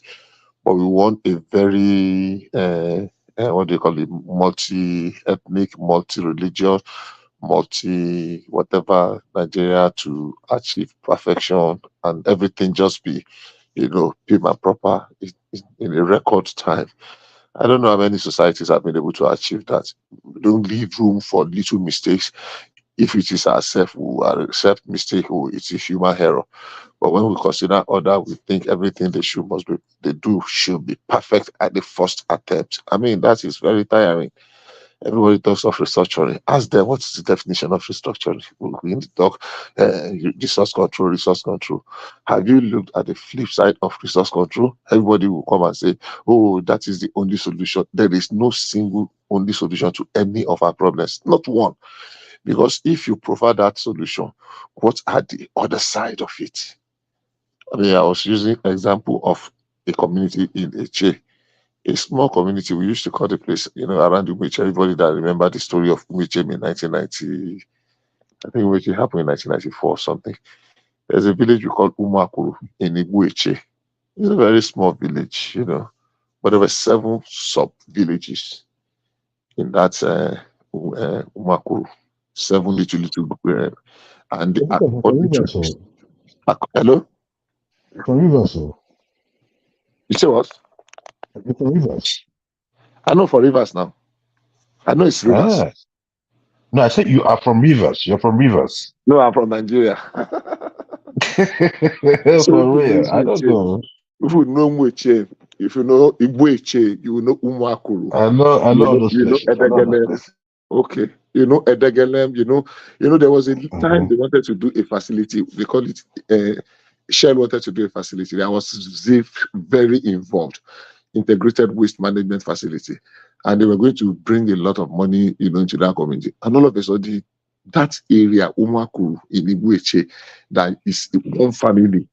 Now they realized that no, the other family did not have land, part of the land where Shell wanted to build a facility, so they should not get infrastructure there. I thought it was a joke. And before you knew what was happening, it started leading to communal clashes. Some people cannot go to the stream. The stream their fathers have used for hundreds of years together. That because you are from the other side, you cannot come here. Shell, you cannot build the road through this place. You cannot build this infrastructure here. Before you know it, and you cannot give this person scholarship. And I began to wonder if the same thing happened in Ogoniland. There is a place we call Bidere, Kedere, and there are about 5 communities. Do you know there was even a particular boy when I met him? He ran to Ibueche from Ogoni. Do you know why? Because in his family he has lost 4 brothers. Why? Because they were fighting on the sharing of 14 million naira. 14 million naira. A compensation that was paid, and it caused fight within the community. But say those places they get that kind of money where. Well, the truth of the matter is this: why should 14 million, not 14 billion, 14 million naira cause fight in a small community that led to the death of 4 brothers in the same family? So what I'm trying to say is this: the more you think that, when we break our small community, they will be better off. I told somebody one time when they were asking for 1 billion naira compensation in some area in Ogoniland, in Rivers. I said, if you want to destroy that community, should they throw 1 billion naira into their business?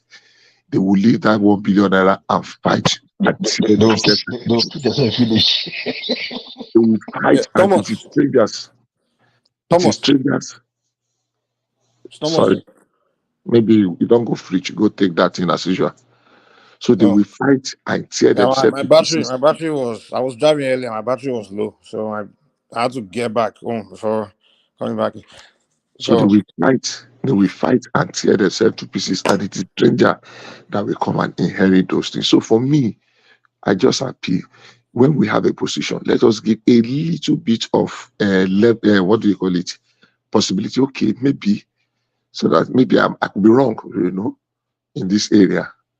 Maybe I could be wrong. There's no extreme. Many of us in Nigeria now, our positions are too extreme. If it is not this way, then it cannot be correct. If it is not in my way, because when you listen to people, not here, even on another platform, the way we hold on to our positions so tenaciously, even on religious matter, we should not hold on to things like that. Because facts do change. That's the truth. The fact you know today might not be the fact Hey, you know. Bishop, you might have to ask you a question real quick. Yeah, go ahead. You know how the military hierarchy works, right? Military, oh, absolutely. Okay, you believe like junior officers can actually just say they want to do a coup without taking out pretty much everyone above them, and just think they will take out some people, and then you think junior officers actually organize coups on their own? No, it depends. You see, in Nigeria, we have what we call in Nigeria. We have what we call the teeth arm, and there is a military rank, and there is an what do they call it now? Command rank. Command rank is different from military rank. You can be a major general and you are in medical, or you are in education corps. Combat officer and kind of like service officer, kind of like they call some the teeth arm. The teeth arm. The teeth arm are the arms, the corps that are in the heart of battle. For example, the education corps is not there. So if you are a major general in the education corps, you may not know anything they are talking. If they are discussing coup, you are not likely to hear anything if it is being done by the infantry or the armor corps or the artillery or signal. Sometimes they involve signal, and that's why people used to contest, because signal is the communication arm of the army. So the signal corps. So but medical corps is just medical corps. So you can be the direction, we call it DMC or Adams, ADMC, as the director of Army Medical Corps. Okay, do you believe that those junior officers, those majors, yes, these Zogu are there, carry out that coup without order from a general, a senior officer? No, they will have the confidence of the general. Definitely, I can assure you that. Exactly. These people will come here and tell us in Zogu was organized the coup. When we all know, it's so obvious, it's so clear that it was Ironsi that organized the coup. Definitely, Ironsi was the one. And even it was even more evidence that Irosi's hand. Let me tell you the fact that you are not hearing. Irosi's hand and leg and neck and head was in that coup, because ultimately he knew he was going to be the beneficiary of the coup. And the body. One. And all the body. Everything. Bishop, even think about it, Gossip. Even if the guy say he didn't organize that coup, then that means he did another coup, because he made the government sign the country over, the civilian government to sign over to him. So that's the coup on its own. So basically he did another coup. Apart from that, administratively, Irosi was very weak, and I will tell you why. When he came in, he should have pacified those that felt very aggrieved, because let's be very sincere with ourselves, did not have every reason to be aggrieved. Those people have now been trying to rewrite a history and saying it was those that were supposed to carry out the assassinations in the southeast that failed. They made mistake, and that's why they did not.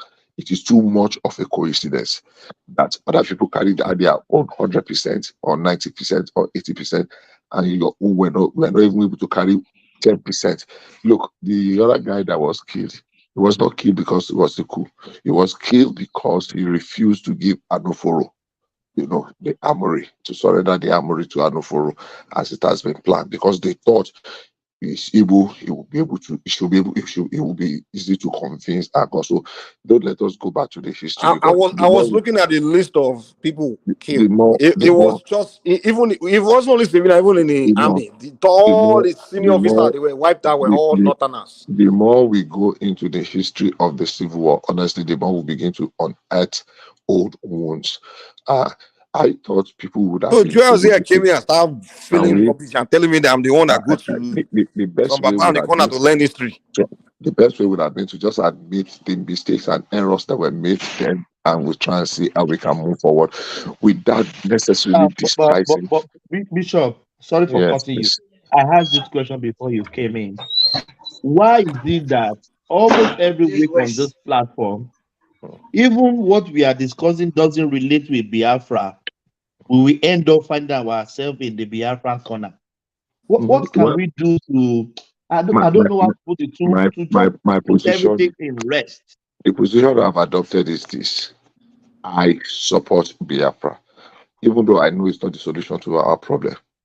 I really support. I really wish today we can sit down and say, let us have Biafra. I have asked a few of my friends, have they considered the implications, the far implications? Igbo are very diversified. They are everywhere in Nigeria. Do you think if we have Biafra, the Igbos in Kano will still be accommodated the way they are? Do you think the Igbos in Lagos, in Ibadan, in Jos, in Maiduguri? I lived in Maiduguri. I have lived in Zaria, in Kaduna. I have been to all these places.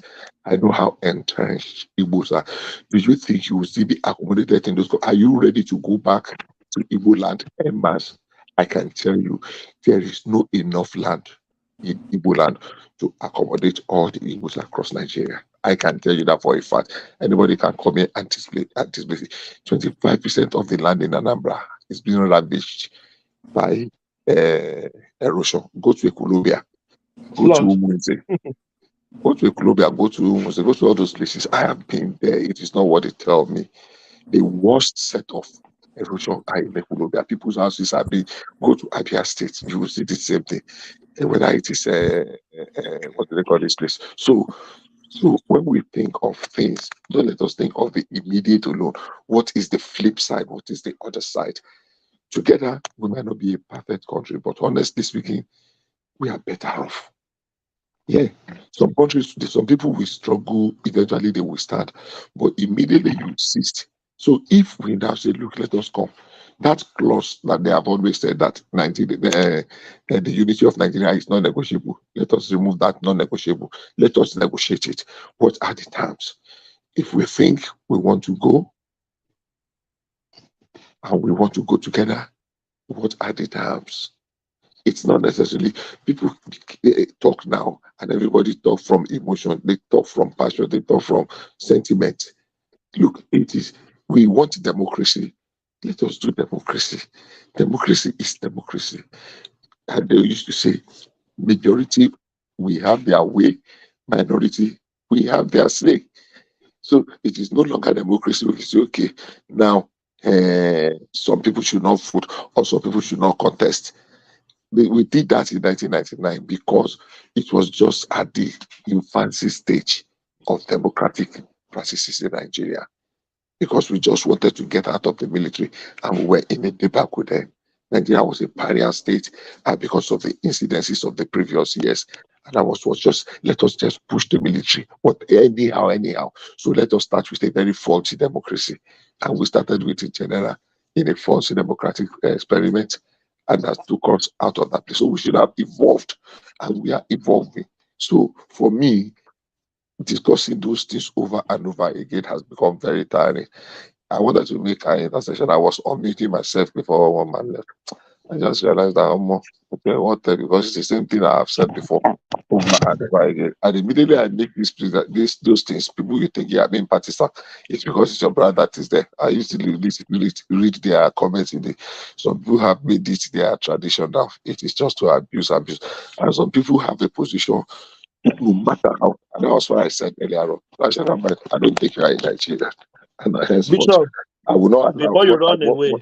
Before you run away, yes, sir. What do you think about Igboho coming back to Nigeria and he's not being arrested? I The heard lawyer that. of our, let me finish, please. our professor lawyer here said they never charge him to court, which we know nobody charged him to court. Yeah. But I could remember Peter Ufunaya, the DSS, maybe secretary, I don't know even this exposed, declare Igboho wanted. If somebody is declared wanted and he entered the country, what is the next thing to do? Is Tinubu doing Yoruba Anki Panki now? Okay. He should be arrested. That is my position. Yes, I agree with you. Tinubu should have been arrested. I have not seen him. What they showed, I have not been able to verify. Is it true that he's back in the country? I don't even believe, Bishop. I don't believe it. But I thought they granted him pardon. No, nobody granted him pardon. Nobody. Yes. He's back. Igboho is 100% back. He's back. So no. I'm not saying he's not back. Nobody they fight. I'm saying that I thought that I'm not they fighting with already you. I granted him just said pardon. it's back 100%. No, I'm saying I I'm not thought that they fighting with granted. you. Nobody I thought that the federal hold government on, granted him pardon. hold on. That's it. Right. I'm just Nobody trying to granted get him pardon. information. Nobody granted him pardon. Nobody. If he was a fugitive of the law and he ran away, as he came back, he should have been arrested. And I really believe he would have been, he should be arrested. I don't know how he came into the country. I don't know if they did not publish something has happened underground. The arguments of what do you call it, Ogbeni, Ogbeni. about him going to court and winning some nonsense case.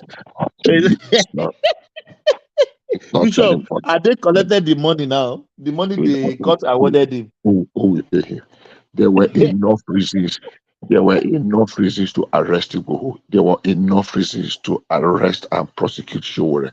Showore openly called for a revolution now and openly called for a day of rage protest. No In country. an election, he participated. So nobody, Igbo has no right to carry arms against some citizens of this country in the name of he wants to chase Fulani men. Look, these things are not right. And no matter the position So Yoruba should be killed now. I don't understand. I don't see. Joy, We you don't have make to. sense at all. I beg now. You're not making sense Mike, at all. I beg leave adults they talk now. Not be so So we should, jump into you argument. should be going Make after adults dey anyone talk. that's Fulani on the street. Joel, let me answer you, Joel. Please, let me answer you. Joel.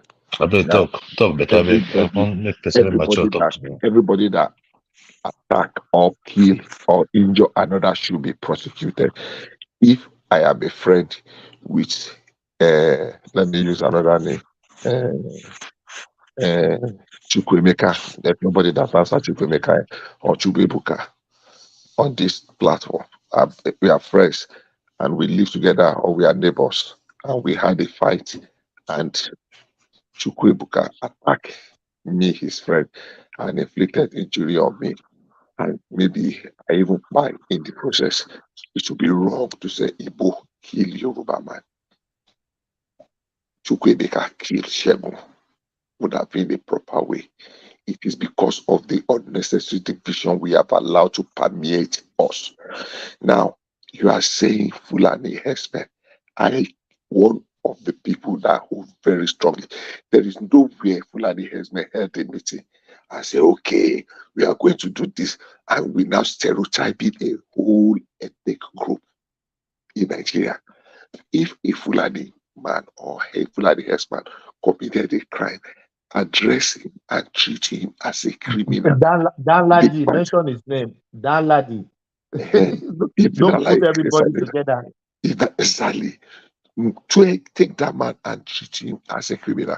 The basis of the crisis that happened in Nigongo, if they like, let them continue the story 100 times. I got to speak with people in Nigongo. I know Ibarapa. Ibarapa is somewhere in Oyo State. We used to call it Ibarapa Meche, which includes Lalate, Ibore, Idere, Igogo, Irua. What's the name of the two other cities? You know, we call them Ibarapa. Close to my city. I know Irua, I know Ibora, I know Idere, I know Lalate, I know Igogo. I know everywhere, my brother. So this is the way to my hometown. And I know how long those Fulanis have been there. Some of them have bought land. They have established themselves. Even if you go to Okeogun, from Shekmeteri, Aguamodu, Tede, Agurege, to Aguare, to Lalate, Adoawaye, it's like, you know, you see how Fulani have established there. Not yesterday, ever before Nigeria. Yoruba, my brother. Ever before Nigeria became Nigeria. Ever before Nigeria became Nigeria. They've been there, some of them have been there for 200, 300 years. Now, let's fast forward to where we are now. The incident that happened in Megogo, I had first-hand information. Eventually, even the truth came out that the killers of Dr. What's his name?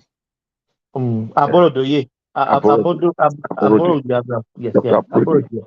were not Fulanis. They were not It Fulani. was a Yoruba man, another Yoruba man in PDP, one allergy, whatever, that organized his killing because of the PDP local government Political fight. chairmanship.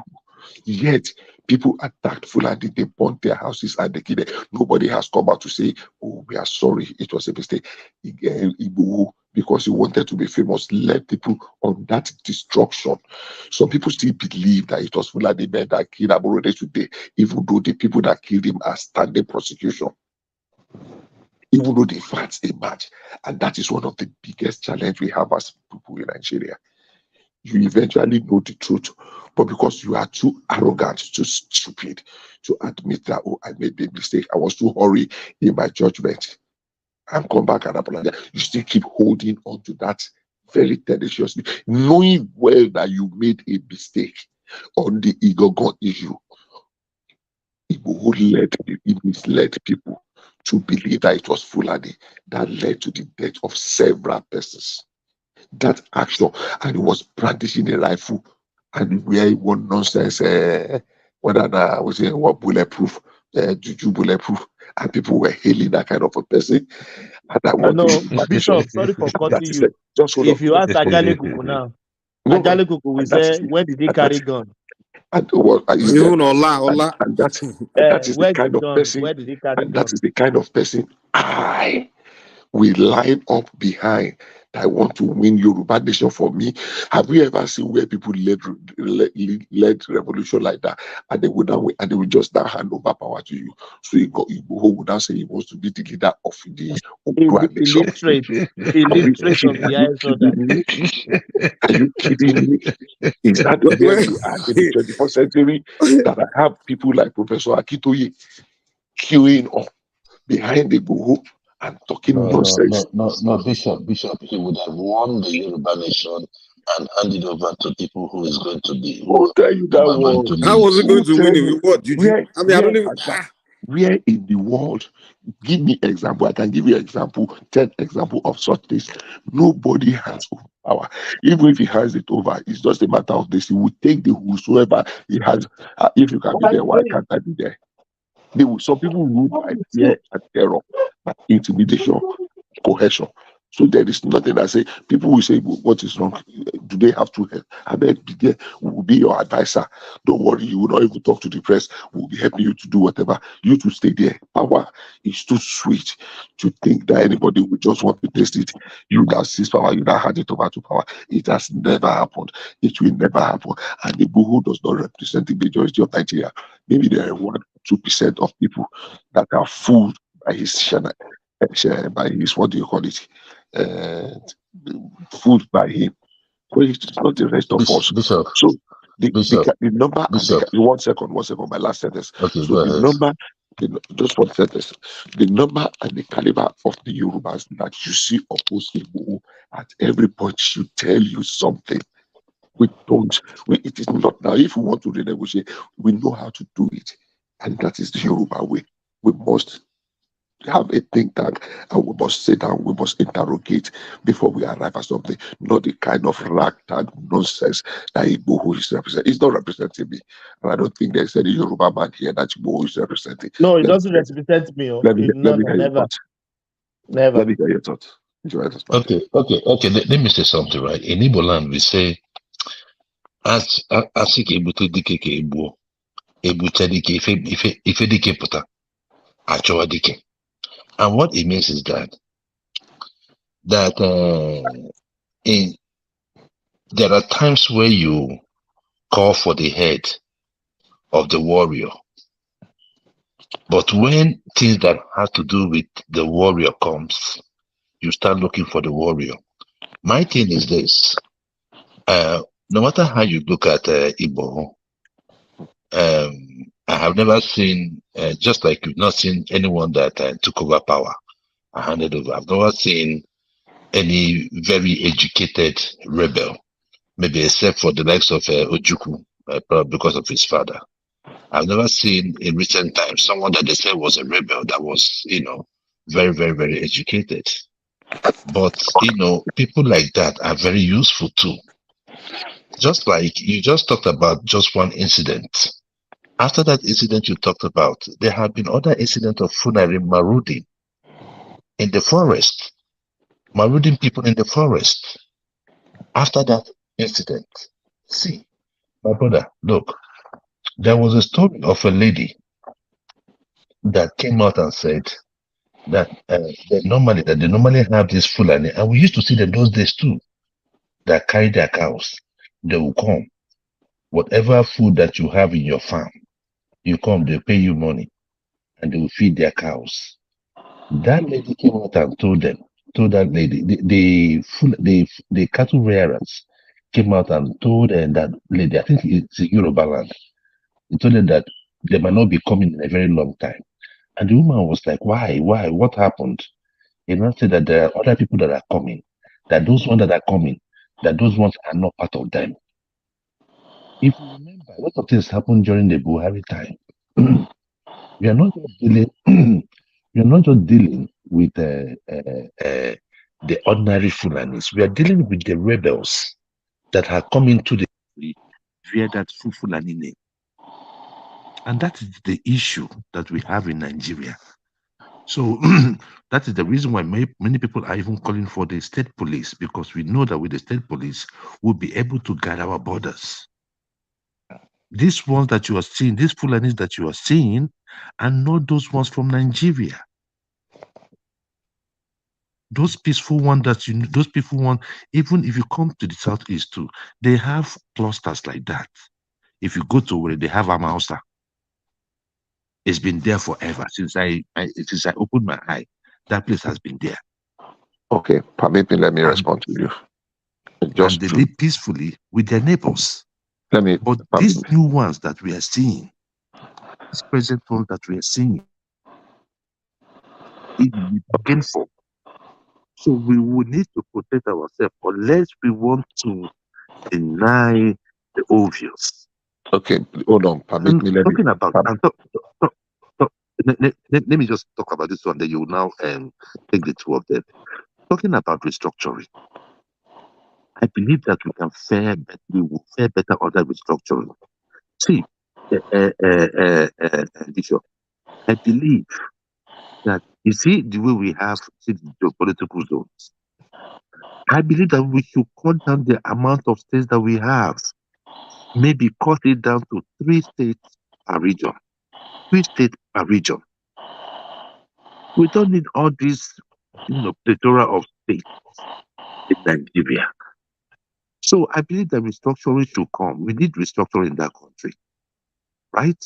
If there is any communal crisis, we deal with it. At least by then we have community police or we have state police. Such issues, we'll be able to deal with it. But these ones that will come in the night, kill people, and still have the backing of those in military, have the backing of the state, or scrupulous elements in the states, that is not acceptable. So that restructuring about state police, yes, the governors might overuse them, or at least they will serve their purpose. Go ahead. Bishop, I muted you. There's some noise coming from your background. Yeah. Unmute yourself and respond. No noise from my background. There is a feedback coming from you. Yeah, I don't know where that's coming from. Yeah. It's night. It's 2 a.m. There's nobody, not a single person. There's nothing displaying. The only thing I can hear is the chiming of maybe cricket or something from far distance. So that's why I'm sleeping very low. Now, number one, I don't know where to start from. Let me start from the last thing you said, restructuring. Restructuring is a word that some people have just thrown into the mix to confuse us. When you ask people what is restructuring, they tell you police something.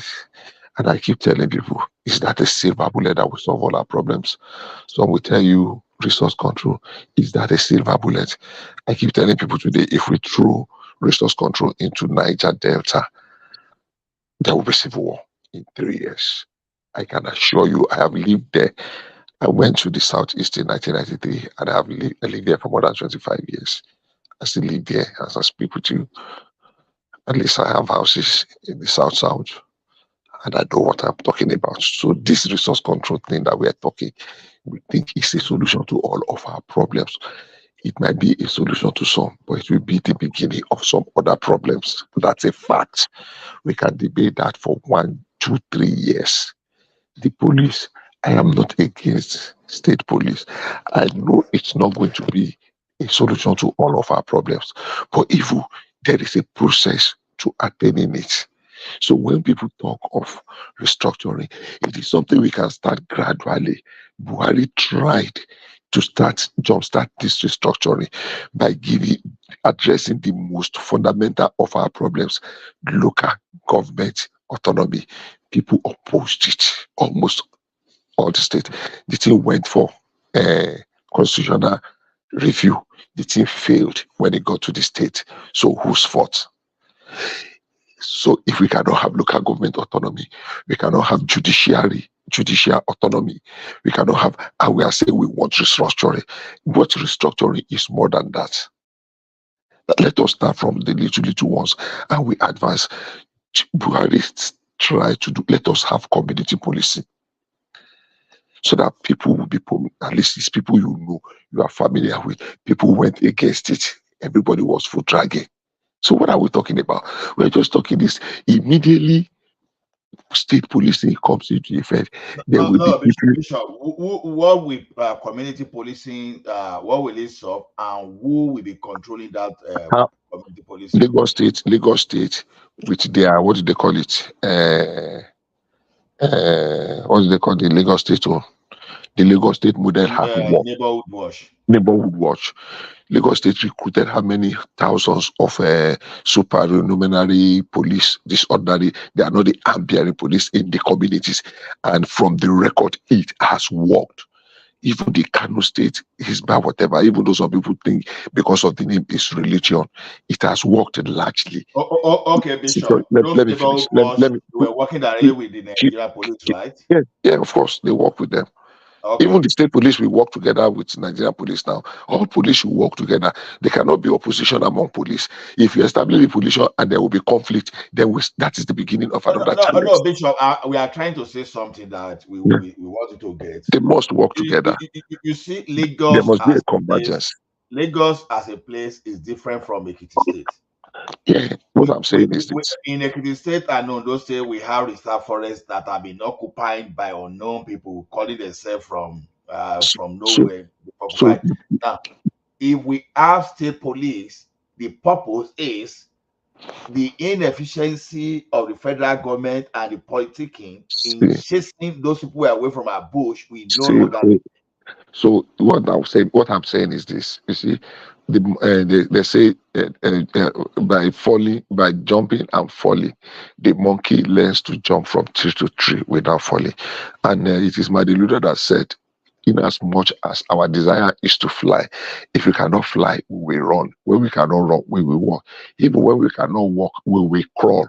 So if you want to move from point A to B, and you say, I want to fly, and somebody say, you cannot fly now, you can only walk. You say, I will not walk. And you have been fighting that I will not walk.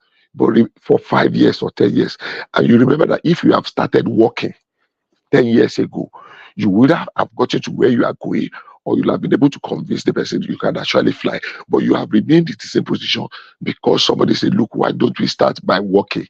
Flying might be too tedious for you now. That is the sense behind it now. Let me go to it. There is nothing you are saying in Ekiti and Ondo State that the state police want to achieve that community policing cannot achieve, because community policing depends more on information at the local level. A new person comes into a community, there are people that will be able to question you. Okay, where are you coming from? Can we get your record of your previous, where you stayed? Where have you been working? You just did not fall from heaven. Where were you working before? Where were you living? Where did you go to school? You understand? They want to know the background of that person. That's what Lagos State is trying to implement now. So community policing is very, very effective. State policing can come, but because of our challenges for now, it might be a little bit difficult to enforce. I did say here yesterday or 2 days ago that we have states today that have not implemented 30,000 minimum wage. 30,000.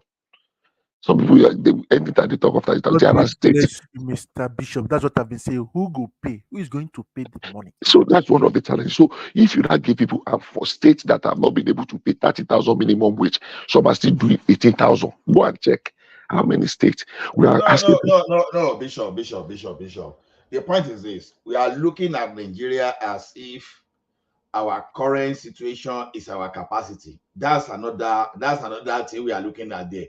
See, we never look at when we were even use palm oil, when we were using the Mr. Ola, sorry to sorry. Bishop, let me land it. Now you didn't even let me present my situation. Now you are looking at it, but you are not looking at it from the fact that people no longer go to the farm, so we can no longer get the same level of agricultural output we used to get before. You are not looking at the fact that even those agricultural output, we are supposed to be converting them to some kind of value chain around that place. So the thing is this: we should look at our policy structure. I just give me a minute. I'm running up. So we should look at. Let's get back to Bishop. Bishop was making sense. You did your 1 hour talking earlier. I know I know Bishop. You interject. We know what you are saying, Seth. You just say some blah. We know anything. Let's inland. Let me land. Why are we not looking at our state police as something that will restore security in our state and allow us to go back to the farm and boost our output? Now we only look at income we have now. Okay, let me answer you. We're just being, I don't want to use this word. Now, did our poverty problem start today? How many years? When did all the security and full enhancement thing start? It started post 2015. So where were those money? Where were those things that we were doing before 2015? All this Fulani, herdsmen, blah, blah, blah, started after Buhari. And I will tell you 3 categories of people that were responsible. Number 1, PDP.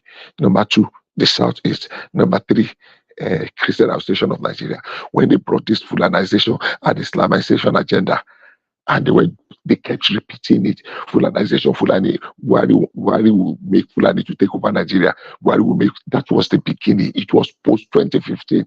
There was nothing like Fulani herdsmen.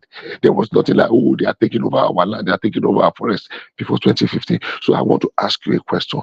So it is just now that we want to go and be farming cocoa. How many years ago have our cocoa plantations died? How many people were actually farming post 2015, except for some little peasant farmers? What was it? The plantation never died in Ekiti, so I can sit tell you that for sure. It was even funny. Nobody ever nobody mentioned that word Fulani was not a word known in Nigeria until 2015. Let me finish, right? So everything about this Fulani something was politics. And it was being implemented because some people started Bishop, let me finish. No. That's not true. That's not true. Let me just finish. I'm telling you of it now. I'm not telling you of somewhere. Listen, I kept quiet for you when you made your interjection. Let me finish. I've been listening for a while. I was just tired of repeating the same thing. That's why. So let me just answer the question, and I address another question, and we'll get back to you. So the truth of the matter is that we were not coming from El Dorado. It was not like everything was working perfectly. Whether insecurity, the Fulani herdsmen phenomenon came post 2015. We can debate that from today till that kingdom come. But the truth was that it was not there before 2015. Now, unfortunately, there was another phenomenon that came into that mix after we created that hatred and something, and we now stereotyped a particular ethnic group and associated them with every crime. And I used to ask people, does it mean all the criminals that were kidnapping in the Southwest, in the Southeast, in the South, all of them just retired? Immediately Fulani kidnappers came and said, okay, the Fulani, you carry on. Now, almost every crime in the South, almost every crime was attributed to Fulani, except the one they catch somebody red-handed. Even if somebody steals somebody's wife, they will say it's Fulani. If somebody steals a pot of food, they will say it's Fulani. If somebody do anything, they will say it's Fulani. God, Now, No. may Almighty Bishop. God, may I don't Bishop, think may you are being Almighty fair. God bless you. You are please a let me Bishop, I don't. real listen, true Bishop, please let me Nigerian. finish. Let me Hold Bishop, on, please, I don't think. please, I don't think please, you are let me being Bishop, fair. You're not being please, fair. Bishop, Not you being are a fair. real that's Nigerian. your May Almighty opinion. God bless you. That's your opinion. Let me just please let me Bishop, land. Bishop, Please let me land. Bishop, Please hold let on. me land. Hold on, Please please. let me Hold land on, my thought. Bishop. Please. Oh my God. Let me land my thought. You will May come in. Almighty God bless you. You are a real Thank you. Nigeria. So I've been We listening to don't hear you Mr. Kenny. We don't every hear. time, but You cannot. you never. Today I confirm you. You are a real Nigeria. May Almighty God Mr. bless you. Kenny. May Thank you. Almighty God bless you. thank you. Amen. Thank And you bless for. and God bless all of us. Bless Oh, Nigeria God too. will bless So Nigeria now. let me finish. God will bless Nigeria. God will bless all of us. So let me finish, please. So a new phenomenon came into the mix. I did say here that in 2012, 2013, under Jonathan, there were security reports after the demise of what do you call this thing? Gaddafi, that over 400,000 of his armies with over 1 million small arms were flowing down. I have asked people to go and watch Sons of the Sahara. It's a documentary that was done by Al Jazeera. Am I still on? Is anybody hearing me? We can Hello? hear you. Yeah, you are on. We You can are hear on. you. We Yeah. can hear Okay, you. thank you. I said, so they said that there were small arms that were coming down. All those people when they killed Gaddafi, because Gaddafi recruited army across the Sahel, from Sudan to Mali to Libya to Niger to Chad.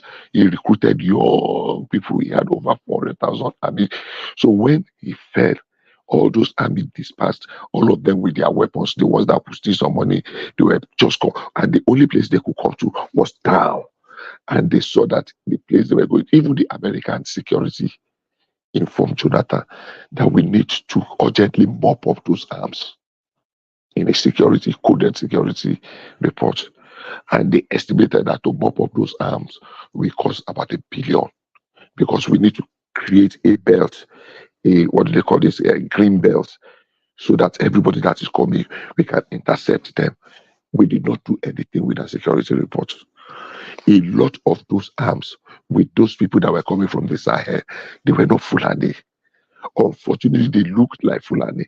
So averagely, if you see them, you will take them for Fulani. They infiltrated from our northern border.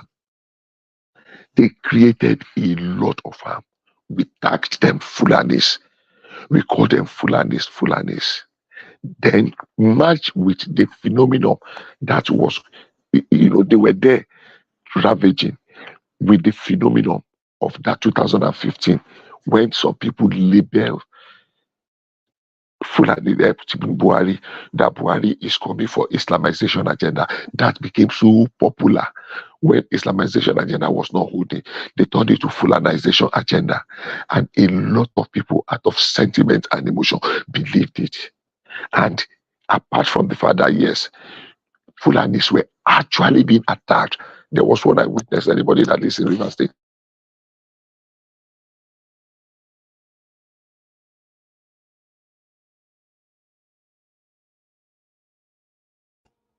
What happens to Bishop? Is it my network? Hello? Hello? No, Bishop, we are here. Midwest, we are here. Do you want to say something? No, my network is, everything just went off when I thought it's my network. No, I think Bishop dropped. You should come back and finish his statement. Too. Before 2015, nobody can tell me that the word Fulani was a word that was common in the mouth of Nigerians. A tribe that we talk about. When we want to talk about ethnicity, we have mentioned Yoruba, Igbo, and Hausa. That's it. And then once in a while, I don't even know who else we talk about. But nobody ever talk about Fulani or that. All of a sudden, Fulani became the most popular tribe in Nigeria. I'm like, where the heck? Since Mike, when all of a sudden? And I'm wondering, like, what's going on? And then people start going to But what I wanted to ask Bishop, I saw one program where somebody was calling Tinubu wife Ifide and that deserved to die. That's what propaganda do to people, man. It's just a propaganda video. Or they make it or what. I saw it there, but I don't know whether it's original or whether the person was really addressing a group of people. You know, I don't know if it is fake. But if that is real, I think that should be a concern to every one of us. Because when you are with people who don't reason like the way you reason, you don't expect progress. And that's just the fact. There's no need of deceiving ourselves. People have to reason at least to a certain degree in agreement before they can make a headway. But if our reasoning is quite different, totally different, and we are forcing ourselves, pretending it will work, I don't think it is going to work. I saw that video, I was so worried. And but if it is fake, well, let's take it like propaganda, as you just said, Mike. I didn't hear most of the things you said because you were breaking up. Man. What were you saying? Is breaking up. Yeah, better now, bro. For the most part of what you said. I saw a video where somebody was addressing in the northern language. I don't know whether it's Hausa or whatever. So it was even speaking English that. I think they interpret that Tinubu wife is an infidel because they're supposed to be there. She's a Christian and they need to buy her and all those kind of things. So I saw it yesterday. And I don't really know whether that video is real or whether the person, whether it's fake or people just decide to, do something and throw it to the society there so that they can cause more confusion. But if the video is real, I think it's of a great concern that we should look at people's mindset, the way they view our country, because a lot is going on. I also saw a video where some of our leaders were with these Hamas people and the rest people. This one is we have our own problem. Our problem is even more than those people. Those ones they get international support to solve it. Our own, nobody cares. So we should be concerned about what is going on, not coming here to be deceiving ourselves like people like Bishop who claim to be one Nigeria and not talking of solution. Somebody is here to insult Igbo. When Igbo rise, we know what was going on. It was a Igbo event and all those kind of things that forced Yoruba leaders to go and be creating and talking. So we were nearly a total point of collapse that time for people to take action in their hand before that guy rises. It's an hero. We can't come here and be criticizing everybody. The days that lie ahead is even tough. It's going to be rough than the one we have seen. There's no measure or grant to help Nigerians as a people. That's my saying. Thank you. I hope you are hearing me, Mike. You're breaking up, man. Honestly, I didn't hear most of the things you said, man. Is it me that is everybody else not here? Because I'm not here. Maybe it's my own network. Ola, you hear me? I didn't hear much of the things you said. Loud and clear, perfectly well. Okay, you know now. Maybe somebody can summarize what you said because me I didn't hear. Now Orisha and Ogun they deal with microphone because I hear you when you say Sunday it's an hero. Which hero is Sunday Igboho? You see they say that where are you? Where are you? You live in Nigeria. Before I answer Midwest. No, that guy will ask that question. Whether Igboho now want to reply you. You live in Nigeria. Say the truth. I'm in Nigeria. What are you talking? I'm in Nigeria and I go to Nigeria often. What do you mean? You see, say no. Do you live there? Say I go to Nigeria often. You are a runaway soldier, so you will not know what it is. So let's rank it there. Some of them will be 10 general runaway soldier. Una dey Australia, dey Canada, dey here. Person will rise up in a time where they buy people anyhow, bush people not. They buy people anyhow. Where they buy people anyhow. Come on, una too they deny something. If we go to Nigeria, wait, I not put name. I not call Fulani here. Now you they call Fulani. I never mention Fulani. You say rise now, so we know where you're going. You only rise against Fulani people, Fulani ethnic group. Something was happening in our country where everybody was so confused. We see church, boom. People can't go to farm, people can't travel on the road. Somebody now say, what are we waiting for? We can't just continue like this, fold our hands. So the best thing to do is start attacking ethnic group, Abi. No, he did not. How would you feel? How would you feel is that stigmatizing your own tribe and begin to say your people, your tribe, just name it, and then start putting targets on the back of everybody that's on your tribe. How would you feel? Look at the attack. Look Mike, at the attack. Mike, Make we know Mike, hold on. we are the one. Mike, let me round up this one. Midwest, or what's your name? You said because I'm a runaway soldier. Is Evans not Everybody a way there, but if you did is- UK, you are a runaway soldier. Your mate are Hello, contributing. is Evans is Evans not a criminal? Is Evans not a kidnapper? Evans is not a kidnapper. So what are you talking about? He started the business of kidnapping in Nigeria. Evans started it. No, it didn't start Evans is not start kidnapping Nigeria, by the way. It didn't start it. I don't know where I fell out of. I don't know why I dropped off. Unfortunately, I don't even know how long I spoke. But I did not know I have dropped off. But that's by the way. Evans did not start it. I mean, kidnapping for ransom started in the Niger Delta during the towards the end of Obasanjo time. But those one were more kidnapping foreign workers, oil workers. Well, eventually they now decided to they started from foreigners, from kidnappers. Then when there were no foreigners again, they started kidnapping local oil workers, and from oil workers they started kidnapping. Then the thing went into the east. And but in the southwest, I think I knew it's right. It was Evans that started in the southwest. Because the United Delta people didn't bring the kidnapping to the southwest. Mike, let's take tribalism from this issue. It did not say southwest. No, it's not tribalism now. It's honesty. Who was the first kidnapper they arrested from the southwest? Not it has been there. It has been there. In the southwest? Yes, it started in the southern part of Okay, educate me now. Tell me. He started in the southern part of Nigeria. The northern. No, I'm talking. I know he started in Niger Delta. I know he started in Niger Delta. So, and then but my record of the southwest, by the time he came to the southwest, Evans was the first guy. Now, was there anybody else? You don't even now. The one before police even catch Evans, that thing has been going on. I'm telling you. Evans was just a celebrated case. There have been other kidnappers before him. Yes. I can't remember very well. Thank you. Let's just see when after Obasanjo left. You remember when the days of what do they call these people now? These people that were security outfits in the east that went rogue, Bakassi boys. You remember the days of Bakassi boys? They were kidnappers. People were kidnapping. So. Well, that's by the way. I don't think it's an ethnic thing. I don't think it's a tribe thing. There are criminals among all of us.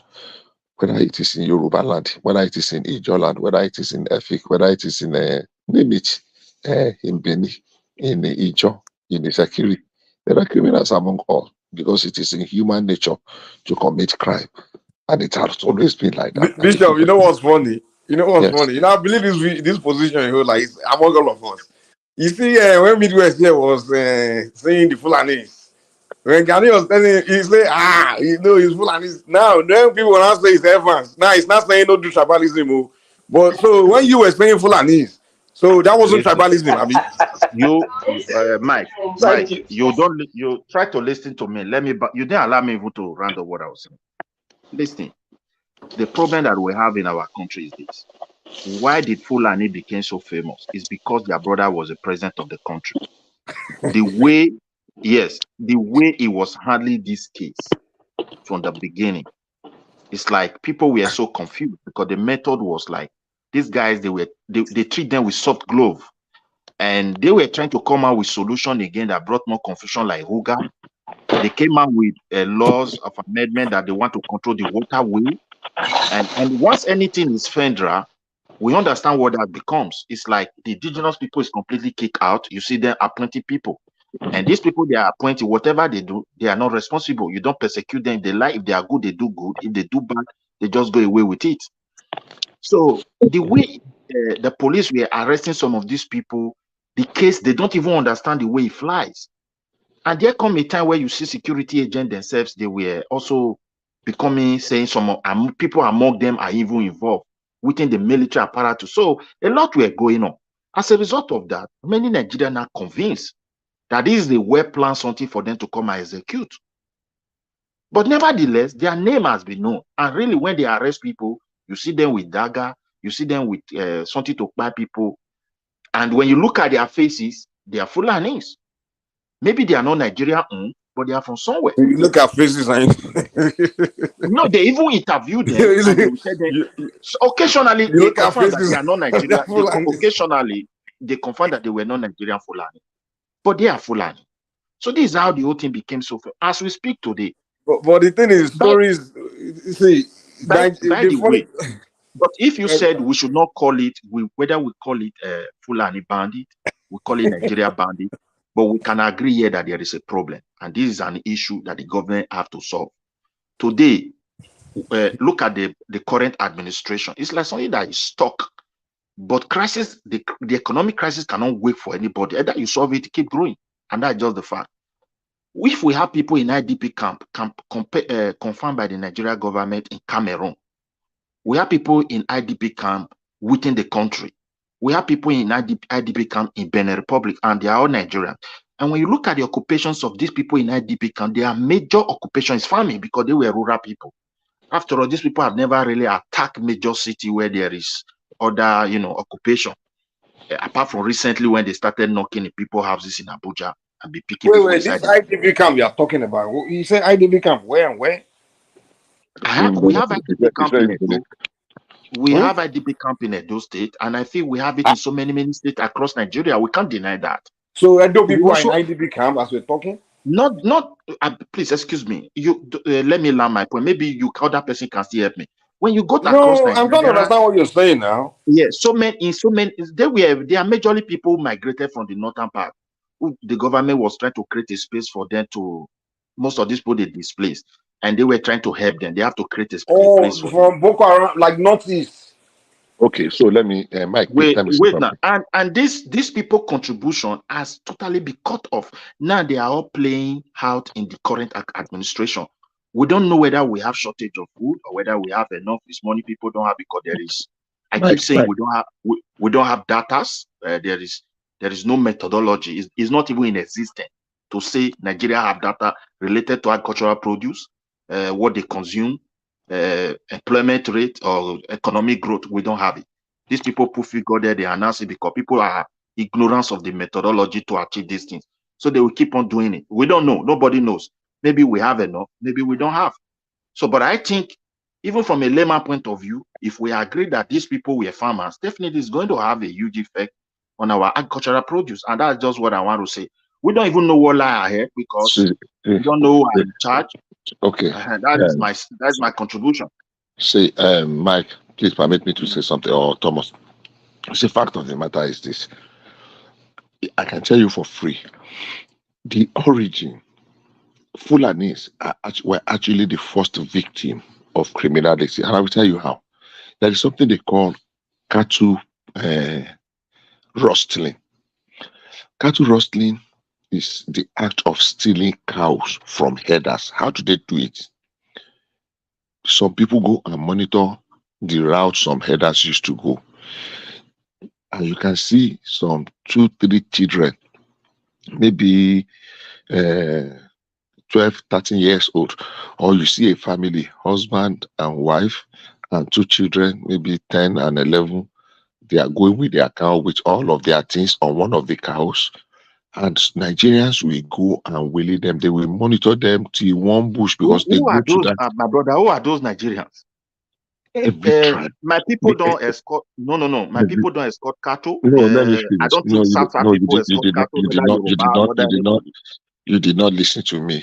You did not listen. Definitely, you said Nigeria will go and relay those people who escort their cattle. That's what I'm saying. Hold on. That's what I'm saying. We're doing it, not Nigeria. No. It's not Fulani. It is Fulani that were pursuing cow.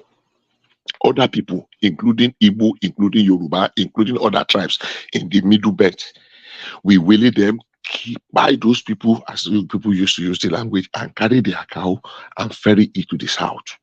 That was happening very frequently. I was not. Just hold on. Let me not. I will allow you to learn. Among these tribes you just mentioned, how many really have the skill to parade cattle along the road to the forest to destination of the market? We need to be honest. No, you don't understand. The people who were doing this evil, I agree to you that they really committed that crime. Hold on but now. This crime were committed by the same people. No, hold on. Hold on. When they killed when they buy those people, they don't pursue their cow on foot. They put the cows in a trailer, in trucks. When they do this, they know where they go and intercept them. I have had, they bury them in the forest there, carry their cow, put in trucks, and fiam. So the government where I was then, there were operations, and if you ask anybody that lived in the northeast of Boronu, Adamawa, those were the states there, and Bauchi, there was no Gombe there. Boronu, Gongola, not even Adamawa, Boronu, Gongola, and Bauchi in those days. They will tell you when there was Operation Damisa. Look, this Abu Ali, everybody is talking about Lieutenant Colonel Abu Ali. His father was Colonel Abu Ali. He was the commanding officer of 21 Armor Brigade in Maiduguri. Now, there was an Operation Dabisa. There was first Operation Zaki. Operation Zaki was against rustlers, cattle rustlers. It was a major operation that they seized kidnapper, they seized cattle rustler, they arrested cattle rustler, recovered hundreds of cows from different people. See, when they arrested those people those years, I'm talking of years ago, they did not label them. We know they are not Fulanis, all manner of tribe, because they were treated as criminals. They were not treated as an ethnic group. They are not. It is not a story that I was told. It's a story that I was there. I was there live. Then years later, there was an operation. The first one was Operation Zaki. Then there was an Operation Dabisa. There was a third operation, all of them within 5-6 years. And it was against cattle rustling, against smuggling, against armed robbery, again, but cattle rustler. You will see when they come back from this operation, the operation cover a large expanse. There will be hundreds of cows, thousands of sheep, thousands of goats, that they have recovered from this rustlers. Just Google cattle rustling in the Northeast. You will see the history. So gradually, because the Fulanis were the people that were falling victims of this crime most, they started arming themselves with daggers. But let me ask you a question. Let me finish, please. Let me finish. No, just add this one to in that, because the aspect we are arguing here is that who were responsible for those bad activities, cattle wrestling in the Northeast. Were they those Nigerians? To be frankly speaking, were they the Southern Nigerian people that were doing that? Let us be honest. I'm telling you, except you just hold the position. I'm telling you, Southern Nigerians were involved in it. In the Northeast of Nigeria. Now, do you understand what I'm saying? You see, people were carrying their cattle from the Northeast. They were coming to the South. Where they were intercepted is different. They were where I was in the Northeast, but sometimes it is in the Middle Belt, whether it is Benue, whether it is Plateau, whether it is Enugu, that they will meet their Waterloo. Some people will meet their Waterloo as far as down in Abia or Imo State. It is not there's no particular place. I am telling you that it happened in Oboku, in Rivers State. If you know Oboku, Asaritoru and Akukutoru. So it is not a particular place or particular. So I will not tie it to any particular person. Any person that is caught in a crime is a criminal. I am telling you what I know is that the first victims were those Fulani people. I used to have cow in the north, and I will give my cow to some of these boys because they collect maybe 20 naira per cow then or 30 naira then many years ago. So every morning the young boy will go through around many compounds. He will collect everybody's cow. He will go. Sometimes he will not come back that day. Maybe they will come back after 2 days when they graze the cow and come back. Then they will come again the following day, carry them, go for another 2 days. Sometimes those boys go. It never happened to my own cow. But there was a major is even from the southeast that they carry his cow one day and they went away and they never came back. Never till tomorrow. Not the cow, not the boys. They never came back. We don't know what happened to them. I would not say that they were rustled or something. But cattle rustling was a major thing there. And the real victims were the Northeast. But when they were doing that rustling, nobody was attributing the attack to whether it is this person. they consider it is. It could even be another. They are Fulani brothers. They were rustling their cow. It could be anybody. Nobody attach a tribe to it. Attaching a tribe to a crime is the beginning of our real enmity among us. I am not saying Fulanis don't commit crime. But it happened. First time we did that is when Buhari was ruling, and I tell you, this Fulani bandit. You say it happened. You say it happened first. It happened during Buhari administration because this so-called Fulani bandit. That's not true. All these things. Hold on. All these things I'm telling you happened in the 80s. All these things I'm telling you, I was in Maiduguri between 1983. 84, okay, 80s. Well, I don't. Well, this is another thing. Cattle rustling. Let me also tell you, in 80s, cattle rustling is not a crime that started today. Frankly speaking, I can testify with everything. In Benin, when they are bringing their cattle, they will escort their cattle. You know how? I don't know. They will just bypass even confirm cassava camp without destroying one single crop. I can testify 80s. Whether they are Fulani, whether they are Hausa, they never actually hold on. So hold on. Just hold on. Pause where you are. You will continue. So that time they were passing, there is something we call a dedicated cattle route. Just no, it has no hold on. No, there was. You will not know. No, you will not know. You will not know. No, you will not know. There were cattle routes in there. There were cattle routes. Hold on. Go and look for the Gazette. I stand to compensate you. There were cattle routes. No, there was. Forget it. No, you don't know. You see, why is it that we are not? Why is it that we are not open to learning? There were cattle routes then. You are right, Bishop. There were cattle routes. See. Bishop, listen, let me for make the 1963 Gazette. Hold on. Let me finish. Go and look for the Gazette. I said there were cattle routes in Bender State. You are saying no. Why I disagree with you? You're right. Those guys were free to use any road. They were free to move to. There is nobody that will tell them go and but follow there's a lot of people that go to farm then. There's nothing like hello, Bishop. Hold on, let me answer. And there was nothing like a problem between Midwest. Hold on, let's learn. Let's have a conversation. Midwest.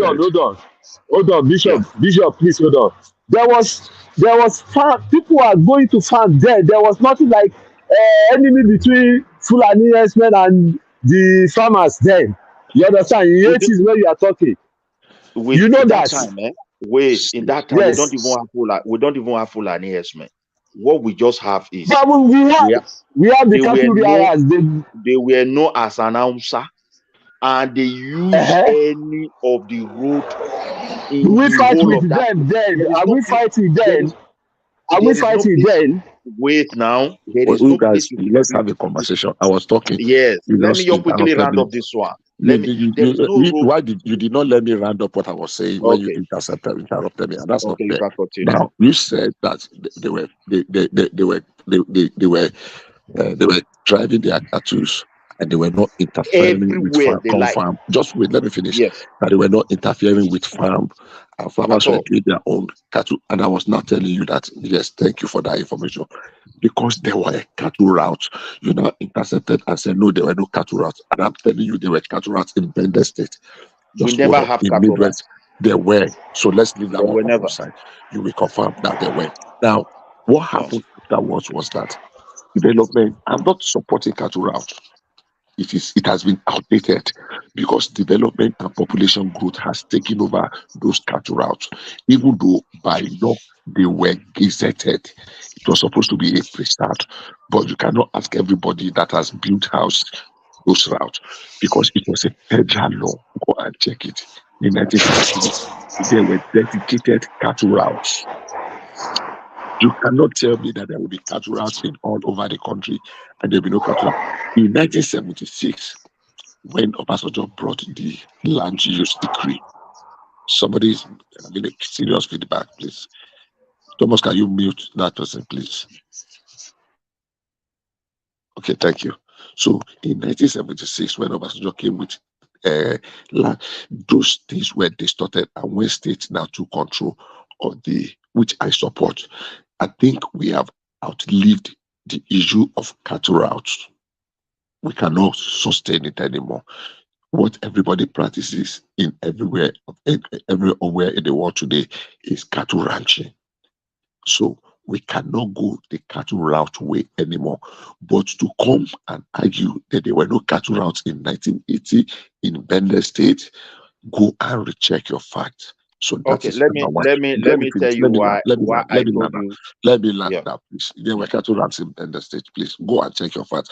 Don't let us yeah. waste time on that. So, but I'm not supporting that there should be cattle routes now. No, it is already outdated. We're just tracing the origin of the crisis. So those when there were cattle routes, those incidents were happening. Will I say it was Yoruba that were attacking them? No. Will I say it was Fulani? Will I say it was Hausa? Will I say it was Igbo? No. That's why I used the word Nigerians were attacking those people that were driving those cows and stealing their cow. And It's that even is what better we we use the words on criminals were attacking them than just criminals. people. Okay, so We don't even criminals know were whether attacking they them. were I don't foreigners because we don't exactly. control our I borders. did not attack any tribe, but criminals were attacking those cattle headers and they were stealing their cows. And that was the origin of them starting to how do we protect and defend ourselves. Already before, if you go in the forest, you cannot expect a Fulani man not to have dagger and machete. It is not possible. So people now came and went and brought a picture from Sudan of Fulani that were carrying AK-47 and put it in our media space as if it was in Nigeria. They riled up people. They made people hungry. I'm not saying Fulanis are not carrying rifle today, don't misquote me. But that original picture of those guys, that picture was from Sudan, of a guy with AK-47 on his neck. And that picture did a lot of damage to the psyche of so many. I want to also ask you a Because question. everybody, let me land. When I land, you will ask. When I land, you will ask. In just 1 minute. So everybody sees that picture and they believe that every Fulani man is carrying an AK-47 on his neck coming to attack him. That picture did a lot of damage to our psyche, except we don't want to admit. Go ahead with your question. But will you agree with me that this banditry, Esme and farmers clashes, is just the government making? No, I don't agree with you. It's not. Okay.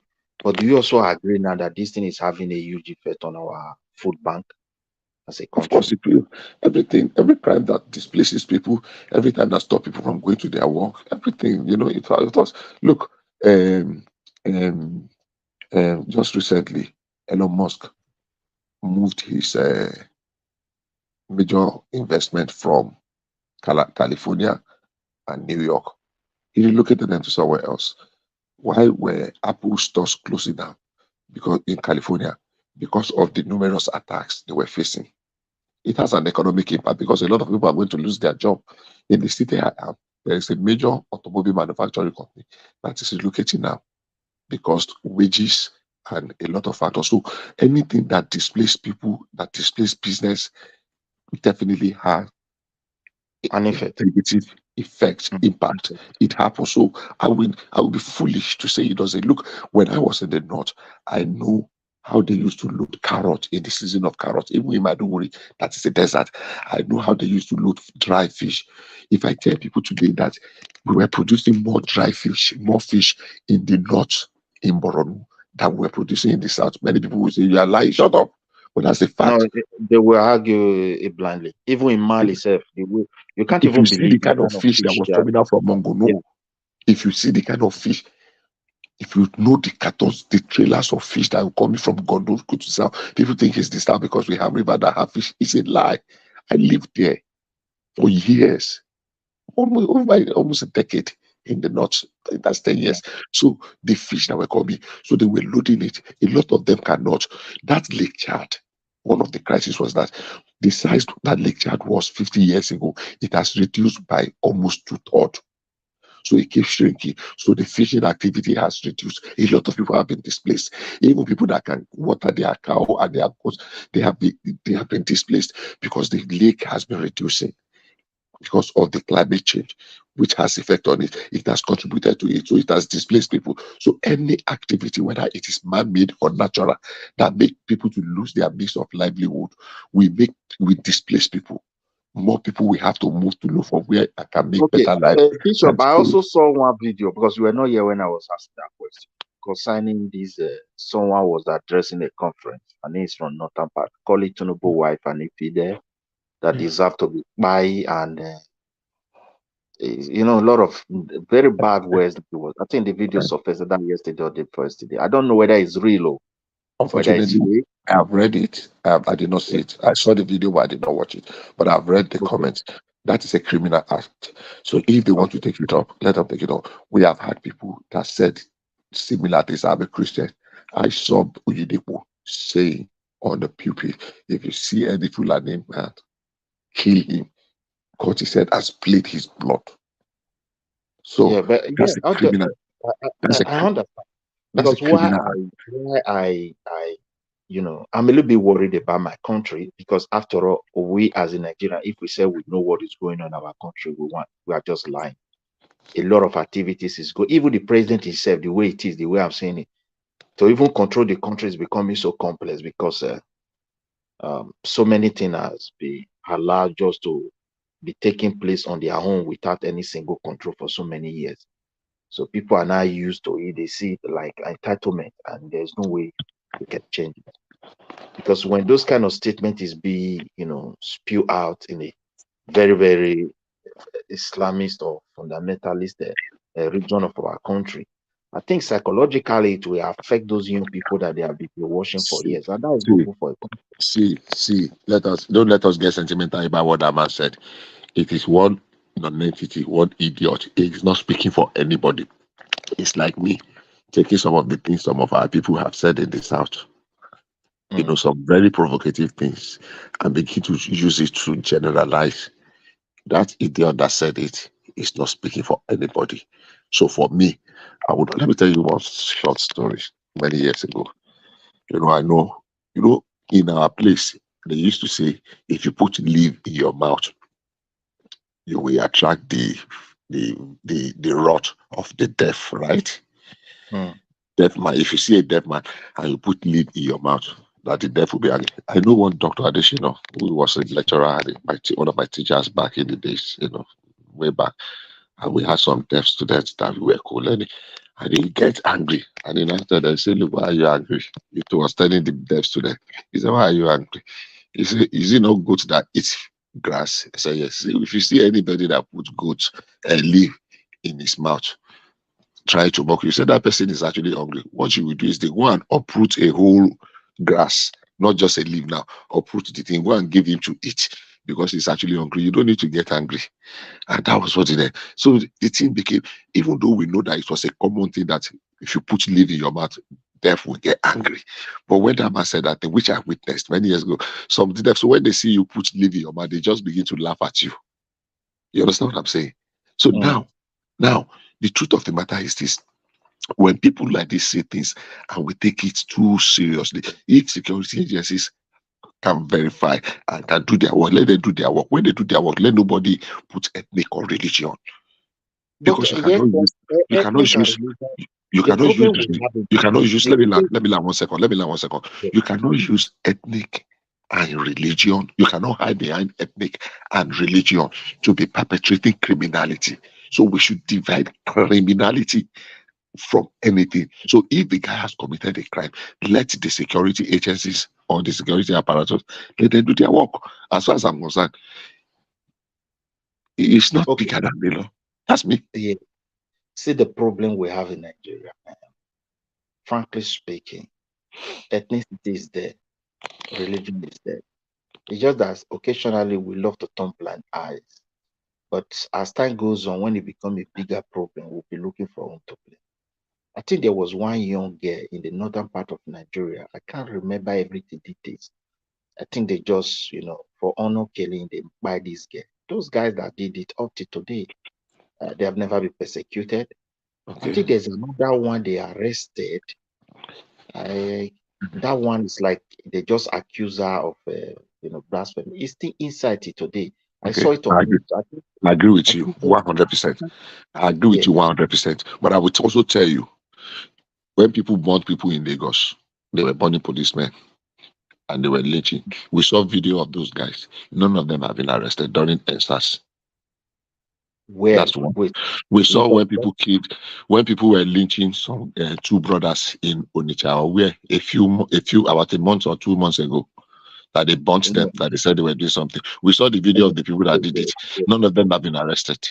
Yes, I can give you 10 or 20 examples. I will give you 100% assurance. If somebody this far we just if somebody let me use the West you use as an example. If the Yoruba police are there, they will swing into action and get the person arrested. But why didn't they arrest the ones in Lagos? Wait now. Why did they arrest the one in Onitsha? Wait now. Let us be honest the way our people operate. If Igbo police are there and their brother is doing that, let us be honest. They will swing into action if they are there and the chance is there for them to do it. They will do it different. They are not going to hide because it's my Igbo brother. And we have to be honest. I'm not an Igbo. And if the Yoruba police Midway, let me jump in real quick. The Yoruba police, wait now, let me land. If they are in Lagos and they saw this kind of crime committed by a Yoruba, they will swing into action. Let's try to describe who we are. Because what is really going on in our country is that some people you have not finished what you are saying. Go ahead and say that.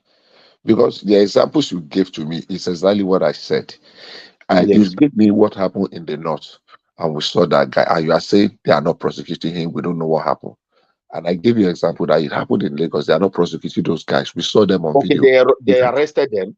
They arrested those boys in the north, yes. What of the let me come real quick. Are you referring to the girl that did blasphemy and then she got killed? She was killed by some. Yes. That one, okay. I get that. So this is what we tend to do, especially a lot of those propagandists guys. You want to complain that in Nigeria you're being oppressed, so you go to pick something that's happening in a region. Everybody say, oh, feel oppressed in Nigeria. Hold on. No. What they do is look at an event that happened in the north, within northern people's territory, and trying to use that as a something to use to say it's affecting you or your tribe. When the territory where the thing is happening is not your territory. Now, we understand that in Nigeria, different region they have their different cultures and things that they believe and things like that, which is different, which differs from the ones we believe in our area. We know that. For example, in where you've come from right now, there's certain things that you guys see as taboo, where you guys probably kill somebody over. Like, for example, I know very well I can't come to Benin now. I just do certain thing against the Oba or something like that. They'll probably kill me or something. You understand? We get that. But now in Northern will not say, look, one Benin guy insult the Oba and the Benin people kill him. Oh, look, these Benin people now they are oppressing us in this country. Look at them. Oh, we don't have freedom. No one would do that. Or Yorubas will see something Igbos do to themselves in the southeast and begin to say, look what the Igbos look what they are doing to us in this country. We you understand? No one else is going to do that. But if Northerners in their own territory, their culture is don't blaspheme the prophet or something like that. That's their territory. It doesn't affect me in my Yoruba land. Do I agree with their ways? No, I don't. Do I agree with, those things? No. But the fact that it's not that they came to Yoruba land and stoned a woman to death for blasphemy, it's not, I can't say they're oppressing me in Nigeria because of that. But this IPOB people, they will take everything, just join it together, create a story, narrative, and convince you that look at them, Islamization, this and that and that and that. You guys got to be smart and stop falling for propaganda, man. No, Mike, see where I drop my own distance from. The thing is this: we have to be honest, and I think every Nigerian that is here today believe that their government is oppressing them. I'm not saying one particular tribe when I said everybody feel oppressed, because at least the dividend of of the democracy, of the natural resources, progress of the land, or whatever the land has achieved. I think a lot of people or the common man in the street cannot figure it out in their lives. Directly in that they don't see the benefit. One But it unique looks like you're security. mixing issues now. Wait now, I'm not missing it. I'm not missing it because what we're talking about is particular ethnic is victimizing other ethnic. But right now yeah, you're but moving we it to do it more like. together. We do it generally, but it's of different degree. Because But why would I you ask agree with this me? of Hold on. Let me see if you're on this. Would you agree with me that there's no one ethnic group as oppression that's really dominating another ethnic group in Nigeria? when it comes to appointment, there is. But you hold on. Okay, you can say a regime may dominate another ethnic group, but you can't say Nigeria, like as it's constituted, as it exists, that one ethnic group is dominating another ethnic group. You can't say that. You can say, like, okay, for example, Buhari won election, boom, he came in, he said, okay, well, I'm gonna appoint most of my people from my place, whatever. Okay, his time is done, he move on. Whatever he does has nothing to do with Nigeria, he just has to do his own personal thing. And if the law permits him to do it, he does it. In law, we have something called federal character. Say, hey, you must appoint this amount minister from every state, and he can't go against the law. And whatever the law permits him to do, he does it. And this is every country in the world, including the United States. People get in power. Hold on. People get in power. Whatever the law allows them to do to favor people close to them, their relatives or race or ethnic group, they do it. If the law permits them to do it, it's within their right to do it. You understand? So now, yeah, even sometimes but when give the me a law second gives now. Give me a permission, second. they Give me still a start to second. do. But if you're telling me that one ethnic group is just in charge and has control over another and just dominating, like he's in charge of Nigeria, that's not true. I don't It's believe true. it. It's true. I Let me give don't you an believe example. it. I will also okay. You almost have I agree with you to some, some certain things you said, but I cannot just agree totally with you that it is not there. It is there. Tribalism and nepotism. In fact, it's one of the greatest problems that we Yeah, have in I agree with you. It's there. The Nigeria. nepotism, tribalism is there. But you can't Yeah, say the Nigerian system today allows one ethnic group to dominate everybody else. Or it may not even be so, but openly. But that is where we're going. Strategically or politically, we are heading there. It's just a matter of time. so we are And not. So you agree that we are not there? but before you get to something, it's just like today now, you see our money falling apart, and you can agree with me. Indeed, we have a serious economic problem today. Okay, that's why I don't like my governor. Some years ago, when the governor saw what Emefiele was doing, he cried out as an economist. He said, "These guys are printing money, and they're just sharing it." I So remember that. Yeah. the guy was trying to tell Nigeria, "Look, there's a tsunami ahead." But because of power to be, they silent everything. But we are into that crisis today. We have to be honest. If this issue were tackled then, I think by now, even when But if we're in what does crisis, that have to do with one ethnic group, ethnicity, or anything like that? see, look at what ethnic does in Nigeria. This is the problem we have. When a president is ruling, they will look for their own tribal and kinsmen to appoint into key position. Now, other 8 positions that they will pretend to be given to others, they will go and look for their loyalists among other tribal people and put them. So these people will no longer say truth to whatever they like to do. And at the end of it all, they will, after their regime, they will pack their load, they will go. We can't continue like that. To be frankly speaking, this is not where we're supposed to But be. I agree with you. I think that what you are presenting here is a case of incompetence. No check, no People, balance. That's what I'm trying to present there. we are voting for. See, what's Midwest? What I'm Yeah. trying to prove here, what I'm trying to present here is that what the issue is just that we are putting incompetent people everywhere, and we the people ourselves got a lot to do with it. we vote incompetent people into positions, but on the other side, you have to be also look at the good side. Is that if you look at Nigeria compared to most African countries, at least we've gone a long way, where we've fought for democracy. We got democracy. Now the democracy it hasn't matured to the point where it's maturing. It started off in 1999. We all got on the streets, particularly South Side and Southwest people. We were the one that fought for democracy. I don't care what anybody says. Nadeku was South Side and Southwest. We fought for democracy. We kicked the military out. Now, when we started democracy in 1999, yeah, we had Obasanjo. He still had a military kind of thing where we didn't have that freedom of speech. We was still it was almost like half democracy, half dictatorship in a sense. But by the time Jonathan came, Jonathan gave us that freedom of speech where we could talk down on him, we could do, just speak the way we like, joke and do whatever. That means we improved, we grew. You understand? And then by the time Buhari came, when we continued to insult him the way we were insulting Jonathan and talk, he couldn't do much because he realized that Jonathan didn't react, didn't, he gave up freedom. So he struggled to take that freedom away.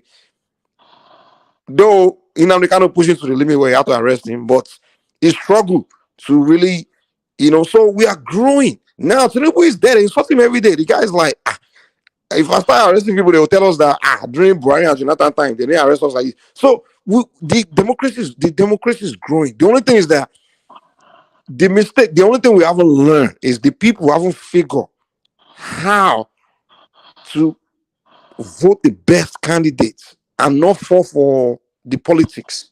Because to be honest with you, to win the election in Nigeria, to convince people to vote for you, it's not based on your competence, it's just based on playing games, playing tribal sentiment, religious sentiments. To be honest with you, that last election, you and I can agree that the best candidate were not the top three guys. Even the election before, they were not. The Obi, Tinubu, and Atiku, they are the last people I will vote for. I'm telling you. I don't agree with three of them. I will go for Mogalu, I will go for Showore, I will go for Adewale, I will go for I just know we have better people in Nigeria can do it. But I just know Nigerians haven't matured. Hold on, Nigerians haven't grown with a democracy to understand that we have the power to come together and pick the best person. But we haven't got to that point. Why? Because we are still blinded with ethnicity, religiosity, all those things. And that's why I get frustrated. That's the reason why Bishop and I are fighting tonight, fighting you that, listen, we have to get to the point where we need to stop this ethnic shit because we're not going to stop it. No. But we have to start among ourselves. Midwest, be honest with me. Be honest with me. When you in Nigeria, when you get around other Nigerians, when you get around regular Nigerian people, do they do tribalism against you just for no reason? Just let's say you are just nice, you're nice to them, something. You don't experience it like that. It's not something like that's so real like that. But there are some people that they have agenda. Is that some people that want Biafra, secessionists, or some people that want power, and they play this game. They push it and brainwash it. And these are the characters we have to go against. You understand? They push it, and at the end of the day, it just creates confusion. It creates animosity. It creates dislike. I grew up like these people exist among my people too. The Yorubas they always trying to tell you that the North is just our problem. I grew up in Lagos. They were always telling me, the North. Until I moved to the North, I met Northerners. I hang out with them, and I'm like, these people are not what they were telling me they are.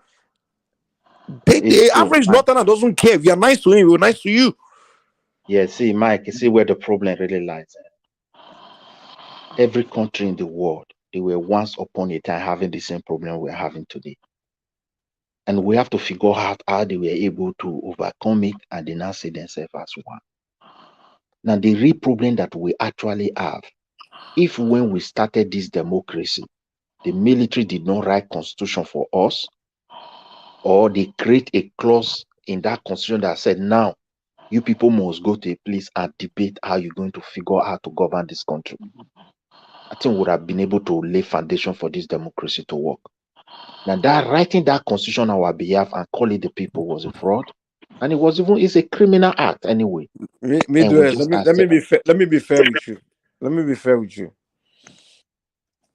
I was going somewhere. The problem of Nigeria. Okay, go ahead. Sorry. Go ahead. So now they gave it to us and we accepted it. We tried to mingle it together from one space, which is just like Mr. President, the president office.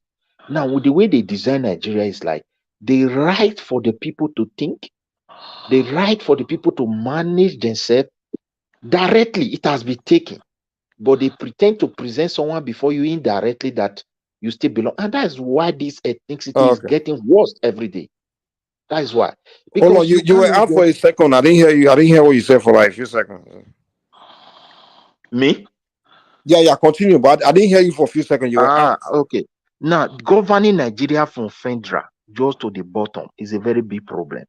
Because what is happening in the bottom, the federal don't know everything completely, but they design job because of resources control, and the resources themselves, they cannot account for it as a federal. And there was no clause for them to account to the local government where they are taking these resources or to the state government, but all they do is just to share. So that thing has led us to this very situation where we now complain about tribe every day, and is even getting worse. That's just the truth. And when it comes to appointment, even we don't trust ourselves when it comes to appointment. Just like Tinubu is in power, people will tell him, "Oh, guy, for this not to happen to you, your brother must be here." So he have to send some people away to create that space for his brother to come in. Not that it started with Tinubu. Even Jonathan did it. Basajo, when he was there, somehow Basajo wasn't like that anyway, because he tried. I don't know where this one just started. I can say from this so-called Buhari. Buhari did it so much, and today it's going to get worse. So we don't really trust ourselves, except power is given to. Hold on. Let me ask you this. Let me ask you this. Do you think if you vote someone that has a different mentality into power, it would do this? It would reason the same way? The problem we have is that most of people that will be having this kind of mentality are people that have traveled out, who have seen complicated country working. Then, okay. But the problem do we have those people in Nigeria? Do we have a lot of those people in Nigeria? But back home, with the way they have bastardized the people mindset and thinking, I don't think we will produce a good leader right inside Nigeria that will be able to see our problem. So you agree with me? You agree with me that it's the mind of the people that's the problem? Yeah, the government have ruined the mind of the people. They are thinking. It's the mind. They're thinking of the people. So that's where you and I that's the battle me and you need to start fighting. The battle of the mind of the people. Yeah. It's just the mind, because the government have democracy is not the problem, because the people have the power in their hand to one day wake up and say, okay, these are the group of people who want. The people back home see the problem. The real problem we have. The diaspora don't have the kind of money the people back home have. On the average level, we are better than the people average life. But some individuals in our country, my brother, what they control, you can't believe it. If you start getting into the details of what they have. So, and the politics back home, because of the mindset, now need that money.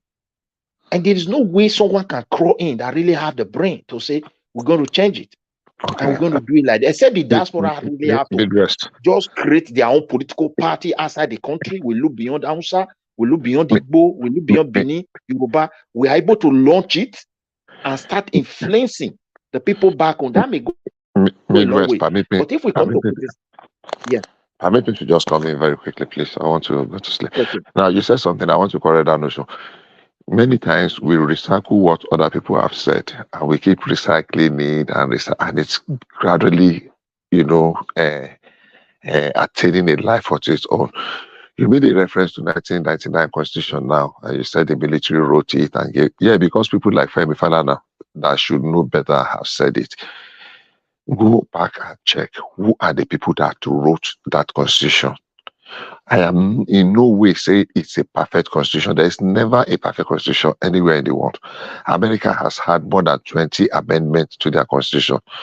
We are having, so we keep developing it. But to just condemn, yeah, I've had people like, what's this man, this Afenifere Baba, that we say, oh, we don't have a constitution, it's a piece of trash.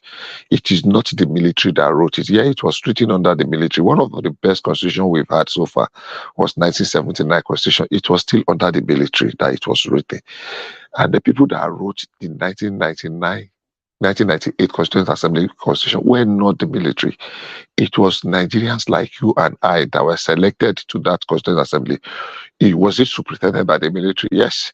Do they have input? Yes.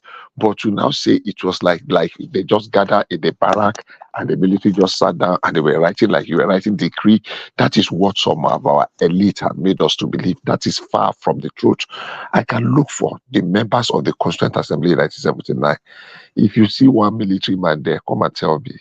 So that notion that military just handed over the, is it perfect? No, there's no perfect constitution why we said, anywhere. see, my brother. Wait, let me land. Yeah. There is no perfect. If we can now agree, those little imperfections, we keep making amendments little by little, tinker with it here, tinker with it there. But because we have already had the notion that, it is the military and it can never work, we are not even trying to make it work. And I would listen to some people, supposedly senior, learned, educated citizens, say we should discard this constitution and start afresh. Under what law? How are we going to start afresh? The moment you say you discard the constitution, that means for that period, Nigeria is lawless. So whatever anybody perpetrates under that period, you cannot try him any crime for it. Whatever anybody does that fall under the period that you say we have suspended the constitution. So what we can do is to keep amending it. Yeah. The only person that can come is when military. One second. The only time we can have that is when military takes over. And I've had people say it's better military take over. It is because those people did not even know. And most of the people that say this is our children that were born maybe in the 90s. A few of them born in the 80s. Some of them are even born, some 20-year-old will come in and visit. Some 20-year-old that were born in 20, they will come and visit. They will call you all manner of name. They will, like, I will just laugh. You don't know what it looks like to break away from military regime. You don't know what it looks like. If you know, you will not be advocating and calling for military regime. You will not sit behind your keypad somewhere and be typing nonsense because you will type something by 10 p.m. this night. You will not wake up in your bed by 6 a.m. in the morning. Some people think they are invisible. When you are online, you are not invisible. So there are certain things. Is it perfect? Is it where we want to be? Is it Uhuru? No, it is not yet Uhuru. But we can keep going gradually. So when people condemn our constitution, I've had people, very senior people say it, but it is not true. So go and look who are the members of the 1998 Constituent Assembly. Then we can take it off from there. I can hear you. Go ahead. Yeah, the thing is, the military themselves, they've done a lot of harm to that country. Because if I look at where these military guys, where we were when the early military guys were ruling, and to where we are today, I can see Nigeria moves so backward in terms of, growth and development. I have to be sincere. If I look at the stage we were when I was growing up at Bende, and the way, the mindset of the people then, the input we can put into a country, beside this all year and what we can produce on our own as a people, I compare it to what we can produce today. I can say today is just zero. I can't see anything. I have to tell you the truth.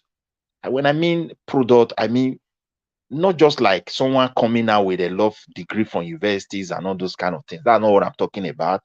Or maybe this and that. But with the few degree we were having, then the people know how to work, how to contribute to the growth and development. Just the way we are in foreign countries here, every day we have to figure out what to do and pay tax to the government. Because if you are not contributing, there are things you cannot do, a lot of things, nearly everything. So that is just the fact. But when these military guys were leaving, after crushing everything, yes, they have to write a constitution. But somehow, they have to put a period for Nigeria to sit down again and debate a way forward, because the problem that was on ground that very particular time, the constitution did not address them. And A lot of people can come and we are not there. This one can say my people were not, like the whole of Bende people were not there. Are they not big enough to send people? The answer is yes. I don't know for that region that were present. So that's why everybody fought that constitution and said, you were leaving office, you wrote so many things here. And when you look at the constitution, it's like everything is being taken to one place, which is the federal. It was more like the same military approach. Let me ask you a question. What portion of the constitution do you disagree with? What I disagree is the constitution that it was written on the behalf of Nigeria, and they say we Nigerians. My people were not there. I don't know whether your people were there. What do you mean? What do you mean your people were not there? Go and they check. were not. Can you mention one name? This is the don't speak. Nobody from Edo and Delta were present. That's not correct. That is a lie. That's a blatant lie. And I will tell you, I don't have access to it now, but I would look for the members of the 1998 Constituent Assembly. There were people cut across the country. It is very, very untrue for you to say that there's nobody from Edo and Delta State, and you can fact check me. Under the military administration? Yeah. Who are the people? Was it, hold on now, was it the military people that wrote it? There was a Constituent Assembly. Look, let me give you one fact. Fact number one is that I think it was this man Udo Udoma or something in 1979. The father, not this current one, no, that was the part of the member of the 1978 Constituent Assembly. The people that were selected to write the constitution for us. Now, that constitution that we used for the Second Republic in 1979 was the same, almost carbon copy. They just changed some few things. So the 1999 constitution was almost the same thing, except for some few things that have changed, especially the state and the rest that have been created and additional local government. But it is almost the same thing. Go and put the two side by side. So it is an improvement of what was called.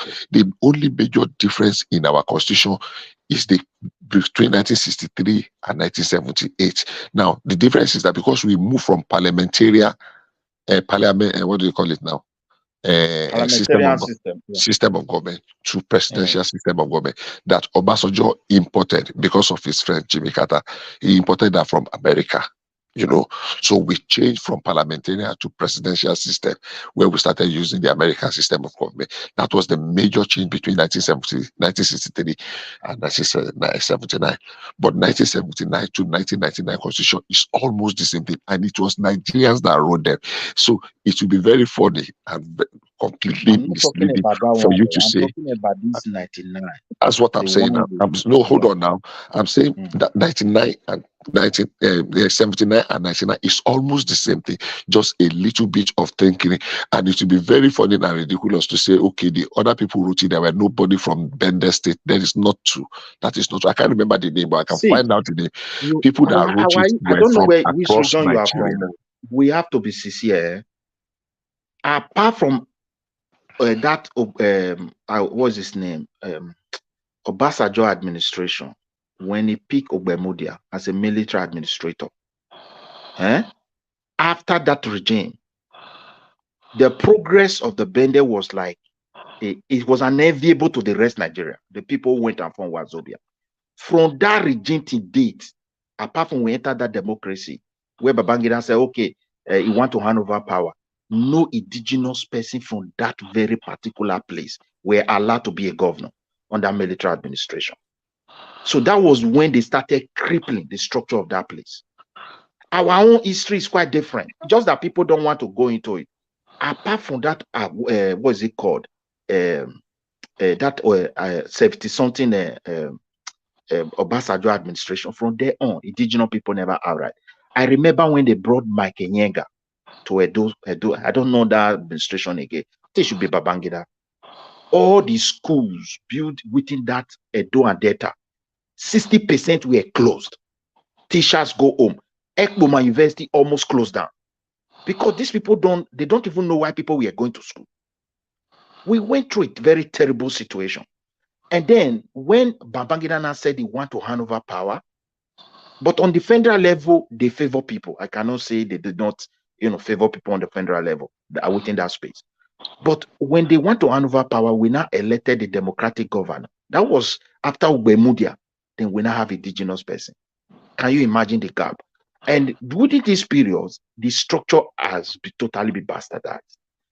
And you're already sleeping, Abby? Me? Okay. I'm listening to you. I wanted to So say when we something, but I did don't want to that interrupt you. election, we elected Onyegu.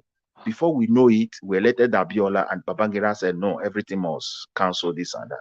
I can't blame Onyegu because those guys just sit as an umpo to do whatever they want to do because nobody was even sure. Under military, it's like from top, they tell them do it like this. It's yes, sir. They learn fast to say yes, sir. You can't oppose anything.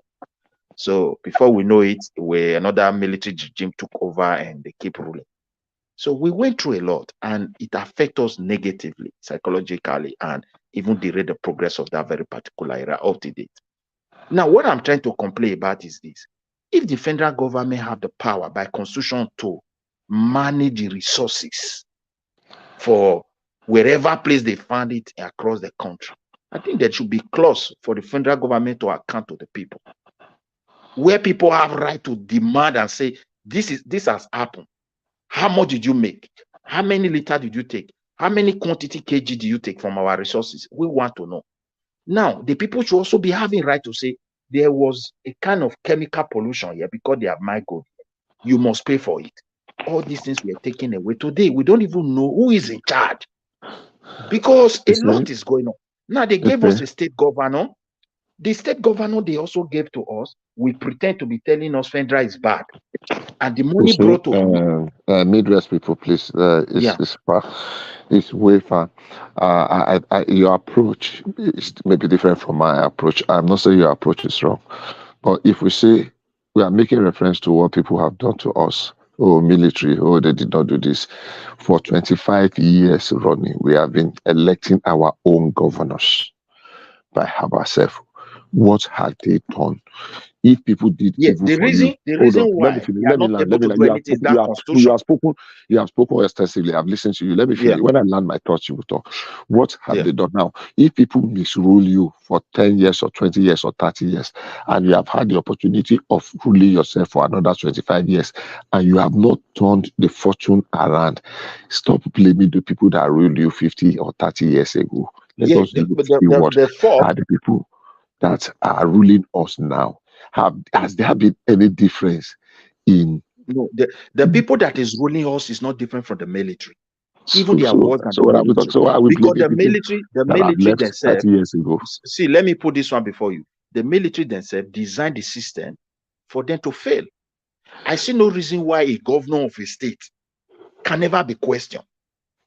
All your own is to come and manage the resources, to silence their voices down. You share the money among them. And they start misusing it. Now, to a point, you even give power to the governor to make sure we don't even have local government. All these ones that we have are not local government. The real primary function of local government is to know the people that reside in that local government. So you must identify them. So when the federal government, under the last constitutional amendment, they put local government autonomy to part of the constitutional amendment. Do you know how many states voted against it? The reason is this. Do you know why the state voted against it? The Federal National Assembly passed it, and they are supposed to pass it to the state. For concurrent. How many of them rejected it? Thank you very much. It's been a wonderful time. Bishop, you have to go. Yes, yeah. It's time. Check the time. Yeah. Thank you, Midwest. You came at the later hand. Thank you for coming. Yeah. Let me Thank you, say one thing. Let me send one message to one boy. Yes, say that. Let me just send one message to one boy that he called. He said, "Buluwagaladiti." Buluwagaladiti. You are not invisible. I am very sure we are not. Second born or third born me. And let us put some decorum when we address people you don't know online. You have been very childish and I would say very stupid. I don't know who bat you, who gave birth to you, or who brought you up. But can you talk to your father the way you are talking, writing? I saw everything. I won't respond to you. I don't respond to dogs. I won't respond to you. But don't think you are invisible. I can discipline you. And I'm saying that very boldly. And it will not take me no time to fish you out. I know where you are. Already I know where you are. So don't think you are invisible. So keep writing rubbish. Thank you very much. People that want to learn, idiots, you need idiots. Yeah. Thank you, everyone. Yeah, thank you.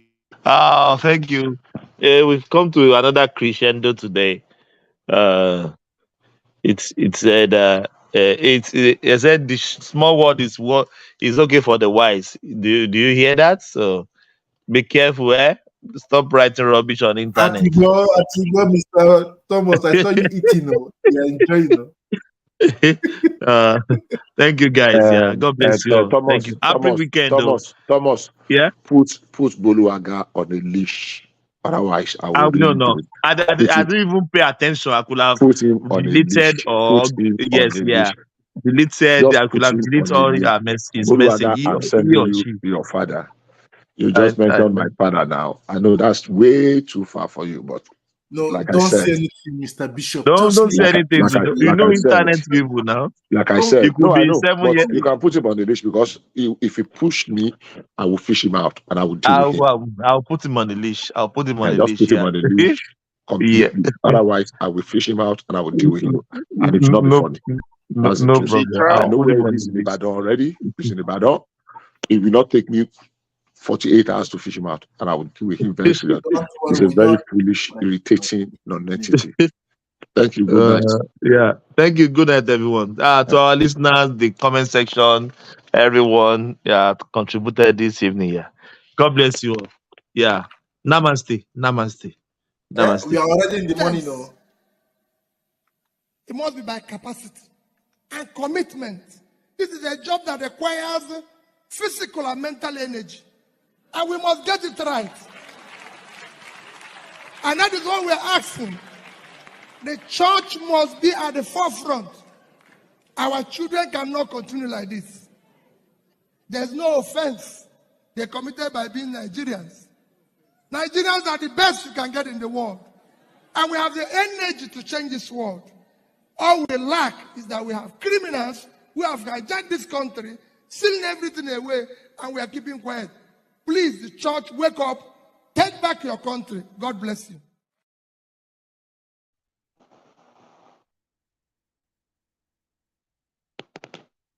My convoy is 5 vehicles. And you cannot buy fuel unless I'm inside the car. So I will pay them. No more. I know. The governor was paying for petrol himself for his convoy. Yes. When they get to a gas station, he will come out and bring out money and pay. In fact, at Oka government house, then when he was governor, forget about drinking champagne, what they are now doing there. Then he gave out old newspapers as substitute for toilet roll. If you are going to the toilet, he will just to save money. Yeah. He was going to run somewhere. He said he's going for interview for job. Peter, can't you give him a job? Peter, can't you do this? The boy doesn't even have. I said, none of my children have car. I was the only person who is governor and bank chairman, not to them. Isn't that mesmerizing? But I know that Peter B. I know that he's a smart man. You know. But the governor, that Obi, did he say anything about that 200 million from security vote that he was caught? His convoy was trying to smuggle out of the country. Did he say anything about that? No, he didn't. No, but he talked about that 72 billion he left behind for his handpicked successor. Because when you hear that Peter Obi left 75 billion, if anybody doubts it, call me. I know where the money is. I kept it. Did he talk about? Yeah, he did. Yeah, he did. I know the man that he's now fighting. You know, remember? Yes, no. I know. Of course. Did he talk about what is it called again? The liabilities he left behind. Did he talk about that? No. He, like signed contracts that were not paid for. Did he talk about? No. Like thousands of workers that he hired during the last weeks of his administration without provision for their pay in the budget. Did he talk? No. But definitely he must have talked about the millions and millions he was dashing out to schools, churches, town hall, traditional. Yeah. At the end of the administration, he was just giving out money without appropriation. He talked about that, huh? Of course. Okay, one last thing. Did P2B finally explain how bodies of Biafran activists ended up floating on Anambra River when he was governor? Did he explain that? No, he didn't. Why? It must be an omission. You can only see, but you can never get there. You can only see, but you can never get there. You can only see, but you can never get but you can never be there. You can only see, but you can never get down. You can only see, but you can never get down. You can only see, but you can never get there. You can only see, but you can never be there. Listen, you can only see, but you will never walk there. You can only see, but you will never get there. You can only see, but you can never get there. You can only see, but you can never get there.